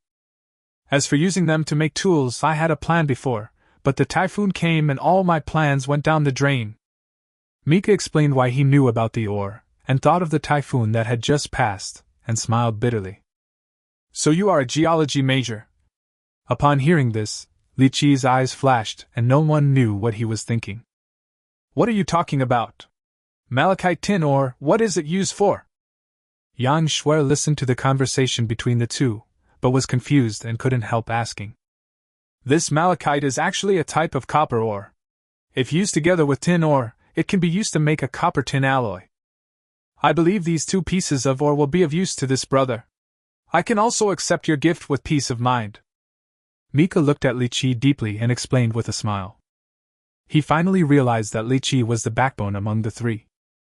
The house and pottery that Yang Shuer mentioned should be related to Li Qiyi. If you meet such a great man, you naturally have to try to please him. "Copper tin alloy? So, the metal tools I've always wanted have finally been found?" Yang Shuer finally understood. Her eyes suddenly lit up and she became excited. She had suffered a lot from using wooden and stone tools, so when she heard that she could use metal tools, she immediately felt like the clouds had cleared and the moon was visible. "These 2 pieces of ore are not enough to make any tools. After all, the quantity is a little less." Li Qiyi looked at the 2 pieces of ore in his hand and said with some regret. Mika was right. With these 2 pieces of ore, copper-tin alloy can indeed be made. However, 2 pieces of ore, each only the size of a palm, were far from enough to be made into copper-tin alloy. "You want ore? That's easy. With my ability, I can find you more ore. It won't be a problem at all." Hearing this, Mika felt that he had finally found an opportunity to show himself, and his voice rose several degrees. "Finally, I found a little advantage over them." "That's fine. As long as you can find usable ore, you can exchange it with me. Our home is in the bamboo forest ahead. Whether you want food or tools, I can satisfy you and I won't let you down." Li Qiyi's eyes lit up when he heard this, and he spoke very generously. It would be much more convenient to have Mika helping them find ore. "Then it's settled. I'll take this weasel with me. It's a deposit for finding ore." Mika, who finally found the value of his existence, felt instantly happy. He picked up the weasel with peace of mind, packed up the things he had just taken out, and left humming a song. "Okay, we can go back now." "Shuer, what are you standing there for?" Wang Hanbing saw Mika leaving and asked the 2 to leave. Seeing that young Shuer was still in a daze, he asked curiously. "What do you think? Is Mika our vassal now?" Yang Shuer never stopped talking, and she scared people the moment she opened her mouth. "Vassal? How could you possibly think of that? How is that possible? We are just in an equal exchange, a mutually beneficial relationship." Wang Hanbing looked at the shuttle above his head, and quickly covered Yang Shuer's mouth and said, "Can you say such things casually?" Chapter 68, Stealing the Chicken Successfully. 2333, Miss Shuer is too bold to say that it's okay to be a vassal. Being a vassal is a thing of the past. Is there anyone who can accept being a vassal of someone else now? To be honest, it's not impossible. After all, we can't even survive, so how can we consider anything else? They say it's a cooperative relationship, but Mika is now completely dependent on Iga and his men for his livelihood. If this isn't a vassalage, then what is? Guess what, brother, you will have more vassals. Such a hot topic naturally aroused heated discussions among the audience. Vassalage and the like have long become history in the current human universe alliance. After all, no matter how bad your life is, the official human cosmic alliance will back you up, so you don't need to become a vassal of others. However, it is not certain whether a vassal relationship will arise on a barren planet. Although the relationship between Mika and Li Qiyi was not made public, it really looked like a vassal relationship, which excited the audience. They are very much looking forward to what kind of sparks will be created between Li Qiyi and other contestants on the barren planet. Don't mention whether we are vassals or not. We are just mutually beneficial. If Mika is as capable as he says, at least we won't have to worry about ore, and we can hopefully make all kinds of metal tools. Li Qiyi also felt that it was not a good idea to describe Mika as their vassal, so he directly banned any discussion on this issue. In fact, when he met Mika, he had the idea of making Mika their helper. It is too difficult for just 3 people to survive on a deserted planet. Let's not talk about anything else, just talk about finding ore. If 4 people go looking for it, the chance of finding ore is definitely greater than if there are 3 people. And Mika gave him a big surprise. He was actually very good at finding minerals. He was a very useful helper. However, even though he had such expertise, Li Qiyi had no intention of including him in the team. To be precise, unless something unexpected happens, he doesn't plan to let other people join the team in the future. Because when there are many people in a team, there will inevitably be friction and intrigue among members, which requires a lot of energy to manage. And this is exactly what Li Qiyi doesn't want to do. Therefore, Li Qiyi believes that maintaining the current small team is already very appropriate. Of course, he also needs help. After all, there is strength in numbers.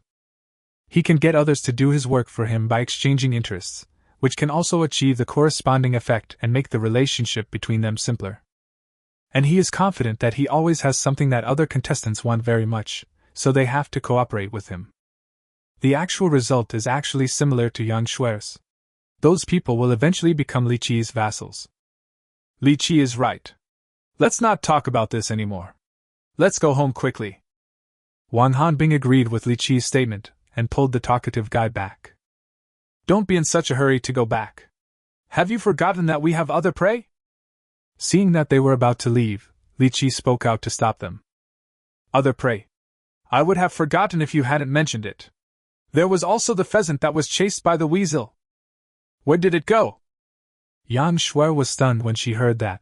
Then she remembered the pheasant and started looking around for it, but she couldn't find it.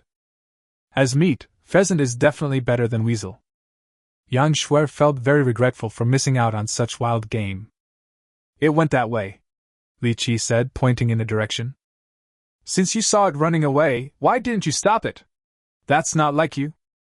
Wang Hanbing felt very strange when he saw that Li Qiyi knew that the pheasant had escaped but did not chase it. With Li Qiyi's style, he will never let go of any prey. It is abnormal to let the pheasants go now. I let it go because I wanted to follow its tracks to its nest and maybe find other pheasants. Even if we can't find other pheasants, at least we can find a few eggs, so it's not a loss. Li Qiyi pointed to the maple leaf-shaped pheasant footprints on the ground and said with a faint smile. As expected of you, the 2 girls said in unison upon hearing this. Li Qiyi is still the same Li Qiyi who will not miss any opportunity to be of use. Letting the pheasant go, it turns out the reason was that they wanted the pheasant to be a traitor so that they could follow them and steal chickens. My goodness, he even targeted the pheasants and pheasant eggs that were not here. Does he really want to kill them all? Let's go, it's been so long, it's time for it to go back to its nest. When Li Qiyi heard what the 2 girls said, he felt confused, but he didn't care and just followed the pheasant's footprints. In the land that had just been washed by the flood, there were few wild animals on the ground, so the pheasant footprints on the ground were very clear. The three followed the footprints and chased for a while, then they heard a rooster crowing. When they heard the sound, they no longer needed to look for footprints. They just ran in the direction of the sound and saw several pheasants. In the grass near them, pheasant eggs were faintly visible. 1, 2, 3, 9 chickens, and so many eggs. We're making a killing! Yang Shuer hid behind a bush, observing the pheasants over there, and said excitedly. When she thought of the various delicious foods made with chicken and eggs, she couldn't help but drool. If they could catch all these pheasants, the dishes on their table would be much richer in the future. Give me all the bamboo baskets you brought. You are responsible for driving away the pheasants outside. Don't let them run away. And I'll use this bamboo basket to catch pheasants. If I act fast enough, I can catch them all. Li Qiyi spoke softly to the two girls. The two girls nodded silently, handed all the bamboo baskets they brought to Li Qiyi, and then carefully went behind the pheasant. Seeing that they were in position, Li Qiyi rushed out of the bushes and quickly caught a pheasant with a bamboo basket. Cluck, cluck, cluck! The other pheasants discovered Li Qiyi and fled in panic, cackling non-stop. Upon seeing this, the two girls quickly showed up and drove them back. The three of them worked together, and quickly caught all the pheasants without letting a single one escape. Yeah! We successfully stole the chicken. We'll have chicken to eat from now on. Yang Shuer looked at the pheasants covered in the bamboo basket, then looked at the pheasant eggs all over the ground, and said happily. Li Qiyi also laughed happily and started thinking about what kind of delicious food he could make with these pheasants. Chapter 69. Can you eat a chicken covered in mud? The three of them took the cages containing pheasants, put them into the horse-drawn carriage, and Li Qiyi pushed it back. As for the pheasant eggs, they were held in the hands of the two girls. There is no way, eggs are too fragile, and the road is all mountainous along the way. If we put them on the carriage and take them with us, there would probably be only a few intact eggs left by the time we get home. Li Qiyi pushed the horse-drawn carriage loaded with pheasants very easily without feeling any hindrance, and he pushed it back home quickly. It's time to cook. Let's pick a pheasant. We haven't eaten chicken in a long time. Yang Shuer put down the pheasant eggs, rubbed her sore wrist, and said expectantly. We need to keep these pheasants for placing in order. It would be a bad idea to eat them now. Wang Hanbing was reluctant. She attaches great importance to sustainable development. If pheasants can lay eggs, it would be a waste if they are eaten. It's okay, we can eat this one. This old hen probably won't lay eggs anymore, Li Qiyi said, holding a pheasant. As early as when he saw these pheasants, Li Qiyi had already set his sights on this one. This old hen won't grow much meat no matter how much you eat, and it can't lay eggs. If you don't eat it, should you keep it for the new year? That's great. If it's an old hen, it would be better to make chicken soup. I'll go wash the pot right away, Yang Shuer said excitedly when she heard that there was an old hen to eat. No need to wash the pot, I don't plan to make chicken soup. Li Qiyi stopped him. If you want to make chicken soup from an old hen, it is best to use a casserole and simmer it slowly. Their clay pot is fine for cooking, but not so good for making soup because it doesn't even have a lid. If you don't make chicken soup, how do you want to cook it? Roast it? Yang Shuer said reluctantly. She's been eating too much grilled food these days and really doesn't want to eat grilled chicken anymore. Of course not. You will know what I am going to do soon. Li Qiyi smiled mysteriously. Without responding to the two girls, he started to kill and pluck the chicken. After cleaning the old hen, Li Qiyi marinated the hen with the only few seasonings available in the stilt house. Then he found a banana leaf and wrapped the old hen. After doing all this, he went downstairs and dug some mud, mixed it with water, and smeared it on the banana leaves. What is he doing, putting mud on the chicken? Confusing human behavior, a chicken covered in mud, is this edible? Perhaps this is a new way to preserve freshness. It doesn't have to be cooked and eaten. Brother Yi just kept saying he wanted to get some chicken to eat, so how could he not eat it? I can only say that Brother Yi is becoming more and more unconventional. Shocking! The contestant from the desolate planet has fallen to the point of having to eat dirt. When the audience saw what Li Qiyi did, they were completely confused.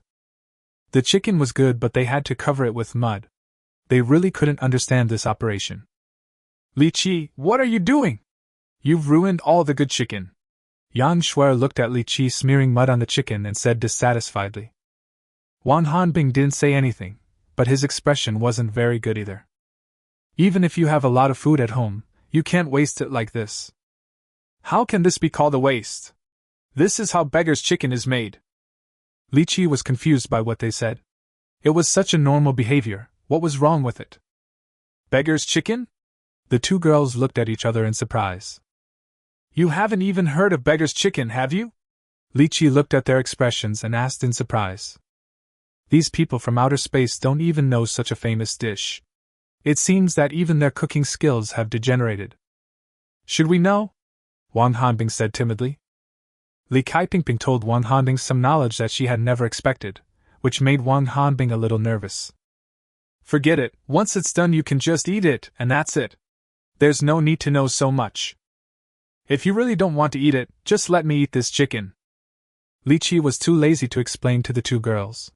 He simply threw the chicken covered with mud into the fire pit and slowly roasted it. What should I do, Shuer? Do you still want to eat? Seeing this, Wang Hanbing couldn't help but look at Yang Shuer. According to her original concept, things covered in mud must not taste good. But when it comes to Li Qiyi, no matter what happens, it cannot be judged by common sense. So Wang Hanbing couldn't help but feel conflicted and couldn't make up his mind. Never mind, let's see first. If it tastes good, I'll eat it. If it doesn't taste good, I won't eat it. It's a simple thing. Yang Shuer gave a simple and crude solution. It seems to be true. Wang Hanbing blinked her big eyes, and her long eyelashes fluttered. She has always been smart, and it's rare for her to show a silly and cute expression. Hey, is there anyone here? Let us in!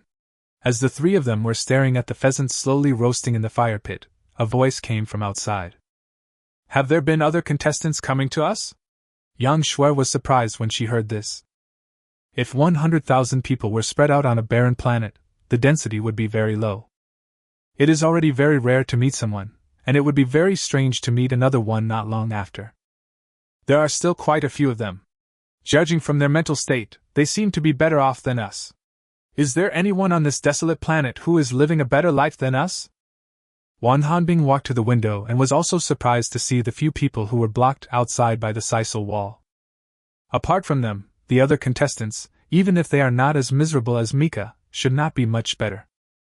Even more glamorous than them, which seemed incredible to Wang Hanbing. Oh, better than our mental state. Li Qiyi became interested immediately after hearing that. He is not the kind of arrogant person who thinks that there are no other capable people on this desolate planet except himself. On the contrary, Li Qiyi was very happy to know that there were people who were better than him, and felt that there was finally a competitive atmosphere. To be honest, there is no point in always competing with people who are weaker than you. Alas, this generation of human beings is really no good. Every time he thought of this, Li Qiyi couldn't help but sigh. But this time, it seems that a very capable group of humans in the universe have appeared. Where is the switch for your sisal? I clearly saw it in the studio, so why can't I find it now? When the three of them walked to the door of the stilt house, they saw a beautiful girl who spoke in a voice as sweet as a silver bell. Lu Rui! It's the big star Lu Rui. Why is she here? Yang Shuer became excited immediately when she saw who was speaking. The studio, Lu Rui, it turns out these people are not contestants. Li Qiyi was a little disappointed when he heard this. Chapter 70. Don't try to slap me in the face again. Li Qiyi was right. The people who came to the stilt house were indeed not contestants, but the hosts and guests who had just arrived. That is, Zhou Jia, Bei Yi and Lu Rui. After they landed on the desolate planet, they headed straight towards Li Qiyi and his group. The original plan was to sneak into the stilt house and give Li Qiyi and the others a surprise. Who knew that when they reached the stilt house, they were stopped by a sisal wall. They searched for the sisal switch clearly visible in the studio, but couldn't find it after a long time and had no choice but to call for help. Lu Rui, wait for us, I'll come open the door for you. Yang Shuer ran down excitedly when she saw the big star. Although she was not a fan of Lu Rui, when she saw such a big star appear in front of her, she still wanted to get closer to her. Yang Shuer ran to the door like a gust of wind, found the switch that Li Qiyi had cleverly hidden, and opened the door. It turns out it's hidden here, and our view is completely blocked. No wonder we couldn't find it after searching for so long. Li Qiyi is really smart. Lu Ruoyi walked in and looked at the green bamboo rope that Yang Shuai was pulling, and said with interest. You also know Li Qiyi? Yang Shuai asked in surprise. It's normal for ordinary people to know big stars. It's very unusual for a big star to know an ordinary person. Could it be that there was something going on between Li Qiyi and Lu Ruoyi? Li Qiyi is so handsome and capable, and he is a good match for Lu Ruoyi. Should I support this couple? Yang Shuai, with her imagination running wild, immediately began to imagine all sorts of things. As a result, Lu Ruoyi's words shattered all her thoughts. Of course I know. Not only do I know Li Qiyi, I also know that you are Yang Shuai and that person is Wang Habing. You may not know this, but you guys are really popular on the show, with hundreds of millions of viewers watching your live broadcast. How could I not know this? Lu Ruoyi looked at Li Qiyi and said excitedly. Billions of people are watching our live broadcast. Is it really that exaggerated? Wang Habing was stunned when he heard this and couldn't believe the data. She originally thought that she was just a nobody and never thought that so many people would pay attention to her. It's not an exaggeration at all. Your live broadcast is so interesting. I watched your live broadcast and wanted to experience it. I kept applying to the production team and finally got this opportunity. We came here to play with you, are you welcome? Lu Ruoyi had a smile on her face that made people feel like spring breeze. Her beautiful eyes seemed to be able to speak as she looked at Li Qiyi and said, Of course I like it. It's not welcome. It seems unfair for the program team to do this. Yang Shuai was about to express her welcome happily, but Li Qiyi interrupted her and said in a serious tone. Fuck! Brother, you just said he's not welcome. That's Lu Ruoyi, the goddess in the eyes of billions of boys. 666, this is the first boy I've seen who can reject Lu Ruoyi. If it were me, I would be willing to do it even if I was eliminated immediately, as long as I had the chance to meet Lu Ruoyi. Please don't use your superficial thoughts to speculate about Brother E, okay? Brother E is not tempted by beauty. Brother E, this is the mindset a true contestant should have. Even if a big star comes, the first thing he considers is fairness. Look at Lu Ruoyi's expression. Her whole face is frozen. It's obvious that she didn't expect Brother E to say that. When the audience saw that Li Qiyi expressed his disapproval of Lu Ruoyi, and the others without thinking, Lu Ruoyi looked a little overwhelmed and found it very interesting. You don't welcome me? Lu Ruoyi stared at Li Qiyi with her beautiful eyes, her eyes full of disbelief. Although she is not self-righteous and thinks that everyone should like her. However, Li Qiyi directly expressed that he did not welcome her. This was the first time she had encountered this in her decades of career. This made Lu Ruoyi want to take out a mirror and take a look. Is there something wrong with her makeup today? That's not right. I'm obviously invincible without makeup. I don't even put on any makeup. How could there be a problem? While Lu Ruoyi was wondering if there was something wrong with her appearance, Li Qiyi felt that what he said was very normal. Lu Ruoyi was indeed very beautiful, more beautiful than any girl he had ever seen before. But looks can't be used to make a living.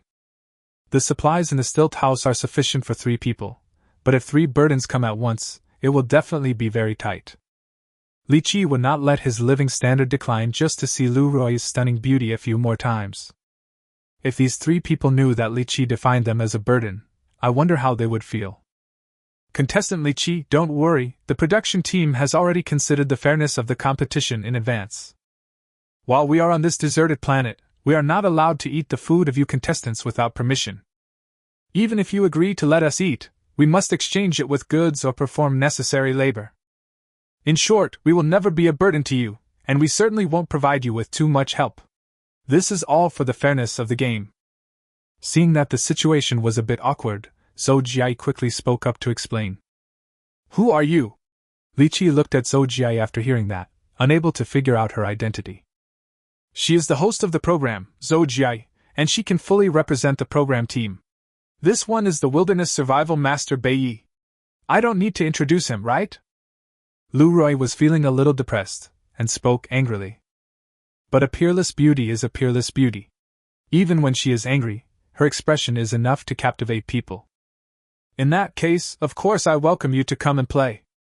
This person's name is Bei Yi, right?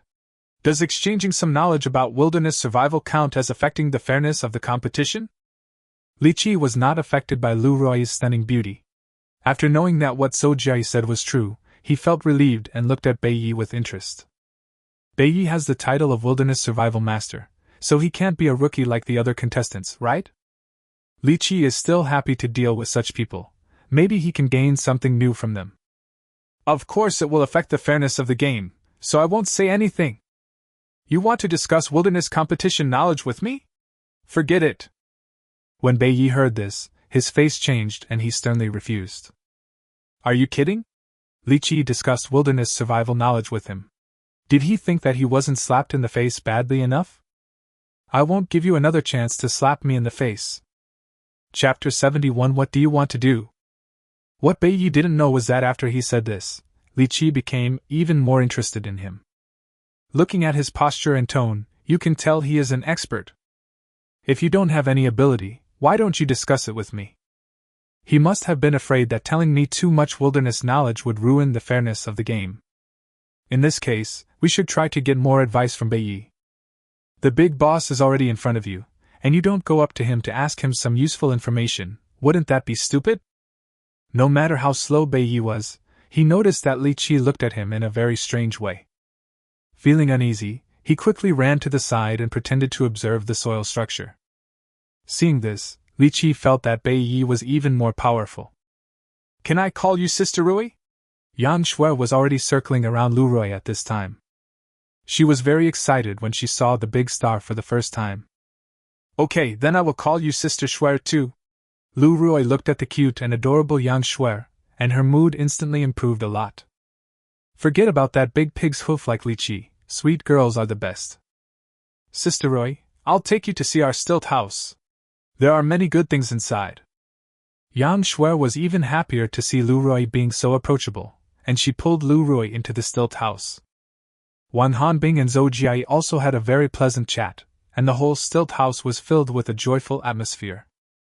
There was only Bei Yi squatting on the ground and Li Qiyi standing at the door looking at the scenery, who seemed out of place with the cheerful atmosphere in the stilt house. Fortunately, Li Qiyi still has Gun to accompany him. This little guy is very powerful now. He has learned to crawl on people. He quickly climbed up Li Qiyi's trouser leg and into his arms. Little guy, do you want to eat again? When Li Qiyi saw Gun looking at him eagerly, he knew what it wanted to do. Oh. Gun nodded repeatedly. Wait a little longer. When the beggar's chicken is cooked, I'll give you a chicken leg to eat, okay? Li Qiyi said while rubbing his chubby little head. Oh. Gun was very satisfied when he heard that there was a chicken leg to eat, and he rubbed against Li Qiyi's arms to please him. Seeing this, Li Qiyi couldn't help but sigh that the things extracted by the system were really different, and Gun was becoming smarter and smarter. Can I hold Gun for a while? At this time, a fragrant breeze blew over. Lu Rui looked at Gun in Li Qiyi's arms and said enviously. On the first day Gun appeared, she already fell in love with this cute and adorable little guy. One of the reasons why I have been clamoring to come to the desolate planet is to hug Gun in my own arms. But Gun just lay in Li Qiyi's arms without moving, which made her very depressed. After struggling in her heart for a long time, Lu Rui finally plucked up the courage to go to Li Qiyi. Okay. Upon hearing this, Li Qiyi handed Gun over directly. So easy? Lu Rui caught Gun subconsciously, her expression suddenly becoming a little dazed. She originally thought that Li Qiyi didn't like her very much, and would not agree to her easily, but she didn't expect Li Qiyi to agree so easily. This request is not excessive. Is there any reason for me not to agree to it? Li Qiyi guessed what she was thinking and found it a little funny. He said before that he was not welcome because it was for the fairness of the competition, and had nothing to do with Lu Rui herself. Thank you. Lu Rui, who had figured it out, smiled, making people feel that all the dark clouds in the sky had dispersed. It's Gun. I want to touch it too, this little guy is so cute. Lu Rui walked up to the girls holding Gun, which immediately caused Zhou Jia to exclaim. Several girls surrounded rolling and touched it all over, looking very happy. Although he was surrounded by several beauties, he didn't feel happy at all. Instead, he had a look as if he had lost the desire to live. This baby just looks a little cute and adorable, but these girls can't control themselves. As expected, appearance is the biggest burden on this baby's road to becoming a ferocious beast. While they were playing, Li Qiyi walked to the campfire, and his eyes lit up when he saw a darker spot in the mud. The darkening of the mud indicated that the pheasant wrapped inside had been completely roasted, and the oil inside had seeped into the mud. Li Qiyi, who couldn't wait to eat beggar's chicken, used a bamboo pole to pick the mud ball out of the fire pit. Then he hit the mud ball with a stone knife, and the mud ball broke apart. Immediately the whole house was filled with fragrance. "What's that smell? It smells so good." The group of people who were chatting happily just now, when they smelled the fragrance, immediately lost interest in chatting and all gathered around. "Is this beggar's chicken? It looks really good. Although it's wrapped in mud, the chicken doesn't look dirty at all because of the banana leaves. It looks appetizing."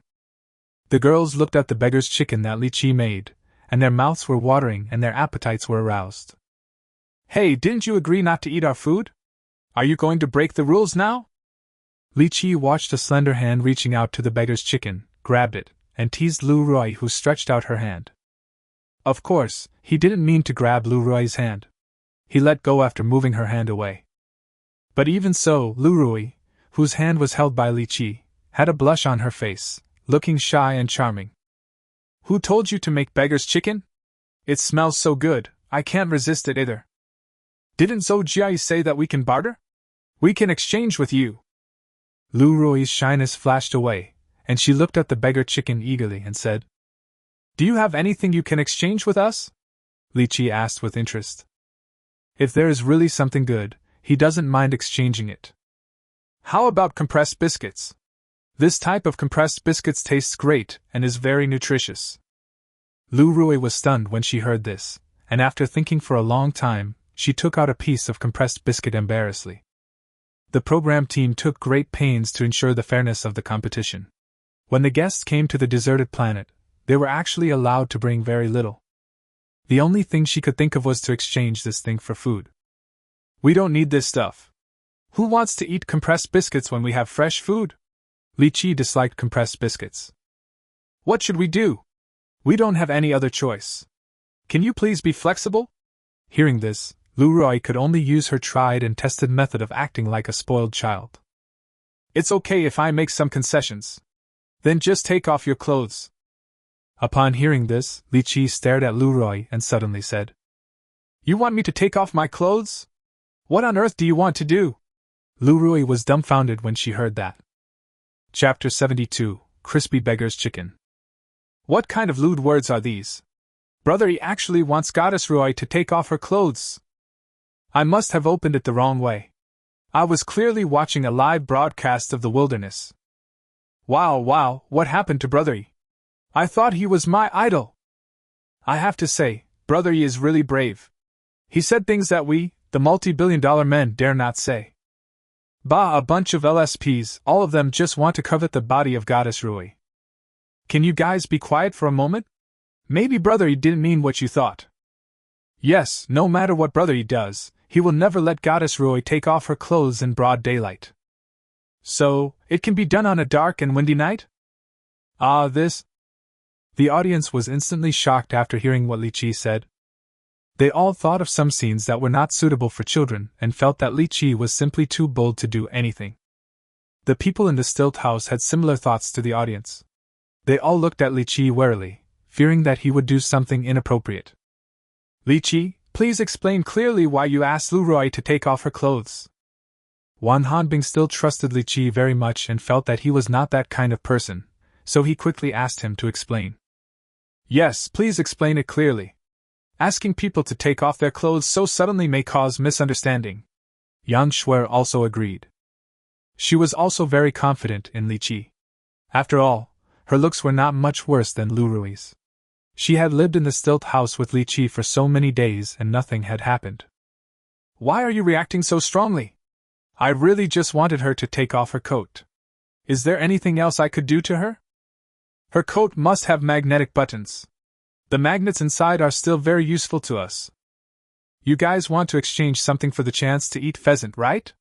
What I want is the magnet inside that piece of clothing. Li Qiyi had wanted to explain a long time ago, but the two girls spoke like a machine gun, not giving him a chance to speak at all. After both of them stopped, Li Qiyi spoke helplessly. How can I think of this in a wrong way? Do I look like such a hungry person? So that's what's going on. Please explain it clearly. Zhou Jie breathed a sigh of relief when he heard that. Just now she almost wanted to command the shuttle to control Li Qiyi, but fortunately she didn't do it, otherwise the situation would have been awkward. Can you blame me for this? It's clearly because your imagination is too rich. Li Qiyi almost rolled his eyes when he heard this. Lu Rui, who was surrounded by the crowd, was originally very embarrassed and angry, but after hearing what Li Qiyi said, she felt uncomfortable no matter how she thought about it. What do you mean he won't do anything to me? Does this straight man really have no feelings for me at all? I am Lu Rui. How can there be a man who has no feelings for me, unless... As Lu Rui was thinking, the look in her eyes when she looked at Li Qiyi suddenly became very strange. What are you looking at? If you don't want to exchange the magnet for food, forget it. Li Qiyi had no idea that Lu Rui would think so much in such a short time. He thought she didn't want to change and said it didn't matter. The magnet does have a significant effect on him, but he is not in a hurry to use it now, and it doesn't matter to him whether he has it or not. Who said I don't want to change? Of course I have to change. Upon hearing this, Lu Rui quickly put away the strange thoughts in her mind and took off her coat. She had been craving for Li Qiyi's cooking for a long time, so how could she miss the opportunity to eat such delicious food? After Lu Rui took off her coat, the cool lining inside was revealed. The large area of fair and soft skin made the audience who saw the holographic projection very happy, and they all thanked Li Qiyi for giving them the benefit. Li Qiyi just took a glance, took over Lu Rui's coat, took off all the magnetic buttons, and then handed the coat back. In addition to the magnetic buttons, the jacket also has a zipper, so it didn't have any effect when Lu Rui put it on. Okay, let's start eating. This leg is rolling, we will share the others. After Li Qiyi put away the magnet, he invited everyone to eat. He still remembered the little guy Gun, so he immediately broke off a chicken leg and gave it to Gun, who was drooling beside him. When the others saw Li Qiyi take away a chicken leg, they were very greedy but didn't say anything. After all, Gun is so cute and adorable, no one would object to giving it a chicken leg. You can't eat this kind of food in the wilderness without permission. You must test it for poison first. I have more experience, so let me eat a wing first to test the poison. Bei Yi, who had been silent all the time, suddenly found an excuse, cut off a chicken wing with a knife, and started eating. Uncle Bei, you are cheating! How can you snatch my favorite chicken wings? Lu Rui, who was a step slower, said angrily. Several other girls were also somewhat indignant, feeling that they had been taken advantage of. Only Li Qiyi was looking at the neatly cut surface at the root of the chicken wing, seeming to be lost in thought. Bei Yi's knife seems to be very powerful. Bei Yi, who had already eaten the meat, paid no attention to the outside voices and wholeheartedly savored the delicious food in his mouth. The skin of the beggar's chicken is now crispy and tender, and the meat inside is even more delicate and smooth. Once you bite into it, you will be conquered by this delicious taste. Bei Yi closed his eyes happily and savored the taste of the chicken wings. The meat on the chicken wings is the most tender part of the pheasant. And because it is relatively thin, it is baked very evenly. The taste of the food after being pickled by Li Qiyi is even more amazing, making Bei Yi's mouth move non-stop, and it is simply an endless aftertaste. If he hadn't eaten this chicken wing, he wouldn't have believed that he could eat such delicious food in the wilderness. Master Bei, you can eat, but you won't even spit out the bones? Lu Rui, who had just grabbed half a chicken leg, was surprised to see that Bei Yi put the chicken wing into his mouth and didn't even spit out the bone. No matter how delicious the chicken is, you wouldn't eat even the bones. If you don't chew the chicken bones, you won't be able to experience the crispy and fragrant taste of the chicken bones. Bei Yi swallowed the last bit of chicken and said with a sense of loss. The whole beggar's chicken, even the hardest bones, were roasted till crispy and tender. Everything was just right. It is rare to have such delicacy once in a lifetime. Is that so? Lu Rui hesitated when she heard this. Does the beggar's chicken that looks ordinary in front of me really taste as exaggerated as Bai said? Suddenly, her eyes blurred and she realized that after the beggar's chicken was divided up, there was a large piece missing from it, which was already very little. Uncle Bai, you're going too far. You actually eat so much by yourself. Seeing this, several people around him condemned Uncle Bai and immediately started to eat the chicken in their hands. They finally understood that for such a delicious dish, the quick ones will miss it. Chapter 73, Bai became autistic. In the crazy sweep of the crowd, a beggar's chicken was completely eaten up in just a few minutes. This is not the most exaggerated thing. The most amazing thing is that when they eat, they don't even spit out the bones. Except for the chicken head, all parts of the beggar's chicken were eaten by them. Even the chicken butt was picked up by Bai and eaten, and his mouth was full of oil. Oh my God, why are you so exaggerated? They ate the whole chicken. I swallowed up the delicious food even to the bones. It turns out that this is not an exaggeration. Wow, I really envy those guests for being able to taste Brother Yi's cooking skills. I'll place an order right now and go buy some chicken and mud, and make a beggar's chicken according to Brother Yi's recipe. You just place the order. My materials have already arrived and I'm ready to start. Sorry, I've already eaten it. This beggar's chicken is really delicious. The audience looked at the beggar's chicken being eaten up and felt deeply how delicious it was. In a short period of time, the recipe of beggar's chicken became popular throughout the Human Universe Alliance, and became a celebrity dish. Li Qiyi accidentally started a new trend. How did this beggar's chicken taste so good? I can't get enough of it. Can you explain it briefly, contestant Li Qiyi? Zhou Jie, who was very careful about her image, tidied herself up after eating, but couldn't help licking the corner of her mouth, missing the delicious food she had just eaten. As the host, she habitually asked questions. It's very simple, it's just a Maillard reaction. When you wrap the chicken in mud, it's like being in a temperature-controlled, all-around oven. And the temperature is just right, so the beggar's chicken will produce a Maillard reaction after being baked, and the taste becomes very delicious. Li Qiyi cooperated very well and gave a brief explanation. Maillard reaction. Are you sure this is a simple explanation? Zhou Jie felt dizzy after hearing this. It sounds simple, but I don't understand what's going on. I'm an excellent graduate with 8 degrees. This isn't a simple explanation. How about I give you a complicated one? The so-called Maillard reaction is the polymerization, condensation, etc. reaction between compounds containing free amino groups and reducing sugars or carbonyl compounds at room temperature or when heated. After a complex process, a brown or even brown-black macromolecular substance called melanoidin or pseudomelanin is finally produced. In addition to producing melanoidins, the reaction also produces reduced ketones, aldehydes and heterocyclic compounds, which are the main sources of food color and flavor. It is because of these substances that beggar's chicken tastes so good. But because the reaction process is very difficult to control, the timing is very important. If the timing is off by even a little, the taste will be very different. Seeing that she didn't understand such a simple explanation, Li Qiyi was speechless and gave a complicated explanation. So that's how it is. You control the taste of food by reacting free amino acids at high temperatures. No wonder the food you cook tastes so good. Unexpectedly, after listening to this complicated explanation, Zhou Jie suddenly realized and understood it completely. I said that he could use such simple ingredients to make such delicious food, there must be a reason. Lu Rui also resolved the doubts in her heart. These cosmic humans have really big problems. They can't understand simple explanations, but they can understand complex explanations. Li Qiyi looked at their reactions and muttered to himself. This situation is really weird. It seems that he is seriously out of touch with these cosmic humans in terms of knowledge and culture.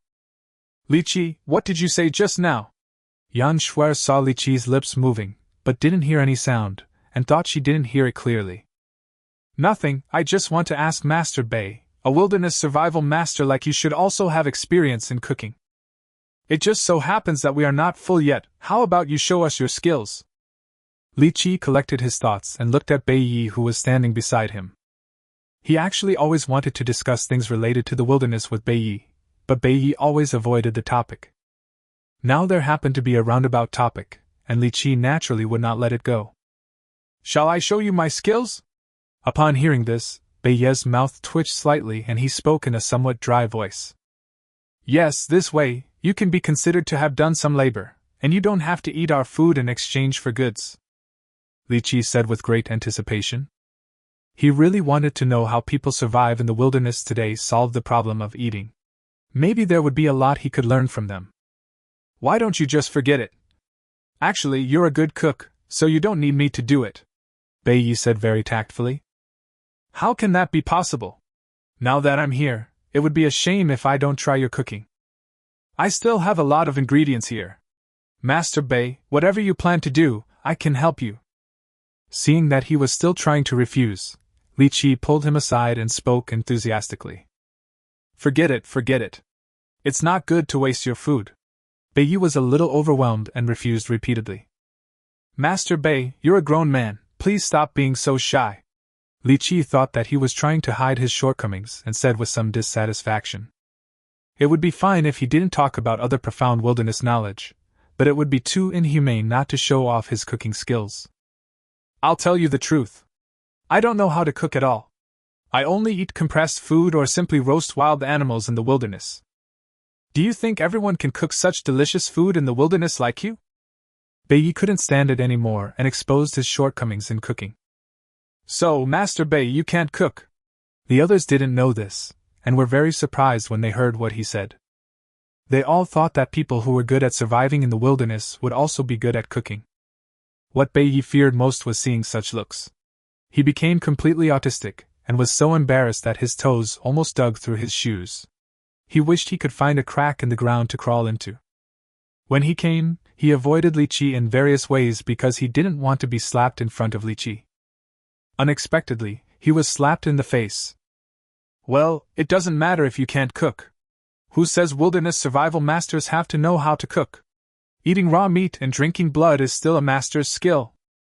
Li Qiyi never expected that such a master like Beiyi could not cook. Seeing his embarrassment, I quickly helped him find a way out. It would have been better if he didn't say anything. Once he said it, Beiyi became even more autistic. Others enjoy good food and drink, but I eat raw meat and drink blood. What kind of master am I? I shouldn't have come to this deserted planet. Chapter 74. Who says there are no metal tools in the wilderness? Ha, Master Bei is really autistic. I knew this would happen. What is to come will eventually come. How can Beiyi maintain his status as a wilderness survival master in front of Brother Yi? Brother Yi seems to be really intimidated by Beiyi's reputation. He certainly didn't expect that Beiyi is inferior to him in many aspects. I feel sorry for Master Bei. I hope his fragile heart won't be hurt again. When the audience saw Beiyi's autistic appearance, they felt distressed but also found it very funny. Hee. Several girls in the stilt house couldn't help laughing. There's no way, this scene is really too funny. Even if they are professionals, they can't help laughing when they see such a scene. When Beiyi heard the laughter, his body began to tremble and his face became gloomy. He thought about going back now. I don't want to stay in this damn place called Desolate Planet for even a moment longer. What are you laughing at? Master Bei just doesn't know how to cook. Isn't this a necessary skill for surviving in the wilderness? Is there anything shameful about it? Look at Master Bei's equipment, especially his knife. This is proof that he is a wilderness survival master.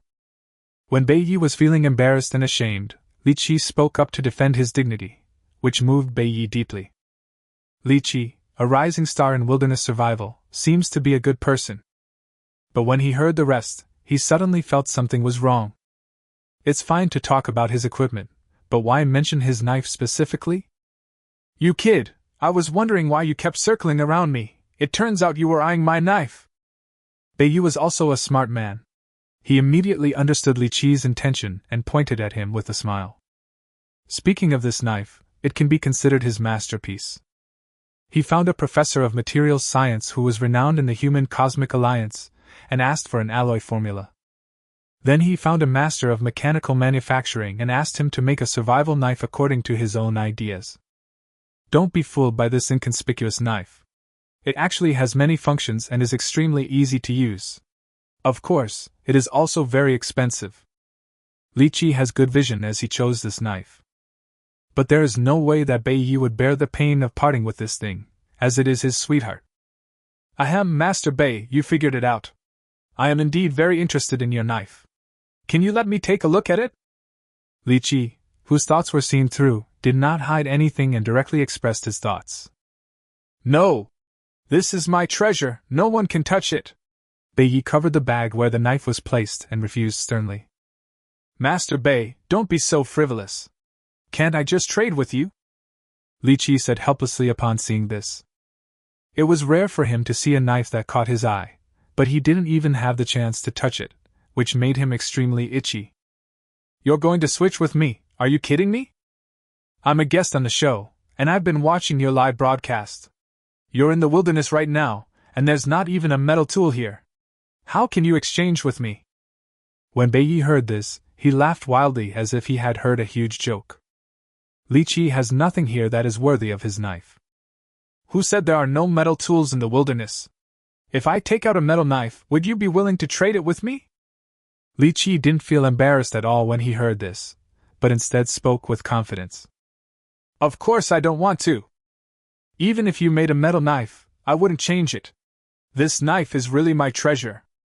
Bei Yi was provoked by Li Qiyi and almost agreed, but when the words were on the tip of his tongue, he quickly changed his tone.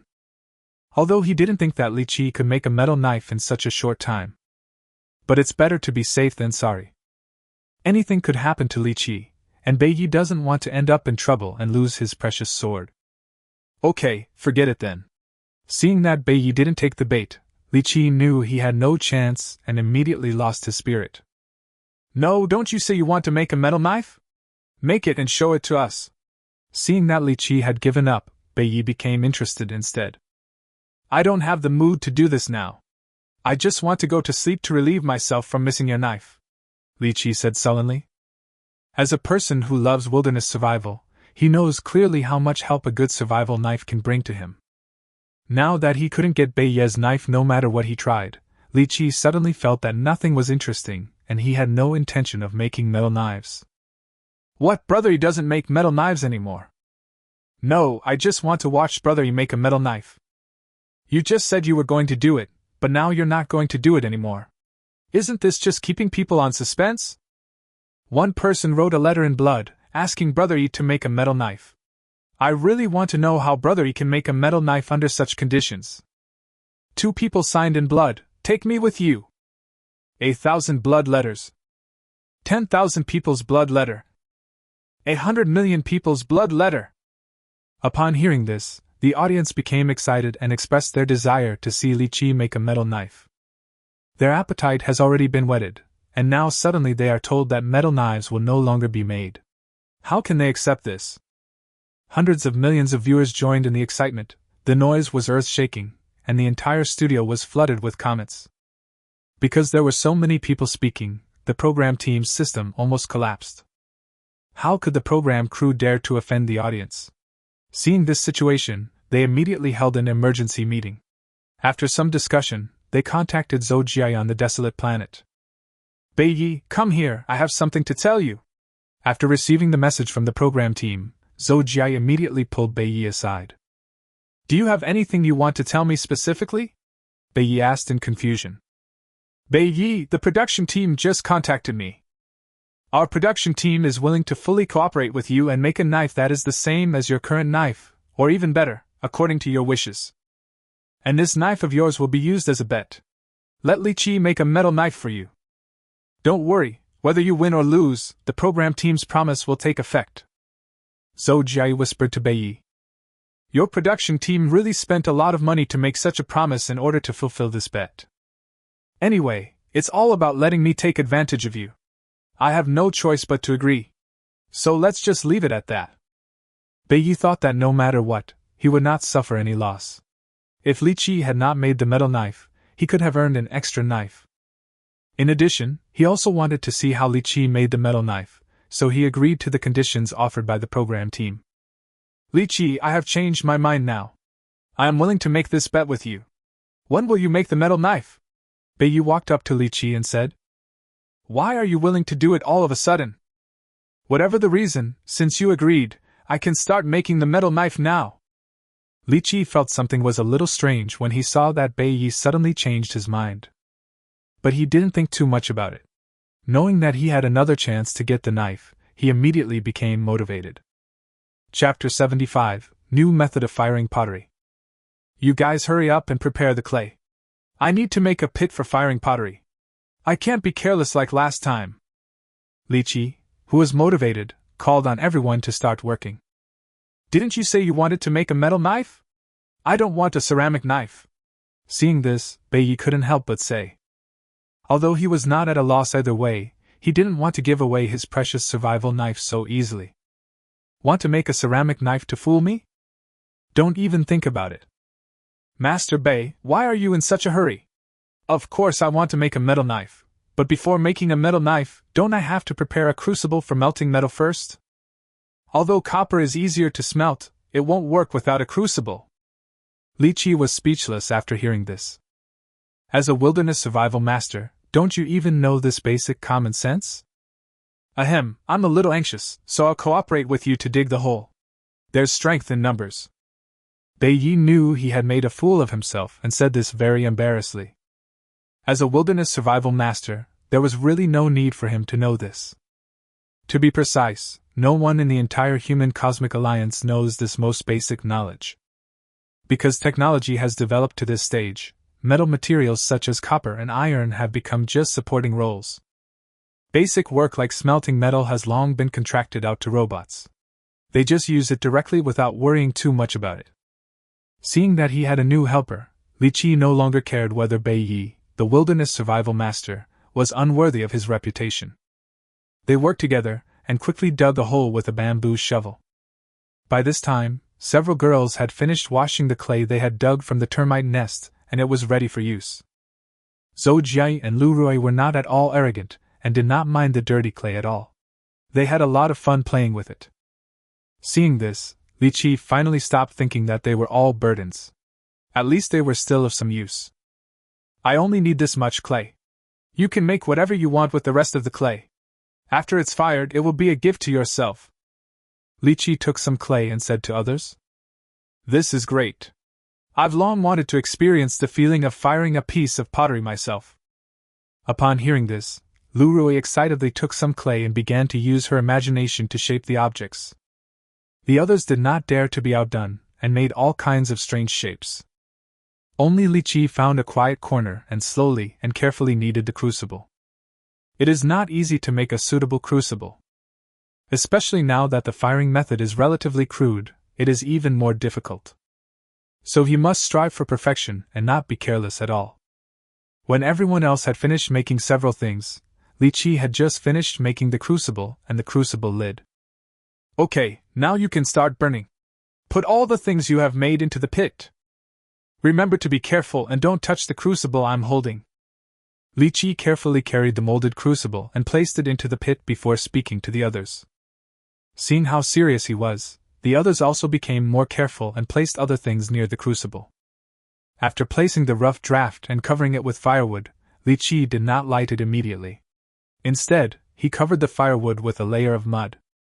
Contestant Li Qiyi, what are you doing now? The way you bake it this time seems to be different from the last time. Zhou Jia, the host, couldn't help but ask. It's indeed different. We were pressed for time before, and our requirements for pottery were not high, so we just fired it casually. I had higher requirements for the temperature this time, so I adopted the thin shell stack firing method.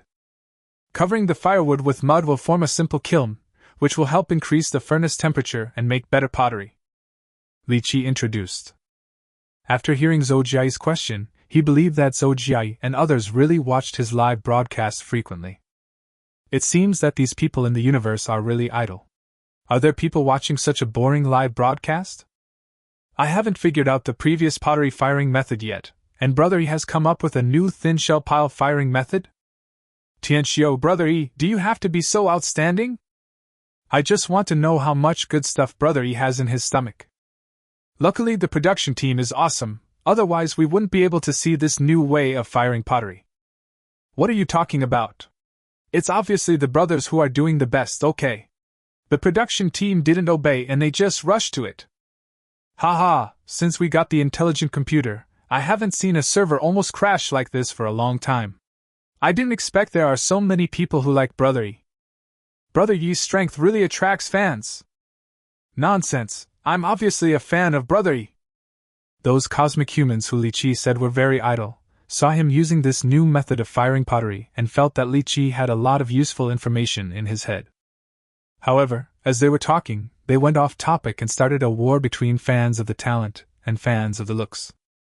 It is indeed like what Li Qiyi said, these cosmic humans are too idle. The audience was bored, and Li Qiyi and the others were actually bored too. While waiting for the pottery to be fired, they sat around a campfire, eating wild fruits that were relatively safe after various experiments, and chatting. However, several guests remained tight-lipped and basically did not reveal any information about the barren planet. Even so, Li Qiyi felt that he had gained a lot, because through their chat, he had a deeper understanding of the human cosmic alliance. Only by understanding better can we integrate better. Li Qiyi, who traveled through time, was actually still cautious in his heart. Hey, it's quite interesting to sit here and chat. It's a pity that there is no wine. If there was, we could drink and chat at the same time, and that would be really fun. Bei Yi, who was having a great time chatting, suddenly said with some regret. He is addicted to alcohol, and he always feels like something is missing if he doesn't have a few sips of wine while chatting. It's easy for you to drink. If you stay here for a few more days, I'll brew some wine for you to try. Upon hearing this, Li Qiyi didn't feel at all how difficult it was to get a drink in this wilderness. Is it true that you can make wine in this wilderness? Don't try to fool me with some fruit wine made from wild fruits. I want to drink pure strong liquor. Bei Yi had just said it casually, but he didn't expect to get such a response, and he was very surprised. But in his opinion, all Li Qiyi could brew was simple fruit wine. It's not that he looks down on fruit wine, it's just that the alcohol content of fruit wine is too low and it has the sweetness of various fruits. In his opinion, it can't really be called wine. Can Li Qiyi also brew real strong liquor? Chapter 76, An Unexpected Slap in the Face. Of course, what I want to brew is not fruit wine, but real strong liquor. As for what it is, you'll know if you stay here for a few more days. Li Qiyi denied that the wine he was brewing was fruit wine, but he refused to say what kind of wine it was. It sounds to me like you deliberately want me to stay here for a few more days. What is your intention? Bei Yi looked at Li Qiyi with suspicion. As a wilderness survival master, he still has some sensitivity. He always feels that Li Qiyi is setting a trap for him. I swear to God, I just wanted to invite you for a drink. How does this count as me having designs on you? Li Qiyi said with a look of grievance. I misunderstood you. As for staying, it depends on the situation and the consent of the production team. When he said that, Bei Yi felt embarrassed and spoke awkwardly. Okay, since you can't drink the wine anyway, I'm not the one who suffers. Li Qiyi responded casually. Upon hearing this, Bei Yi's face showed a conflicted look, as if he was considering how to convince the program crew. Seeing this, Li Qiyi showed a faint smile on his face. Bei Yi's feeling was actually not wrong. Li Qiyi was setting a trap for him. Because of Bei Yi's survival knife, he realized Bei Yi's value. Even if he is unwilling to share his wilderness survival experience with me, that equipment is all good stuff. If Bei Yi could stay a few more days, wouldn't he have more opportunities to take advantage of Bei Yi?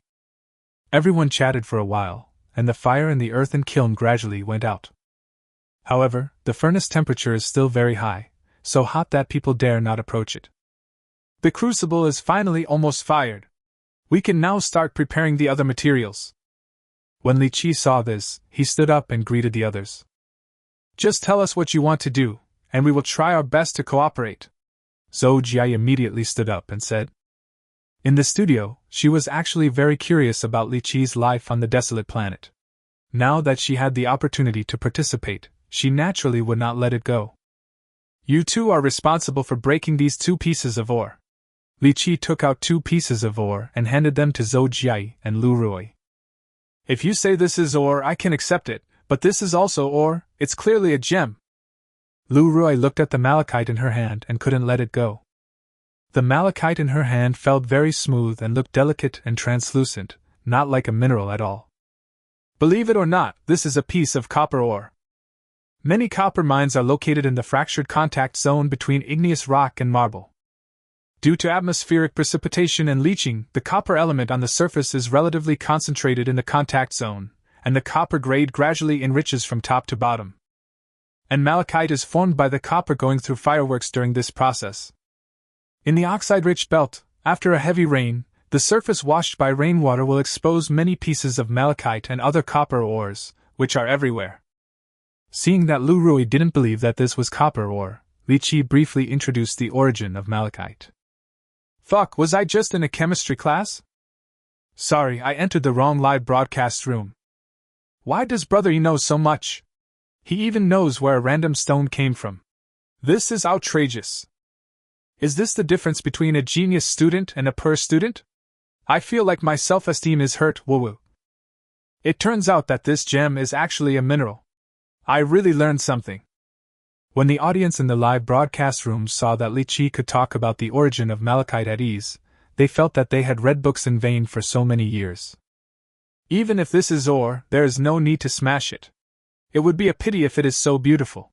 Lu Rui understood what was going on, but was still reluctant. If I don't smash it, should I just throw it in and burn it? This malachite must be crushed to increase the area of the ore powder in contact with carbon monoxide, which is conducive to reducing pure copper. If you don't want to do it, I'll let someone else do it. Seeing Lu Rui taking so long, Li Qiyi said impatiently. Why are you so fierce? Can I do it? Lu Rui said timidly, holding the malachite tightly. Seeing this, Li Qiyi ignored her and started doing other things. Others, come with me to build a simple charcoal kiln. We will also need charcoal when we refine bronze later. He picked up a pile of firewood and said to the others. As far as I know, the melting point of copper is about 1000 degrees, and the temperature of ignited firewood is enough to exceed this limit. Is it still necessary to make charcoal? Beiyi asked aloud. He remembered very clearly that the temperature of firewood could reach a maximum of about 1400 degrees Celsius without natural ventilation. The advantage of charcoal is that under the same conditions, it can reach a temperature of about 1600 degrees Celsius and produces very little smoke. Because firewood absorbs energy during the combustion stage, while charcoal does not, charcoal produces more heat. This difference is very useful for iron smelting, but for copper smelting, the difference should not be much. Finally, there is something he knows: it's not easy. If not now, when? From the perspective of temperature alone, it is not necessary to use charcoal to smelt copper.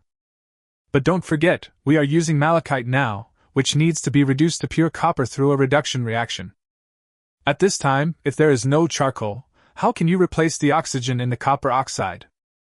Master Bei, you really are a wilderness survival master. You haven't even refined copper in the wilderness, have you? Upon hearing this, Li Qiyi looked at Beiyi with a somewhat strange look and asked him a soul-searching question.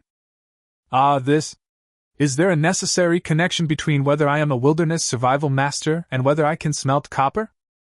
Beiyi was speechless, his face turned pale and blue, and he regretted asking the question just now.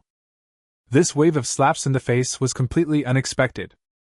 2333, the much-loved scene has appeared again. Master Bei, please talk less. Too much talk leads to mistakes. To be honest, Beiyi's question just now really didn't have any technical level at all. I just heard Brother E mention the reduction of copper oxide, but Master Bei actually asked why charcoal was needed. How childish!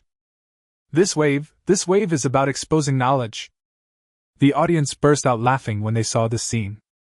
Beiyi should be thankful that he is no longer in the studio, otherwise, seeing these comments, he would probably become autistic again.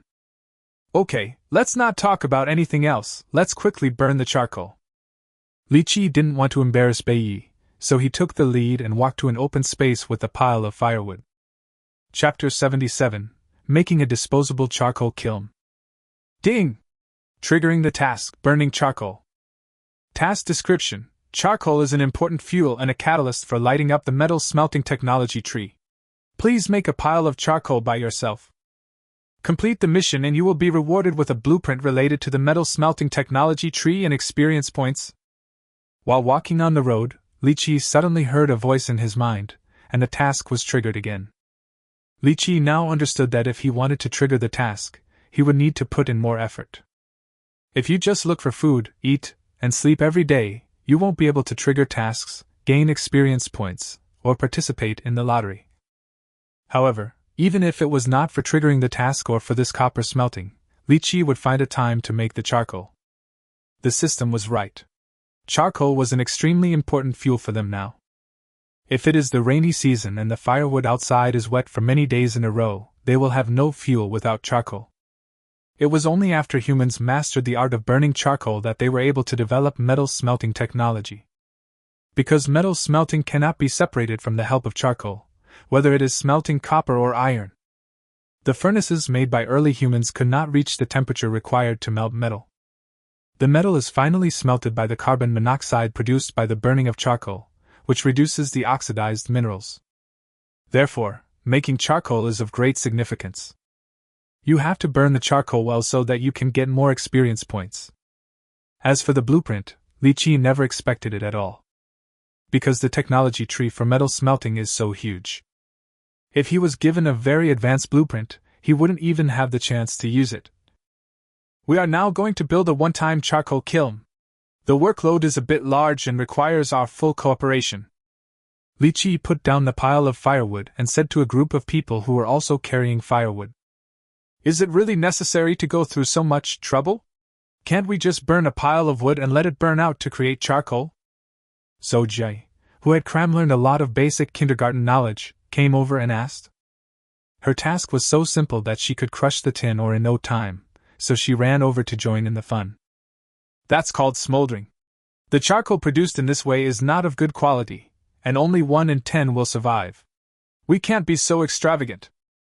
The disposable charcoal kiln I am going to build can produce high-quality charcoal, and the charcoal output is better than the simple smoldering method. Li Qiyi firmly rejected Zhou Jie's attempt to be lazy. The simplest way to make charcoal is to burn a large pile of firewood and then cover it with soil to isolate it from oxygen. This method is simple, but the charcoal produced is basically useless, which is not what Li Qiyi needs. Okay. Zhou Jie stuck out her tongue playfully, not daring to use that lazy method again. This piece of open space is almost enough, but we still need to cut down a few bamboos around it, just enough for burning charcoal. Li Qiyi looked around and directed everyone to cut bamboo. When making a disposable charcoal kiln, you must first find an open space for burning charcoal. Open spaces are conducive to air circulation, which can take away the carbon monoxide produced when burning charcoal. If you burn charcoal in a confined space, it is tantamount to suicide. During the charcoal burning process, a large amount of high-temperature gas will be produced, so the surrounding bamboo must be cut down to prevent it from being ignited. While others went to cut bamboo, Li Qiyi erected the first large firewood in the open space. This big piece of firewood has its particularities. It has to be made of dense broadleaf trees, so that it will be resistant to burning and not easily collapse. Because this large piece of firewood will be the initial foundation for supporting other firewoods, part of this large piece of firewood should be buried in the soil to ensure its stability. After placing the large piece of firewood, Li Qiyi piled other miscellaneous firewood around it until a cone-shaped pile of firewood was formed. In fact, it is best to choose dense broadleaf trees as firewood for charcoal burning, so that high-quality charcoal can be produced. However, Li Qiyi's choices were too limited. He could only pick up what was available. There was no way he could just pick whatever he wanted. While he was piling up the firewood, the others cut down a few bamboos around it. With more people working together, the work efficiency is much higher. They cut the bamboo into pieces and piled them on the outer layer of the firewood pile. Next, Li Qiyi led them to cover the pile of firewood with a layer of dry leaves. The function of this layer of leaves is to isolate the dry wood from the wet mud that will be applied later, to prevent uneven burning after the wood becomes wet. The next natural step is to smear mud on the firewood pile. The mud will stick to the dry leaves, which will not only keep the leaves warm but also increase the structural strength. When applying mud, you cannot cover every place, as this will block the wood and prevent it from burning. You have to leave a big hole at the top of the wood pile for ignition. At the bottom of the built disposable charcoal kiln, 8 ventilation holes should be evenly dug to provide oxygen to the inside of the charcoal kiln. When all 8 ventilation holes are dug, you can light a fire in the large hole left at the top of the mound. Let's light the fire. After completing the production of a disposable charcoal kiln, Li Qiyi was very satisfied with everyone's efficiency and said with a faint smile. The mud is still wet. Don't we need to wait for it to dry? Yang Shuer asked in surprise. In her opinion, it was too hasty for Li Qiyi to start burning charcoal before the one-off charcoal kiln was even completed. Why do we have to wait for it to dry? Just light the fire later. Are you afraid that it won't dry? Li Qiyi said with a smile. Yang Shuer knew that she had just asked a stupid question and stuck out her tongue in embarrassment. But she didn't take it to heart. After all, she was not a wilderness survival master and didn't need to have any burden. It's understandable that she asked some childish questions. Let me light the fire. Lu Rui, who had just finished knocking the malachite, ran over and said eagerly. Li Qiyi had no objection. He gave her a torch and asked her to light the fire. The charcoal kiln was not high, and Lu Rui easily stretched out the torch and lit the hay at the top as kindling. When blue smoke began to come out of the ignition hole, everyone knew that the fire had started. Don't wash your hands yet, prepare some more mud. The heat inside the kiln will cause the soil to dry out and crack. We have to seal the cracks in the kiln at all times to prevent air from entering. When making a disposable charcoal kiln, everyone was covered in mud and were about to clean it up when they were stopped by Li Qiyi. No way, is it so troublesome to burn charcoal? Yang Shuer, feeling uncomfortable all over, said with a pout. Do you think it's easy? There is still a lot to do. Li Qiyi responded seriously. In the wilderness, it is not so easy to light up the technology tree. Chapter 78, the original version of firecrackers. You guys go and clean it, leave this to me. I will be responsible for sealing the cracks. At this time, Lu Rui spoke. Really? Yang Shuer widened her eyes when she heard that. It is incredible that a big star like Lu Rui is willing to do such dirty work. Of course it's true. You guys go quickly. I feel uncomfortable watching this. Lu Rui put on a look of disgust and pushed them towards the stream. Thank you so much, Sister Rui. You are such a beautiful and kind-hearted idol. Yang Shuer said happily when she saw that Lu Rui was serious. If you don't flatter me now, when will you? My Rui is really a kind person. Don't miss her if you pass by. It's worth investing in her. There's a reason why Lu Rui is so popular. I just like her willingness to help others and her lack of pretense. No one cares about that charcoal kiln? It looks so interesting. I want to build one and burn charcoal for fun. Why should I care about this? I am already calm. I won't be surprised by anything Brother Yi can do. Once the charcoal is burned, we should be able to officially start smelting copper. I'm looking forward to it. Everyone else went to the stream to wash, while Lu Rui and Li Qiyi stayed by the charcoal kiln, ready to plug the cracks at any time. At the beginning, a crack would occasionally appear, which was easy to plug. But later on, there were more and more cracks, and both of them were in a panic when they tried to plug them. After working for a while, there were finally no more cracks, which made both of them breathe a sigh of relief. Ha, Li Qiyi, you look so miserable now, as if you just got out of a mud pile. Lu Rui breathed a sigh of relief, then noticed Li Qiyi's current appearance, and couldn't help laughing.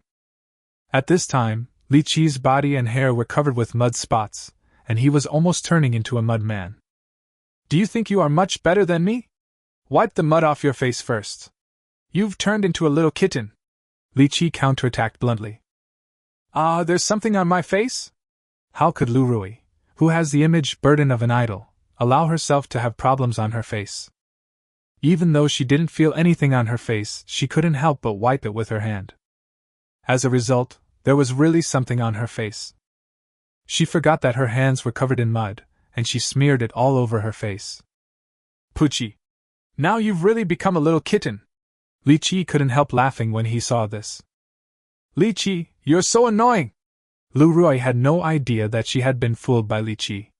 She stomped her feet in anger, covered her face and ran towards the stream. Li Qiyi looked at her back with a smile on his face. It's good to have a lot of people in the wilderness. Playing pranks occasionally can be a rare entertainment activity. Not long after, the people who went to clean came back one after another. Lu Rui stood in the distance angrily, with no intention of paying any attention to Li Qiyi. It was obvious that she was very angry. But Li Qiyi didn't care about this and kept paying attention to the situation in the charcoal kiln. Hey, why do I feel there is wind here? Zhou Jia, who was standing next to the charcoal kiln observing, said in surprise when he felt the wind at his feet. It was so strange that there was no wind anywhere else, only a slight breeze at my feet. It's normal.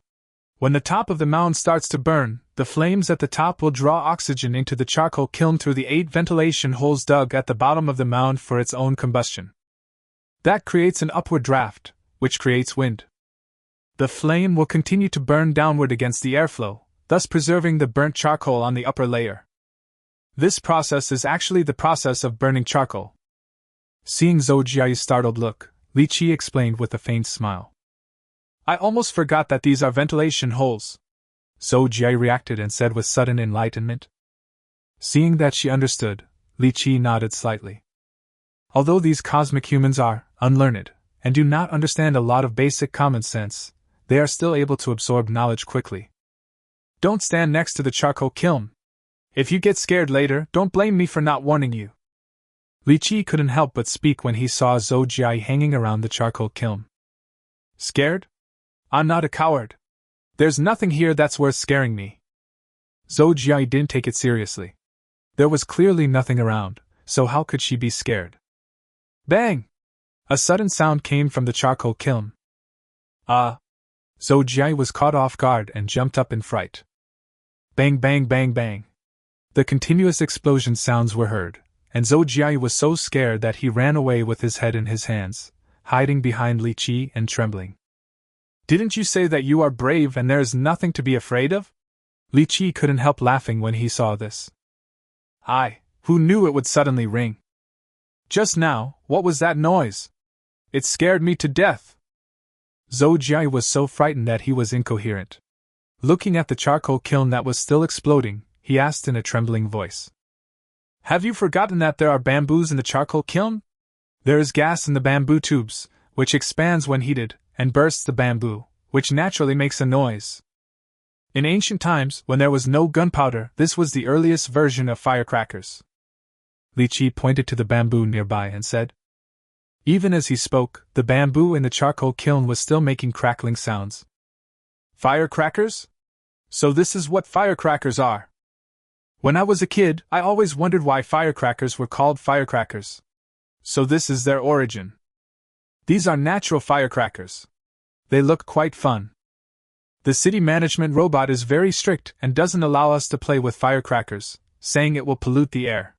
But it seems that using this will be fine. You reminded me. I suddenly had a bold idea. After hearing the explanation, the audience thought about the firecrackers they had played with in the past and found it very interesting. It seems quite fun to play with this primitive version of firecrackers. So this is a firecracker. Can we find some time to burn it for fun? Wang Hanbing said with interest. Judging from her expression, she is already eager to try. If you want to play it later. We don't have time to play this now, Li Qiyi said when he saw that others were also eager to try. We are busy now, this is not the time for entertainment. Oh, I see. Everyone gave up the idea of playing with firecrackers in disappointment. If you are really bored, why don't you go hatch eggs? Seeing that they looked listless, Li Qiyi simply assigned them a job. It is impossible to let them play, but they can have work. Chapter 79, Gundun wants to hatch eggs. Hatching eggs? The crowd, who had been listless just now, suddenly perked up after hearing Li Qiyi's words. Li Qiyi, can we also hatch the chicks? Yan Shuer said with surprise. She was so excited at the thought of a new life being born in her arms. This was more interesting than playing with firecrackers. Others also looked at Li Qiyi expectantly, hoping to get an accurate answer. Although in their concept, humans should not be able to hatch chicks. But with Li Qiyi around, things are different. As long as Li Qiyi said it could be hatched, they would dare to try it, because Li Qiyi had so many ways to do it. Of course, that's impossible. What are you thinking? Human body temperature is indeed close to the incubation temperature of chickens, but it is on the lower side, and there is a lack of necessary warming measures and humidity cannot be maintained. If even one condition is not met, the eggs that have already started to hatch will be ruined. When I asked you to hatch eggs, I just asked you to create an environment suitable for the hen to hatch the eggs. I didn't ask you to hatch them yourself." Li Qiyi looked at the people who were eager to try and said unhappily, "These guys are simply having wild imaginations. Don't they even know such simple common sense?" "Hee hee, we were just joking. Of course we know we can't hatch chicks ourselves. You said to create an environment for the hens to hatch eggs. How do we do that specifically?"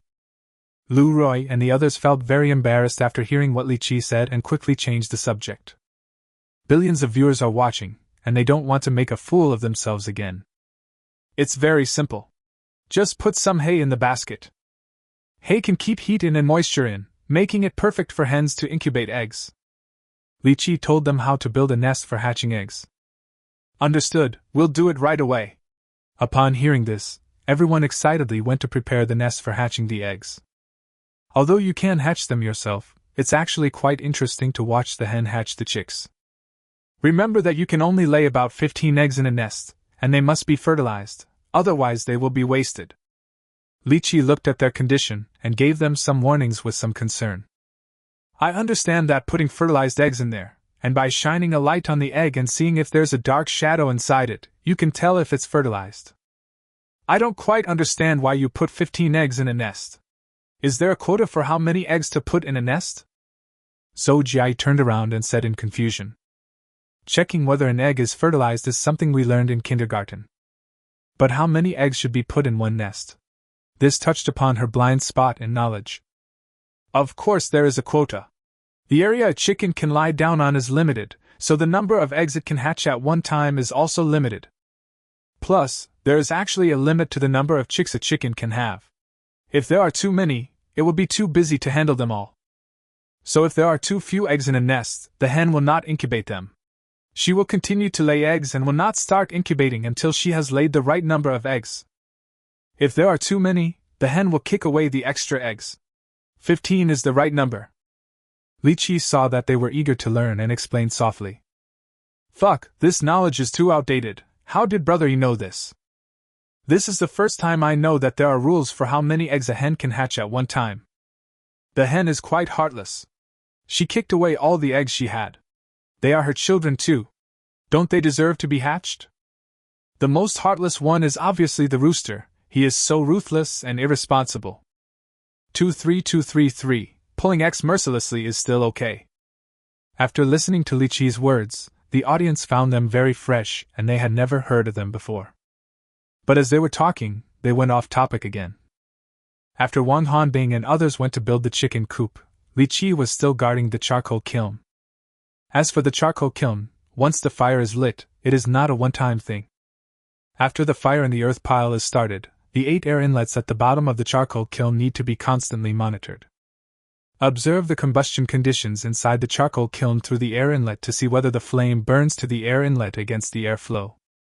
Once the flame burns to any air inlet, that air inlet must be blocked to cut off the oxygen supply and prevent the wood near the air inlet from continuing to burn. After blocking the 8 air inlet holes, you also need to block the large hole on the top of the charcoal kiln, and then just wait for it to cool down slowly. What Li Qiyi has to do now is to block the air inlet at the right time and rely on the high temperature in the kiln to burn all the firewood inside into charcoal. After blocking all the holes, Li Qiyi slowly stood up and walked towards the stilt house to see how they had built the chicken coop. When he walked to the stilt house, he saw several ready-made chicken coops on the ground, some of which even had eggs in them. In a chicken coop, a hen has already sat down obediently, and it is obvious that she is incubating eggs. But this was not what Li Qiyi was concerned about. His main focus now was that the little guy Gun was actually crawling towards a nest with eggs. Gun, what are you doing?" Li Qiyi stared at Gun and said unhappily. Oh. When Gun heard Li Qiyi's voice, he crawled even faster and went straight into a nest, then lay on it. Is Gun going to hatch eggs? AWSL, Gun is so cute. He's even imitating a hen hatching eggs. Gun is obviously a baby, but he already wants to be a mother, ha ha ha ha. Brother Yi's face turned dark. It seems that he was also angry about Gun's unreliable behavior. When the audience saw Gun lying in the chicken coop, they were all overwhelmed by its cute appearance. "You really want to join in on the fun? Come out quickly before you crush the eggs. Li Qiyi walked forward and picked up Gun. This little guy always creates some trouble no matter what, which makes people laugh and cry. Boo boo boo. The 4 legs of the chicken that was lifted up kept struggling, as if it wanted to return to the chicken coop. Just let Gun incubate it and give it a try. Maybe it will really hatch out. Lu Rui couldn't stand Gun's pitiful look and said to it. If it can be hatched, how will the hens feel? Other hens incubate eggs without eating or drinking, and sit in their nests for more than 20 days. Do you think Gun can do that? Li Qiyi said unhappily. Gun is just trying to find something new. It is impossible to expect it to hatch eggs. Not eating or drinking for more than 20 days, a hen incubating eggs is really great. When Lu Rui heard that a hen has to pay so much to incubate eggs, she was speechless. Not to mention getting out, even she couldn't just sit there for more than 20 days doing nothing. Chapter 80, Crucible Copper Refining. There were dozens of eggs, but in the end, only 2 nests were able to be hatched. After catching 2 chickens and letting them hatch eggs, they left them alone. After all, the incubation period is quite long, taking more than 20 days, and there is no point in them just watching from the side. The kiln over there with the crucible is almost cool. Let's take those things out and add charcoal. Then we can officially start smelting copper. After everyone rested for a while, Li Qiyi asked them to work again. Are we finally going to smelt copper? I'll go get the crucible right away. Lu Rui, who was drowsy, woke up immediately after hearing this and said excitedly. It was completely dark at this time, and everyone was actually quite tired and drowsy. The only reason that kept them awake was that they wanted to see the birth of a metal tool with their own eyes. Everyone cheered up and ran to the pottery kiln, dug up the thin layer of mud, and took out all the pottery inside from the ashes. This is a cup I made. It looks pretty good after it's fired. Look, there's a hint of red on my bowl. It must be because of some metal impurities in it.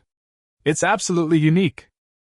It was clearly mud that I needed, but after a few hours, it turned into pottery. It's an amazing feeling.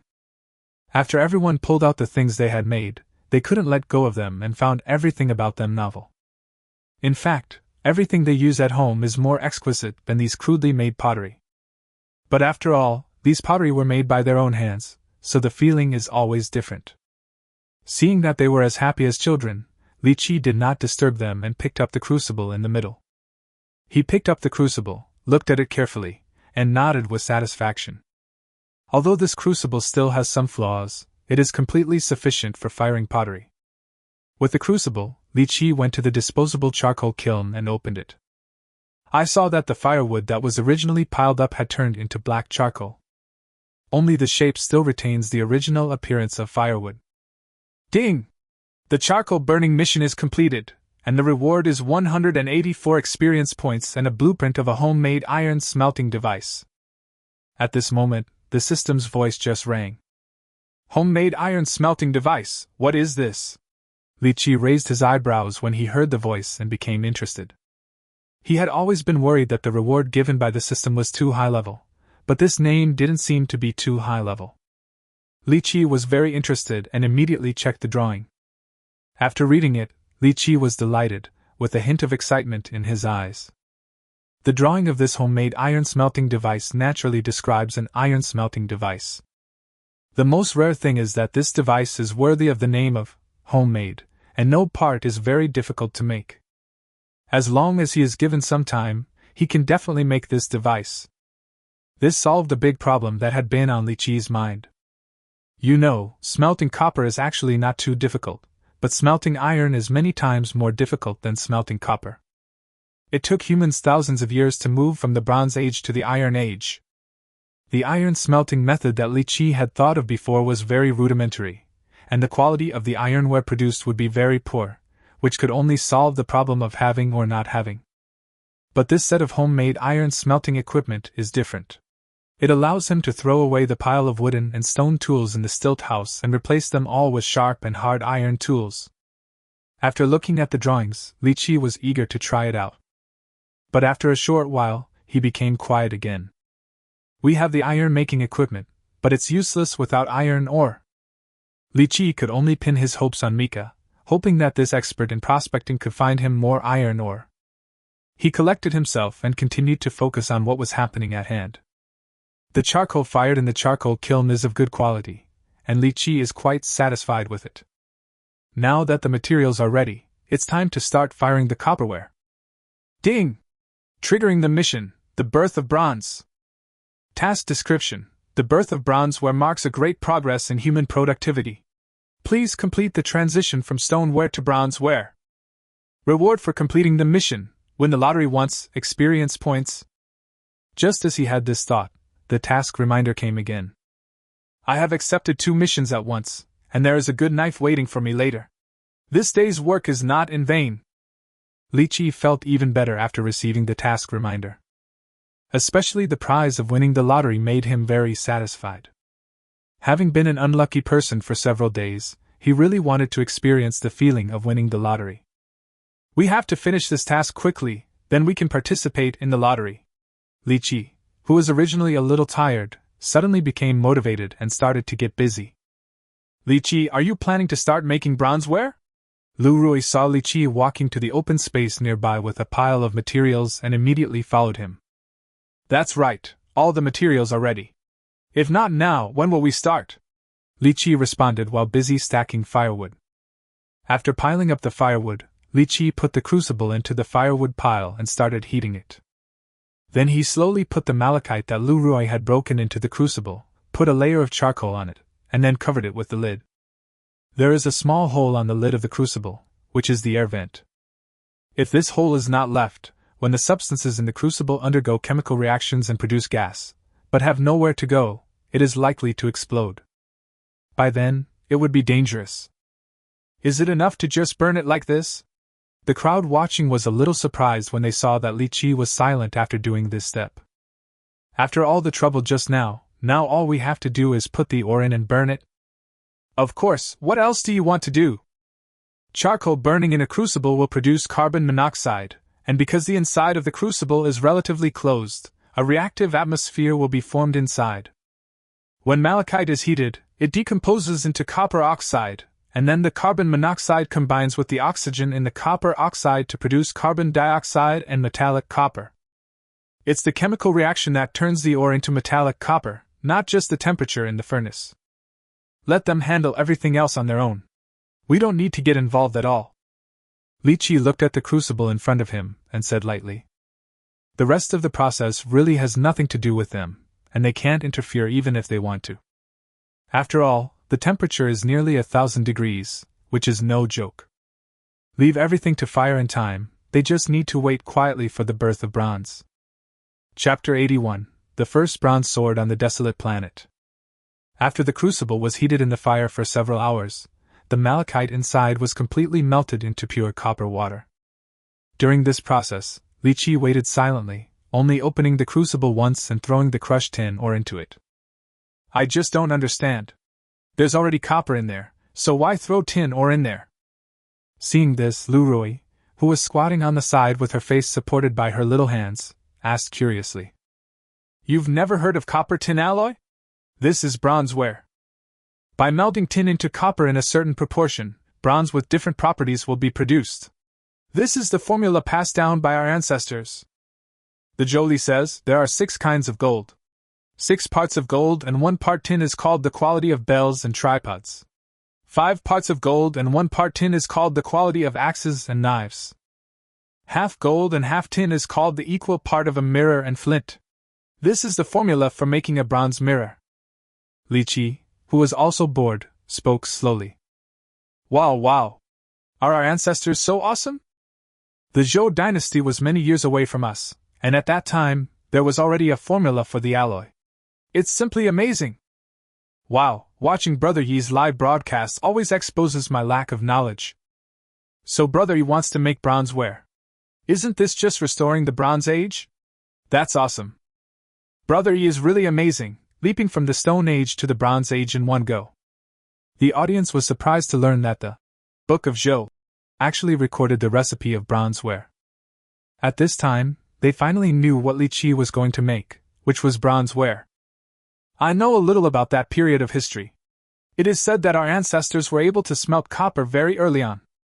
But tools made of pure copper are too soft, and not as useful as stone tools, so there has been no development. It was not until later that our ancestors discovered that adding tin to copper could make bronze ware very hard and sharp, and that we entered the Bronze Age. At this time, Bai also came over to join in the fun and showed off his knowledge. That's right. If I had only found copper ore but no tin, I would never have thought of making metal tools. Li Qiyi felt that Bai's popular science presentation was very thorough. I have been recognized by Li Qiyi. Bai burst into tears upon hearing this.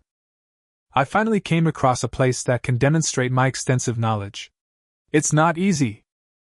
Li Qiyi did not notice the change in Bai's expression, because the bronze in the crucible had almost been melted.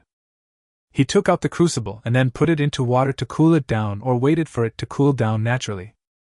Bronze will sink to the bottom of the water because it is heavier, while ashes, charcoal, etc. will float on the surface and should be thrown away. Then, they got a piece of bronze and could make bronze ware. Li Qiyi, you didn't make a mistake, did you? This piece of metal is clearly yellow, how could it be bronze? After Li Qiyi took out the piece of bronze, everyone came over to watch. Looking at the color of the bronze, they were all a little surprised. That piece of bronze is clearly bright yellow, so it would be more reliable to call it gold than bronze. This is the original color of bronze. The name bronze was given to it by later generations who discovered bronze artifacts in tombs. The bronze artifacts that had been buried underground for thousands of years had already rusted and slowly turned green, and were then called bronze by later generations. Li Qiyi gave them some scientific knowledge again. Is this really the case? Everyone was even more shocked when they heard this. Li Qiyi didn't care how surprised they were. He placed the bronze on the stone slab and started hammering it with a stone hammer. The interior of the bronze has not cooled down completely yet and is relatively soft. If you don't knock the bronze into the shape you want now, it will take several times more effort to knock it again once the bronze cools down completely. Li Qiyi slowly knocked on the bronze ware with a stone hammer, producing a series of crisp sounds, with concentration and persistence. Everyone who reacted gathered around him to witness the birth of the first bronze artifact on the desolate planet.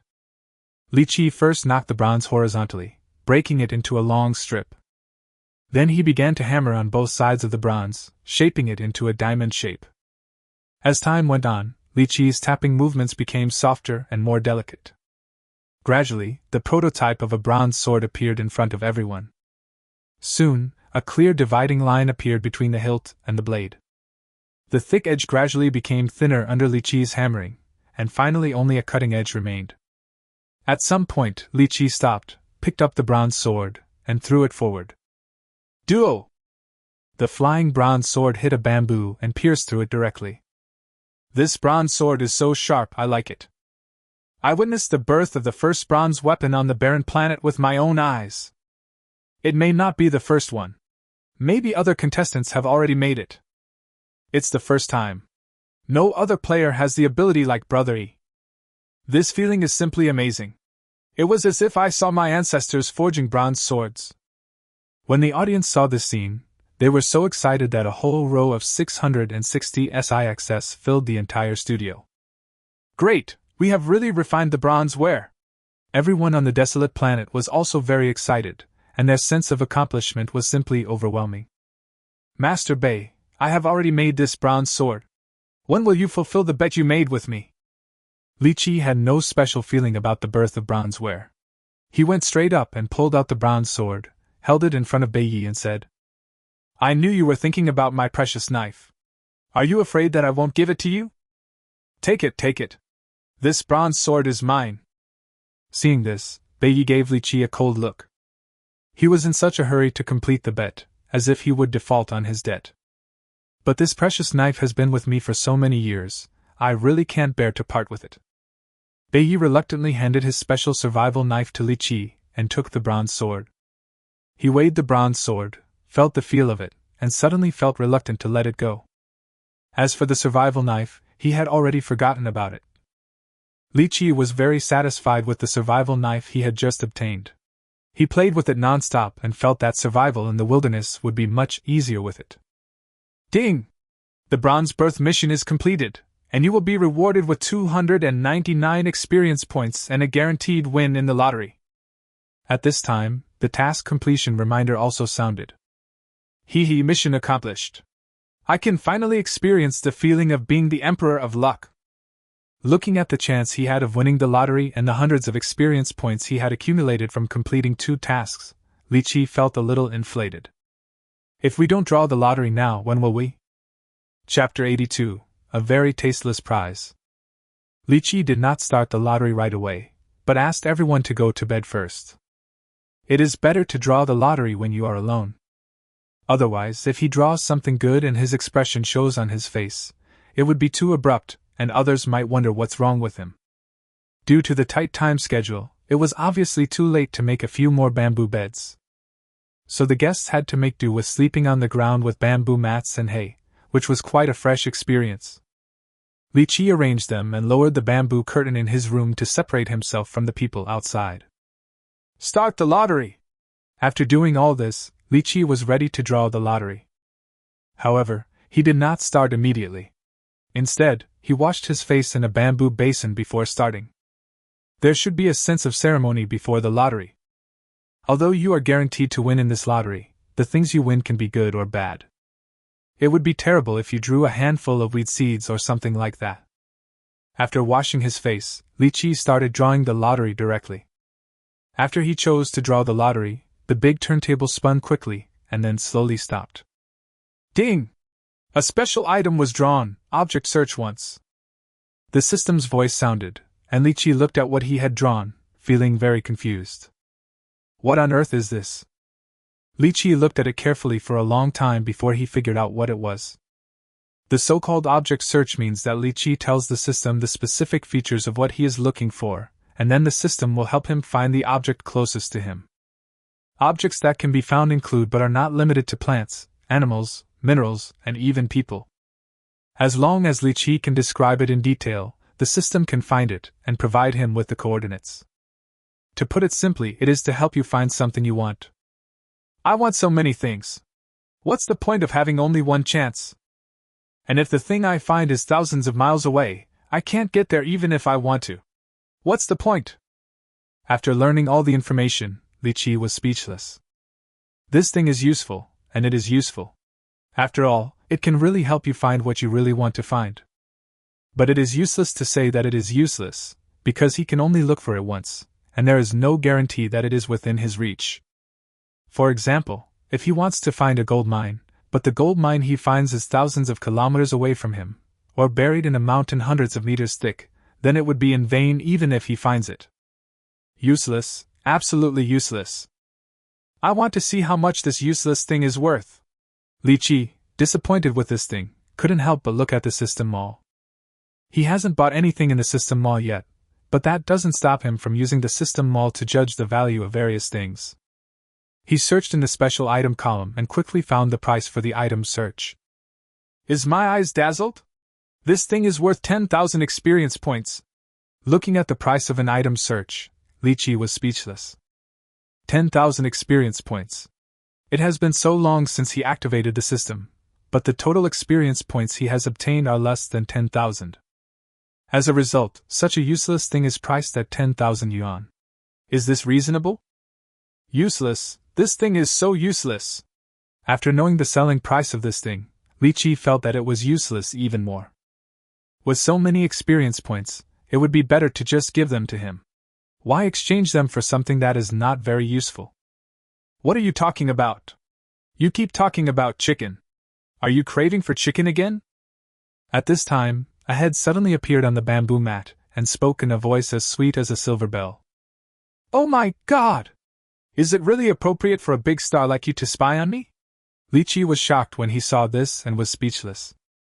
The person in front of me is none other than the superstar Li Qiyi, who is popular among hundreds of millions of boys. I'm not spying at all. I just heard you talking and came over to check on you. Besides, what's so good about you? It's just that your muscles are more prominent. Li Qiyi hadn't noticed Li Qiyi at first, but after he said that, she started to observe him carefully, and her face became redder and redder as she looked more and more. Li Qiyi is not the kind of muscular man who works out his muscles in the gym. He has a very well-proportioned body. Each muscle is distributed just right, with smooth lines.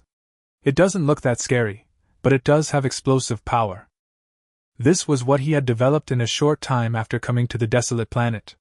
If it was the original owner's physique, there would be nothing to say. Can I ask you to leave now? Li Qiyi saw that Lu Rui was still addicted to looking at him, so he quickly covered himself with clothes and said even more speechlessly, "Boys must protect themselves when they go out, otherwise they may be targeted by some naughty girls." "I can't bear to watch it." Lu Rui noticed Li Qiyi's eyes, her face turned even redder, she said something coquettish, and left his room. One night passed. Yang Shuer was awakened by a fragrance. "Is this eggs for breakfast today?" Yang Shuer followed the smell and walked to Li Qiyi, who was cooking, and said with drooling eyes. There were several eggs placed next to Li Qiyi, and it was obvious that he was going to have one for breakfast. She hasn't eaten eggs for a long time, let alone pheasant eggs. She's drooling just thinking about it. "We're having wild vegetable egg pancakes this morning." Li Qiyi paused and gave today's breakfast a more tempting name. "It's great to have omelets." Excited Yang Shuer jumped around the house and told everyone the news that she had eaten egg pancakes in the morning. Li Qiyi smiled and continued to work. After beating the eggs, he poured the egg liquid into the heated pan, lifted the pan and turned it, and a thin omelette covered the entire pan. "Sister Shuer, don't be so naive. How can you make an omelette with just a few eggs? Li Qiyi is the most sinister person. He must be deceiving you." Lu Rui, who had just woken up, pulled Yang Shuer and said bad things about Li Qiyi as they walked. Ahem. Li Qiyi coughed lightly to indicate his presence. "Is it really okay to insult yourself in front of yourself? I said this specifically for you. You just know how to deceive our innocent and lovely sister Shuer." Lu Rui heard Li Qiyi's cough and shouted at him. "How did I lie to her?" Li Qiyi felt puzzled. "Didn't you say we were going to have omelets for breakfast? Tell me, how can you make omelets for 6 people with just a few eggs?" Lu Rui finally caught Li Qiyi's handle and was very arrogant. "Isn't that it?" Li Qiyi used the spread-out egg rolls and the fried wild vegetables in advance to make an omelet. "You can even spread such a thin egg, Li Qiyi. Your cooking skills are amazing." Lu Rui picked up an omelet and took a look. The egg was as thin as a cicada's wing, and she could even see her fingers holding the omelet through the egg. How can eggs be fried so thin? Chapter 83, Black-Hearted Merchant Li Qiyi. Lu Rui couldn't figure out how Li Qiyi managed to spread the eggs so thinly. But this did not prevent her from appreciating the beauty of the wild vegetable omelet in front of her. The golden eggs and tender green wild vegetables looked quite good together. With just a sniff, the rich aroma of eggs mixed with the fresh fragrance of wild vegetables is also very refreshing. Unable to wait to eat it, she took a bite and her mouth was filled with the taste of wild vegetables. Since the egg was fried too thin, there wasn't much at all after taking a bite, so the taste was very bland. But the flavors are blended just right, leaving you with an unforgettable aftertaste. Lu Rui chewed the wild vegetable omelet slowly and squinted her eyes happily. Her already radiant face became even more lively. "If all the unscrupulous businessmen could learn your craft, they would all become rich." After eating, Lu Rui couldn't help but sigh. Although there was only a thin layer of egg, Lu Rui felt that this was the most delicious egg pancake she had ever eaten. 2333, what a weird metaphor this is. As expected of the legendary Piyue master, any random word from him can choke someone to death. Looking at Goddess Rui like this, you can tell that the egg pancake is really delicious. It makes people drool. With Goddess Rui's beauty, she is already a feast for the eyes. Add this delicious egg pancake to it, it's simply tempting me to commit a crime. Wow, why did I have to see this video so early in the morning? I really want to get up and have breakfast. After hearing what Lu Rui said, the audience couldn't help but burst out laughing. After laughing, they couldn't help drooling. The food was so delicious. "I haven't even asked you to exchange anything for this breakfast. Is it appropriate for you to say that?" Upon hearing this, Li Qiyi's face was filled with black lines, and he spoke viciously. "I made breakfast for her with good intentions, but was described as a black-hearted businessman. This is outrageous." "I'm wrong, it's okay. I was just praising your delicious omelette, but the metaphor wasn't appropriate." Upon hearing this, Lu Rui immediately became intimidated and spoke timidly. Stop arguing for now, Li Qiyi, give me an omelette too. Seeing that Lu Ruoyi was enjoying the food, Yang Shuer couldn't hold back any longer and urged Li Qiyi to help her roll an egg pancake. After Li Qiyi helped her roll it, Yang Shuer couldn't wait to put it into her mouth. The tender and fragrant eggs and the crispy wild vegetables produced a wonderful chemical reaction, which greatly satisfied the hungry Yang Shuer. It's simply the most delicious thing. An omelette can actually be this delicious. Yang Shuer finished the omelette in just a few bites, and licked the corner of her mouth somewhat unsatisfied, feeling the remaining taste of the omelette. Brother Yi's cooking skills are amazing. He can make such a big pancake with just 5 eggs. Goddess Rui is right. It's a pity that Brother Yi doesn't become an unscrupulous businessman. The pie is too thin. So what if it's thin? As long as it tastes good, that's all. Poisoning in the early morning, Brother Yi, why are you so excessive? I really doubt how such a thin pancake can taste. They must be acting. I strongly demand to try it. Seeing Yang Shuer's intoxicated look, the audience couldn't stand it anymore and wanted to rush to the deserted planet to snatch Yang Shuer's egg pancake and eat it. Well, you too, you're actually eating here secretly. Zhou Jia rushed over following the scent, and just happened to see Lu Ruoyi and Yang Shuer stuffing egg pancakes into their mouths. We didn't eat it secretly, we were helping you taste it. Lu Ruoyi rolled her eyes and found a reason. Yes, I'm just tasting it. Yang Shuer also nodded repeatedly. Did you taste anything? Zhou Jia said with a smile. I tasted it, and it's really unpalatable. You'd better not eat it. Lu Ruoyi's acting skills were explosive, and she said it very sincerely. I didn't eat it, and then you two little foodies shared it? Do you really think I didn't hear you talking? Zhou Jia tapped their foreheads with amusement. Zhou Jia saw the happy and satisfied expressions on Lu Ruoyi and Yang Shuer's faces just now, so how could he possibly believe their lies? You figured it out. Lu Ruoyi felt embarrassed when she was seen through. Come eat. Zhou Jia picked up the egg pancakes rolled by Li Qiyi, divided them into 3 portions and handed them to them. No need for that, we were just joking. The 2 girls waved their hands flattered. Even though they wanted to eat it very much, they didn't think about eating other people's portion and decisively refused. I know Ruoyi has a big appetite, so 1 omelette is definitely not enough. And Yang Shuer, you will have to stay here for a long time. We will be leaving soon anyway. How can you not eat well? The considerate Zhou Jia knew that food was in short supply on the barren planet, so she thought about giving away some of her share. Then we won't be polite. Lu Ruoyi and Yang Shuer looked at each other, and neither could resist the temptation of the egg pancakes, so they grabbed a piece and started eating. Seeing that they were enjoying their meal, Zhou Jia smiled and stuffed the last small portion of the omelette into her mouth. This tastes, how delicious it is! Feeling the taste of the omelette, Zhou Jia closed his eyes happily. He chewed the omelette in his mouth for a long time, and was reluctant to swallow it. Zhou Jia swallowed the omelette reluctantly until it was chewed into pieces and there was no flavor left. Is it delicious? Lu Ruoyi asked Zhou Jia how he felt. I really regret sharing this omelette with you. Zhou Jia couldn't help but smile bitterly after finishing the last bit of the omelette. If she had known the egg pancake was so delicious, she would not have been willing to share any of it with anyone. Hey, we've already eaten it. It's too late for you to regret it. Yang Shuer touched her belly, acting like a good girl after getting the advantage. The other people also came over at this time, shared the remaining pancakes, and had a delicious breakfast. I'm so sorry to have eaten such a delicious omelette for nothing. After all, your supplies are so scarce. After finishing the omelette, Bei Yi said with an embarrassed look. These eggs are not fertilized.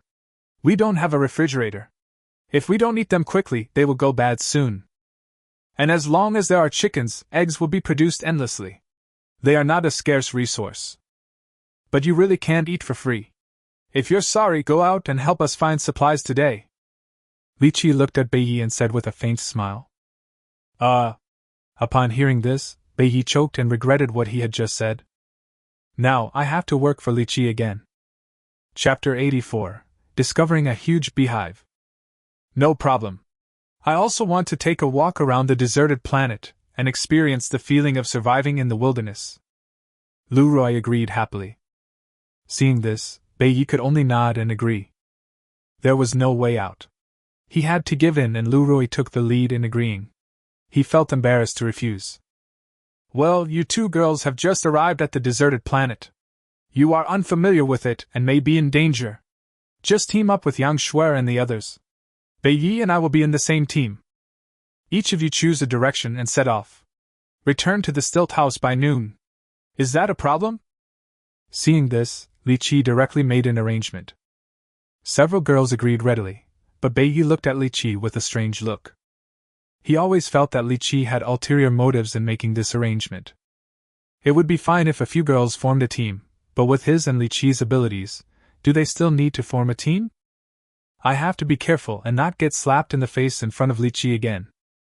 After several people formed a team, they took various tools and set off in their own directions. As for Li Qiyi, he kept asking Bei Yi various topics along the way. Sometimes he asked how to identify the specific effects of wild grass, and sometimes he asked how to hunt wild animals more efficiently. No matter what they talked about, Li Qiyi would always end up asking questions related to the wilderness. Bei Yi, who had been on guard for a long time, basically responded vaguely no matter what Li Qiyi asked, for fear of being slapped in the face. Look at Master Bei, he just doesn't want to teach Brother Yi. He has to be brave enough to teach. Hasn't he been slapped in the face by Brother Yi enough times? I think Brother Yi is the real wilderness survival master. He is good enough to teach Master Bei. Brother Yi used to think that Master Bei was a master, so he must be very disappointed now. That's not right. Why do I see Brother Yi getting more and more excited? Is it my illusion? The audience found their awkward chat very interesting. They could see that Bei Yi was fooling them and thought that Bei Yi's image in Li Qiyi's mind would soon be shattered. However, this was not the case. Li Qiyi was actually very satisfied with Bei Yi and was convinced that Bei Yi was a master of wilderness survival. Because when he was talking with Bei Yi, many of his ideas were things that Li Qiyi had not thought of. There were also some talks of experience that sounded very mature and gave Li Qiyi a lot of benefits. It is like this many times. No matter how much you explain to someone who doesn't understand, he still won't understand. For those who understand, you only need to give them a few words to let them know your level. The two talked all the way, and even when they returned to the stilt house, Li Qiyi still felt unsatisfied. Li Qiyi gained a lot along the way. If he digests it carefully, it will be of great help to his survival on the deserted planet in the future. It is indeed interesting to communicate with the wilderness survival master. Li Qiyi, have you found anything good? When they arrived at the stilt house, they saw Wang Hanbing coming out and asking. No, these are all things we have found before, Li Qiyi said as he put down the backpack. Although he was always thinking about asking Bei Yi for wilderness survival knowledge, he also did not forget to observe his surroundings, and indeed he did not find anything good. I don't have any either, I just picked some wild grasses and fruits, Wang Hanbing said disappointedly. It doesn't matter. It's normal not to find anything in the wilderness. It would be a surprise if you found something good. Li Qiyi saw this and comforted him. That's right. We can't expect to gain something from every wilderness exploration. If you have this kind of thinking and have experienced many disappointments, it will have a great impact on your psychological state. Bei Yi also said this. Master Bei is right. I almost forgot that I should pay attention to your mental state. Thank you for your lesson. Upon hearing this, Li Qiyi's eyes lit up and he praised highly. Bei Yi's face was a little distorted. I just said something unintentionally. This shouldn't be considered as destroying the fairness between the players, right? How come Li Qiyi is so smart? Just a few words from me can make him think of so many things. Are you back? We have a major discovery. At this time, Yang Shuer and Zhou Jie ran over and said excitedly. What discovery? Upon hearing this, everyone looked at the two of them. We found a beehive, a particularly big one. Yang Shuer stopped to catch her breath before saying proudly. Beehive? Everyone's eyes lit up when they heard this. Having a honeycomb means finding honey. What a happy thing it is to be able to eat something sweet on this desolate planet. How did you find it? Li Qiyi asked with interest. It is really not easy for just these two people to find a beehive. As we were walking over there, we spotted a bee collecting honey, and it occurred to us that we might be able to find the hive by following it. So we just kept following it, And our hard work paid off, and we actually found the beehive. Yan Shuer became more and more proud as she spoke, with a beaming look on her face. However, Li Qiyi became more speechless the more he listened. He didn't know what to say when he thought of using this method to find the beehive. This method of theirs may indeed help them find the beehive, but it is a stupid method. If the bees disappeared somewhere or were eaten by other creatures along the way, all their efforts would be in vain. It's a miracle to be able to follow the bees and find the hive. Then where is the beehive? Why don't you just pick it back? Lu Rui asked excitedly. There are so many bees in the hive, how can we dare to pick the hive? Besides, the beehive is actually on the cliff. We can't reach it even if we want to. After hearing this, Yang Shuer suddenly became dispirited and said angrily, On the cliff? How could a beehive be on the cliff? Wang Hanbing was stunned when he heard this. He had never expected this to happen. There were actually bee nets on the cliff. This was something she had never seen before. She had never heard of it before. There is indeed a kind of bee that builds its beehive on a cliff to prevent wild animals from stealing its honey. This kind of bee is called a rock bee. Are their hives particularly large? Li Qiyi was not surprised when he heard this, but asked with great interest. It is indeed very large. We can see it clearly from a distance of several hundred meters. The diameter is at least several dozen centimeters. Hearing this, Yang Shuer nodded her head like a chick pecking at rice. Are there really bees that build nests on cliffs? This is too strange. Lu Rui said in surprise. Wait, you said it's several hundred meters away. Does that mean the beehive is on a cliff several hundred meters high? Upon hearing this, Lu Rui suddenly asked. Chapter 85, Collecting Honey on the Cliff. Sister Rui, you are so smart. You have guessed it all. The location of the beehive is really high, about 200 meters, and dozens of meters away from the top of the cliff. Yang Shuer nodded with a smile. Lu Rui's mouth twitched, and she didn't know what to say. A good beehive, but it is hundreds of meters high, and you can't even pick it. Isn't this just a false alarm? Why don't we go collect honey? It will definitely be exciting to collect this kind of honey, Beiyi said excitedly at this time. He has always been very interested in such difficult things. Then are you going to go and pick them? Li Qiyi looked at him and said with interest. I'll go if I want. I'll fight for the delicious food, Beiyi said while gritting his teeth. Daring to take such a big risk for food, Beiyi's character as a foodie is confirmed. Then let's go quickly, otherwise we won't be able to pick any today, Yang Shuer said excitedly when she saw someone was willing to offer themselves. Don't worry, we need to prepare some things. After all, we are on a cliff and it's not that easy to get it. Li Qiyi stopped him. He directed everyone to work together and made a rope ladder that was 100 meters long and weighed dozens of kilograms. There is also a piece of cloth made from the dark brown fiber from the palm tree. This fiber is also the main material for making straw raincoats, and it has densely packed small holes on it. Then Li Qiyi picked another kind of leaf. This unknown leaf would emit a pungent white smoke when burned. Okay, we can set off now. After making these preparations, Li Qiyi spoke. Oh. When they were about to leave, Gun suddenly ran out and hugged Li Qiyi's legs. Little guy, can't you just stay in the stilt house obediently?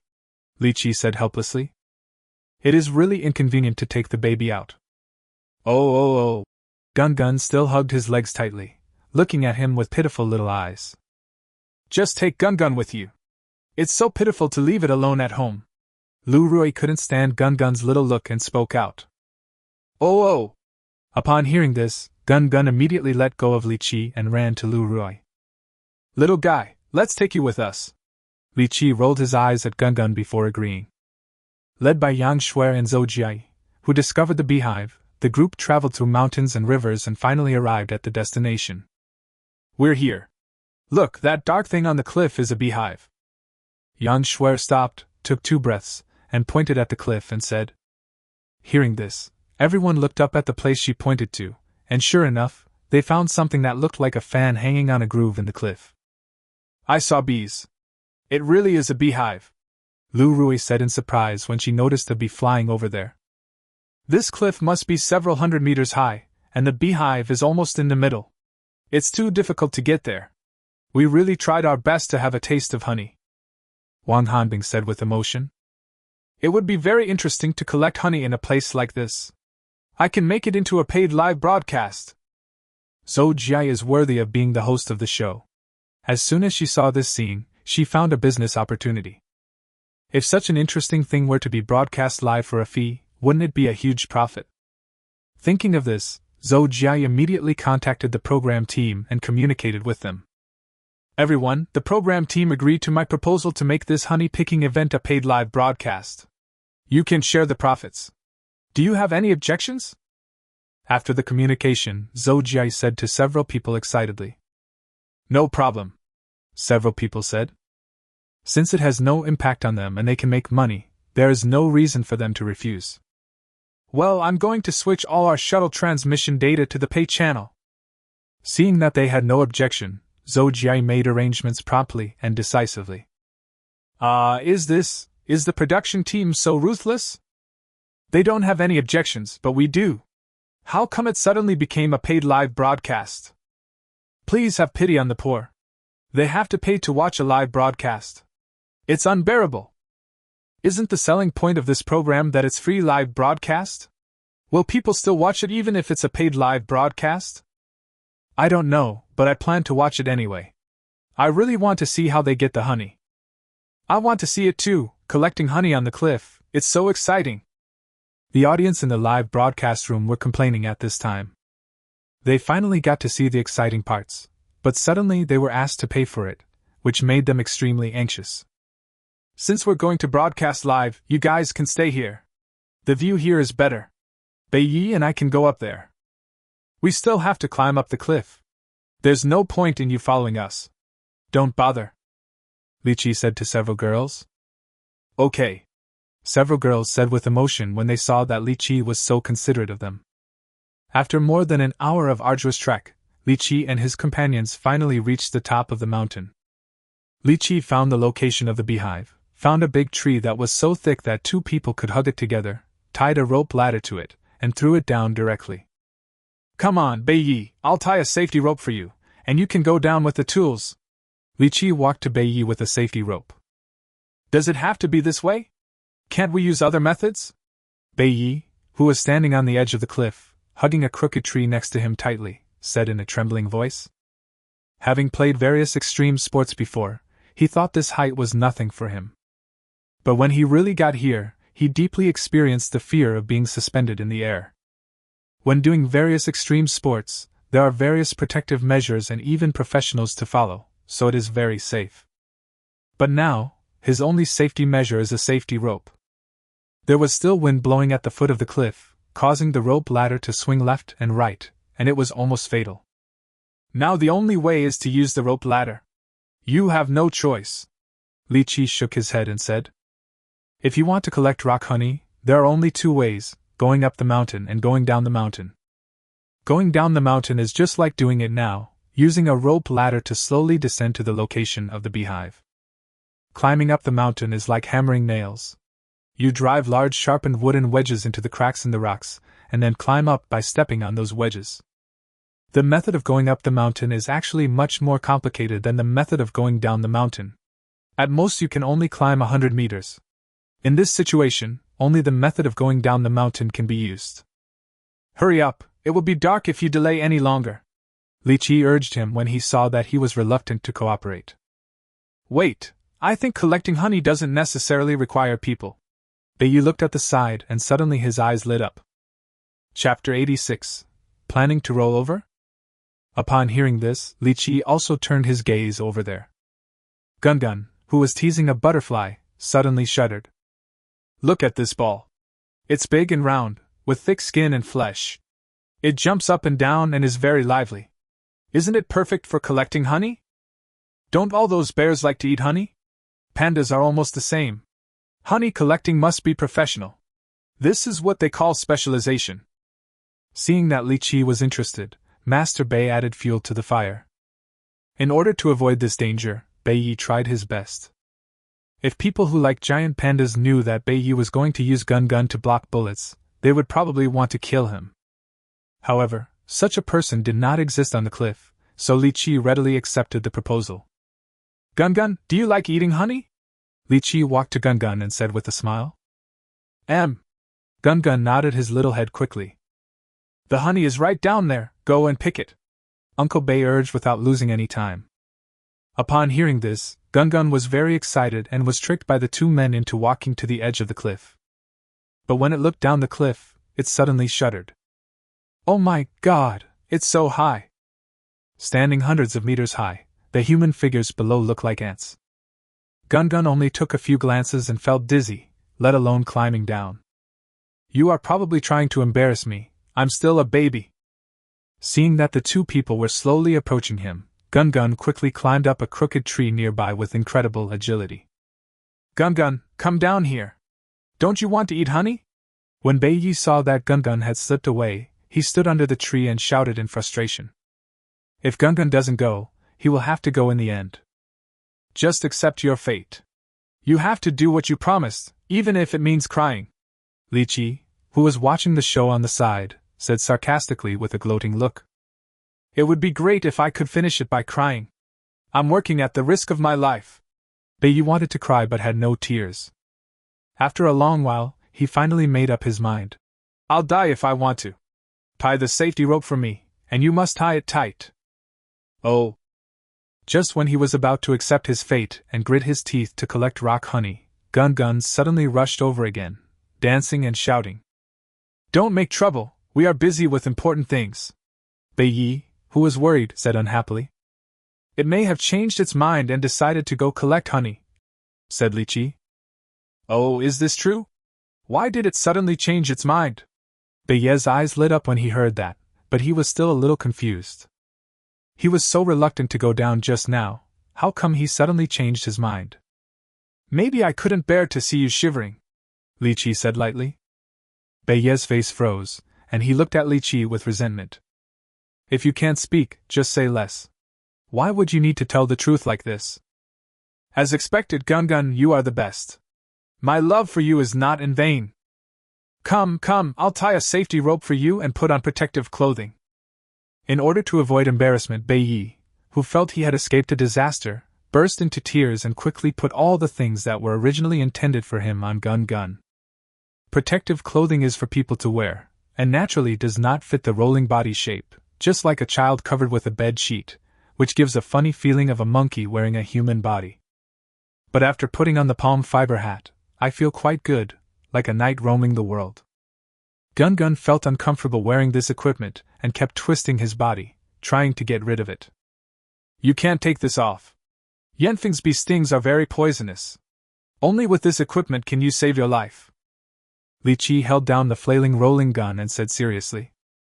It is quite safe now with protective equipment, but it was not safe a long time ago.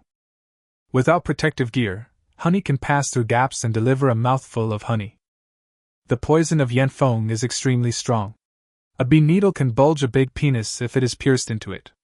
If you are not careful, you can even die from it. Thinking of the terrible consequences, how could Li Qiyi dare to let Gungun go down without wearing protective equipment? No matter how thick-skinned he may not be able to withstand it. Gungun was also well behaved.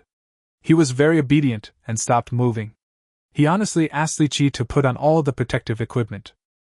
Just go down the rope ladder, and when you are a few meters away from the beehive, make a sound and I will lower the other things down with the rope, Li Qiyi instructed. Squeak!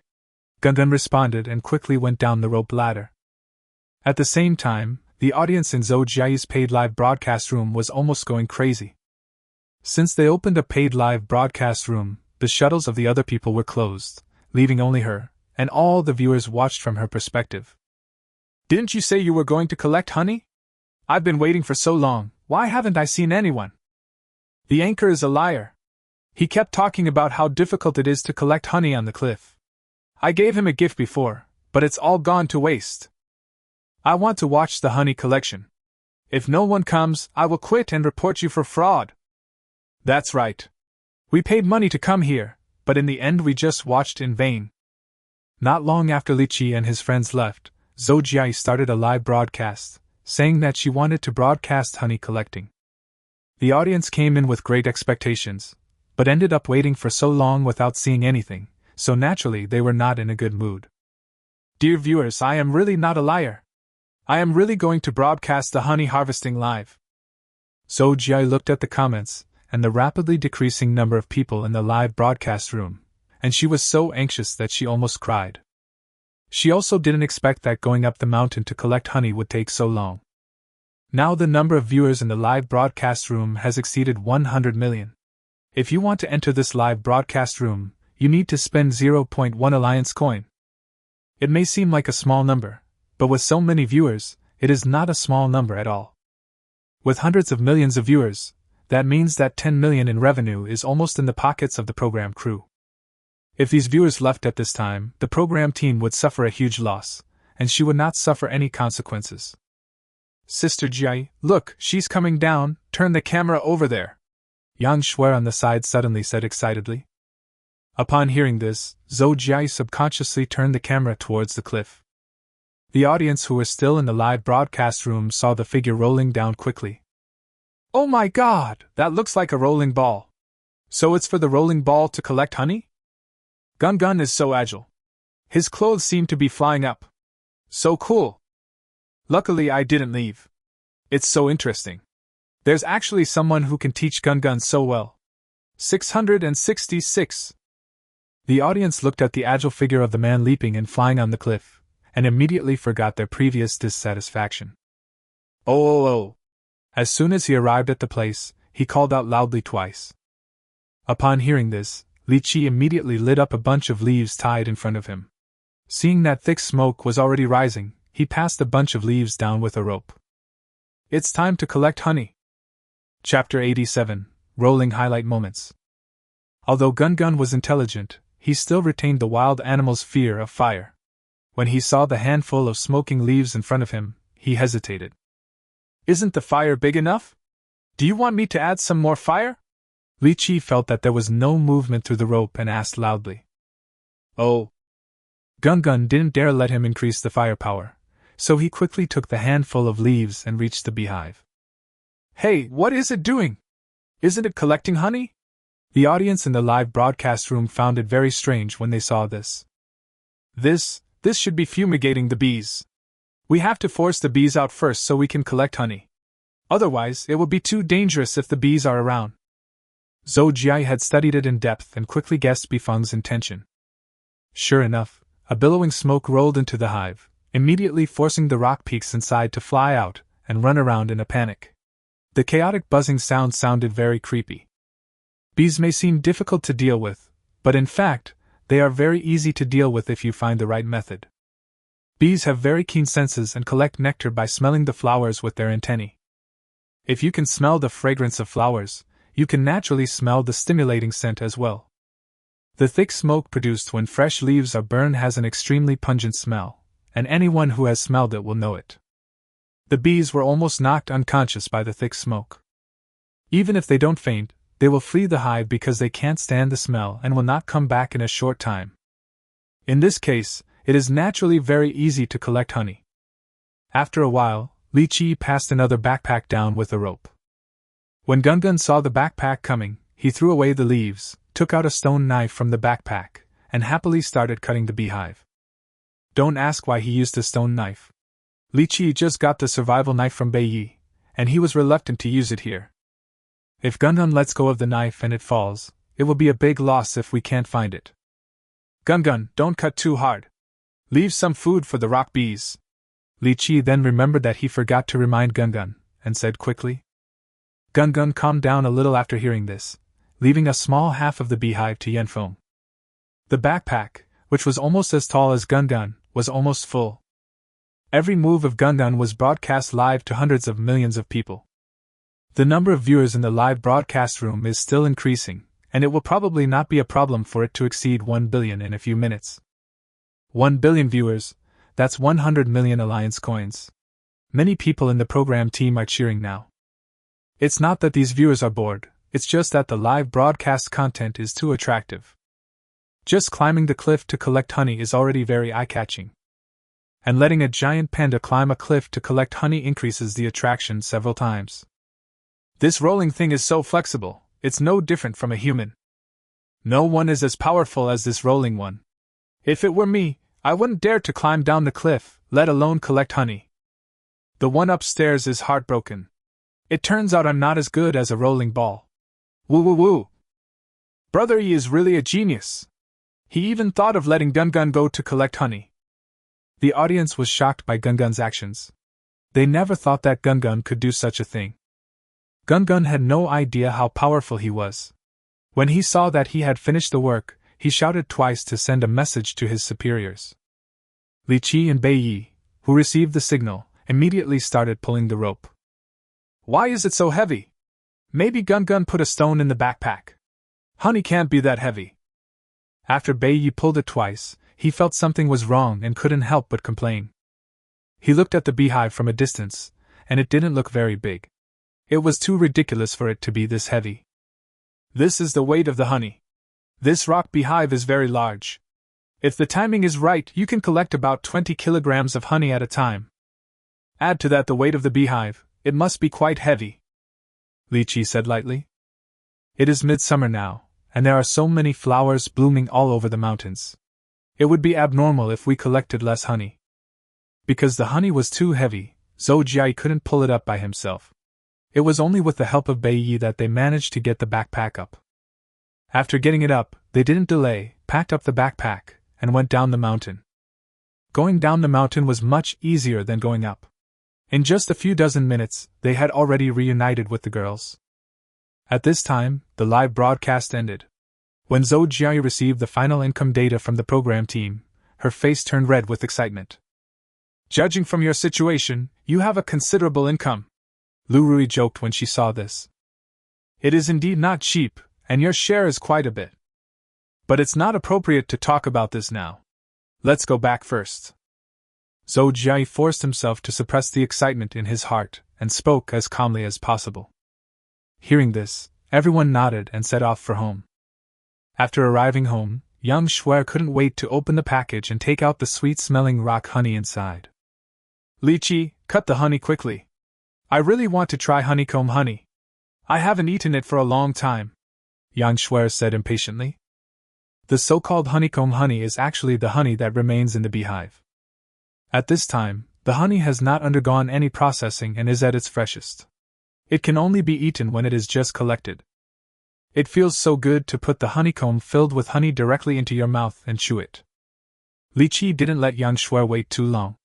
He directly took out the survival knife he won from Bei Yi and prepared to cut the honey. The skill of rolling and cutting the honeycomb is quite good. Except for some corners, most of the honeycomb is basically retained.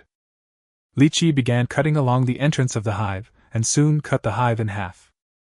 The cut honeycomb reveals the densely packed hexagonal layers inside. The neatly arranged and beautifully designed hexagonal layers clearly demonstrate the architectural wisdom of bees. Lubricated honey overflowed from these hexagons, and the tempting sweet fragrance invaded the nasal cavity, constantly impacting the nerves of the people around.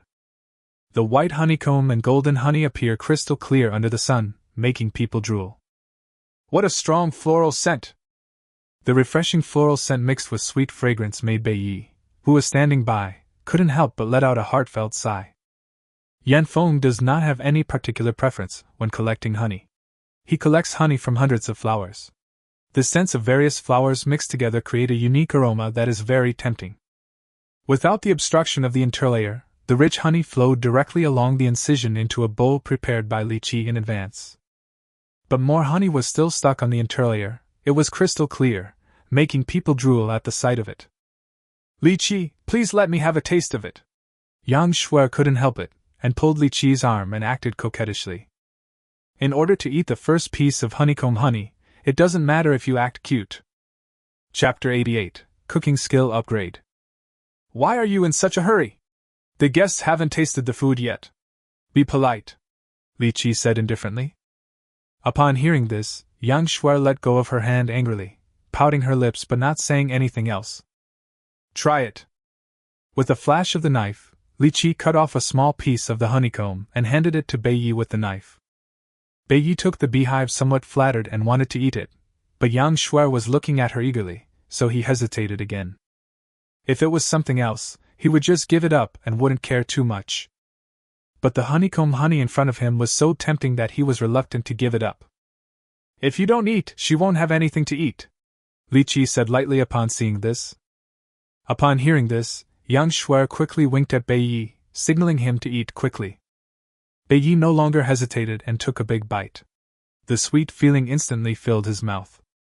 After a careful taste, the sweetness of this rock honey seeped directly into the heart from the mouth, making Bei Yi feel like he was floating. After the rich sweet taste, you can also taste the light bitterness and fresh and elegant floral fragrance unique to wild honey. The bitterness forms a sharp contrast with the previous sweetness, making people begin to miss the sweet feeling that goes deep into the heart. Bei Yi also tried chewing the remaining beeswax that made up the honeycomb, and there was no residue at all. After chewing it up, Bei Yi could even swallow it, and the feeling was almost the same as eating candy. Bei Yi ate up a whole piece of honeycomb honey without leaving any at all. Such a small piece of honeycomb brought Bei Yi great satisfaction. "This honeycomb tastes so good!" Bei Yi licked the corner of his mouth, still unsatisfied.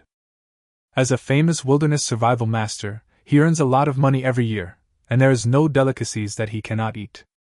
He had tasted various kinds of good honey, and for a period of time he drank the best royal jelly every day. But the honey he ate was the kind that had been processed before being bottled and sold. If you don't collect honey yourself, you won't be able to eat the freshest honeycomb honey at all. "Woo woo woo, I'm drooling!" So this is what honey looks like in the beehive. It's so nice to take a big bite of honey. Their lives in the wilderness are much better than ours. I'm really envious. When can I eat such pure honey?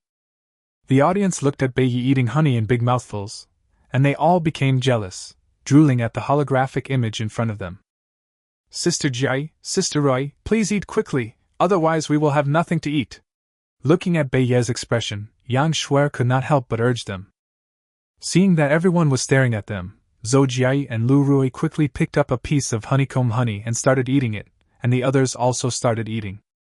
For a moment, the only sound in the room was the sound of chewing. Seeing that they were enjoying their meal but ignored him, Gun Gun felt a little unhappy and tried to pull Li Qiyi's trouser legs with his mouth. "I'm the one who contributed the most, so why can't I get a piece of honey? Why are you in such a hurry? I'm giving it to you to eat." Seeing this, Li Qiyi handed it a piece of honeycomb honey with a smile.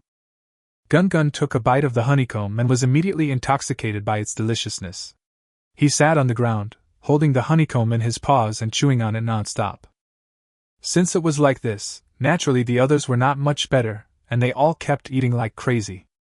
Several people ate several pieces of honeycomb honey in a row, and only stopped when they started to feel choking. "You've eaten so much, do you still need to eat anything else?" Li Qiyi looked at their satisfied expressions and said with some amusement. "The calorie content of honey is amazing. The honey they just ate is equivalent to several bowls of rice." "We want to eat more," several people said in unison. In order to eat delicious food, these people are really willing to go all out. "Okay, I'll satisfy you." Li Qiyi shook his head helplessly and said, "I don't know why, but these people are all foodies." When they heard Li Qiyi agreed to cook, everyone cheered. "Since we have honey, I'll use it to roast a bamboo rat for you to try," Li Qiyi said. Bei Yi and the others had no objection to this. No matter how it was cooked, as long as it tasted good, it was fine. Li Qiyi did what he said and quickly went downstairs to pick out the most cheerful bamboo rat. After Wang Hanbing and the others prepared it, he started to roast it. While roasting, Li Qiyi brushed honey on the bamboo rats. After the fat on the bamboo rat's body is forced out by the fire, it merges with the honey on the surface to form a crispy shell. The sweet aroma of meat kept invading everyone's noses, making them unable to do anything else. They gathered around Li Qiyi and watched the bamboo rat being roasted. After being brushed with honey countless times, the bamboo rat has turned into a beautiful reddish-brown color. The reddish-brown appearance is shiny and dazzling, which makes people like it very much. "Okay, it's almost time to eat. This is my first time baking, too. Take a look at how it's done." At some point, Li Qiyi finally stopped and put the roasted bamboo rat on the table. "So this is your first time grilling? I thought you were already very skilled." Upon hearing this, Lu Rui looked at the grilled bamboo rat in front of her and suddenly felt a little hesitant to try it. Based on her many years of experience, anything she makes for the first time, no matter how it looks, will at best be mediocre. She was originally looking forward to the taste of honey-roasted bamboo rat, but when she learned that it was Li Qiyi's first time to roast it, her expectations dropped by more than half. "Who among you wants to try it?" Li Qiyi glanced at her, understood her idea, but had no intention of explaining, and said with a faint smile, "Let me try it." Yan Shuer volunteered. She has always had great confidence in Li Qiyi's cooking skills. Upon hearing this, Li Qiyi used a knife to cut a small piece of meat from the bamboo rat. When his knife just touched the bamboo rat skin, there was a crisp sound. Hearing this voice, several people's eyes lit up. The crisp sound means that the bamboo rat skin has been roasted very crispy, and the taste is very good. Sure enough, after Yang Shuer ate the bamboo rat skin, her eyes were curved with happiness. The crispy shell of the bamboo rat is so fragrant that it fills your heart, liver, spleen, lungs, and kidneys. It is simply wonderful. Bamboo rat meat tastes very tender, with a hint of sweetness, and has a unique flavor. "Li Qiyi, is this really your first time to roast bamboo rat like this? It's so delicious!" After eating, Yang Shuer couldn't help but say. "Of course it's the first time," Li Qiyi responded indifferently. It was indeed the first time, but it was the first time after my cooking skills were upgraded. Chapter 89 Nothing But Beauty. That's right, Li Qiyi's cooking skills have been upgraded to intermediate cooking skills, which is also his second intermediate skill after his dexterity skills. It is really difficult to upgrade these skills on your own except by using experience points. If you repeat the same thing too many times, the experience points you gain will decrease and eventually disappear. Li Qiyi's cooking skills have just been successfully upgraded thanks to the fact that he can cook a wide range of things and basically cooks different dishes every day. Once his cooking skills were upgraded, Li Qiyi's understanding of cooking was elevated to a higher level, and he became proficient in making various dishes. Even if it is a dish he has never cooked before, he can still cook it well by relying on his ability to draw inferences from similar dishes. It is no exaggeration to say that with his current level, it would be no problem for him to apply for the job of head chef of a 5-star hotel. Intermediate cooking skills are already so impressive that Li Qiyi dare not imagine what advanced cooking skills would be like. Could it be the legendary transformation of ordinary things into something magical, where even the simplest ingredients can be made into a delicious dish? As a person who loves to taste delicious food, Li Qiyi is looking forward to this. However, it is too difficult to upgrade to advanced chef skills. Anyway, there is no hope recently. Eat it quickly. If it gets cold, the bamboo rat won't be so delicious anymore. Seeing that everyone was looking at it in surprise and no one took any action, Li Qiyi said with some amusement. Then I really have to try it and understand why Shuer praises you so much. Lu Rui, who had no expectations before, immediately picked up a piece of bamboo rat meat. Others did not hesitate and started eating. Soon, they were conquered by the taste of bamboo rat meat. It's really hard to imagine that this is the first time you've done something like this.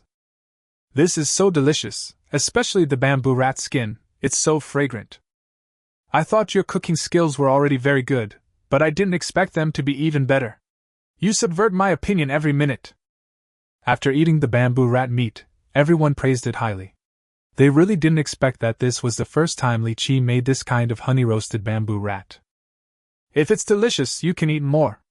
Anyway, this bamboo rat is so big, it must be enough for us to eat.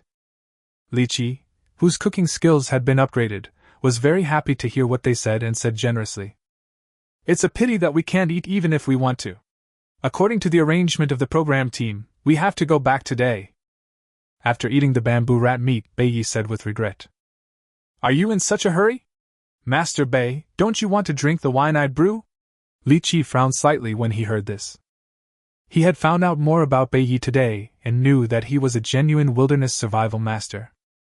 How could he be willing to let such a person go so quickly? Of course I want to, but this is the arrangement of the program team. What can I, guess, do? Let's wait until next time. Next time you make the wine, I will shamelessly come and bother you again. Bei Yi smiled bitterly and said helplessly. As a wilderness survival master, he certainly prefers to stay in an environment like a deserted planet. But he is just a guest. After receiving the announcement fee, he has to cooperate with the program team, and he cannot do whatever he wants. Well, Master Bei, you must come next time. I will definitely treat you with good wine. Upon hearing this, Li Qiyi knew that things could not be changed, and said it proudly. As long as there is still a chance to learn some wilderness knowledge from Bei Yi, it will be easier to get him drunk next time. Bei Yi, who was feeling touched, didn't know that he had been tricked by Li Qiyi. You two go back. I won't go back. At this time, Lu Rui suddenly said. What? Everyone looked at her when they heard that. Wang Hanbing and Yang Shuer were a little surprised. Although Lu Rui had only been there for a few days, they had already fallen in love with this girl who was so natural and beautiful. But Zhou Jie has a headache. Lu Rui has the confidence to be willful, but her willfulness will make it difficult for the program crew. Bei Yi and Li Qiyi watched coldly, but didn't care that much. Rui, how can you not go back? The production team has already notified us to go back. Besides, you are not a contestant. It won't have a good influence if you stay here all the time. Zhou Jie felt overwhelmed, but he didn't dare to say anything harsh to Lu Rui, so he could only persuade her carefully. I'm not a contestant, but I can be a representative of the audience and experience life on a deserted planet. Anyway, everyone knows that I have nothing to offer except my beauty, and I'm not as powerful as Bei Yi, so I will definitely not have any impact on the competition. If you're worried about affecting fairness, you can ask the contestants and the audience for their opinions. If most of them disagree, I'll leave immediately. I really want to stay on a deserted planet now. My audience friends will definitely fulfill this little wish of mine, right? Lu Rui's beautiful eyes were full of cunning, and she put on a pitiful look and spoke to the Tizat above her head. AWSL, how can Goddess Zoe be so cute? She was just acting like a spoiled child towards us, wasn't she? My heart was moved. It's okay that she has nothing but beauty. Goddess Rui is really trying hard to stay on the desolate planet. She's so beautiful, of course I'll choose to agree to her. Support Goddess Zoe. Let her help us fulfill the wishes that we cannot fulfill. How could the audience watching the live broadcast bear this? In addition, Lu Rui has always been popular with the audience, both men and women, young and old, so the screen was filled with comments expressing agreement. Upon seeing this, the program crew held an emergency consultation and then told Zhou Jie the results of the discussion. How is it? Is there any news from the program team? Seeing Zhou Jie in a daze, Lu Rui knew that she was listening to the notice from the program team.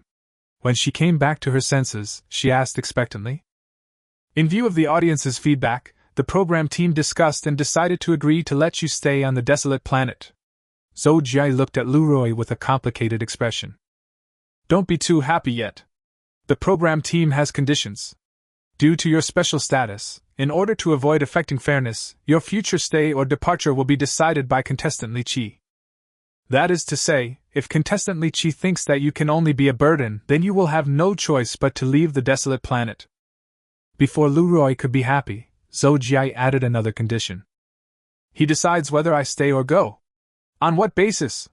Lu Rui's face suddenly turned bad when she heard that, and she pointed at Li Qiyi angrily.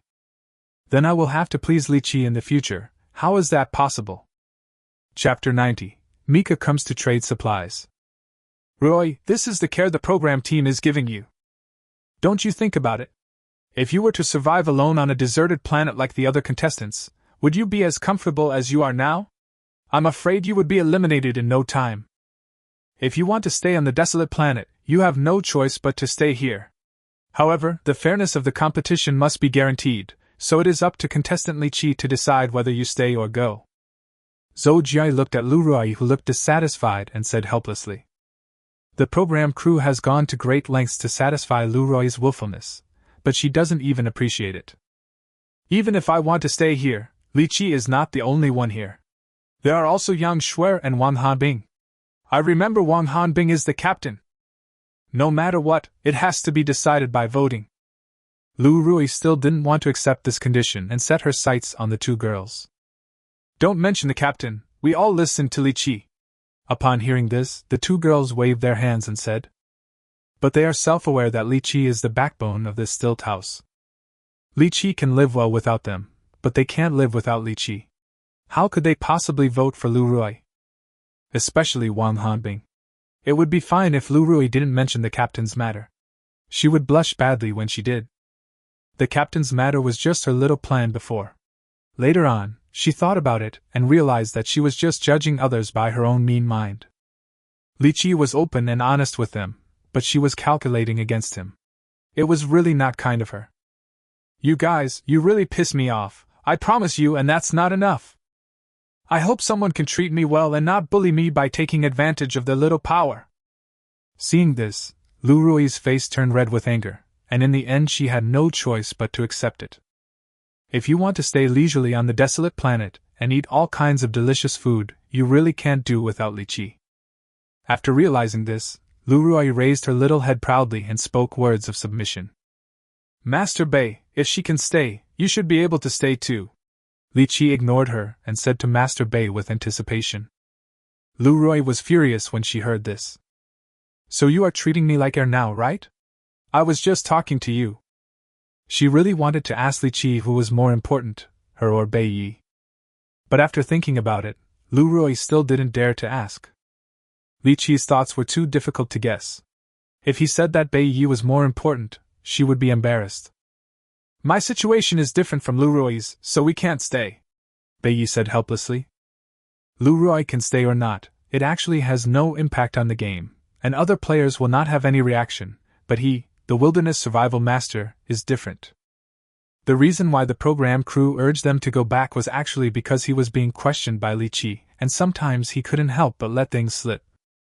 In this way, it would be equivalent to him, as a wilderness survival master, providing help to Li Qiyi, which the program team cannot allow.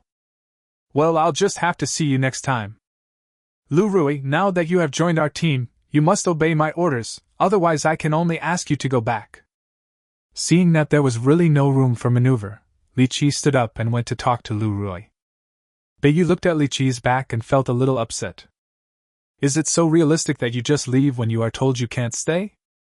I know. I'm not the woeful type. I will definitely cooperate with you, Captain, Lu Rui said with a sweet smile. Her smile melted the hearts of countless audiences. I hope so. Li Qiyi was not very interested. He replied without commenting and said nothing else. Zhou Jiayi and Bei Yi left as soon as they said they would, and were taken away by the shuttle in an instant. Li Qiyi and the others didn't have any special feelings for each other. After all, they had only been together for a few days, so it was hard to say that they had deep feelings for each other. Let's go to bed.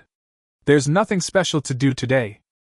Seeing that it was getting late, Li Qiyi had no intention of asking Lu Rui, who stayed here, to do anything, and prepared to go back to his room to sleep.